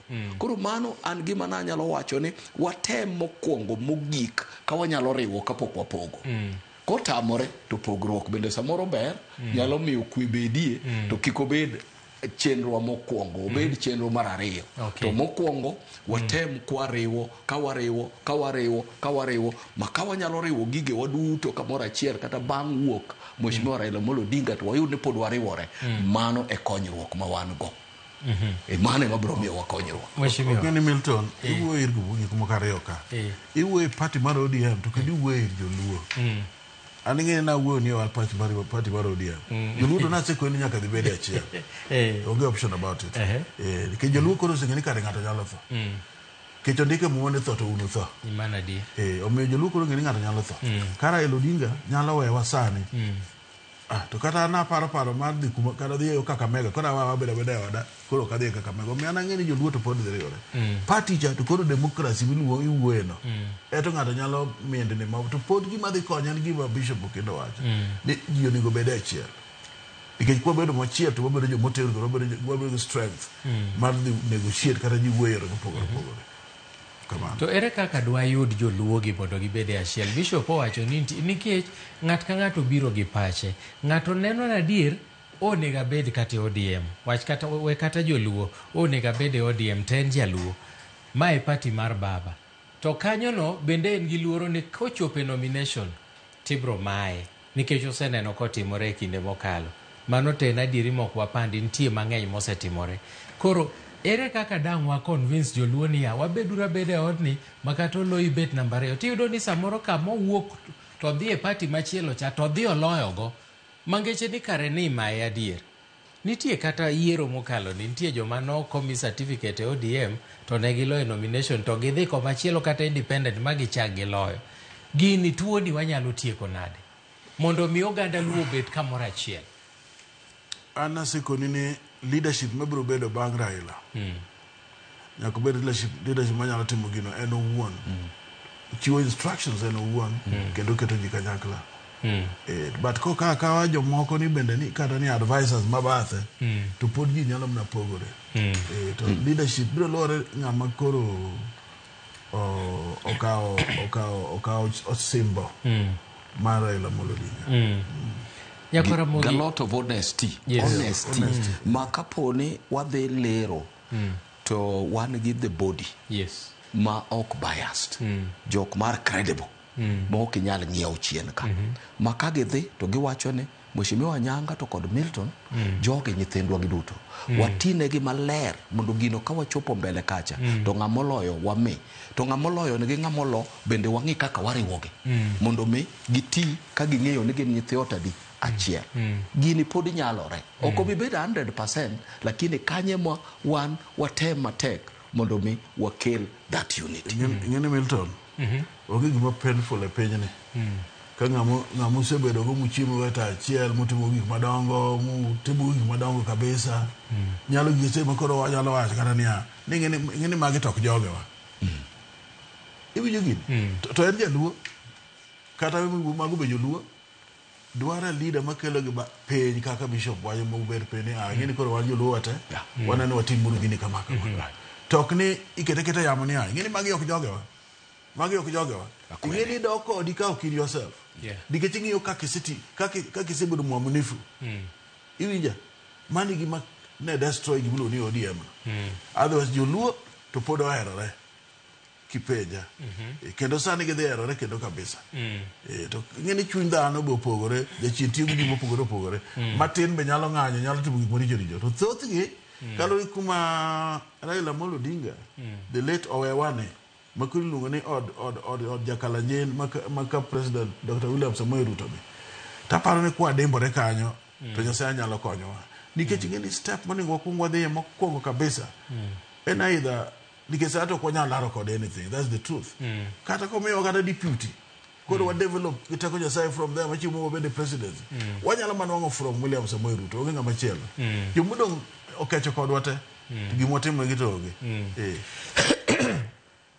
Yakораmogi wadhi nyime gi twak achiel kachiel kowuok Ramogi TV an ka koda jadolo Dr. Okinda, Bishop Dr. Okinda, kachiel gi manen jaod bura manyatike Eddie Kanyanga, mabende watwak godo kwatemo ng'iyo mago matimore gi thuoloni.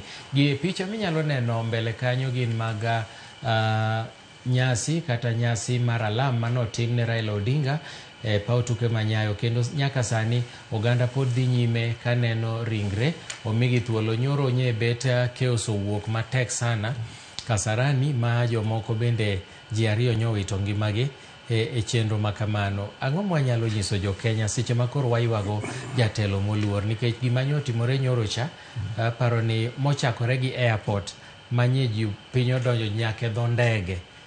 Ang'o mwanyalo nyiso jo Kenya mana mamuol sama nitiere ng'amonego miluor machalo kama? An okanyalo wacho jo Kenya gima nyalo nyiso joluo mokwongo. Ni nyaka ng'eni sani wane siasa. Politics ma siasa dhi magalagala. Nyaka ng'eni kuma gichung'e ng'amo chung' bathe gi kia. Iwinja? Ng'ato nyalo chung' bathi to en ng'ama dwano keth gimoro. Kaka gima nyatimore Kasarani. Dino kaka wuono Nyayo odobedo maber kabisa. Gima chalo koko moko magalagala ka onge. To kata mana airport.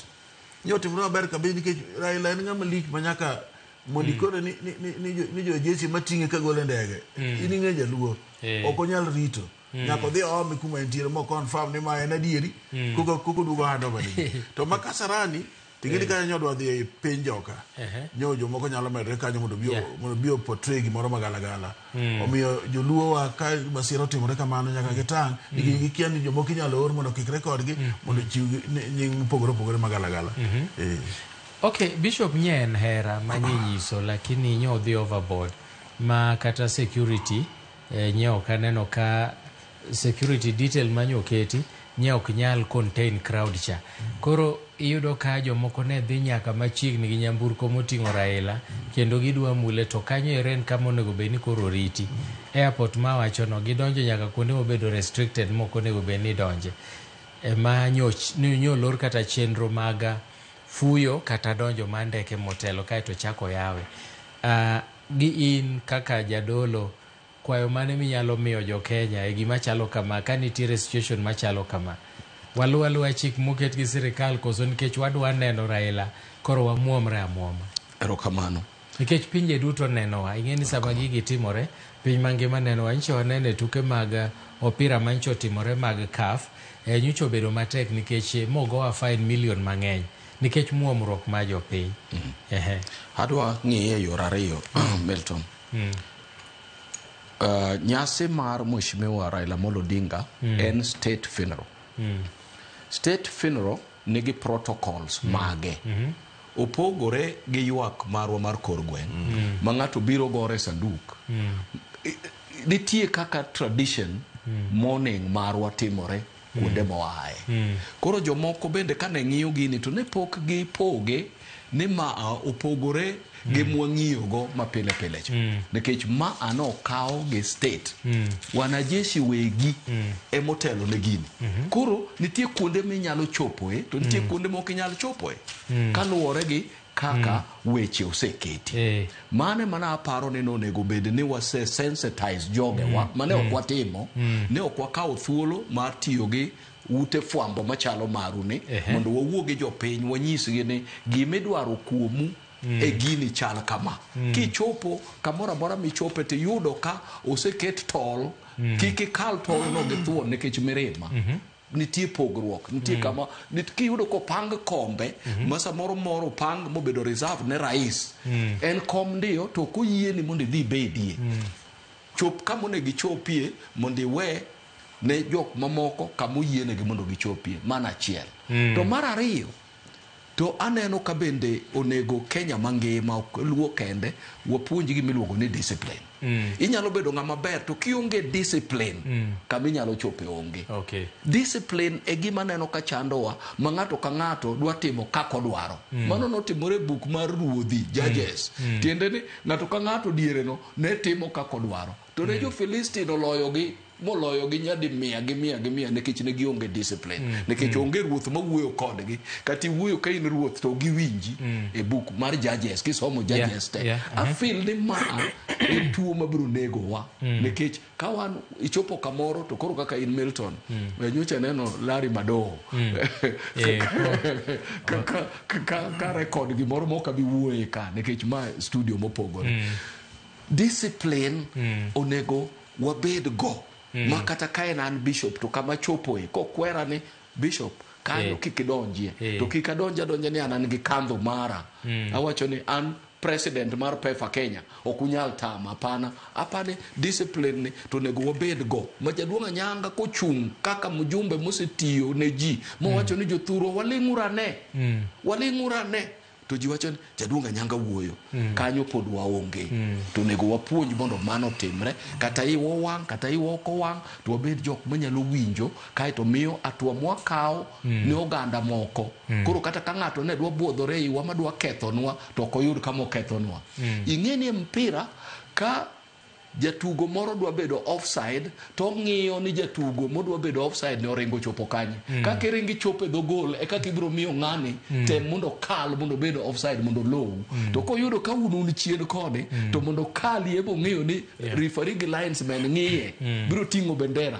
Koro wan bende samoro kik wayie mondo wasudi ji makal kama onego ne wachopie kae to gidhi kethonwa. Nikech ka gikethonwa to wan ema nyingo biro wacho ni ne uru joluo kaka timore, ne uru ne jodala gi Bishop Okinda kaka timore, ne uru exactly.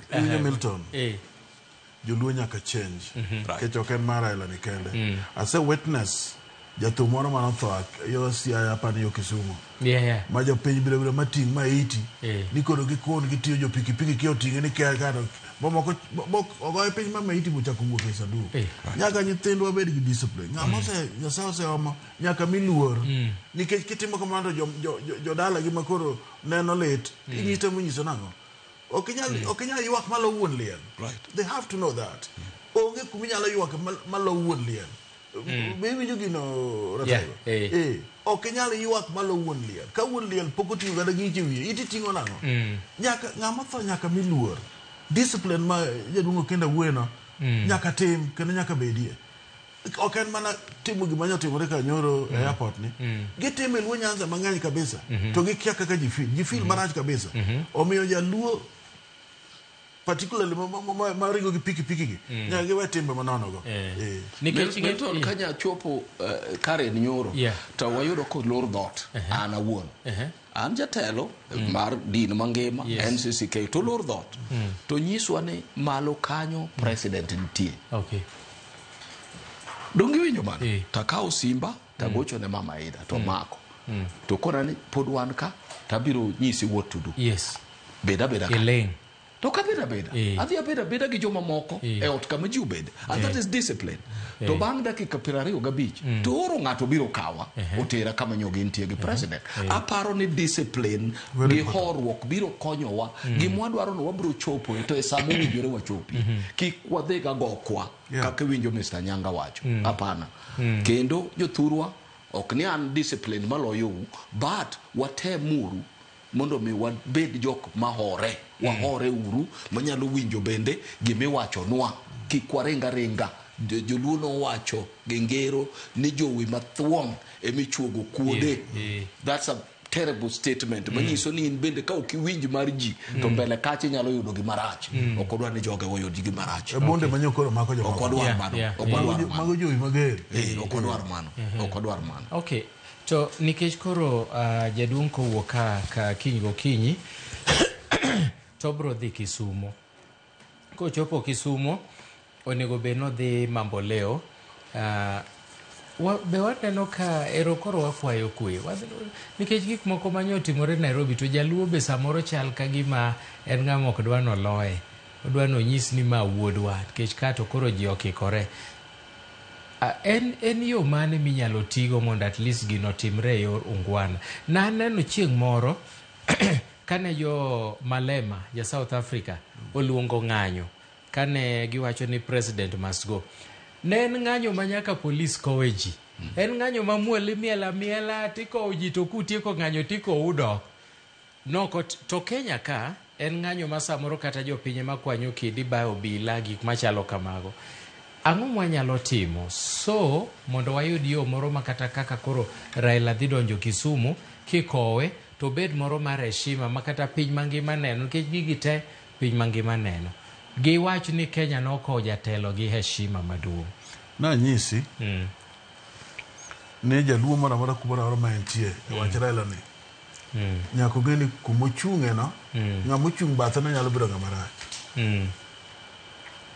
Ing'eni ndalo machon kata ne president Kenyatta dwa dhi Nyanza kata president Moi iwinja jomoko oro kabila moko oro gimoro dhi timore kata Kisumu marach kiko ni kike dhi do ka joka kacharach kiko dhi to kare jomokelo gimarach no owuok mana e trust mamoko dhi timo gino okiwinja jaluo nyaka tang' ni e gir Raila ni jomaricho nyalo dhi chuogo kodhi moko maricho mondo keth nying onage. Koro nyaka gitang' ahinya ni discipline is paramount e tho Raila sama gidhi ike. Kikoro giwuok ni gineno ka ng'ato kata bakidi bathe to parapani mano ng'ate.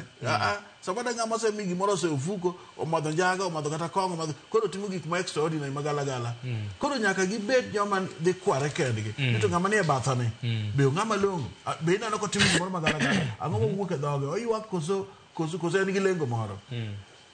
Ka jaluo nyalo timo kamano to wadhi miyo Raila Odinga kow maber machal kode kaka ng'ama ochero kwe ema duong' e gini to bende Raila no emocha siro mar luo maka wacho wuok ni oike yo maber ma ji ok ogore ji ok onegore to ji tema joluo dhi bedo gi mor kamano an mane kaka ne to mheshimiwa kata kapok itieko kaeto askofu bende nyalo lose wachni nyawa winjo ka jatend piny owacho ni Raila idhi mi state burial odhi bedo state funeral. Samoro nitie jomoko ong'eyo ni state funeral o entail ang'o. Samoro ji bo muomore amuoma ni nyaka wadhi nyaka dho bura ng'o gik machalo kamago. Maybe unyalo lero negi ni to a state funeral ng'ano moyiene chopo kama ng'ano mok oyiene chopo. Kendo chaka no. Mokwongo ka wang'iyo state funeral tiende ni gima duong' en ni sirkal wegi emokawo ikono kaka margi.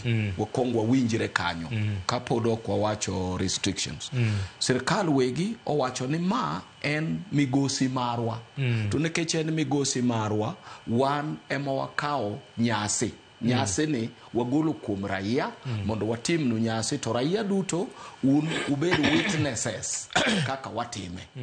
Koro ka waseng'eyo ni gini mar sirkal, koro nego wapenjre to koro ere pogruok e kind ma sirkal okawo to gi marwa wawegi. Marwa wawegi waonge gi restriction.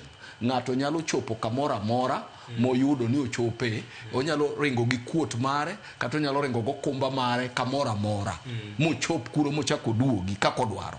To bat mar sirkal ni, to sirkal e weg kuot madhi ringe gini nikech gin ema koro gigo misinga mag-gi ka koro gigiyogo kaka joluo ne giyo chon. Koro mano sirkal matimo nikech maa ng'atgi magiwalo mondo tim mano. Mano nyiso ni kara nitiere kuonde e nyasino ma ok ginyal chope, kata nitie gik ma ok ginyal timo e nyasino sano nikech gidonate their powers gi their rights to the sirkal mokawo the funeral. Ma e gima nonego wang'e chakre nene. To mondo mi watim ma maber, Milton, an naparo ni sai murumo, but no nego wabed gi our own security people in every stage. Magin gen ge reflector jackets. Makane Mheshimiwa Nyanga be ni mjumbe to wan kode kanako ni Mheshimiwa Nyanga gol reflector jackets mondo wabed go gi ji manyalo timonwa kuonde mabedo condoned gi konynwa sirkal rito girgi. Nikech giri Milton in mirito. Okirit ni ng'ato biro rito ni to ini ketho ni go wi ni dog chien. Une mubedo piny mupang gige maber kaeto ji neno ni un gi lony to kendo ung'eyo gima utimo. To kata kamano pok odeko. Kisumu kamidhi timie nyasi ni tin. Ok onyal romo ka kuom adieri goganda waduto makoro wuok e Kenya mangima kadhi kuro. Nyasaye onego mi warieko. Ang'eyo ni Dr. Wena gi jok makoro nitie, Dr. Oburu ang'eno dich e kamiti cha. Ung'e anene to ere kaka unyalo pogo ji mondo wabed gi screens madongo at different points ma ji nyalo bedo gi nyasi to neno gini kadhi nyime mondo kikwa crowd kamora achiel. Nikech mano manotimore Kasarani. Kasarani ne ji odhi modhi obedo mang'eny mo overwhelm security. Onge order. Initially no nego gidhi e parliament. Exact. To kucho chai mane gisere ne rach moloyo. Koro ne en dakika mogik. Gima notimore no wa apologize. An kaka jaluo monage I apologize on behalf of everybody. Nikech mane gimoluonga kata bed bishop. We say ni watimo kosa emano to mondo Nyasaye owenwa to kwadhi nyime to wami ruodhwa heshima marom kode. Ni neno kaka pinje duto ne nitie Kasarani, pinje te gi jodongo gi joma noolo rambi e simba ka an gi rambi mag bishobe mag Afrika te giwacho ni ane mawito ng'ama osiep na ng'ama chiegni. To kata mana Mheshimiwa gi jite ji hoyowa, wane mi hoyowa. Koro ki hoyowa jaduong' Milton to watem mondo mi wachop na kama wachope to kwa winjo ni usipite hapa waduto te kik wakal kanyo. Wachung kama wagikeno. Mondo discipline mwawacho kande wadhi wanyise kuom matendo. Kik wanyise ka ok wanyiso matendo. Chakre ki to kod orucha. Orucha family nitie kama oyiene family kende dhiye. Yes. Ka okin family kik idhiye. No kabu wacho ni anor dala. Wajisi. And gi Mama Ida, we are so close. Od Mama Ida, I'm a brother there. Yes. To nyoro ka koro gik sama ne koro president osewuok. To kwa bedo gi president malo ka. To gik sama koro family kende madong. Ne okadong. Okidong. Nikech nitie koro kama jodala no kendgi. Kati bed ni jadala, ti jadala mabathe. Wene jodala mahie mondo tim girgi kaka gidwa timo. To mage discipline mwawuoye ka. Okay. Mheshimiwa Nyanga, nikech mana pod wawuoyo kanyo nikech nitie luo kitgi gi timbegi. Nitie kaka iko ng'at mathuon e luo to koro state okawe. Dwa bedo nang'o? State function mana kaka Bishop Okendo wache state function nenore chon kaka sama wuoyo sani ni osechako nenore kocha kendo en koro gimoni wan yudhe mag ODM no mano kando en koro en state function state function en gima sirkal timo wuon kendo sirkal nigi restrictions mage gi borders mage manyaka lo kendo gi chike manyaka lo ok inyal biro ni ng'eni mane an nyathi nyamin gimoro nyaka bed ka ibo no ka nying jok ma oningo bed close kanyo go no se migi chon kendo giso ni okay un kaka joma kama beru ka joka beru kendo kombe keti kendo ndike state function en gima president dhi bede to gi dignitaries ma upogore pogore omiyo ok en gima tin omiyo ana nyalo nyiso joluo ni kiseng'e ni gimoro en state function mar burial mokaw gi sirkal bed ng'ama tang som pattern ni to jomage mantie iluwo kanyi kumoko ni luwo mondo lo kik idhi ga gogi ni lonya gogi ni no ni mane wuodwa nene mano wachni kidhi kamano jaduong' bende wero ni jichon ni thuon nyako ringo chweyo koro keringa michweyo mabundo maki mano wachni ng'e maler ni ma is a state burial ma digmulo ni discipline nitiere mar sirkal ero kamano okay bang' thuolo machok wabro dhi Mombasa mondo wawinjane jo Mombasa wacho ni gin be gidhi e liel koro wadwa winjane ikruok ma Mombasa ginyiswa ni to gidwa travel nang'o gin ga arrangement mane bang' thuolo machok ahinya mano jafombo marwa Joja Oko biro keto e ler kamano to nikech bende wadong' gi dakika madhi 6 kende to watieko chenro ni Bishop wach mane minyalo miyo jopiny kaka general koro wach kata wach mogik erokamano Milton ne un jopiny wadwaro wagon erokamano kata obedo ni wawacho kuonde ma ok wadhiye maber tadwa nyisou ni kuonde mang'eny to watemo watemo kendo watemo kaka oganda kaka jopiny agon erokamano ahinya gima nyalo wacho koro ne un ni wabedu joma waore ure ndalo modong' gi wawuothuru gimoro achiel kaka oganda mar jo Kenya wanere gi jo Kenya to moloyo wasupport uru jotendwa ma Nyasaye omiyowa e sirkal mantiyo ni sani wan gi owetewa gi nyiminewa ma Nyasaye nosesudo mbele owewa ka gisudo mbele wamigi luor moromo kodgi kata ka ok winjuru kodgi e gweng' kuro kik wadhi nyis ji ni ng'ane ok wawinjrego mago nyithindwa mago wetewa wan kaka kanisa katieko Milton en ni walamo nu Nyasaye kendo wabro dong' ka walamo ne jo Kenya walamo ne mama Ida Odinga makoro osiepne mbasne oweye wang'eyo kaka weche go tek to kod nyithinde te kamoting'o Winnie Rosemary Junior gi nyikwa ute walamo nu to gi Dr. Buru gi joka Oginga Odinga te joka Jaramogi te walamo nu Nyasaye obed kodu kendo wan kodu achiel erokamano Bishop kapok atieko adwa ni mondo director nyalo terowa Mombasa achiel kachiel Joja Oko mondo nyiswa ikruok magin go kae taduoge Joja Oko inyalo nyiswa ni to en ikruok mane ma jo Mombasa digo to gichano mar dhi e liel e yo machalo nade Jojan kodi erokamano ahinya Milton nawinji maber kowuok e kaunti ma Mombasa mana kaka iwache no waneno ka chenro mopogore opogore itimo gi moko kuom jodak Mombasa to chutho mapango dhi e nyasi mar ko mosenindo migosi Raila Odinga osebedo rume mar lit kod kuyo e kaunti ni thuolo mar ndalo adek mosekalo nyaka ne giyud ote mar tho mar migosi Raila Odinga to kaunti ni waneno ka oganda mopogore opogore osebedo ka chapne ka ging'iyo ni to ang'o ma ginyalo timo gini ne opogi koro sani chenro dhi mbele to kama antiere gi achiel kuom jokombe mag riwruogo nagi Mombasa adwa ni to ginyisa ni to chenro chal nade mar dhi ko jako machiegni ahinya chakata gi nyingi jatelo to nyisa ni to chenro chal nade nyinga iluongo ni Ismail Ochola an chairman mar Ramogi Welfare Zone Mombasa en welfare maduong' kabisa mar coast mzima chenro ma wantiere godo mokwongo en ni wan gi kuyo maduong' ahinya e wito rwadhwa wawacho ni bondogore kuomwa gima wacho Mombasa kaeri nikech wuoyi ma Nyasaye okawo ni en wuoyi ma ok pim gi ng'ato chenro ma wan go sani eri waka Ramogi Welfare wapango ni wadwa wuok kaka wuono gotieno kwa dhi dala mar Bondo kaluwore gi waneno kwa wuok modeko kata kiny to wanyado ka jam ng'eny ma ok wanyal chopo kata mana Bondo koro wawuok gotieno kawuono gimoro saa 5 waring'o mos nyaka wachopi Bondo ka kiny gokinyi ka piny Nyasaye oringo maber Ang'o minyalo wacho neno nyasi kawuono timne nyasi e boma ma Nairobi akiani kiluwo wach nyasi no ang'o ma diher wache nyasi ang'o mineno kata ang'o mikwanye nyasi ma kamano gima yude nyasi ma kawuono en ni Baba Raila Amolo Odinga dhano ohero kabisa nikech yo kaka naneno kata kanyo ogole chakre nyoro kata kawuono kaka no ogole nyoro e airport gi tielo nyako di stadium marwa maduong' mane dhano pongo mong'ok kendo kawuono kogo kinyi dhano pong odonjo Nyayo kapok piny oru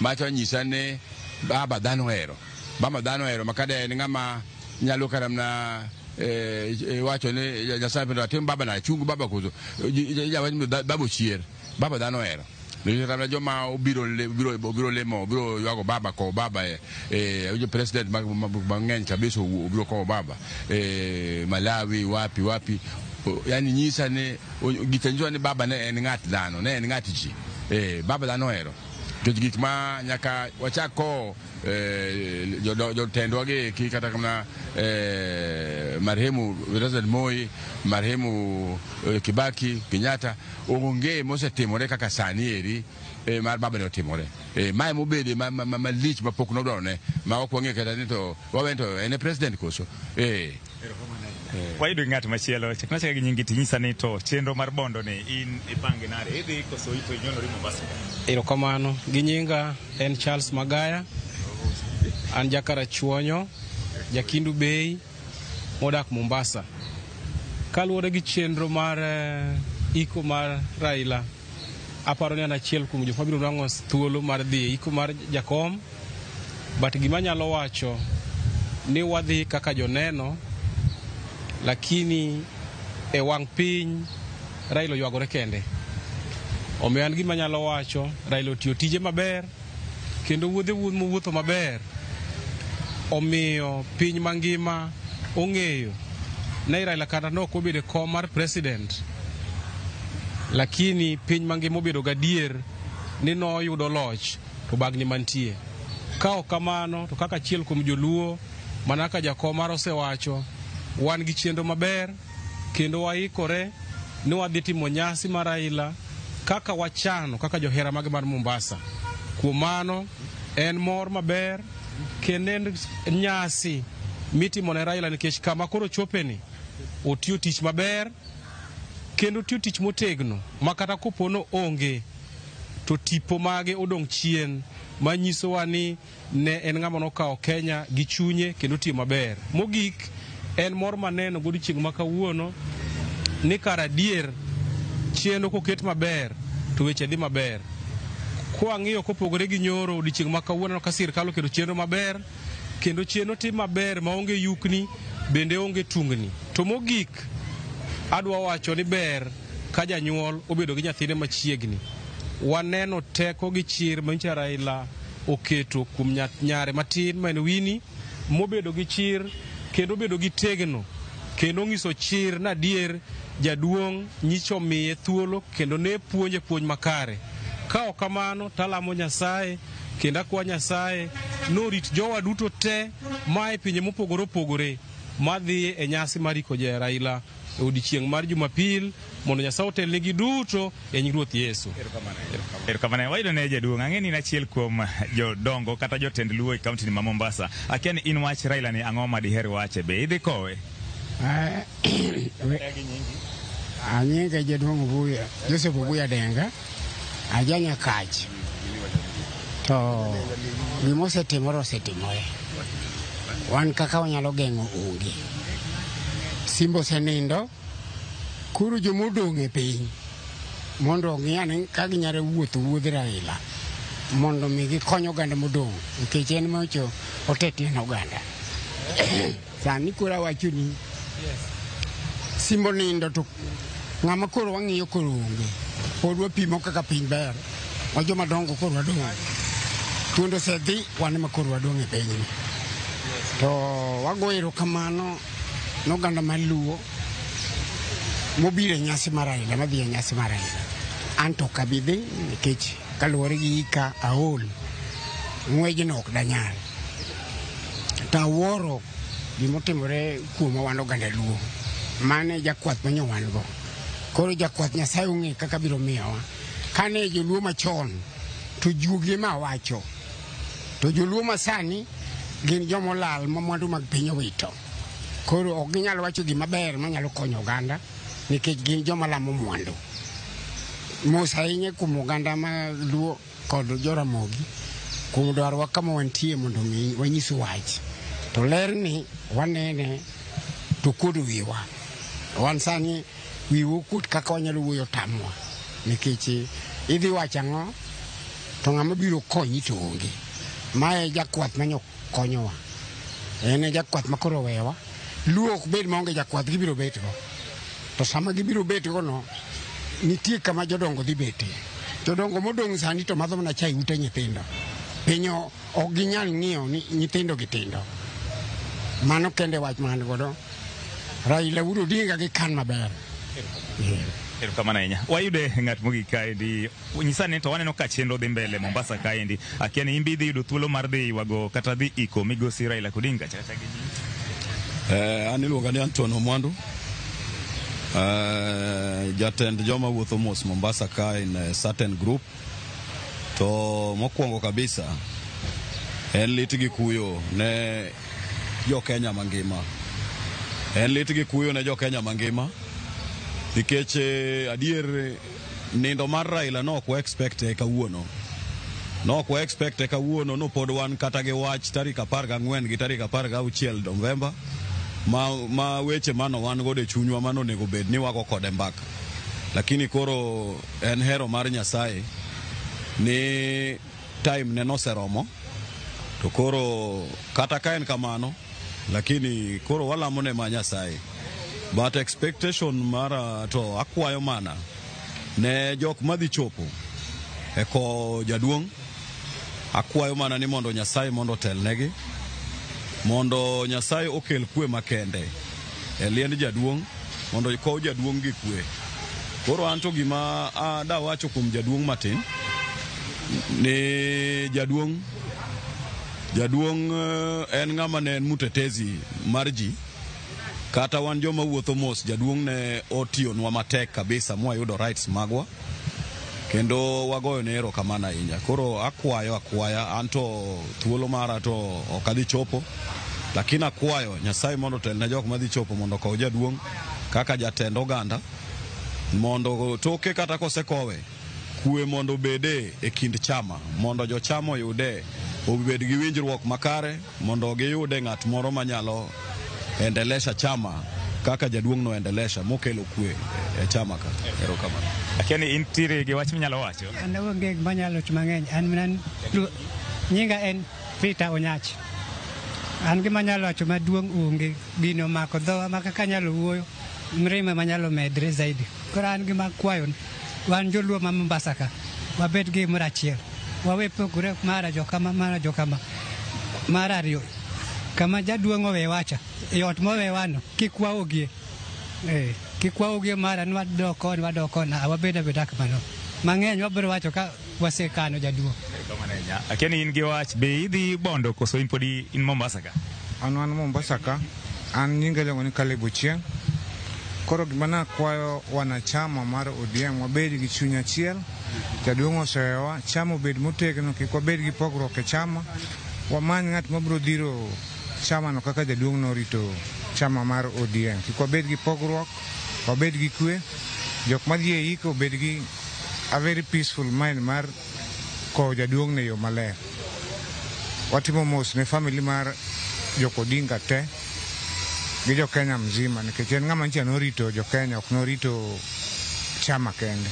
Mane manyalo wacho. Kamano ahinya. Wachie mogik in be idhi ko migosi Raila Odinga gi nyingi?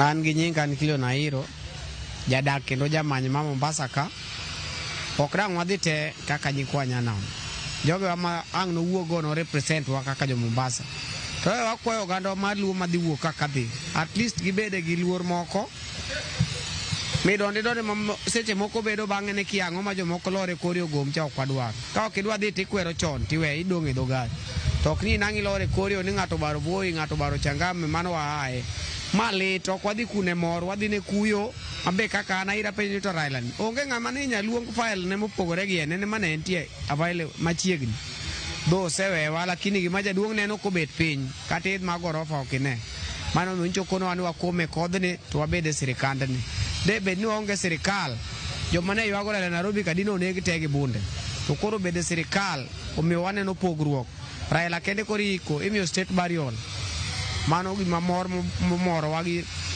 tend sirikand Ruto wamakre uramaka gimoro achiel gima dinche Raila timo kongimano watim kata kosetho matin go emango mana kaka iwinjo janeno mar Ramogi ne atemo mana loso gi moko kuom jodak e kaunti ma Mombasa to chutho kaluwore gi chenro moketi mag dhi ko mosenindo migosi Raila Amolo Odinga onjo ni kawuono kochopo godhiambo to nitiere grube mopogore opogore madhi wuok machiel kuom gen mano mar Ramogi makoni gichano wuok Mombasa kaendi kawuono gotieno mondo gidhi bondo gine kaka gidhi ko ringre migosi Raila Amolo Odinga.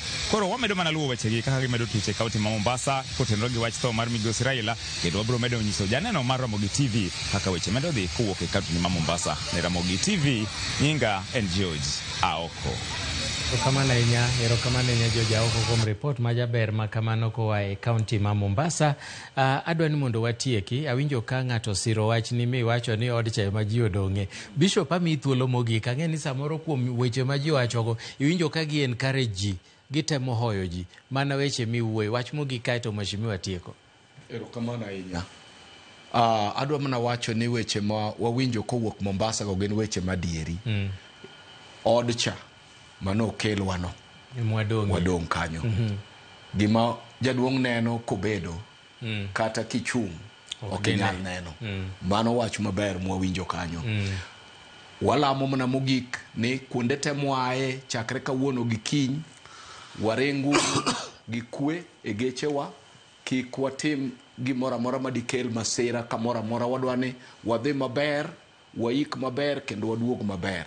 En lembwa ni mondo wadhi ka in gi gari neni service kata kama na 2 hours ne ka gari no ni condition maber mondo waring maber kendo ka waneyo wabed careful ka wachopo maber waduogo maber wanagone Nyasaye erokamano. Anago erokamano ne Ramogi TV momiyo wathuolo dichiengni mondo wawuo kodu kamora mora ma uwinjowa weche mwawachogo walamo ni ma odonjo e chunyu kendo wamakgi kendo wati kodgi machiegni ka wabro duogo kendo wawuo kodu. Nyasaye ogwedhu erokamano. Erokamano Askof. To Mheshimiwa Nyanga wach mogik kaeti wach ne Josiaya ne gipenjo niya ni to nuclear midwa ger Siaya ni nuclear plant ni be en safe kitieko wach ni ti wach ne gi wach Milton an kawuono na ok aneno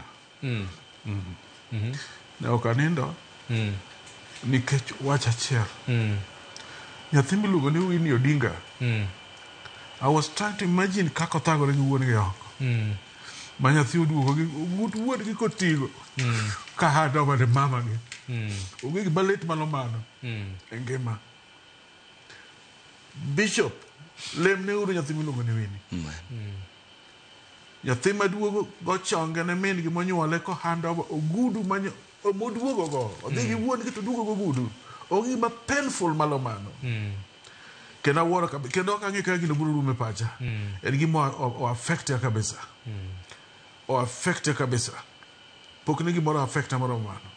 Imagine it was kana nin gi nyathini koka nyathi manyako oduogo go gudu marachar moja jaduoro wako to go chonge ne min gi to koni baba mama my maduogo go is not there, is no longer there.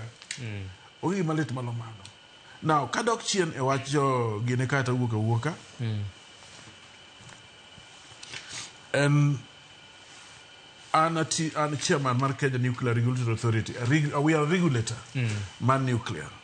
I don't use just Siaya kendo manadal kendo arithmetic matter gino Siaya ne watimo kawan Vienna kawan gi governor Rengo Austria Vienna Austria kana jo Mombasa biro gi members of parliament magi tano kagi mino wach ko ni kumino wach e wach koru we don't have time to waste kanti opportunity matter na Siaya an mane mang ago say ni Siaya maber ko ne wa conclude wach no nikech ngina ambassador ma Austria then ne ngama Siaya mobedi jaluo nyathi kijana motegno kabisa ko ne watiko gino gi Austria ni gino nyaka be Siaya omiara na nyis jo Siaya ni wan kaka regulator okwo biye mondo kel gimoro madhi nyojo piny nyaka wakwongo vet gimoro mora mwang'eni gima dhi dhi ne jopiny en gima safe ma ng'ato ok nyal hinyore. O safe ni en cheap, o safe ni ok onyal hinyo ng'ato, o safe ni en gimoro amora ma dhano nyalo hinyore go onge kanyo te. Omiyo wan kaka ni koro nuclear world, atemo ni mondo anyis josiani yieuru gi gino nikech pesa madhi biro madhi support gino ng'eny. Countries mang'eny moyie support wach mar nuclear ei Siaya. Ji mang'eny dhi nwang'o tich. Taya maneno mar electricity wina tho rumo macha ok dhi rumo. En taya ma almost permanent. Omiyo nitie kata nyaka nuclear medicine. Nyaka thieth dhi donjo kanyo te. Omiyo Siaya kik ng'ato biuru ni jo NGO ni wuondu ni gino radi gino dhi ketho ji ki odhi ketho nam kiara dhi biro maonge. Mago precautions mosekaw te ok nyal timore. Regulator ok nyal yie mondo go sei e gima dhi inyo jopiny kendo dhi inyo the world kendo dhi inyo jo Kenya. Wan gima safe momiyo jopiny. So be ready and accept gimulogo ni nuclear mabiro kono. Erokamano ng'ato jafwambo moro Kisumu wacho na mosi ni mos na mheshimiwa Anyanga Tiany ni jambo iluonge na Gwanda Jakorando. Wacho na mosi kamano. Kaito Cardinal Daniel Otang in baneno kioro ote makuyo kaluwore gi lal mar Raila Odinga iwacho ni un kodi eleto gi kunya Kwaramogi mane mabrokelwa e giko matielo mara dekni tielo mokwongo ne ongi Joyce Oduor kaito Sharon Ong'ao donjo adonje tielo mara dekoro wadwa weyo gi twak mane mar jatend piny William Ruto kane entiere alap tuke manyayo kaito bang'e nero George Bati biro donjo mondo dhi nyime gi chenro makama. Nyinga Milton Ochieng, oriti masani. Fellow citizens, friends of Kenya from across the world, distinguished guests, ladies and gentlemen, every once in a generation there comes a leader whose impact transcends their moment, whose courage inspires change, and whose vision shapes destinies. My brother, Raila Amolo Odinga, was one such leader.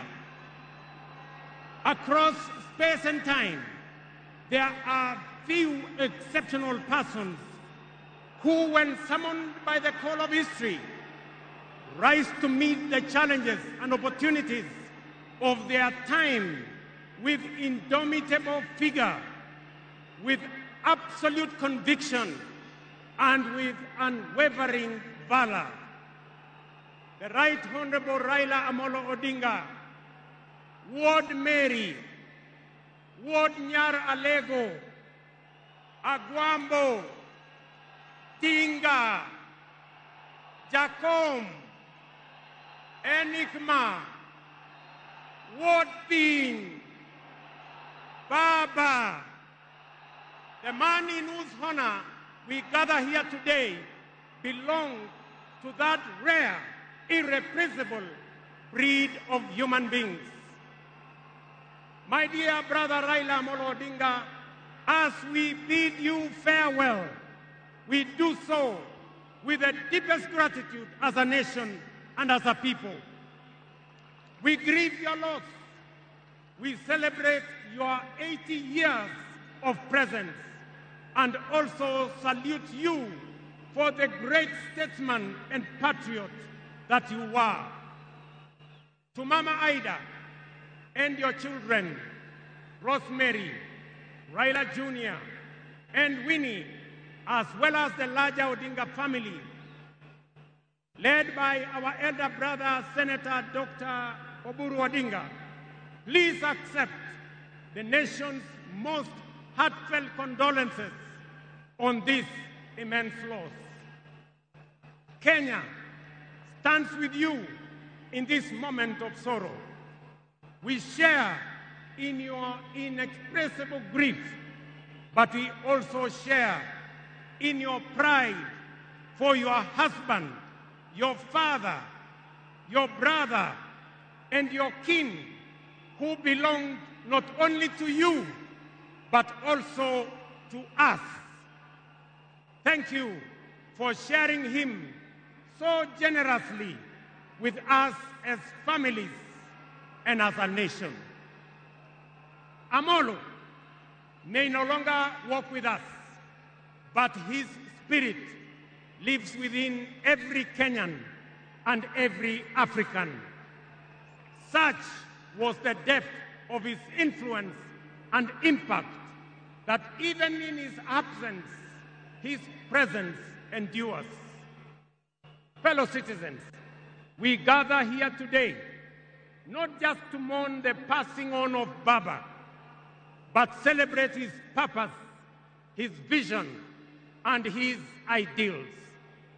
He walked among us as a man, but he also charged among us as a movement for change, a movement for justice, and a movement for inclusivity, and a movement for a greater and better Kenya. Allow me, fellow citizens, at this solemn moment to also speak as an ordinary Kenyan, a father, a brother, and a fellow traveler in the journey of our nation's history.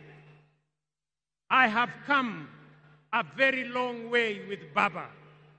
When I stood by him with the other Pentagon members at a defining moment in his and our nation's history, I neither knew that one day we would find ourselves on opposite sides, nor could I have imagined that years later he would stand by me, this time to steady the nation and to help anchor my leadership, culminating in the birth of the broad-based government. To you, Baba, I owe you, and I am truly and eternally grateful that our paths crossed and that we shared this journey together.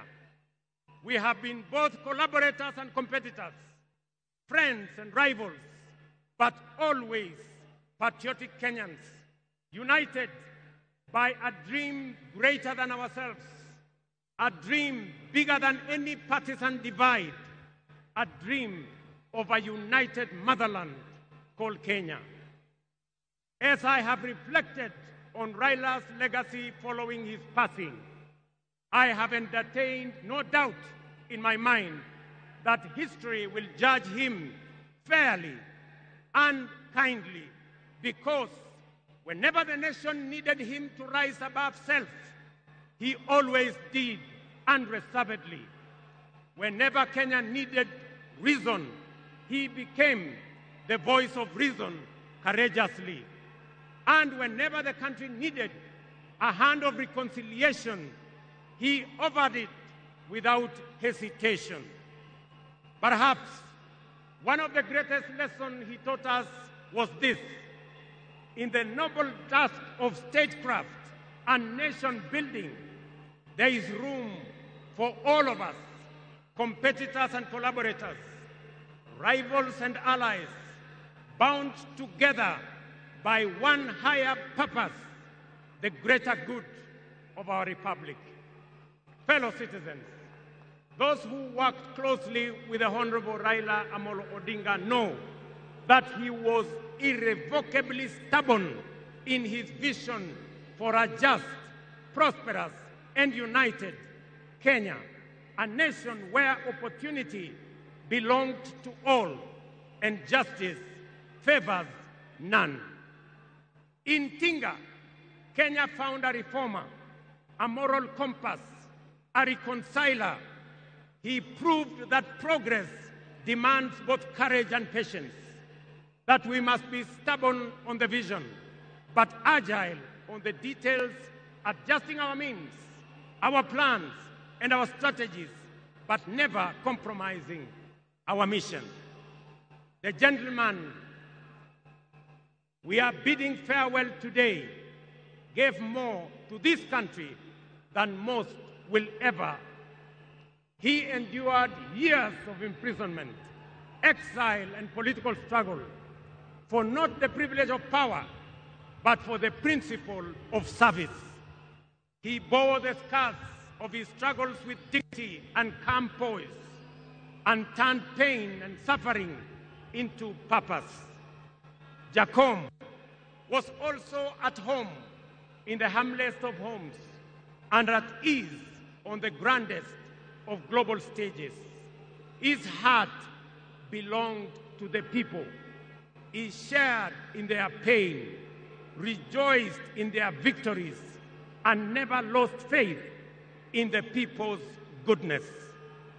Fellow monarchs, one of the Honorable Raila Odinga's favorite songs was Jamaica, Farewell by Harry Belafonte, a melody of longing and gentle sorrow. He often broke into a dance and with a big smile sang, round the Bay of Mexico, where the sun shines daily on the mountaintop. Down the way where the nights are gay and the sun shines daily on the mountaintop, I took a trip on a sailing ship, and when I reached Jamaica, I made a stop. But I'm sad to say I'm on my way. Won't be back for many a day. My heart is down, my head is turning around. I had to leave a little girl in Kingston town. Thank you very much. Today, those words ring with profound meaning, significance, and impact. Our elder statesman, the Honorable Raila, is sailing on a ship, not to Jamaica, but to home beyond. He will not be back with us for many a day. He leaves behind many little girls and boys, not in Kingstown, but here in Nairobi, in Kisumu, in Mandera, in Vihiga, in Mombasa, in Kakamega, in Wajir, and in every village and valley across our land. Baba has finished his race. He has kept the faith. He has served his people and humanity. It is our solemn prayer to the Almighty God that the soil of the land which Honorable Raila so tirelessly served shall embrace him with grace, that the nation he sacrificed for shall eternally cherish his memory, and that the people for whom he fought for shall carry his dream forward. Ladies and gentlemen, fellow citizens, when a man of the stature of Baba, a towering patriot, a relentless reformer, a visionary statesman, and a selfless servant of the people departs from among us, when a mighty bongo tree falls among us, we are left in awe of a life so immense in purpose and impact. And in that quiet moment of both boundless gratitude and unfathomable grief, we are rightly bound to ask, from where shall another like him rise?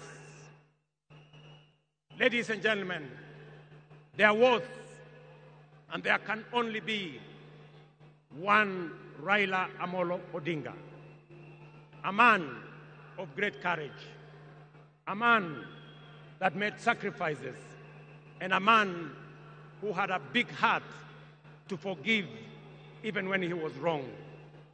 May the Almighty God comfort his family, and may the soul of the Right Honorable Raila Amolo Odinga rest in eternal peace. Asanteni sana na Mungu atubariki sisi zote, and God bless our great nation. Thank you very much, and I want to thank all the dignitaries who have come to condole with us. Asanteni sana, tutawaona mbele katika safari ya kumpumzisha huyu shujaa kiongozi wetu Raila Amolo Odinga. Asanteni.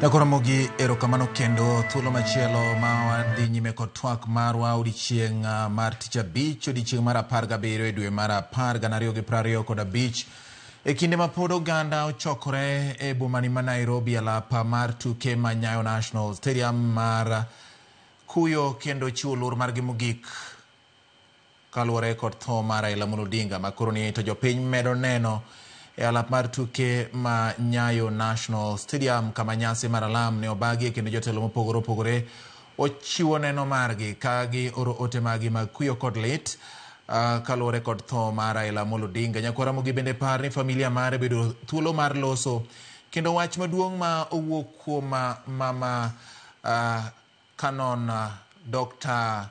Aida Betty Odinga ene Raila Amolo Odinga ne en jal mane ohero kwe kendo kinde duto gima nosiko konyiso min piny ne en wach mar kwe. Omiyo Nyakwara Mogi anokarita bendo keti alwora mar Nyayo National Stadium mondo chendo ne odhi mopuch kendo odhi makare. Kamoro amora ma intie yiena mondo arwaki kendo e twak ma tinende ni machakore sani nyaka ang' rom sa 1 mar otieno achiel kachiel kapod wakuyo kod oganda Nyikwara Mogajwang' Kenya mangima e kinde ni ma iywago mosenindo Raila Amolo Odinga. Chenro mage mamoko Nyakwara Mogi biro timore kiny nyaka bi tere kar yweyo mare mogik odiochieng' mar Jumapil tarik 19 mar dwe mar 10 mar higa ni Nyakwara Mogi.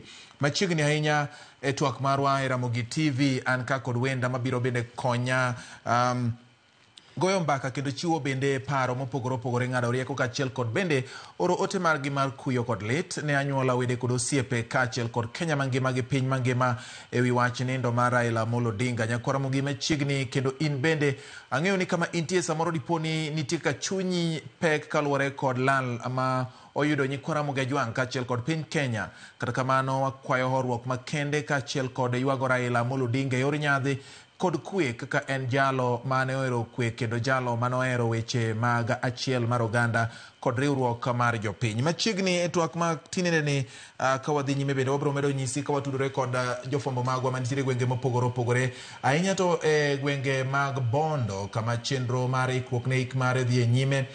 Ikno ma ibiro ta kod sirikal kendo ibiro ta kod jolweny mana kaluwore kod kaka ncholandi kod jatend piny William Ruto odiochieng' mane olanda nindo mar Raila Amolo Odinga. Nyakwara Mogi gin weche momedo ketoni ayanga nikech reporters wa nitiere konde duto mopogore mondo ging'inwa mago madhi nyime kendo giketgi ayanga mar mi bed kod ng'eyo matut ahinya ni to gin ang'o gini matimore kanye e kinde ma piny Kenya okuyo gando okuyo ka iywago mosenindo Raila Amolo Odinga. Machiegni kendo abiro rwako wendo na mosedonjo ka mondo en bende okaw thuolo ni mar oro ote mare. Obiro ng'iyo gik mopogore opogore, gik motenore kod weche mag chike, kido kod timbe mag oganda nikech nyo aneno ka nyo nitiere weche manyo idhiro ni mondo kaluwore kod kit oganda luo ni ne chungi weche mane Raila owuon ondiko e dwaro mare ma dho ngere dendo ni will ni mondo ike seche 72 mano nyiso ni ndalo 3 bang' tho mare. Ka ng'ato nyo ringo dhi e do ma do nyo wito kwayo makamano oko ng'ano nyo dwa ni mondo mi werruok gi gima ne Raila Amolo Odinga owuon owacho ni mondo ike seche 72 kendo luw chike mag oganda luo kaluwore kod kidienje mopogore opogore. Kata kamano nyo yangore ni oganda luo onge kod chik mondiki ni ng'ato konindo to nyaka ike mana bang' juma achiel kata jumbe 2 kata jumbe 3 kata jumbe 4. Koro noyado chiwo luor ne dwaro mar Raila en owuon kaluwore kod andika mare mar will ni ne ike seche 72. Jaduong' Oburu Oginga ma bende en seneta mar kaunti ma Siaya nyolando kotero ywak dala ni nyoge chako kwano seche 72 e kinde manyo ringre Raila odonje pacho ka kowuok India kama nyocha ne oninde. Koro mano ne ochak kwan nyoro kawuono kiny kaso Jumapil ikowe kaluwore kod Dr. Oburu Oginga manyo loso kang'o ka Jaramogi kama nyo dhiye mondo yang chenro mar tero ywak achiel kod yango ne oganda magena nyuola chenro moketi kod piny owacho malo koni e kopo mar Raila Odinga. Koro miyo weche nitiere mathoth motenore kod weche mag chike kaachiel kod mamoko bende mar neno ni okenge duto oketo yo makare. Wabiro chako kod wendo na ma osebedo e studio kaachiel kod bende Eric Oduor ma en jafwambo kendo jagoro maduong' mar riwruok mar jofwambo iluongo ni KUJ. Wabiro ng'iyo ni to e kinde ma piny chalo kama Nyakwara Mogi gin weche winjo be ni chopo ne jopiny yo machalo nade nikech kuom thuolo mosekalo chien nitiere lendo mosechwal kendo jotelo be nitiere ma ne ose lal kata osenindo ma oting'o mane en jatend piny Mwai Kibaki, mane en jatend piny Daniel Toroitich Arap Moi. Mago gin liete madongo ma piny Kenya osebedo godo kendo ma sirikal nosetie. To kopogore kod mano bende mar jamadar Francis Ogola bende en achiel kuom mago mane otimore, ma bende ne kaka oganda ne kachiel kod jofwambo ne ochwalo lendo e yore mopogore opogore. Nyakora mogi maendi otimore kinde ma bende lony manyasani omoko ahinya, kendo weche mag mbui bende ji nyalo ndike kendo ji nyalo chwale wach. Jomoko nitie mayuak, jomoko bende nitiere mandiko weche moko e mbui. Gin ang'o gini mwinjo bed ni timo e kinde ma ichwalo milome kata mana ne ute mag fwambo, joma ndiko e mbui kata bloggers kachiel kod joma kamagi, mag neno ni samoro gini ok ohinyo chuny familia, bende ok ohinyo chuny johera mag jal ma onindo, kata bende ok okelo ng'ikruok moro amora e weche mag tudruok. Eric Oduor biro biro ka mondo nyiswa, kata osedonjo ka mondo nyiswa ni to kaka jalony e weche mag fwambo kachiel kod keyo gin ang'o gini mwinjo bed ni timo. Robley Ngoje ma en bende wendo mara en okil Kamaloka kendo en bende jalony e weche mopogore opogore. Wuod Konyango Rabala bende nitiere ka, mano wuod Nyatike, mondo en bende wagoye kode mbaka ka gioro ote margi mar kuyo kod lit. Erokamano ahinya kuom yudo thuolo mar donjo e studio Eric Oduor kachiel kod Robley Ngoje, kendo amor kawo thuolo ni e kinde ma piny okuyo, ma samoro piny opek ahinya, to yudo thuolo mar mondo mi ulose gi Nyikora Mugajwang ka ubedo chiwo ote maru kachiel kod bende nyiso luor makende ne mosenindo Raila Amolo Odinga e kinde ni ma piny ywage e bomani ma Nairobi kapok oter ringre pacho odiochieng' makiny. Arwaki ni machiegni Robley Ngoje, inyalo fulore ni Nyikora Mogi kasto bende ikaw kichako gi oro ote mari mar kuyo kod lit. Gasa bro dhire Eric Oduor. Erokamano kabisa jafwambo George Bati kuom rwaka e studio kia mondo waku gi jo Kenya kendo ganda luo kuom wito mane wahero baba Raila Amolo Odinga. Ani luonga ni Robley Ngoje, wuod Nyatike, ma bende Jakonyango Rabala gi lop tiende. Akaw thuolo ni makende mar kuyo gi jo Kenya kendo kuyo gi Canon Dr. Aida Betty Odinga mane an godo kawuono gokinyi e dalane mar Karen kana tero kuyo mara makende e ode, kendo ne wawuoyo machuok kagoyo ne mos. Koro gimotimore Nyikwa Ramogi Ajwang' en kuyo ok ne joluo kende, to ne jo Kenya kendo jo Afrika gi piny mangima. Wageno ni ndalo mwadhigo mbele ka waloso chenro mar iko jaduong' de wabedo gi hombruok makende kako oganda luo, nikech yoni emwachiko waduto sa emok wang'eyo to ma yo mwachiko.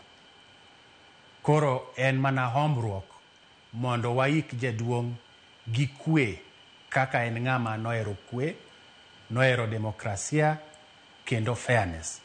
Jaduong' Raila Odinga nohero gik madhi makare ne oganda mag jo Kenya kendo mag joluo. Abiro wegi kanyo matin.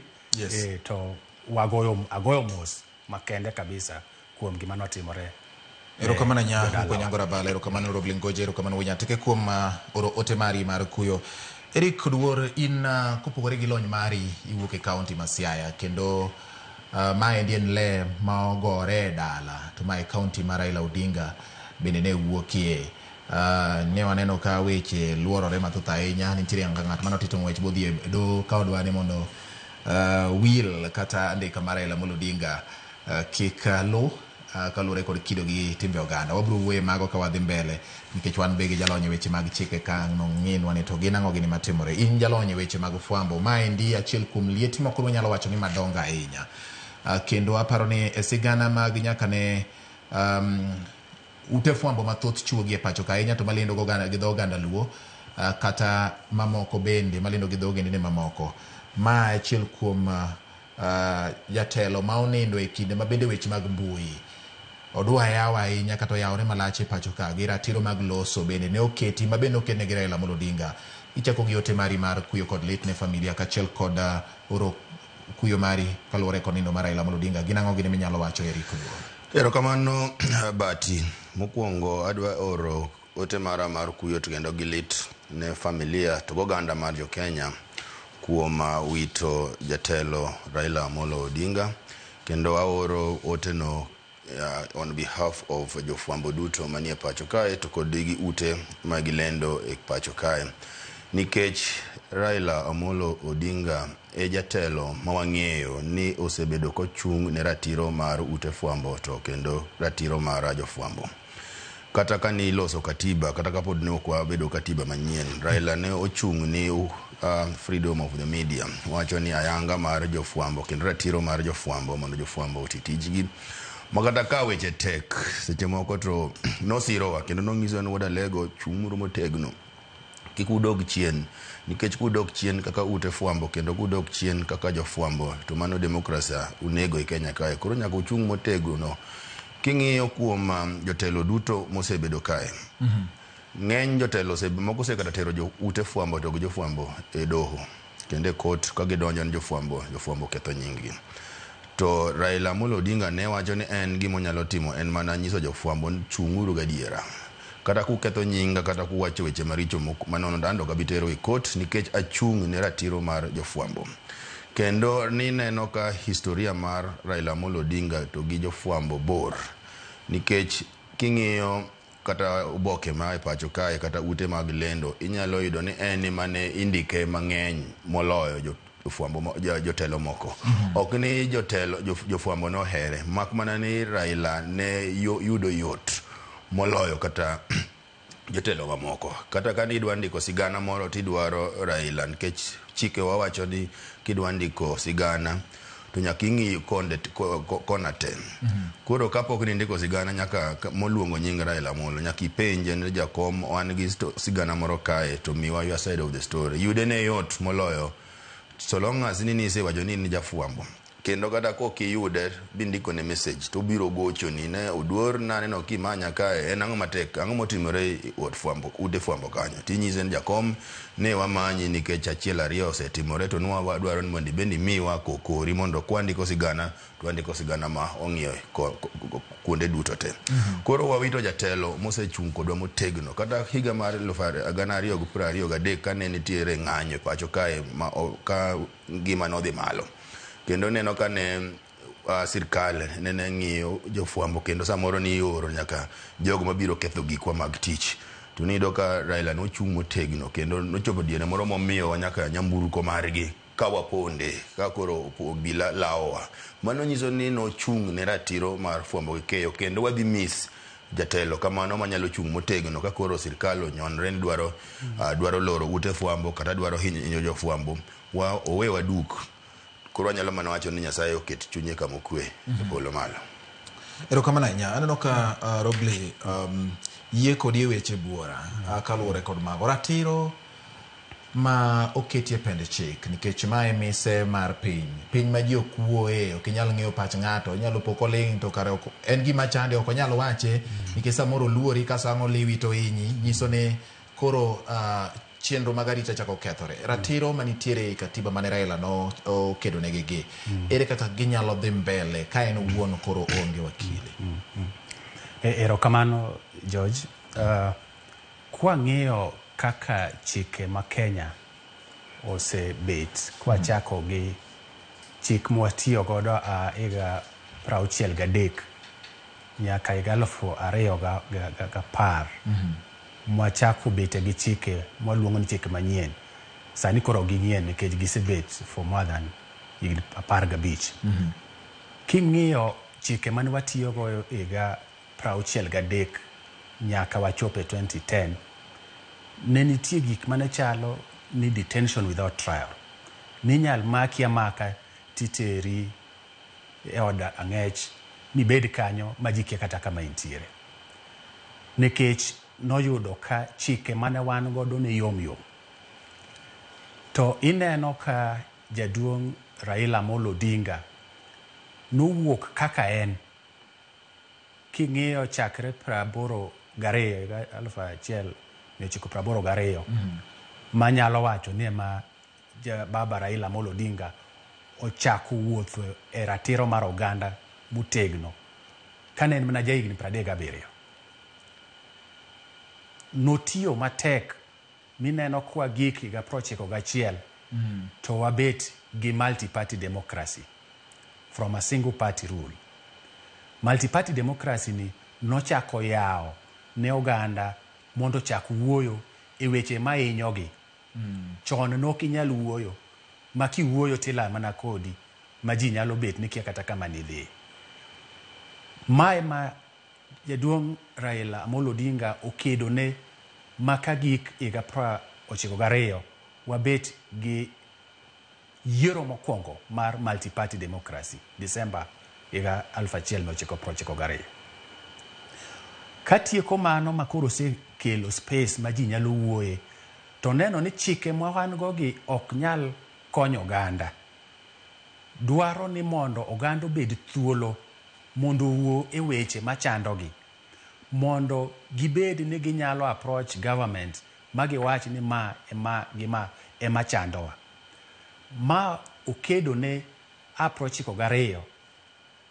Kaen mana Raila Amolo Odinga ma kuwuok to dhano luwo te nyaka wabet gi chike manyien higa 2010.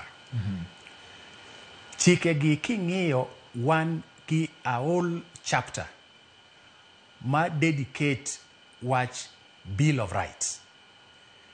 Jofuambo nyalo timo tijegi maonge ng'amo interfere kodgi nade. Dhano nyalo wuotho Kenya ka maonge ng'amo omako gi e yo machal nade. Freedom mar wuoyo nitiere. Inyalo timo gimidwaro kamoro amora i Kenya ka. A whole chapter mobedo dedicated ne rights mag oganda, ratiro mag oganda. Magi notimore nikech baba Raila Amolo Odinga nochung' ne ratiro mag oganda kaka dwarore. E chikego iyudo ka nikech ne wang'eyo ni demokrasi kata governance kaka itimo gik moko ne ok beyo, iyudo ka nitie a whole chapter mobedo dedicated ne leadership and integrity. Magi nok nyal bet ka ng'ama telonu maringo gi wechegi nok ne kama ji onego dhiye. Michak iduogi iyud gimiluongo ni devolution, a whole chapter dedicated ne devolution mondo gwenge ogerre. Omiyo jaduong' Raila Amolo Odinga ne ok tim magi nikech odwaro kaka en dhano mondo benefit, to mondo oganda mag jo Kenya oyud thuolo maber magi nyalo timo go gigegi maonge ng'ama chwanyogi kata harasgi e barabara ka gidhi nyime gi gik monego gitim e Kenya ka. Omiyo king'iyo historia mar jaduong' Raila Amolo Odinga, ineno ka en ng'at manowuok ok nero ni mondo yud gik ma konye kende, to ni mondo yud kaka oganda nyalo wuoyo ma ok ochwanygi e yo moro amora. Omiyo ndalo manasebet ka wuoyo gi baba, ka nitie gima nyalo chwanyo oganda, nineno ka chwanye kabisa.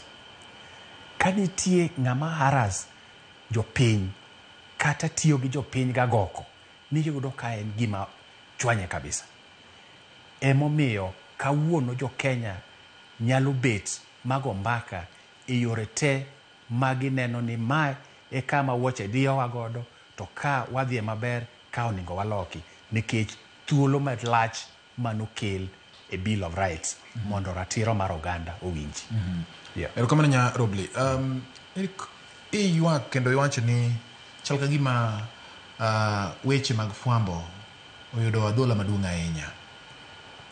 To mae bende ma Robley wacho ni e ratiro moketi, achiel kuom gin ratiro mar wuoyo maonge ng'at ma ogeng'o ni kata oketo ni geng'ruok. Sani piny medo dongore, kendo weche ma inyalo tigo e chwalo milome kata weche bende medore bende bedo malach. Dwa bedo nade kuom ranyisi kaka ni wacho ni koro nyithi kiye odong' e lony mar fwambo ka?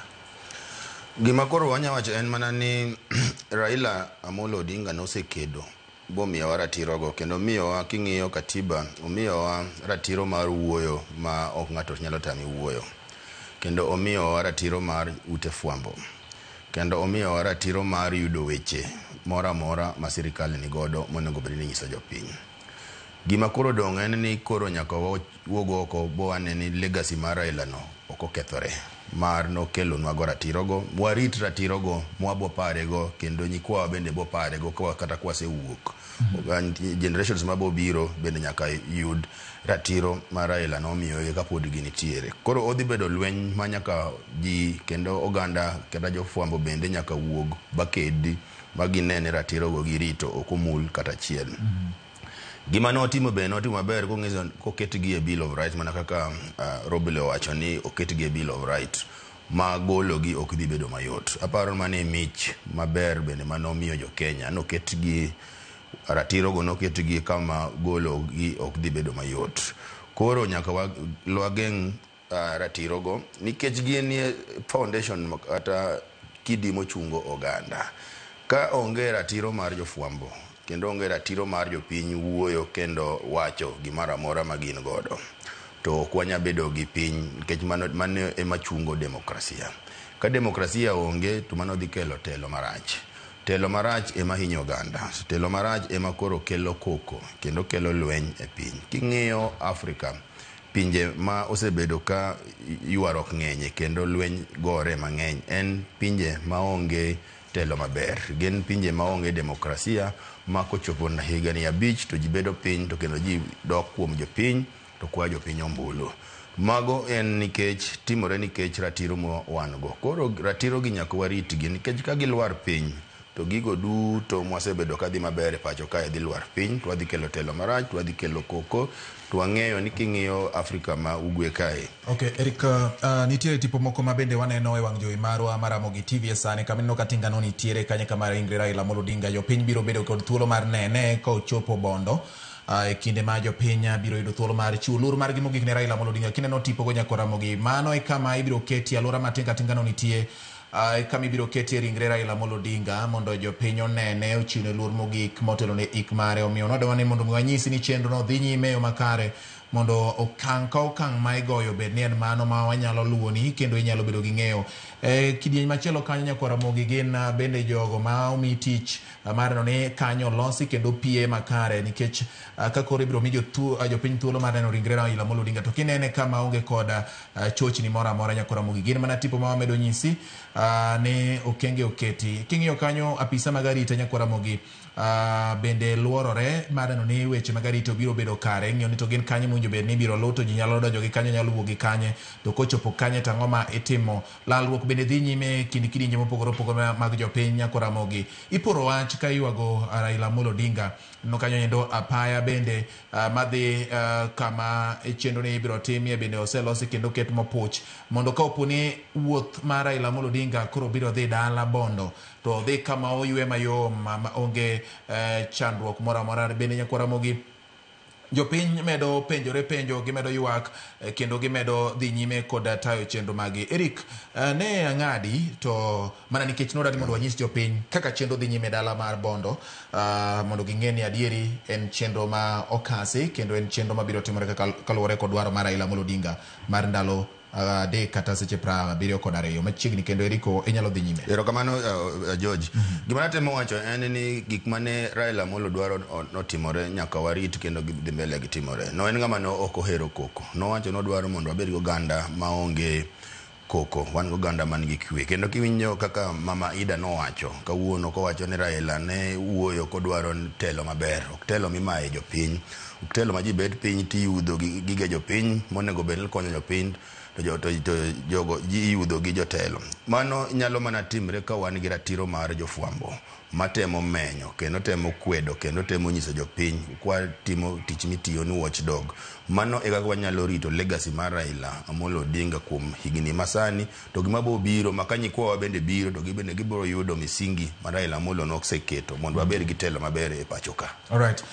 Tipo mabende wane medo neno nyaka Ramogi gin mag tweyo teko sitima mar no ne dala orieny gweng' orieny mondo e kinde ma ibiro ta chenro mar ik mar Raila Raila Amolo Odinga to konde duto bedo kod teyni no ka teyni miloso gin kata miketo gin teyni mane kod teko mag menyo malach kendo en sitima ma ko yaw to inyalo paro ni en odiechieng kata en otieno magi keto mondo chiw luor kendo mondo mine ni ng'ata mabiro chopo nyasi mar ko Raila Amolo Odinga kar yweyo mare mogik obedo ka en kod arita makare kendo konyo bende apisa mag arita mar neno maler joma ochopo mondo oyuore nyasi mar kopo mar Raila Amolo Odinga. Gin mana mago madhi nyime sani, ikruok madhi nyime Nyakwara Mogi alwora mar Kang'o ka Jaramogi gwenge ma Bondo e kaunti ma Siaya ma nyasi mar iki biro timie Nyakwara Mogi Kang'o ka Jaramogi mana machiegni gi kama ne oikie Jaramogi Oginga Odinga kaluwore kod chenro maseneno motelo Nyakwara Mogi. Erokamano ahinya. Joma medo bende oro ote magi kata ndiko buk mar chwalo kuyo margi bende dhi nyime e alwora mar Kang'o ka Jaramogi kanyo kaluwore kod kako kete kendo kako ike. Erokamano Nyakwara Mogi, gin ote kachiel kod tipo mwamedo nyisi kendo mwamedo tang'oni kaka gimedo dhi mbele. Kapok abiro ir Robley Eric, ilieko wach mar ni Raila Amolo Odinga e kind jotelo minyalo kwan kuom higni duto mosebedo e siasa, nikech king'iyo to en mosebedo e siasa kuom thuolo malach, manyiso ni warruok kode gi jofwambo ne nyalo bedo mang'eny moingo jasiasa moro amora e pacho ka. To en wuone ma king'iye to onge kata bura achiel modhi odonjonego jafwambo kata od fwambo. Mae ni en puonjruok mane ne oganda jo Kenya giwegi, ne jotelo manitiere tinendeni kod jotelo manyalo biro e thuolo ma mbele. Mano en puonj ni kise kwayo jopiny bibeto e public space kata e public office kama intiere ka jatelo, nyaka iyie mondo omenyi, nyaka iyie ni bedo ng'ama ler, nikech ng'ama ler ema nyalo yie mondo omenyi. Tiyudo ka ng'eny jotelo mantiere gi ok gidwa ng'ama nyalo hold them to account.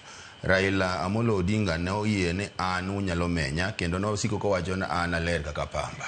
Emomiyo king'iyo kuom jotelo gi duto en pok odonjo ni udi fwambo kata achiel, kata nitiere diere moro ma od fwambo achiel nokosone bondiko sigana ma miriambo e gazet ba okil mare ondiko ni kambino barua mi okil luongo ni demand letter ka giwacho ni gidwaro lero kendo kotamore to gidhi donjo ni kambino.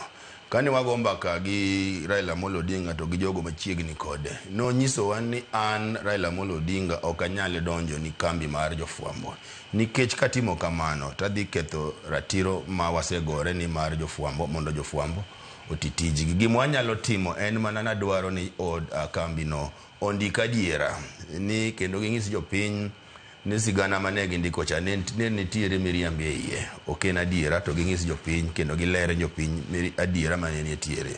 Ba giduogo gi withdraw demand letter no, ba kambino biro ndiko apology, makata jogo manene ondiko sigana no bendo biro bokwayo ng'uono ni ng'ama no miyo gi sigana no ema no wuondo gi. Mano e jatelo mwawuoye Raila Amolo Odinga. To king'iyo jogo duto ma osebedo manie positions mag telo gi, dine bed ng'eny gi dikoro setero ute fwambo. King'iyo jotelo gi jana gik matilgo pile, wang'eyo gi nyaka judges manie court osedonjo ni ute fwambo timiyo gi pesa ma iluongo ni damages.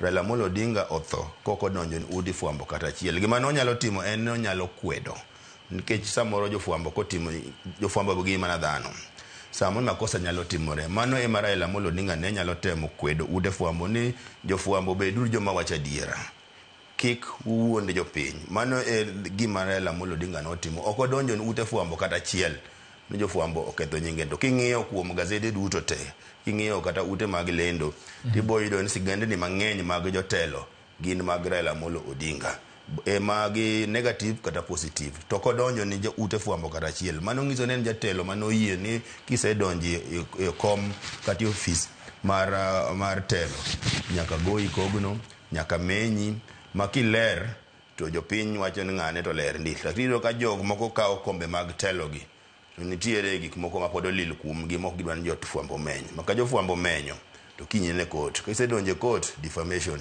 damages timiyo million twara mimiyo kendo jo ute fwambo chulo. Okay, Robley, ni wuoyo weche mag mise mag chike kata ratiro ma oketi, kaka oket kidienje mag ratiro gi. King'iyo samoro pinje malibamba mukiyo gi Kenya, Bende koro wanyalo luongo ni peers mag Kenya gine kiwango kata koponi Kenya samoro dwa ting'ore malo matin to nitie gik magisomore paro mang'eny ahinya. King'iyo gi samoro gisebedo ka gin koda dok chien e weche mag ratiro. Ma indi koro keto Kenya kanya kama koro Raila Odinga onge. Nikech samoro en onyalo chung' mosiem wang' jatelo moro ka ok oluor kaluwore kod bedo ni en nong'eyo ni ratiro no en ang'o to koponi owacho ang'o to siro mochung' mogeng'e en chik mar piny mokedo ne. King'iyo pinje moluorowa wanyalo luongo ni East Africa Community, chike mawasebet godo ahinya pinje miluongo ni manobedo colonized gi the British, ne gin gi chike miluongo ni riwruok miluongo ni Commonwealth. E seche duto niyudo ka chike gidwa chalore, ma kidhi Uganda nitie Acts of Parliament ibiro yudo ka chal gi kuonde mang'eny, fuonde mang'eny ibiro yudo ka chalre. Gima waloyo gi godo en katiba mane watimo 2010. Katiba mane watimo aparo kang'eyo kipacha notero Kenya higni mang'eny mbele mar dongruok mar Kenya, nikech ne nitie tudruok mang'eny gi jo Kenya ka ji sumo paro koni gi koni, miyudo ka wat elevate Kenya e standard moro minya yudo kata na US, UK gine minyalo yude. Ma emokonyowa e ratiro mag oganda. Gima nyaka watim kaka jo Kenya en ni nyaka wageng' chikegi mondo kik fuonde mag chikegi waluongo ni basic structure mag chike mag Kenya gi kik wayie mondo okethi. Nikech kokethi tichalo ng'amo gero ot maber to dhi omuko pillars nitimo renovation, odno kokitang' nyaka gore piny. Omiyo nyaka wang'i yo mwarito godo chike mawan gogi maka nitie kuonde moningo losi to ok waketh basic structure, walosa kuonde moningo losigo to basic structure to kik wakethi. Ma ema biro miyo ratiro mag oganda med bet mbele. King'iyo chike constitution marwa ma kawuono, king'iyo gimiluongo ni public participation, en gima miyo sirikal neno kata na parliament moningo bed ni loso chike neno ni to jopiny wacho ang'o ma hinyo jopiny kuonde e gik ma wan godo gi.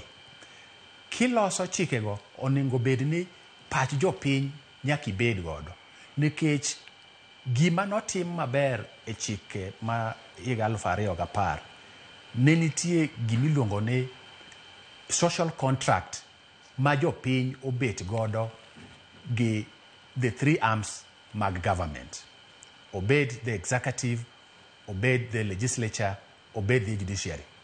Giwacho maber kichako preamble mar constitution ni wan jo Kenya wamiyore chikegi to kendo wamiyo jok ma positions machalo executive, judiciary, wamiyo gi teko mondo giti gi chikegi e yo ma chikegi dwaro.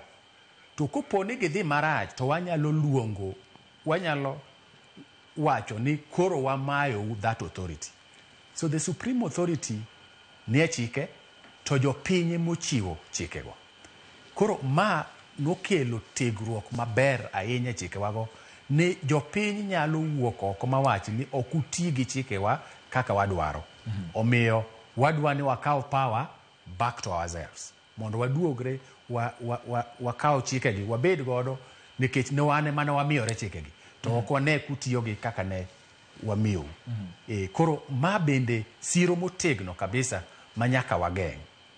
Ma ema miyo jopiny nyalo wuok oko mawachi ni kama inyowa, gima kama dhi marach, ng'ane chandowa, ma chike winji, wadhi nyalo dhi e doho ma wakwa doho mondo omiwa orders mondo wagem gima dhi timore marach. Wanyalo petition parliament mondo los chike manyalo konyowa. Wanyalo petition the government mondo tim gik ma dwarore mondo tim, mondo jo Kenya obed gi kwe, mondo dongruok obedie. Erokamano nyawada ni mondo wadhi ane Kang'o ka Jaramogi kama jafwambo marwa Steve Biko nitiere onyiswa ne to nyaka gie sani gin ang'o gini ma dhi nyime mopogore kod ma waseneno motelo kama oting'o wach mar kaka iloso kama ibiro ne ringre Raila Amolo Odinga kaachiel kod bende weche mag tudo sitima to kod loso apaya. Biko ka iwinja thuolo en mari nyise Nyikora Mogajwang' ni nyaka gie sani Kang'o ka Jaramogi chalo nade, chenro mag ikruok ni kanye, to gin okenge mage ma gichope ma samoro Nyakora Mogajwang' pod ok ong'eyo gie thuolo ni. Steve Biko. Erokamano ahinya Batigi, abiro kachiel gi sani ka winji ka owuok e par Jaramogi Oginga Odinga ma bende ne en Prime Minister mokwongo ma piny Kenya mayudre Kang'o ka Jaramogi e kar chung'o bura ni Mabondo, kama bende gi kaeri nitie chenro madhi nyime Bati mar ikruok ne kata keto e kar yuero mar mogik ogai mar ODM Raila Amolo Odinga. Ka nyaka gie sani mana kaka isewacho no ero nitiere chenro ma bende dhi nyime kaeri mar kunyo bur ma bende dhi kanyo ero ka kopogore kod mano bende mano ndamo manok kende kiwuok kae Bati wachopo mbalariany ma Jaramogi Oginga Odinga kanyo no ero manyasi mar alam kaachiel kod chenro duto ne mogik ne ibiro tim ne ringre ogai mar ODM Raila Amolo Odinga. Ka bende gi kanyo ero e Jaramogi Oginga Odinga kanyo chenro mar chungo hema kata tent ma ibiro tigo do kanyo ero dhi nyime kanyo ero. Ka bende Bati mana kaka iselieko kanyo no ero chenro bende machielo madhi nyime e dala mopoda malo kocha mano dala Raila Amolo Odinga kama nago e dala kaachiel kod Kang'o ka Jaramogi kaendi ma bende ibiro kete mondo mi oyue en chenro mar tudo sitima kaeri mondo mi jopiny obed gi ler koromo odiochieng'no ero makiny Bati. Ibiro paro kanyo ni ogai mar ODM Raila Amolo Odinga e will mane ondiko kanyo ero nowacho ni mondo mi okete mondo mi oyue but kama noike min mare mano Mama Mary Odhiambo. Kata kamano kanyo ero kalore ni familia wacho ni gigeto neno ni ogai mar ODM Raila Amolo Odinga bende ogerne hem kono ero kata mausoleum ma biro bedo kae bende inene kanyo ero kalure kod gigo eko mosetimo ne piny Kenya. Omiyo ik mare idhi timo pogore ni mar mana bath kama noike wuon mare Jaramogi Oginga Odinga mane side mar korka achich ka inie kidonjo gi rangach kocha chande kor achich mane kama idhi ikie ogai mar ODM Raila Amolo Odinga Bati. Kopogore kod mano bende chenro dhi nyime e dala kaeri ka jogo eko ma sirikal nyocha olando maber ni ik mar ogai mar ODM Raila Amolo Odinga en gino midhi tim kod piny owacho mano iluongo ni state funeral. Kata kamano familia ma kaendi bende wacho ni gibende nitie kaka nyaka gidonje gini eri. Omiyo kotel kod jakom margi giwacho ni gin jogo manodongo gi ogai mar ODM Raila Amolo Odinga kendo bende jatelo no osebedo ka konyo ga yore mopogore opogore. Omiyo gin bende ok gidong chien kata odoko mana ni sirikal dhi timo margi to gibende nyaka gilos yore go eko mag rwako welo. Kopogore kod mano Bati toka kaendi nyalo neno an kae kod mako kuom jopiny ma bende ni wuok e kaunti ni Siaya kaachiel kod jatelo ma bende wuok e kaunti ma Homa Bay mano Mama Rachel Ogutu ka giduto gibiro kae ni mondo mi gine ni to chenro odhi chalo nade kata chenro osechopo kama nade en mar neno ni ogai mar ODM Raila Amolo Odinga okowe kar yueyo mare mogik. Koro kachiel achiel ang' amigi thuolo mondo mi giful nyinggi kaachiel to gi wach ma gin godo ewi ikruok madhi nyime. An gi nyinga iluonga ni Frederick Odhiambo Oyugidor ma inshutod ong'ere ka food.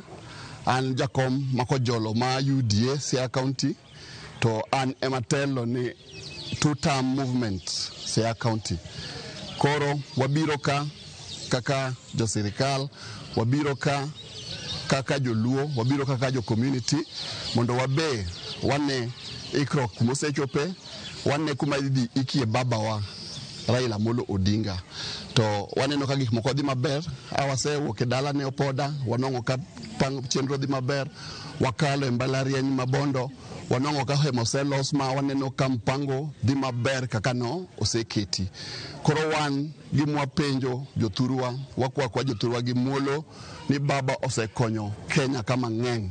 Baba emomiyo sani wanyalo chung' ka twaloso kwa wacho ni wan jo UDA to wan Siaya. Baba osekelonwa demokrasi to wadwaro ni ki iko baba oik baba gi muos, waik baba gi muolo, waik baba maonge koko, waik baba gi hera. Jowa duto mabobiro ywago baba gibi gi mos kik weche mag koko mang'eny gi yawni mang'eny kik bedie mondo baba kaka nosetiyonwa matek cha wakowe gi muolo, wakowe kwa mor, wawerne, wakowe kod chuny matek. Sani aneno ka koro oseyernwa ng'ama dhi telonwa kama ne baba oweyo mowachnwa en Dr. Oburu. To wan kaka joluo gima osekonywa momiyo wang'ere Kenya mangima ka en riwruok mosegabedo kodo motegno. Koro akwayo jowa ni riwruok marwa ma joluono wabed wawe kotegno, wariwre karachiel, kik wapogre nikech baba onge.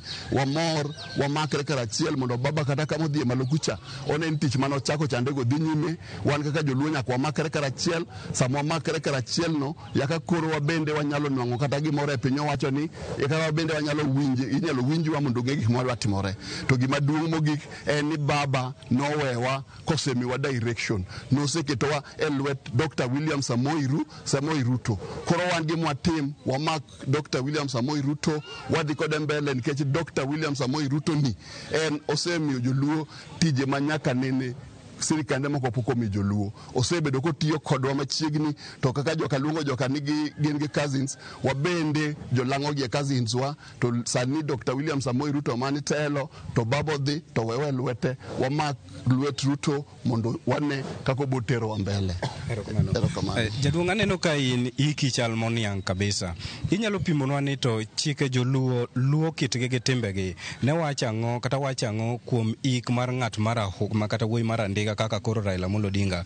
To be en gima ber iko ng'ato piyo piyo kamae? An iluonga ni Michael Abakowi, retired chief. Awuok game kendo an e coordinator mar UDA e game kacha. Mokwongo akelo kuyo na makende koa game kuom lalo moluor Prime Minister Raila Amolo Odinga gi Siaya kwa jumla atimu mos ahinya gi familia mar Prime Minister kuom lalo Prime Minister. Kapok awacho gimoro adwa nyisou maler ni Prime Minister ni nachako kode 1991 nyaka 1992 kane wakelo gimiluongo democracy. Diere nogo ne ani jagoro mar Mathare constituency e Ford Kenya kane wakelo loch makuru wan kod multi party mang'eny e Kenya ka. Atimo mos ahinya kuom gimotimre. Ng'ama duong' ka Prime Minister samidwa ike mokwongo jopiny ni kod kuyo kalore kod gik ma osetimo, kendo mana kaka osewachi ung'eyo maber ni pinje duto biro e dala mar Siaya ka. Kendo anyalo wacho ni mondo ubed gi kwe mana kaka osewachno nikech pok uneno ik machalo kamae. Mae ik ng'ama duong' mowinjoga, to mae timre gi tije ma Raila Amolo Odinga osetimo ni jo Kenya emene ka ikide chal kama kata kineno TV kaka chal. Omiyo wakwayo Nyasaye ni en mung'eyo kama obokete Raila Amolo Odinga. To gima nyalo wacho ni joramogi duto te ni kik wawuogi e sirikal kendo otime maber. Nyasaye oweyowa koseketowa sirikal, omiyo joramogi kanye ma mondo wamokie ti ma kik walokre chien. Waikuru baba gi kwe, waikuru baba gi hera, kendo wakwelo duto mobiro. Okay, kopogore kod weche mag siasa, kik wakel weche mag siasa gi sani pod wanie kuyo. Chike luo apenjo kanyo ni chike luo ne wacho ang'o sami iko wuoyi mar andiga kaka kamaendi? An iluonga ni Council Ondeje. Ana bondo ka kendo atiyo bondo ka kendo atiyo gi jakom. Otemre maber kuom ya penjo machalo kamano. Chike luo to nitie kaka gipogre chon to kendo ka jaluo no tho gokinyi to tho gotiendo kinde tike. Ok ne kadwa kendo odiochieng' achiel moko kiki. To kata jakom neno gar kama koro Nyasaye okawoni. Obe no luwogi. Ni jaduong' Raila Yujo koyie ni ng'ato mondo yike after 1 month ni kane ang'o e muchari. But chike luo mahie to kani tho at least mono chakre chon ka 70 gimoro 69 gini ika immediately either one day okal.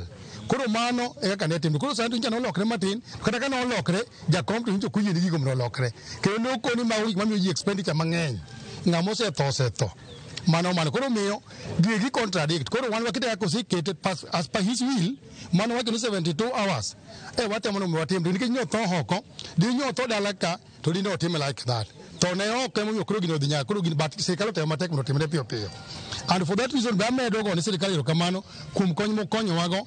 To kata ka ikonyowa tikonyowa kaluwore gi tich ma Raila osetimo. Mano bende miyo kata jo India be okonye ma president ma India, prime minister ma India be okonyo kaparo mana Raila ok ani Kenya kende. Omiyo an gima nyalo wacho koro mogik agone joluo erokamano kata ka luwoni joluo ok rach nikech wan be mwayudo wuodwa. Tagone jo Kenya erokamano kuom bedo peaceful maka kwadhi maber maonge weche mang'eny ok waketh gi jomoko kik waketh gik moko. Namba 2 amedo wacho kamoro matin. Jaduong' Dr. Oburu Odinga nyo komiti moro owacho ni mondo obed acting. To ok obed mana acting mar party. Adwa kelo kamoro matin. Mana Odinga notelo ne joluo. Odinga notelo ne joluo. Raila notelo ne joluo. Oburu kata kanyo yel acting mar party ok onego kete mana mar party kende. Oburu rwak mana wuoche Raila to rwak mana wuoche wuon mare mondo joluo bodhi maber. To kama medo kweno tim owach ne president. Raila ne dwano chop kodwa Kanan. Nyasaye okawe kapod ende kori ok ochopo Kanan. Otudre gi Ruto gi sirikal mondo 2032 wabende wachope Kanan. An mani gima nyalo kwayo. Adhi jokanyana magoro kamano wabidu gi kwe Nyasaye mno resu. Erokamano ahinya. Mana kwa tieko koro Mheshimiwa Recho iniwuok e dalano ero mar Homa Bay. Nyoro odiochieng' manyoro nwaneno ka Laktar Oburu Odinga nobiro kaendi kelo ywak e dala ma opoda malo kucho chonde. Koro isebiro ka kendi neno ikruok madhi nyime. Bendi paro ni iko e seche 72 ni dhi loko kit kaka oganda Luo neno iko kata ng'ado nengo no ero mar liel? Erokamano ahinya. An awuok nyinga Recho Ogutu, awuok Homa Bay County. Mokwongo akelo kuyo mara makende ne josakwa Bondoka gi jo Kenya mangima nikech mana wuoyi mar tipo mar jo Kenya ka. Kendo mae bende wuoyi malich ahinya kapok aduoko penjo mari mong'eyo ni joma mine bende nyaka kete telo. Koro wan kaka joma mine chunywa kuyo kabisa.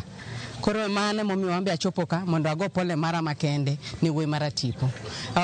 Wach mar iko mar seche 72 wan ok wanyal ketho wil mar ng'ato.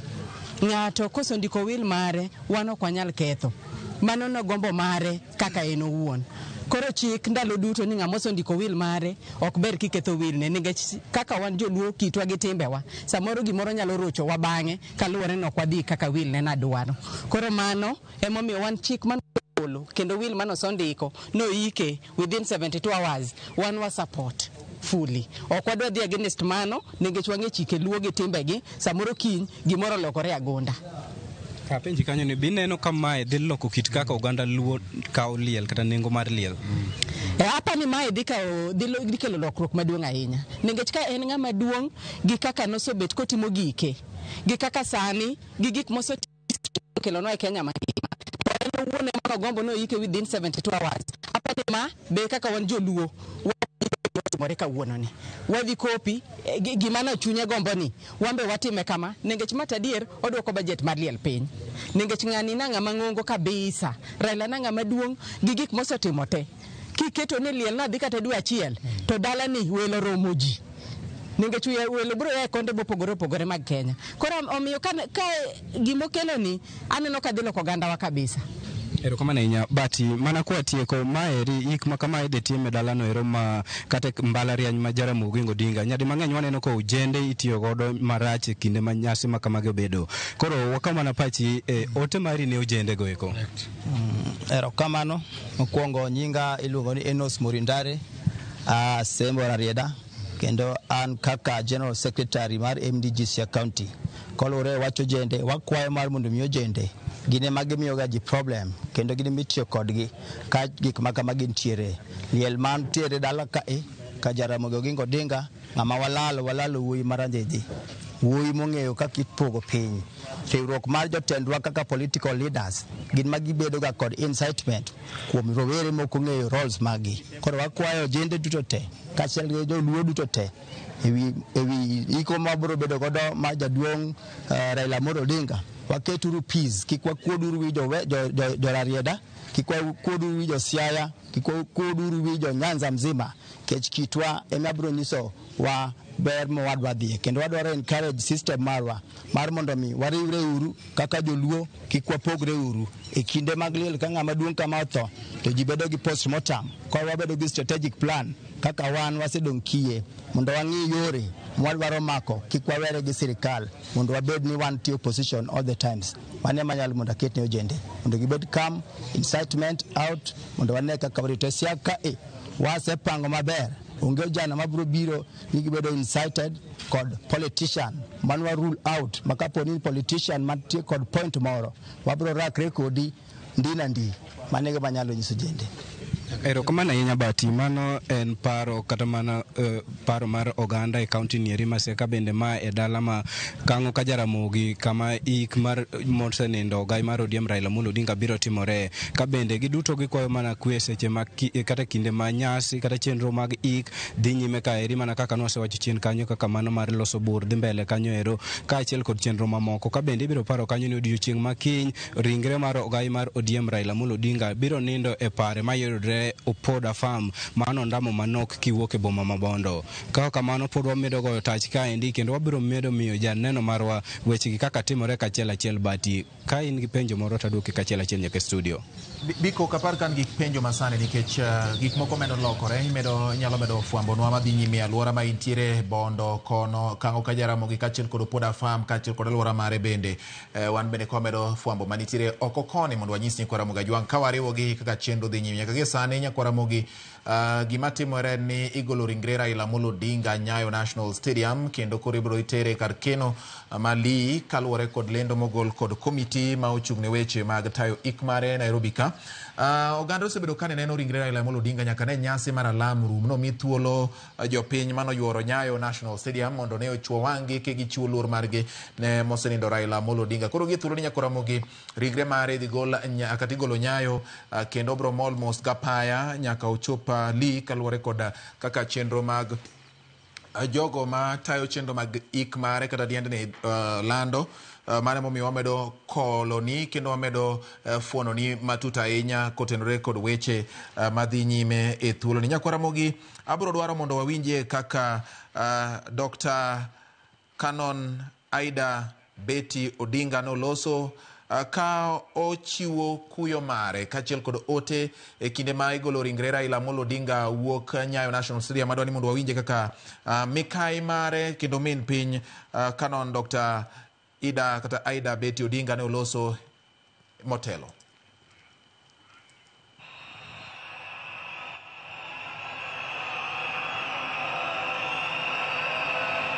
Thank you. Thank you. Thank you. To His Excellency, the President of the Republic of Kenya,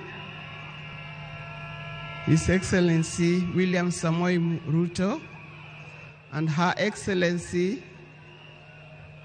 Lady Rachel Ruto, the former President, President Uhuru Kenyatta,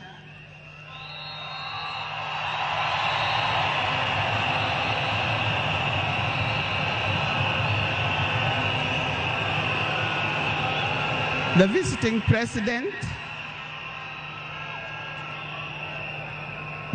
president, past and present, the deputy presidents, all distinguished guests, ladies and gentlemen, and watu wetu wa Kenya kwa jumla, hamjambo.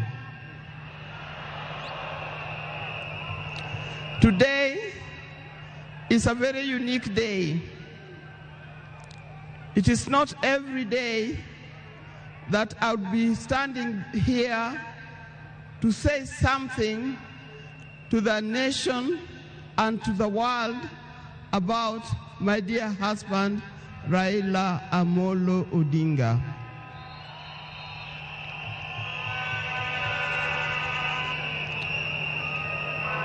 For those who don't know me, I've got a very long name. They call me Canon Dr. Aida Betty Odinga EST. Now, these names don't just come like that, but they are names that are given.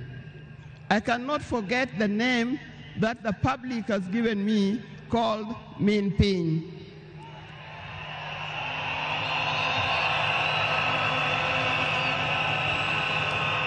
That name is a very heavy name because it is a name that puts a lot of responsibility to the owner of that name. I'm also gotten the name of Peace Ambassador. And for that reason, even before I say something else, I'd like to say something about peace. One thing that I know that Raila stood for, and he keep on repeating, is that we need peace in our nation, we need peace in our homes. And peace will not survive in a situation, in a chaotic situation. For that reason, I appeal, today I appeal, let us mourn Raila in peace. I know you are all concerned. I know you are all mourning.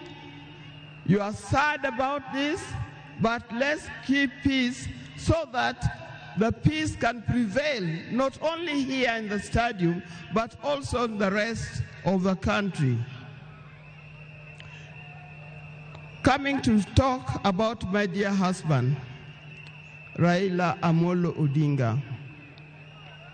I first met Raila way back in the early 70s, and we got married in 1973. For that reason, I've lived with this man for 52 years. Many of the people that I see or who are in this stadium could have easily be our children. No wonder you call him Baba. That name did not come from nowhere, but came from the experience and the life that he has lived with and relationship that he has had with some of these people. During our union, we were blessed by 4 children. First, we had the first child was called Fidel Castro Odhiambo Odinga. When Fidel was born, I was a bit hesitant the way he gives the name. I said, why do you call him Fidel? Then he said he was a great admirer of Fidel Castro, and therefore he named his first child Fidel Castro Odinga. Later, we had the second child, Rosemary, and here again, Rose is the name of my mother, and Mary is the name of his mother. We combined the 2 names together, and we call the child Rosemary. It also has a meaning to us. When it came to the third one, and he named after his best friend and his cousin called Raila Kembo, with whom they shared the name. So we ended up with Raila Oginga Odinga. Last, there was a big gap, and I'll explain to you. Last came the 4th child. The 4th child, when I went to the hospital, and you know those mothers, or well, you know, you end up somewhere in labor ward. And I was watching the television. And on the television, that's the time when Nelson Mandela had come out of prison. It was he's been there for 27 years. Raila also had been in prison, but that's not why we named her Winnie. And I was watching the television, I could see Nelson Mandela and Winnie Mandela holding hands as Mandela walked out of the gates of the prison. By then, I didn't know what kind of child I was going to get. But then I said, if it's a boy, we'll name him Wilson Mandela. But if it's a girl, will be Winnie Mandela. And therefore, Winnie Mandela arrived. and that's the 4th child. I see when you look at this naming of the children, I know these days you can name your child anything that you want, but I'll appeal to those who are still having babies. Give your child a meaningful name, because you name them people you never saw, you never heard of, simply because it saw the name written somewhere. There's nothing wrong with giving our children the names of the people who in our lives we think are the heroes. Our life was not smooth life. Just like any other family, there's been ups and downs. But as we continue living together, we've learned how to cope, because we all have weaknesses and strengths. We learned to talk straight to one another. We learned to speak the truth, and we learned to forgive and move on. Now, that forgiving spirit was not only in the home, but is something that has spread to the Kenyan. You've seen how many times he has tried in the elections, but that forgiveness is a paramount. So please don't carry grudges from one generation to another and from one group to another. We are all Kenyans. We are all Kenyans. We are sisters and brothers. We must learn to forgive easily and build together Kenya.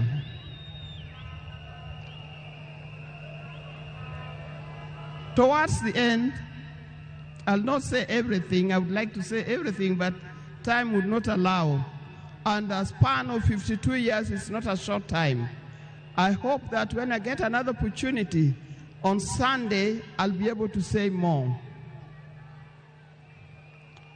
But one thing that he kept on repeating to me is that we must urge Kenyans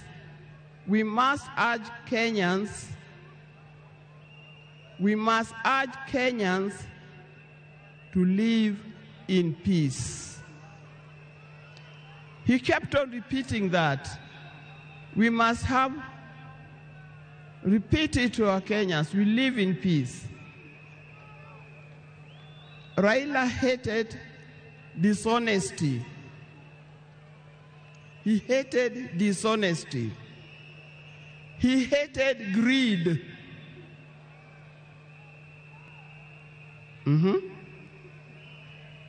The greed that have affected the main fabric of our society. The greed that leads to stealing from the public coffers. The greed that leads to corruptions. That's the kind of thing that Raila would not have liked to see. So, you people, you Kenyans, I'll tell you more. But I thank you, those who have come and those who are watching us from other places. I thank you for standing with this family. I thank you for being here for us.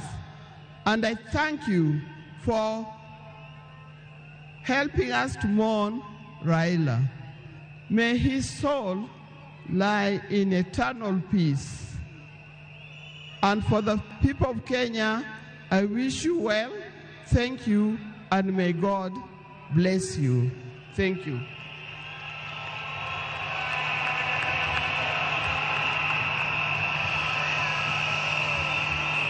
Koromogi mano twak mar Mama Aida Odinga mane chiwo twak mar e kinde alam ne Raila Amolo Odinga e alap ma Nyayo National Stadium ka ochiwo mise gi nonro kaachiel kod historia kata sigana margi gi Raila Odinga yo machuok mane entiere gore thuolo no ka bende ochiwo kaka ne osewach gi wenda ka motelo ni Mama Aida nowacho ni gima ne Raila siko nyise kinde ka kinde en bidhruok mar jotelo kendo bedo ni jatelo ok bed jamahati. Ma endi en samoro gima Raila ne kanowacho to samoro jomoko ne nyalo paro ni owacho nikech en jasiasa kata nitiere gima odwaro kotemo lombo godo jopiny. To ma ka iwinjo koro en gima nowacho nyaka familia mare, nyiso ni nowache oko to kendo wache nyaka e ot mare kama opondo. Nyiso kit bidhruok ma en owuon nodwa ni mondo mi ok mana jo Kenya kende ema mondo bedgo kata gi jotelo kata mana gi jo ode bende. Ma gin weche mamedo wuok ka twak machalo kod ma kaka winjo ka Dr. Aida Odinga oloso ewi sigande gi Raila Odinga yo machuok mane en godo kawuono Nyayo. Ma endi nyisa ng'o Robli ng'o gini minyalo kaw kuom ote mar Dr. Aida Odinga kawuono ni bedo kode gokinyi kane pok oringo odhi e lama chal kod ma samoro nitiere gik moko mano wacho ma unu mago gin weche mag kuyo mano nyalo wacho kode kinde mane iromo kode kata kamano ma onyiso oganda puonjruok mane mwinjo bed ni jotelo bedo godo e ote machalo kod ma ogol ma ok Raila wuone moloso to wuok e od Raila. Erokamano Bati, kiwinjo kaka min piny owuoyo mokwongo nyiso ni baba Raila Amolo Odinga ne ok en jatelo mar oko kende to noketo puonj kata e ot kama noae. Emomiyo gik ma iwinjo ka min piny owacho gin gik ma oganda oningo okaw kendo kete chunygi ma oningo bed ne gitimo kinde ka kinde. Kiwinjo kaka min piny owuoyo ni jaduong' nohero kwe mokwongo. Kwe ema miyo oganda bet gi ngima maber. Kwe ema miyo oganda nyalo gerore. Kwe ema miyo oganda nyalo go mbaka mag dongruok. Mane momiyo siro maduong' mane jaduong' ochung' ne en kwe. Kochako medo dhi mbele kanyo owacho ni jaduong' nokohero jomibadhi. King'iyo gik mosetimore Kenya ka kichako kata gi jatendwa mosekalo moluor Uhuru Muigai Kenyatta nowacho ni e Kenya ka odiochieng' wawito $2 billion ma pesa ma Kenya. Jatendwa masani moluor William Samoei Ruto nowacho ni wawito $3 billion odiochieng' e yore mag mibadhi. Magi pesa ma kuponi ok olal to nyalo gero Kenya e kiwango mamalo. Emomiyo ka wan gi jotelo manyalo wuoyo gi chir kendo gi ratiro ka ging'iyo wang' oganda ni owe mibadhi wabiro bet gi dongruok mang'eny. Omiyo magi puonj moningo wakaw kendo waket e chunywa kendo watim kaka oganda. Magi luor wanyalo miyo mosewewa jaduong' baba Raila Amolo Odinga. Ni wabed jok ma joratiro, jok mohero ng'iyo gigi oganda kendo timo gik makonyo oganda. Eka wanyalo bet gi kwe bende ka chunywa nyalo bet maber. King'iyo pesa ma jaduong' Raila Amolo Odinga no ogorene ni mondo wabed gi devolution. Ineno kuonde ma osegerore maber ma devolution otimore kendo ineno kadhi maber kabisa. Omiyo kang'iyo kanyo awacho gi chir ni luor mwanyalo miyo baba kwa kowe ni kuonde wa mwae Nyanza baba iluongo ni wuon devolution kendo ene manomiyo devolution obede katiba.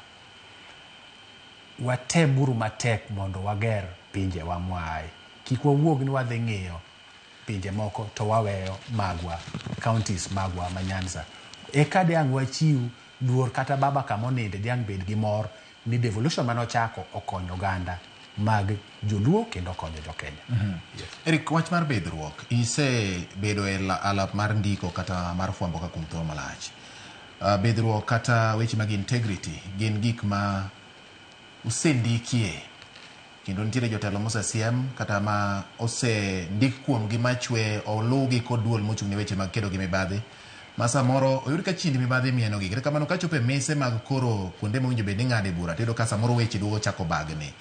E ote mara Canon Dr. Aida Odinga e odiochieng'ni ma okuyo ka oywago jaode e wach mar bidhruok kaka jafwambo, en ang'o maduong' minyalo wacho kata mane inyalo ndikie mondo piny ong'e, mondo jotelo som, mondo tieng' mabiro bi ong'e ni mae gima nowachi? Erokamano Bati. Mokwongo king'iyo gima ne min piny wacho en ni kijatelo nyaka ibed ng'ama ochung' ne adiera kendo ich lach nyaka iwerigo kendo mibadhi nyaka iwerigo. Nikech koko kata lwenje mang'eny e pinje mang'eny timore kendo wuok kaluwore gi ka ji dwa yako mwandu piny. Samu yako mwandu piny e yore mag mibadhi emiyudo ka koro koko bedo mang'eny kendo jopiny wuok kendo nyaka jonjore bende wuoke ka kelo koko. Raila Amolo Odinga obedo mbunge mar Lang'ata ma oweyo bang' yiero mar 2007 koseyiere mobedo nyaka prime minister. To kodonjo mbunge mar Lang'ata, CDF obiro ka en mbunge mar Lang'ata. Otieko kaka mbunge mar Lang'ata moka winjo ni ne nitiere mibadhi moro e CDF mar Lang'ata. Kendo nyithindo ne yudo basari kendo nido ka Lang'ata ne yudo resources mang'eny. Mang'eyo nitiere skunde mang'eny mochaki kendo mochung'ni gi CDF mar Lang'ata ka Raila Amolo Odinga en mbunge mar Lang'ata. Raila Amolo Odinga obedo nyaka minister. Kongo bedo minister mar energy diere mane gin e sirkal gi Moi. Ka gidonjo e sirkal gi Kibaki, Raila obedo minister mar weche mag apaya yo kata minister for roads and public works. Bodhi ochopo bobedo nyaka prime minister. Poka neno ko yaw case moro ni Raila inono gi EACC kata gi DCI. Tineno ka ng'eny jotelo mokwongo sama en mbunge iyudo ni EACC lawo ng'ato ni mayo jopiny e yore mag CDF ok timre yo makare. Seche moko bende iyudo ka jopiny ywak ni CDF omiwa to CDF ok okonyo. Koro ineno ka Lang'ata member of parliament dierego en gi tik onge kama EACC kata DCI kata nonro moro amora itimo ne ndiere mane mbunge ma Lang'ata gimoro timbre. Odhibo chako kelo nyaka housing units moger Raila malo kachacha mani timo slums upgrading ma obol jomoko kuonde manodak marach. Mago nyiso telo maber mane Mama Ida wuoye ni Raila ne dwaro wabed gi telo maber, telo maonge ich lach, telo maonge mibadhi. To sani ido kaka governors adima sani lawo ni omayo jopiny kendo nigi files gi EACC. Ministers machon pod sani ilawo gi EACC ni kalure gi tije gi nitiere mane gin e migawo gi nitiere pes jopiny no olal. Raila Amolo Odinga erotho ka ok oyaw ne file. Mano nyiso telo maber ma ka dine bed ni jotelo duto nyalo bedo kamano minyalo tieko ofis biwuogi bidhiyo mok lawi. Mano e telo manyalo kelo dongruok e pacho. Nikech ka dongruok nitiere tido ka mkate bedo maduong' masa mipoge to oganda duto yude. Kotere kaka sani wan gi devolution, kotere e counties kucha tido ka oganda neno ka dongruok bedie. Mano ema kelo kwe. To oganda ma onge dongruok iyudo ka koro dongruok ng'eny, iyudo ka koko ng'eny, iyudo ka koro joma dwa yako kendo joma dwa koro biro gi teko biro dwa donjo mondo gikaw githuon. Lakini ka dongruok nitiere to mkate duong' tido kipoge mang'eny ng'ato yudo mae to bedo gi kwe. Mano e telo mar Raila Amolo Odinga no chung'ni. Nikech ok inyal kelo kwe ka kech nie pacho, ok inyal kelo kwe ka dhier nitiere, ok inyal kelo kwe ka telo nitiere marach mago mi kaka gavana to in ing'iyo mana to mara en adi. Mana ga Uhuru Kenyatta nowacho diere moro nitiere jotelo moko ma kumiyo gi kom to kisa mipoge mesa te nowacho ma mara to mano mari to mar jopiny en matin ni.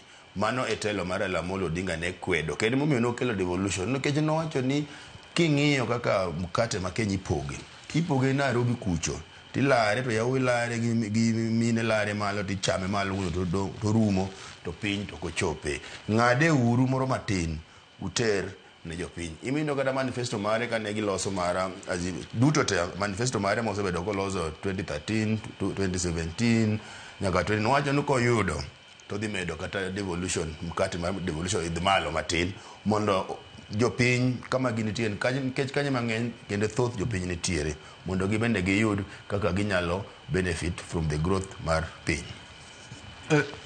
Erokamano Robli. Yes.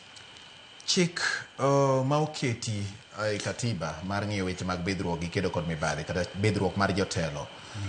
King'iye to samoro duond Raila Amolo Odinga ne nyalo chwale e yo moro mondo omed bedo gi teko kata go teko nikech en achiel kuom gima samoro bede migepe makedo kod kata mag ratiro kamoting'o doho samoro kosebedo ka ng'iyo ahinya. Wanyalo kawo nyaka duol mochung'ne weche mag yiero kod kiewa IEBC. Samoro chik nyalo twege ni ka ng'ato koyud gi ketho achiel kachiel nikech wacho ni iler nyaka yudi gi chilo.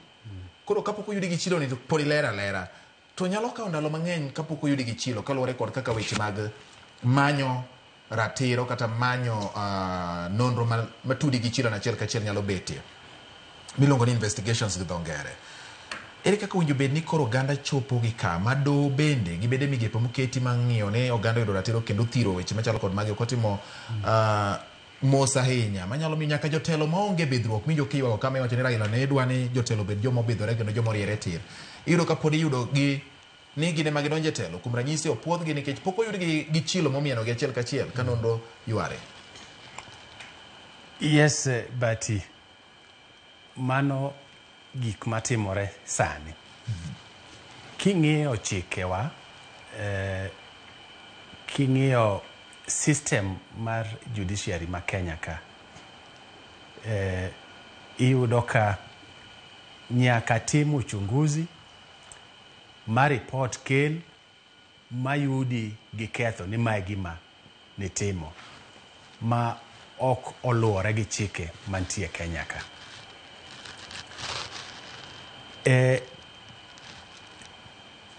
King'iyo kaka investigations itimo Kenya ka,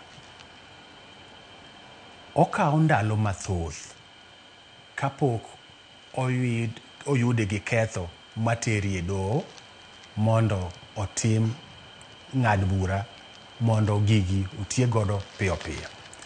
E seche ma magi timore, iyudo ka pesa gi osegol gi moter gi kuonde mang'eny malich.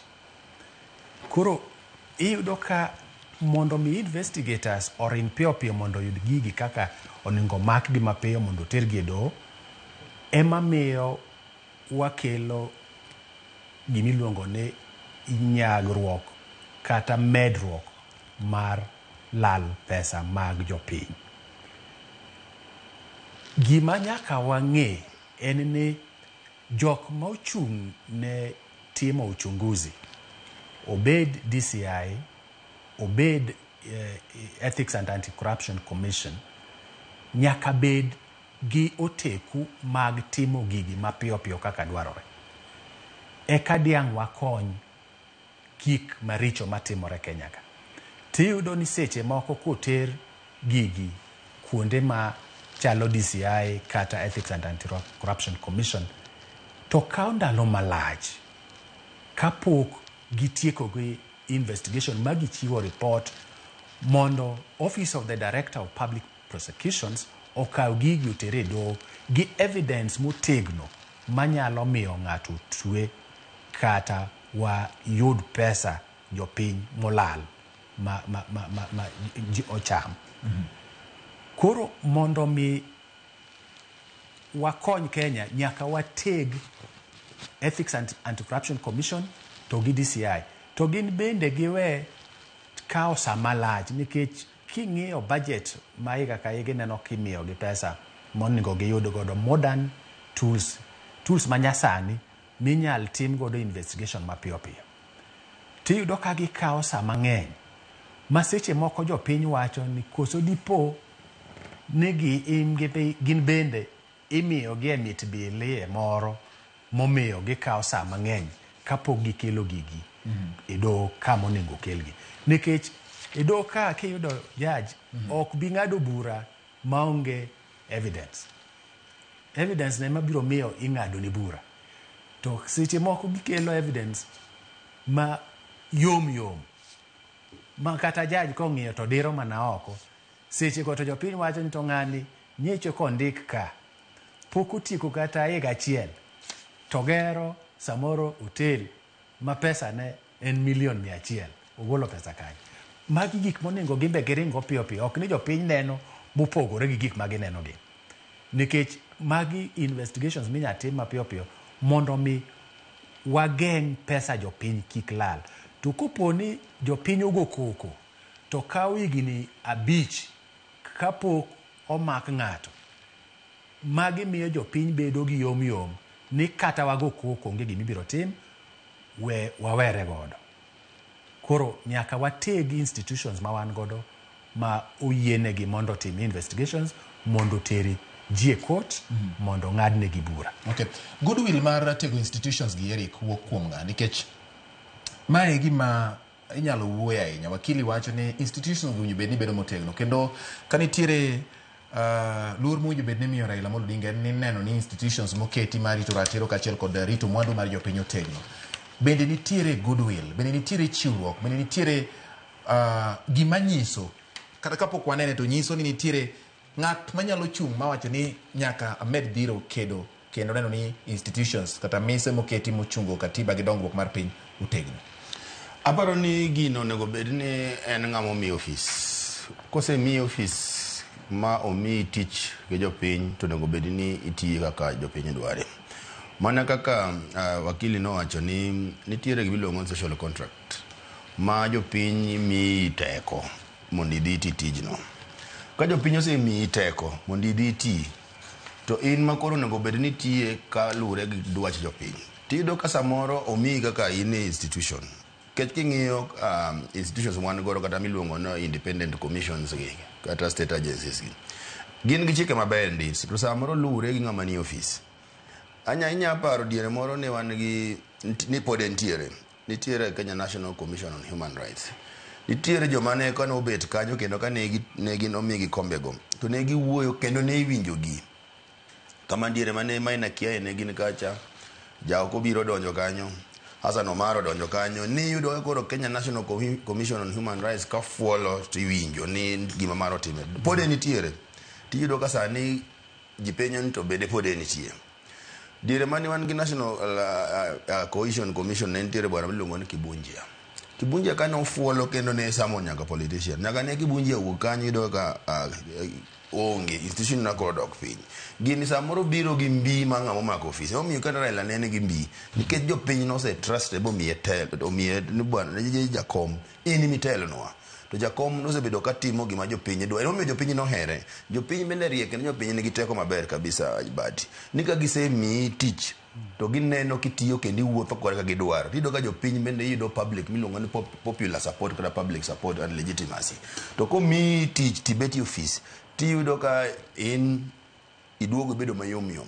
In ka nyise ni tim kama to in koko imigoyo. Ko nyise ni tiywaka. Jopiny ok ohero joma ywagore, jopiny ohero joma thuon. Emo mi neno ka Raila nene gi following mang'eny. Nikech Raila nene ng'ama thuon. Maka jopiny onyise ko wacho ni waluka. To kibi nyise ni jakom kanya neno ka nitiere kidi waluor kayo. Onyise ni kidi ne manyak wagol bwalu kanyo. Mane Raila Amolo Odinga. Kane ogore ni Maldi Party. Kage dhi ofiso Mondi Mbago. To gichopo Sheria House no gido kolor gate. To ngiso jogo no wan wadwa donjo ofis sirkal onge kama wadhiye. Gedi ni manyako wa. Bagi donjo. Mano e gima jopi. Ok ni chako ywak ni asechopo kata do koro se lor rangach koro kanya donja ni wadogi. Mano ok gima onego bed jatelo timo. Jatelo onego bed ni timo gima jopiny oketi ofis mondo tim. Kik ibed ng'ama ywagore. Wacho ga kizungu ni Book of Lamentation. Idwa somo Book of Lamentation. Samisomo Book of Lamentation di makoro yudo ka public trust dok piny. Imo mi yudo ka most institutions public trust o dok piny. Nikech jogo mani office olokore somo Books of Lamentation instead of serving jopiny. Okay, ang'o ma nyaka institutions gi bede tim? Nikech samoro ji nyalo wil to kopo ni nitiere mise moketi tinyalo wacho ni mise go nyalo loko kit ng'ato. Kuom ranyisi kong'isi ni ka kidonje to magi manyaka itim, kata kopo ni ok itim ata malo 100 to nitiere gima nyisi ni magi manyaka itim. Makara ka ni ng'ama kiti right to ka in ng'ama ohero dongruok inyalo loko kiti. Raila Amolo Odinga ose ywak ahinya ne neno ni oyier jotelo mane gibedhruok, kendo mane gima Dr. Aida Odinga owacho. To nitiere mise kaka nawacho machalo ka IBC yudo ka samoro ipuodho jotelo ma Eric mi wacho ni jopiny nigodo gito teno ka pod gidhi adhiya mbele makoro gini chal ka gima en gima winjo bed ne timore mochal ka gima en gima kawaida ma ka okin kamano to kare koro in winjo bed ni dong oko. Ma endi nyiso keto piny Kenya kama chal nade ka Raila Amolo Odinga mane kedo ni mondo magi otimre mapiyo, kendo higa ka higa mar yiere no ka Raila dhi kata mane do kodwa ni mondo lokruoge gi otim kendo ketgi e tim mondo yiero bed makare. Ma edhi keto Kenya neno bati. Yes. Nitiere wach ma Raila Amolo Odinga ne en kodo consistent kochung' higa mar 2007 nyaparo. Yes. Kano wacho kendo wacho nyaka sani kendo njaneno ka ker masani bende osechako kakawe. Ko wacho ni at the independence 1963 Kenya gi Singapore ne en kamoro achiel.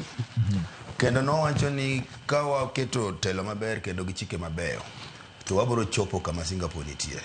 Njo aneno ka ker Ruto bende owacho ni odwaro mondo Kenya obed first world kama Singapore nitie.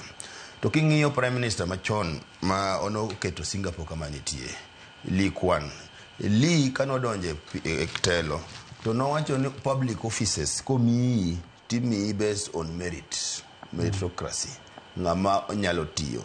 Ka omi tich to tami tinyono oko, komi tich to igebe donjo gi mibadhi tidonji nyono oko. En tich mondo ika ikony oganda, to komi tich to in incompetent okinyal konyo oganda. Koro kata kwa be wadwa chopo kama nitie kaka Raila Amolo Odinga ne wacho na the independence Kenya gi Singapore en kamoro achiel, to sani Singapore osekalowa. En ni samo mi office mi donjo public office monego bed ni tiyo to nyaka iket merit sami yiero jogi nyaka ing'e to ng'ano moromore gi office ni, to kose mi office nyaka itine jopiny eka koro inyalo keto oganda kama nitiere kama Raila Amolo Odinga ne dwa kete Kenya. Ko diere mane otimo campaign to nobedo kowacho kamano na an adwa ketou kama pinje moko Singapore, Malaysia gini nitiere, nikech kane wayudo uhuru ne watene warom to jogi okalo wanade. Ko mondo wachop kanyo to wanyalo chopo kanyo ka wajo momi offices mag public gi omi tich ni tisa moro kaka omi kaka Singapore kane omi giketo office magore ne mibadhi, nikech mibadhi no poto kabisa e pinyno. To no keto ma omiyo jogo mane oketi offices magore ne mibadhi nyaka go bila gini teko gi resources mane gidwaro mondo gigore ne gi mibadhi. Ma ka ng'ato dwaro keto kambi Singapore to imi all the government approval within the shortest time. To okichul mibadhi, ichulo mana the fees ma onego bed ni chulo, okichul mibadhi. Monde mani mane oluongo kembni moko kar keto neighboring countries to ne gidhi invest Singapore, ema koro Singapore. Koro gima temo wacho ni niya, ko wadwa chopo kanyo to wadwa mondo wadhi mbele gi legacy mar Raila Amolo Odinga. Jogo momi tich nyaka mi tich karomre gi teko mari to gratil mari, to kisedonjo kanyo tine jopiny. Wedonjo ni podo idwa pango ni mara mondi wachaka los mara aduok manja tiyogo kaseduogo wasetiyogo kodi ka tiyo ne jopiny. Time onge nyaka itine jopiny, to kitiyo ne jopiny to jopiny bo pari jopiny gi maber gi jo Kenya kitiyo ngi to jo-Kenya bo pari omiyo kata kasa migomba kata go sigana tiparo ndo ng'ane madiere mane George Badi ne Ramogi noneno ka Ramogi nene malo kabi ang'ma notimore nikech iketo teko ni duto kendo gi pachi duto te ni idwa serve jopiny kaka jopiny ni kodi gi imani. Ero kama nanya yes ngoje. Yes. Ya ayege gima Eric wacho ne wan gi ji miyiero e kuondegi mondo tine jopiny. Emomiyo kidhi e chike mag Kenya nitie a whole chapter mobedo dedicated ne leadership and integrity. A leadership and integrity ni nyiso ni responsibility magi as a leader kamukete no ginango gini.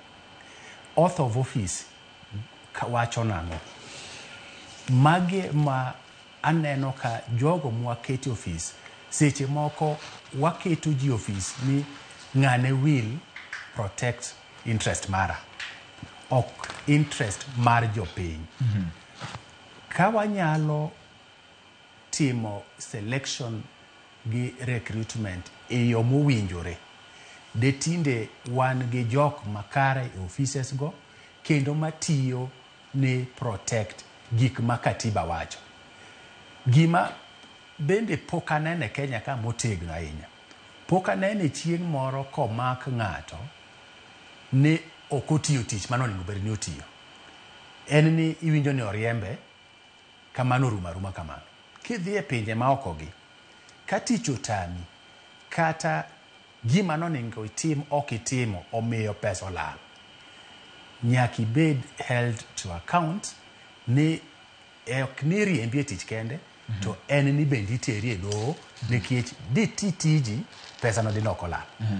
To karwa ka iwinjo ni ng'ato tich otamo obedo replaced gi George Bati moro, to gimotimne to onge.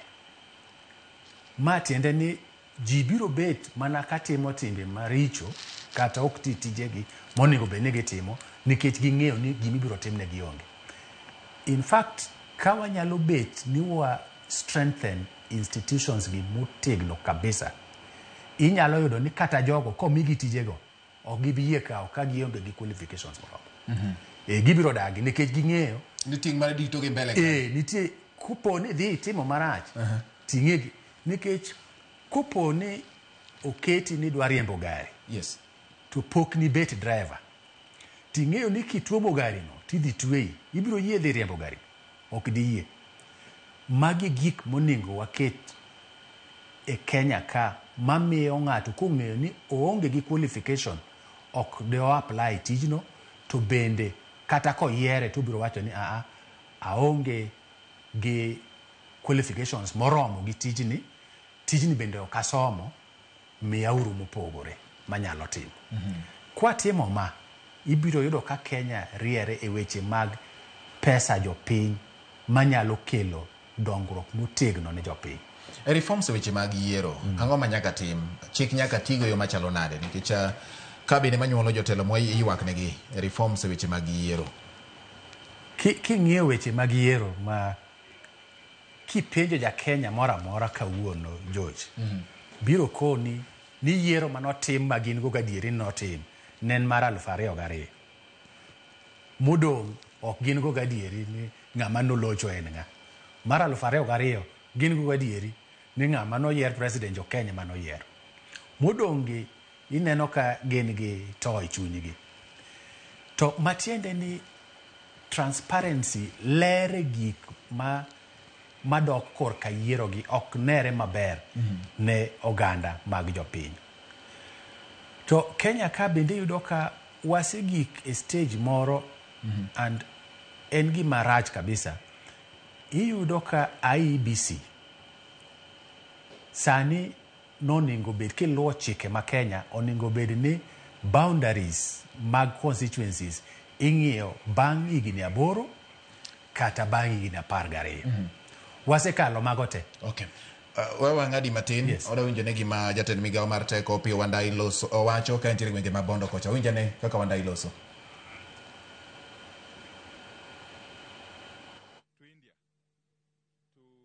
Bring back the remains of Baba, which we did.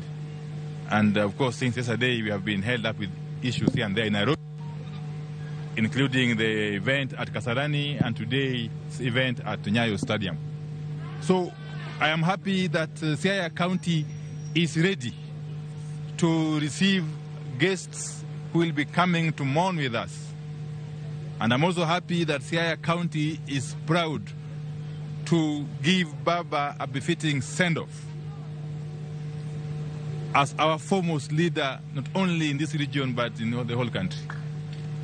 Secondly, I want to thank profusely, I want to thank in a very, very big way His Excellency the President, Dr. William Ruto, for making a proclamation to accord Baba Raila Amolo Odinga a state funeral with full military honors.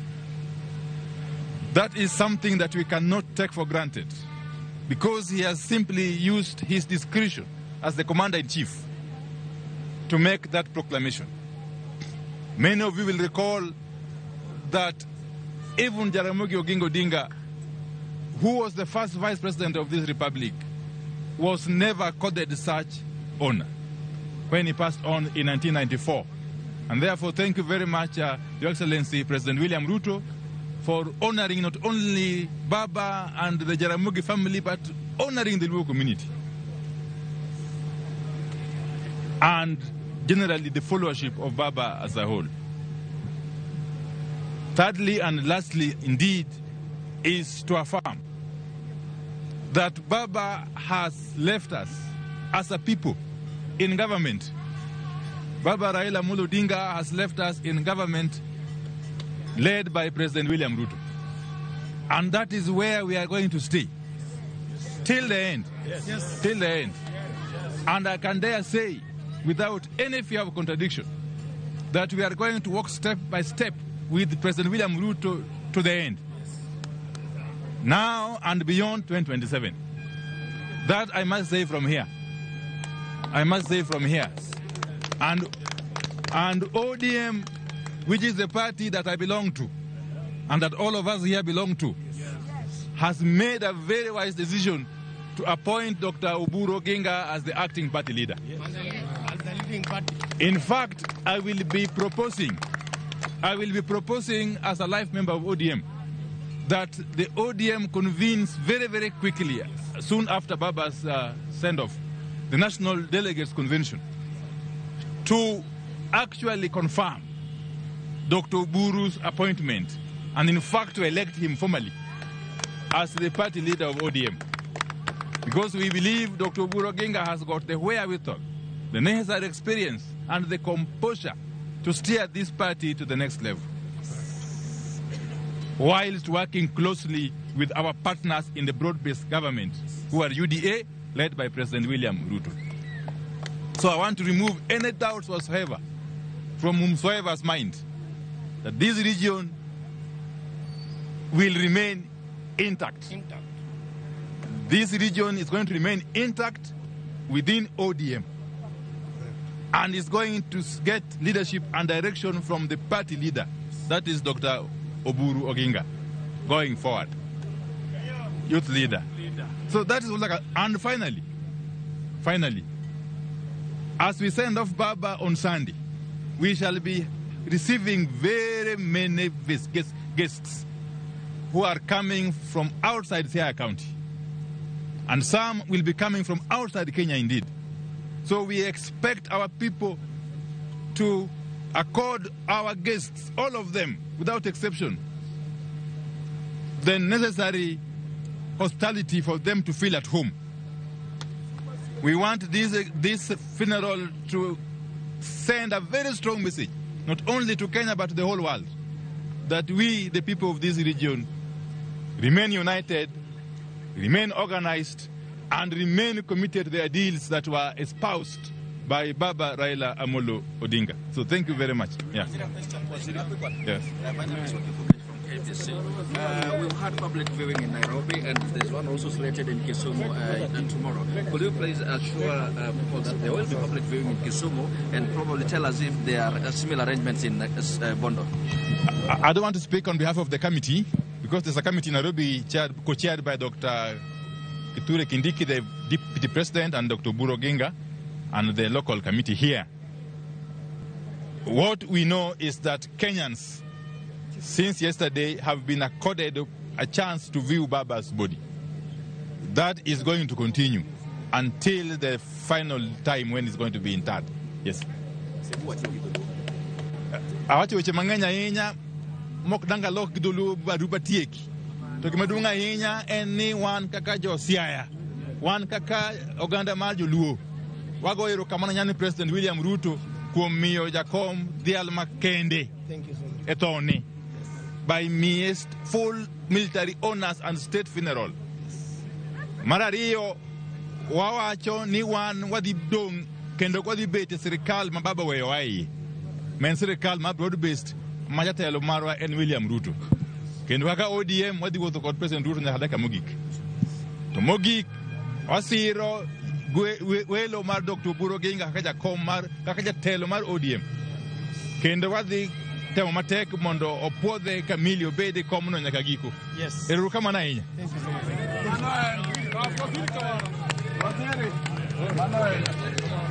Ikanyo Opiyo Wandayi, jatend migao mochung' ne weche mag teko e pacho ka loso e gwenge mag Bondo ka nyasi mar rwako pacho ringre Raila Amolo Odinga ochan odiochieng' makiny, kendo aneno kanyo ka Wandayi kaachiel kod Orengo nowuotho kanyakla ka girieyo dala mar Kango ka Jaramogi, kama ibiro tae chenro ma wuoyo gi jofwambo kendo chiwo moko kuom singo margi kaka jotelo manitiere e sirikal ma jatelo mar ODM Raila Odinga nyo siro e kinde manyo bedo kod winjruok kod jatelo piny William Ruto, kendo kenge mane giketo wacho ni pod gibiro dhi godo nyime.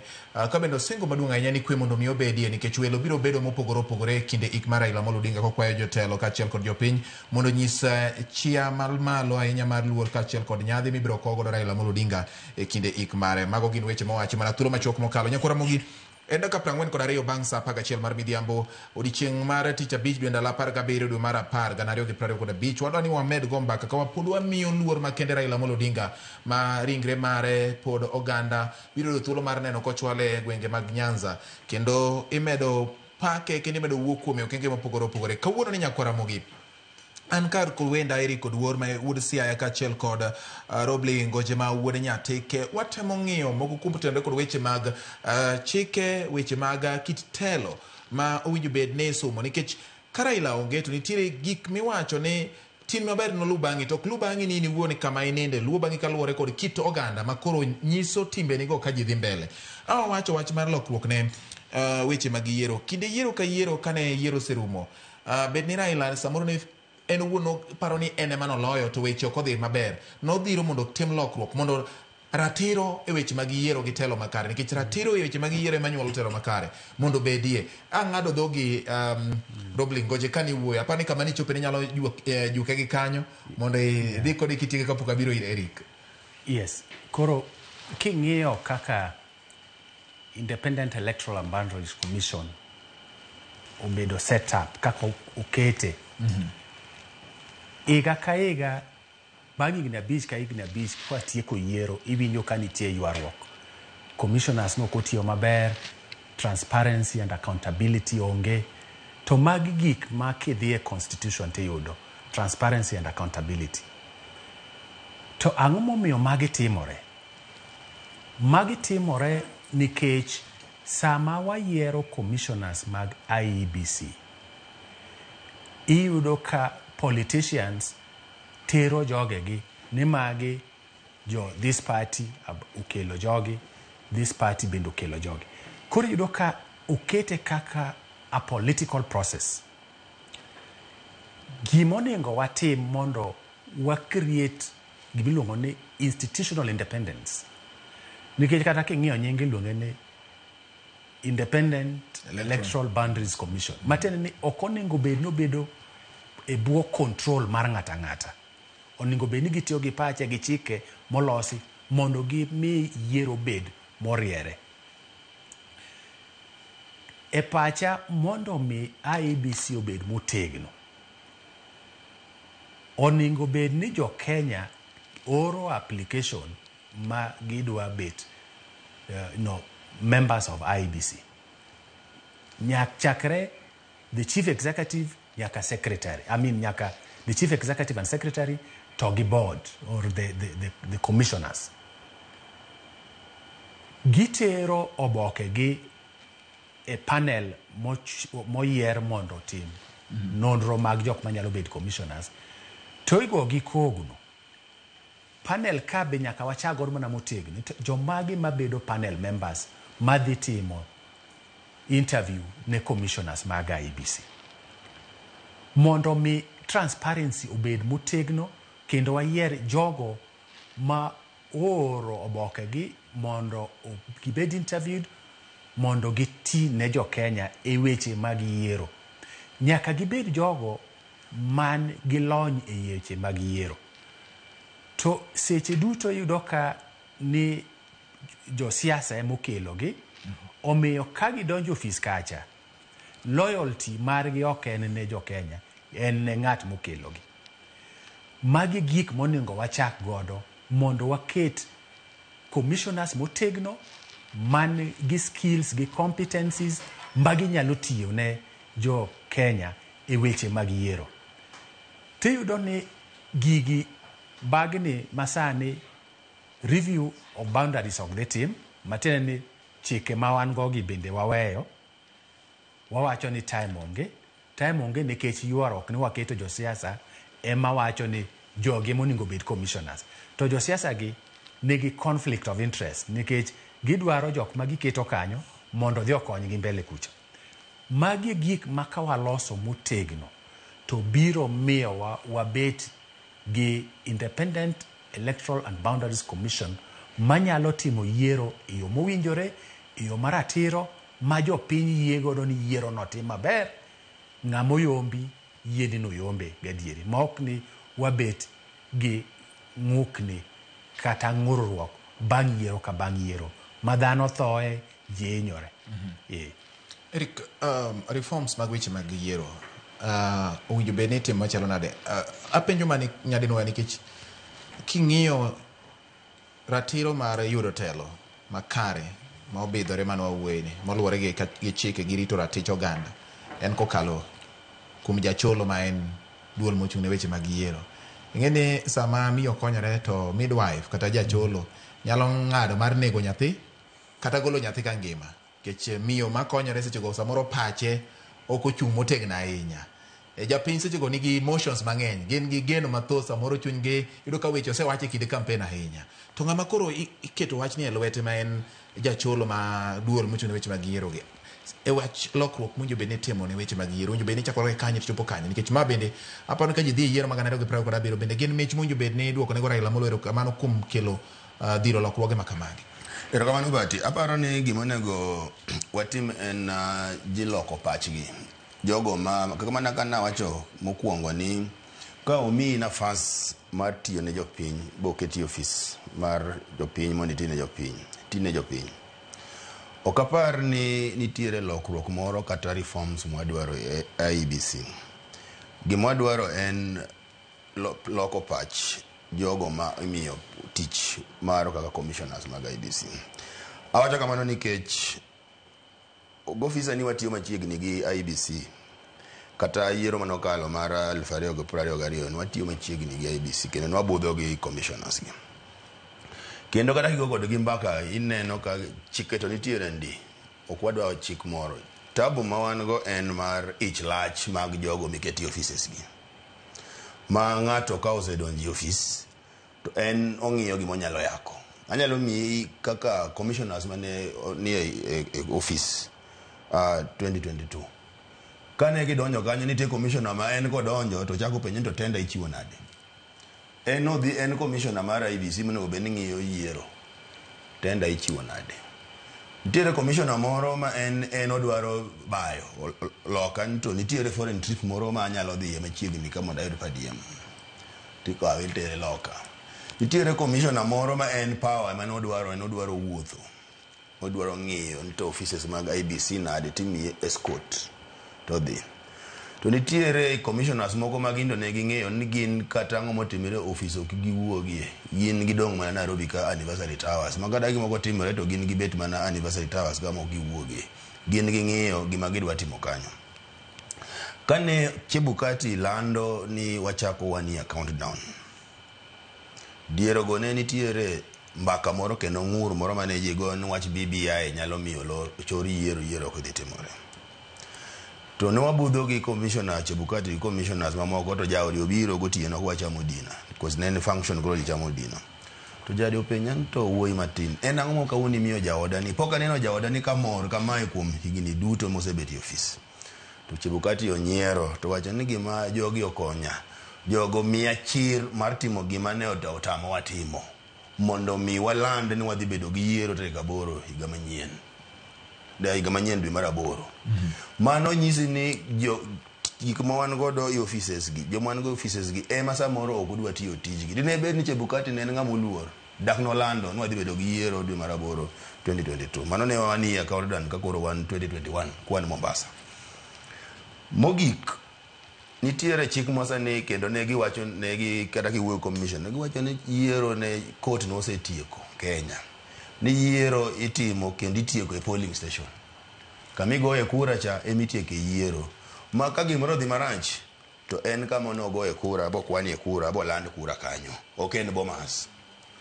Koro chik moro ni sani ni chik waongo go chik wan go mana kaka Roble wacho ni wan gi katiba wan gi leadership and integrity law manitiere wan gi everything mwadwaro gima wan shida ma wan kwa nyalo bedo gi chik manyalo loko pach ng'ato to mani makone gwa kale e bunge lakini chik mar loko institutions to chike to wan go moromo kichako god katiba gima onego wangi en ni kaka wanyalo punish jogo mimiyo tije mag offices mag jopiny to kti kaka na wacho nini kisedonjo ti commissioner manodonjo IBC gaja ero chako na penjo ni to miya list mag jotenda mapok ochiw gi list mag tenda midwa chiw en no tere no ding'iyo ka gitimo yiero koso dhi timo tenda ko kwa bedo ng'ato kamano boloko pache ni ana sedonjo kai bati adwaro ng'iyo kaka wadhi timo yiero en ang'o monego bed ni watimo mondo wabed gi yiero makare sama wadhi ti yiero returning officers moko na onyo no yiero returning officer magi winjo mana returning officer mane oyier en ng'ama illiterate makata kiandiko nyinge the returning officer station inyalo penye to sama ne ng'ani ukawo ng'ama illiterate ema gore returning officer ni ne un kanyo what were you doing kech nang'isi ni mani miro sama ng'ano en loka ochamo padiem odhi ng'iyo kaka otimo benchmarking to sama onego bed ni giketo policies kama onego bed ni keto systems ma dhi konyo gitimo yiero yo makare ma onge ywak en loka ko nyalo kalo chik ma ondo jolok pachgi kaka ji behave to mani ko nyalo konyo yiero lakini kapod wadwa benda gi chik manade to waketo jogo moko dwa ng'iyo masama idwa kwal kura to ng'iyo koni wajen wang'iye koni to gik moko kalo e bathe koni okay twak mano wabedo godo wabiro winjo twak machielo kendo kowuok kuom jatich Nyasaye Profesa Bishop David Kodia mar kanisa mar Angili mano chiwo twak mare gi duol maduong' ahinya e kinde mane lamo ne ringre Raila Amolo Odinga Nyayo wadhi winjo mano koromo sa 12 wang'e esani wang'iyo wach mar chiwruok mar Raila Amolo Odinga gi kwe king'iyo gik ma samoro ringo e weche mag mbui nikech piny sani oyawore mano nachako godo kane wawuoyo kata gi Eric kano donjo ni chiko yawore kendo ji nyalo ndiko tachiel kuom gima nyalo chwalo mach ahinya gin gik mondiki yudo ka samoro dhot achiel ndiko ewi dhot machielo kata ng'at achiel ndiko ewi ng'at machielo jatend piny William Ruto nyo keto chik matemo gayo ma to chike ok ni onge chike nitiere mag mang'iyo weche mag ndike mbui gi gayo gik miwacho mbui samoro jomoko nyalo wacho ni ma en gima umo ratiro mar golo paro kata expression to jomoko bende nyalo neno ni en gima rito piny king'iyo duol mane riko lieko mar National Cohesion and Integration Commission NCIC en weche ma ng'iyo ni weche mag bayo wach kata siayo oganda ok obedo cohesion obedo ji odak gi twech achiel gi winjruok makare to ma bende gima nowacho ni Raila Odinga nochiwore ne mane momiyo samoro nonyalo chungo kata sama piny nojajne ka piny owang' mowacho ni duoguru chien waketuru piny motelo e weche ma koro ndiko gi dhi nyime ratiro chopo kanye mondo kata kopo ni Raila Odinga ne dhiro ratiro to nokodhir ratiro manyalo wang'o piny nodugo ojo piny mowacho no kama wadhi nyalo bedo marach waore uru gi ratiro mar chike ang'o manyaka koro tim kata gin ang'o gine manyaka wapuonjre e chike gi weche mag ratiro mag chwalo milome ero kamano George king'iyo chike ma wan ge Kenya ka chakre the constitution mar Kenya 2010 to gi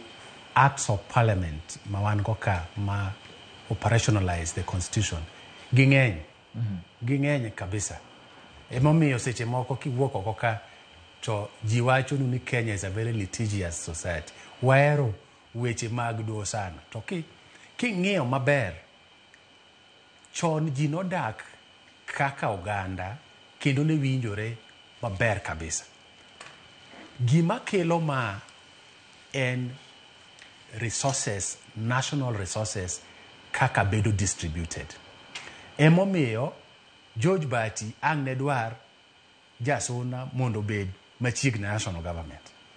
Emomiyo Robley ang ne dwar jadalagi mondo bed president. Emomiyo Osevna Maerik ang ne dwar jadalagi mondo bed kamoro ma kogo simu tinyal miye gimoro. To kupo ni ne wabet ni resources are equitably distributed. Kato bed manaja Mombasa madwaro bed president to wago kogno wacho ni ng'ani oromo okibiwinjo ng'ama chielo kang'ur. Ji kelo jogegi mondo mi gibede tebo kamiwache ni ma wapogo ka ma watero ka. To ka gigi ni timo iyo moyangore de wabet gi kwe maber e Kenya ka molo kamoro amora. Resources ma e Kenya ka George ng'eny. Gima chandowa en leadership and integrity mana wachocha. Nito kuketi kamoro ichako gi interest mari kosi ichako gi interest mar jopiny. Ni kamuketie ni ang'o midwa ni itim. Mama nyalo kela kwede mag dhoudi kachiel kod pogruok mamiyo ng'ato nyalo ndi kuom marach. Kabisa. Nikech ma be momi ineno kaka Jo-Kenya yuago jaduong' Raila Amolo Odinga moloyo ng'ata. Wasewito jok maroteke e Kenya ka. Wasewito president, wasewito deputy president, vice president. To pokiyude ka Jo-Kenya yuago e level moyuago godo jaduong' Raila Amolo Odinga. Nikech Raila Amolo Odinga nochung' ne ratiro mar oganda ni gigi koyudi tikegi nang'o. Mae ma miyo nopogore gi jotelo mamoko. Mae ma miyo jaduong' Raila Odinga kanowacho ni odwaro ji 250 Uhuru Park kiny gokinyi tiyudo ka jogo ni kanyo. Nikech ji nong'eyo ni gima odwaro en ratiro mar oganda ni resources obedo distributed e kamoro amora. Be momiyo noketo ni devolution nyaka bede e chike mag Kenya. Wuon gi Jaramogi Oginga Odinga nochako gi majimbo ne oko materialize. Tineno ka jaduong' Raila Amolo Odinga okedo matek moyudo devolution. Kawuono kidhi e pinjewa kata obedo ni kwale kamano to kidhi e pinjewa tiyudo ka nitie dongruok per capita income yudo kopogore. Miyo kata ich wang' ma e koro gweng' yudo kodok chien.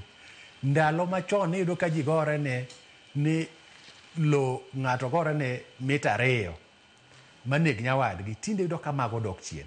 To mage moningo wa endelea wacho mondo mi resources obed distributed equitably mondo mi wadongre. Sani king'iyo gima ne jaduong' Raila Amolo Odinga chako ni yo odwaro mawuok Kisumu maringa along the Lake Ring all the way nyaka Moro kamiluongo ni wuotho rumo.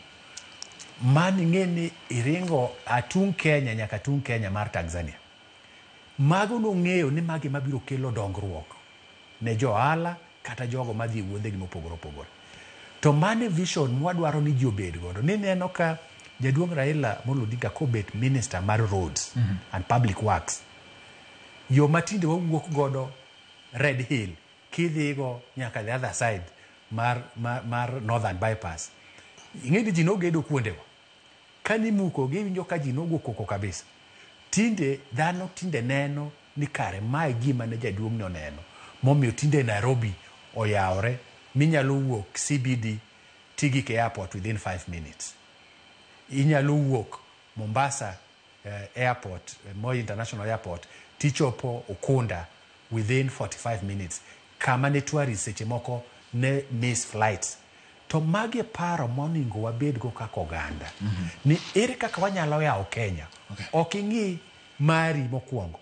Jotelo ma wan go thoth gi kwongo ng'iyo margi. Ni adimo nyalo yudo kapok ong'iyo mar oganda mar Jo-Kenya. Erokamano nya Robley Ngoje, erokamano nya Eric Odur. Adwani mondo iduok kanye Eric nikech asingo ne wadhi yudo twak mar Bishop sa 12. Ok adwani mondo wayude kapok Eric owacho wach ma otende kod weche mag tudruok karachiel mar oganda mar Raila Amolo Odinga ne ochiwore ne ahinya, mamano bende momiyo dho kizungu ne ka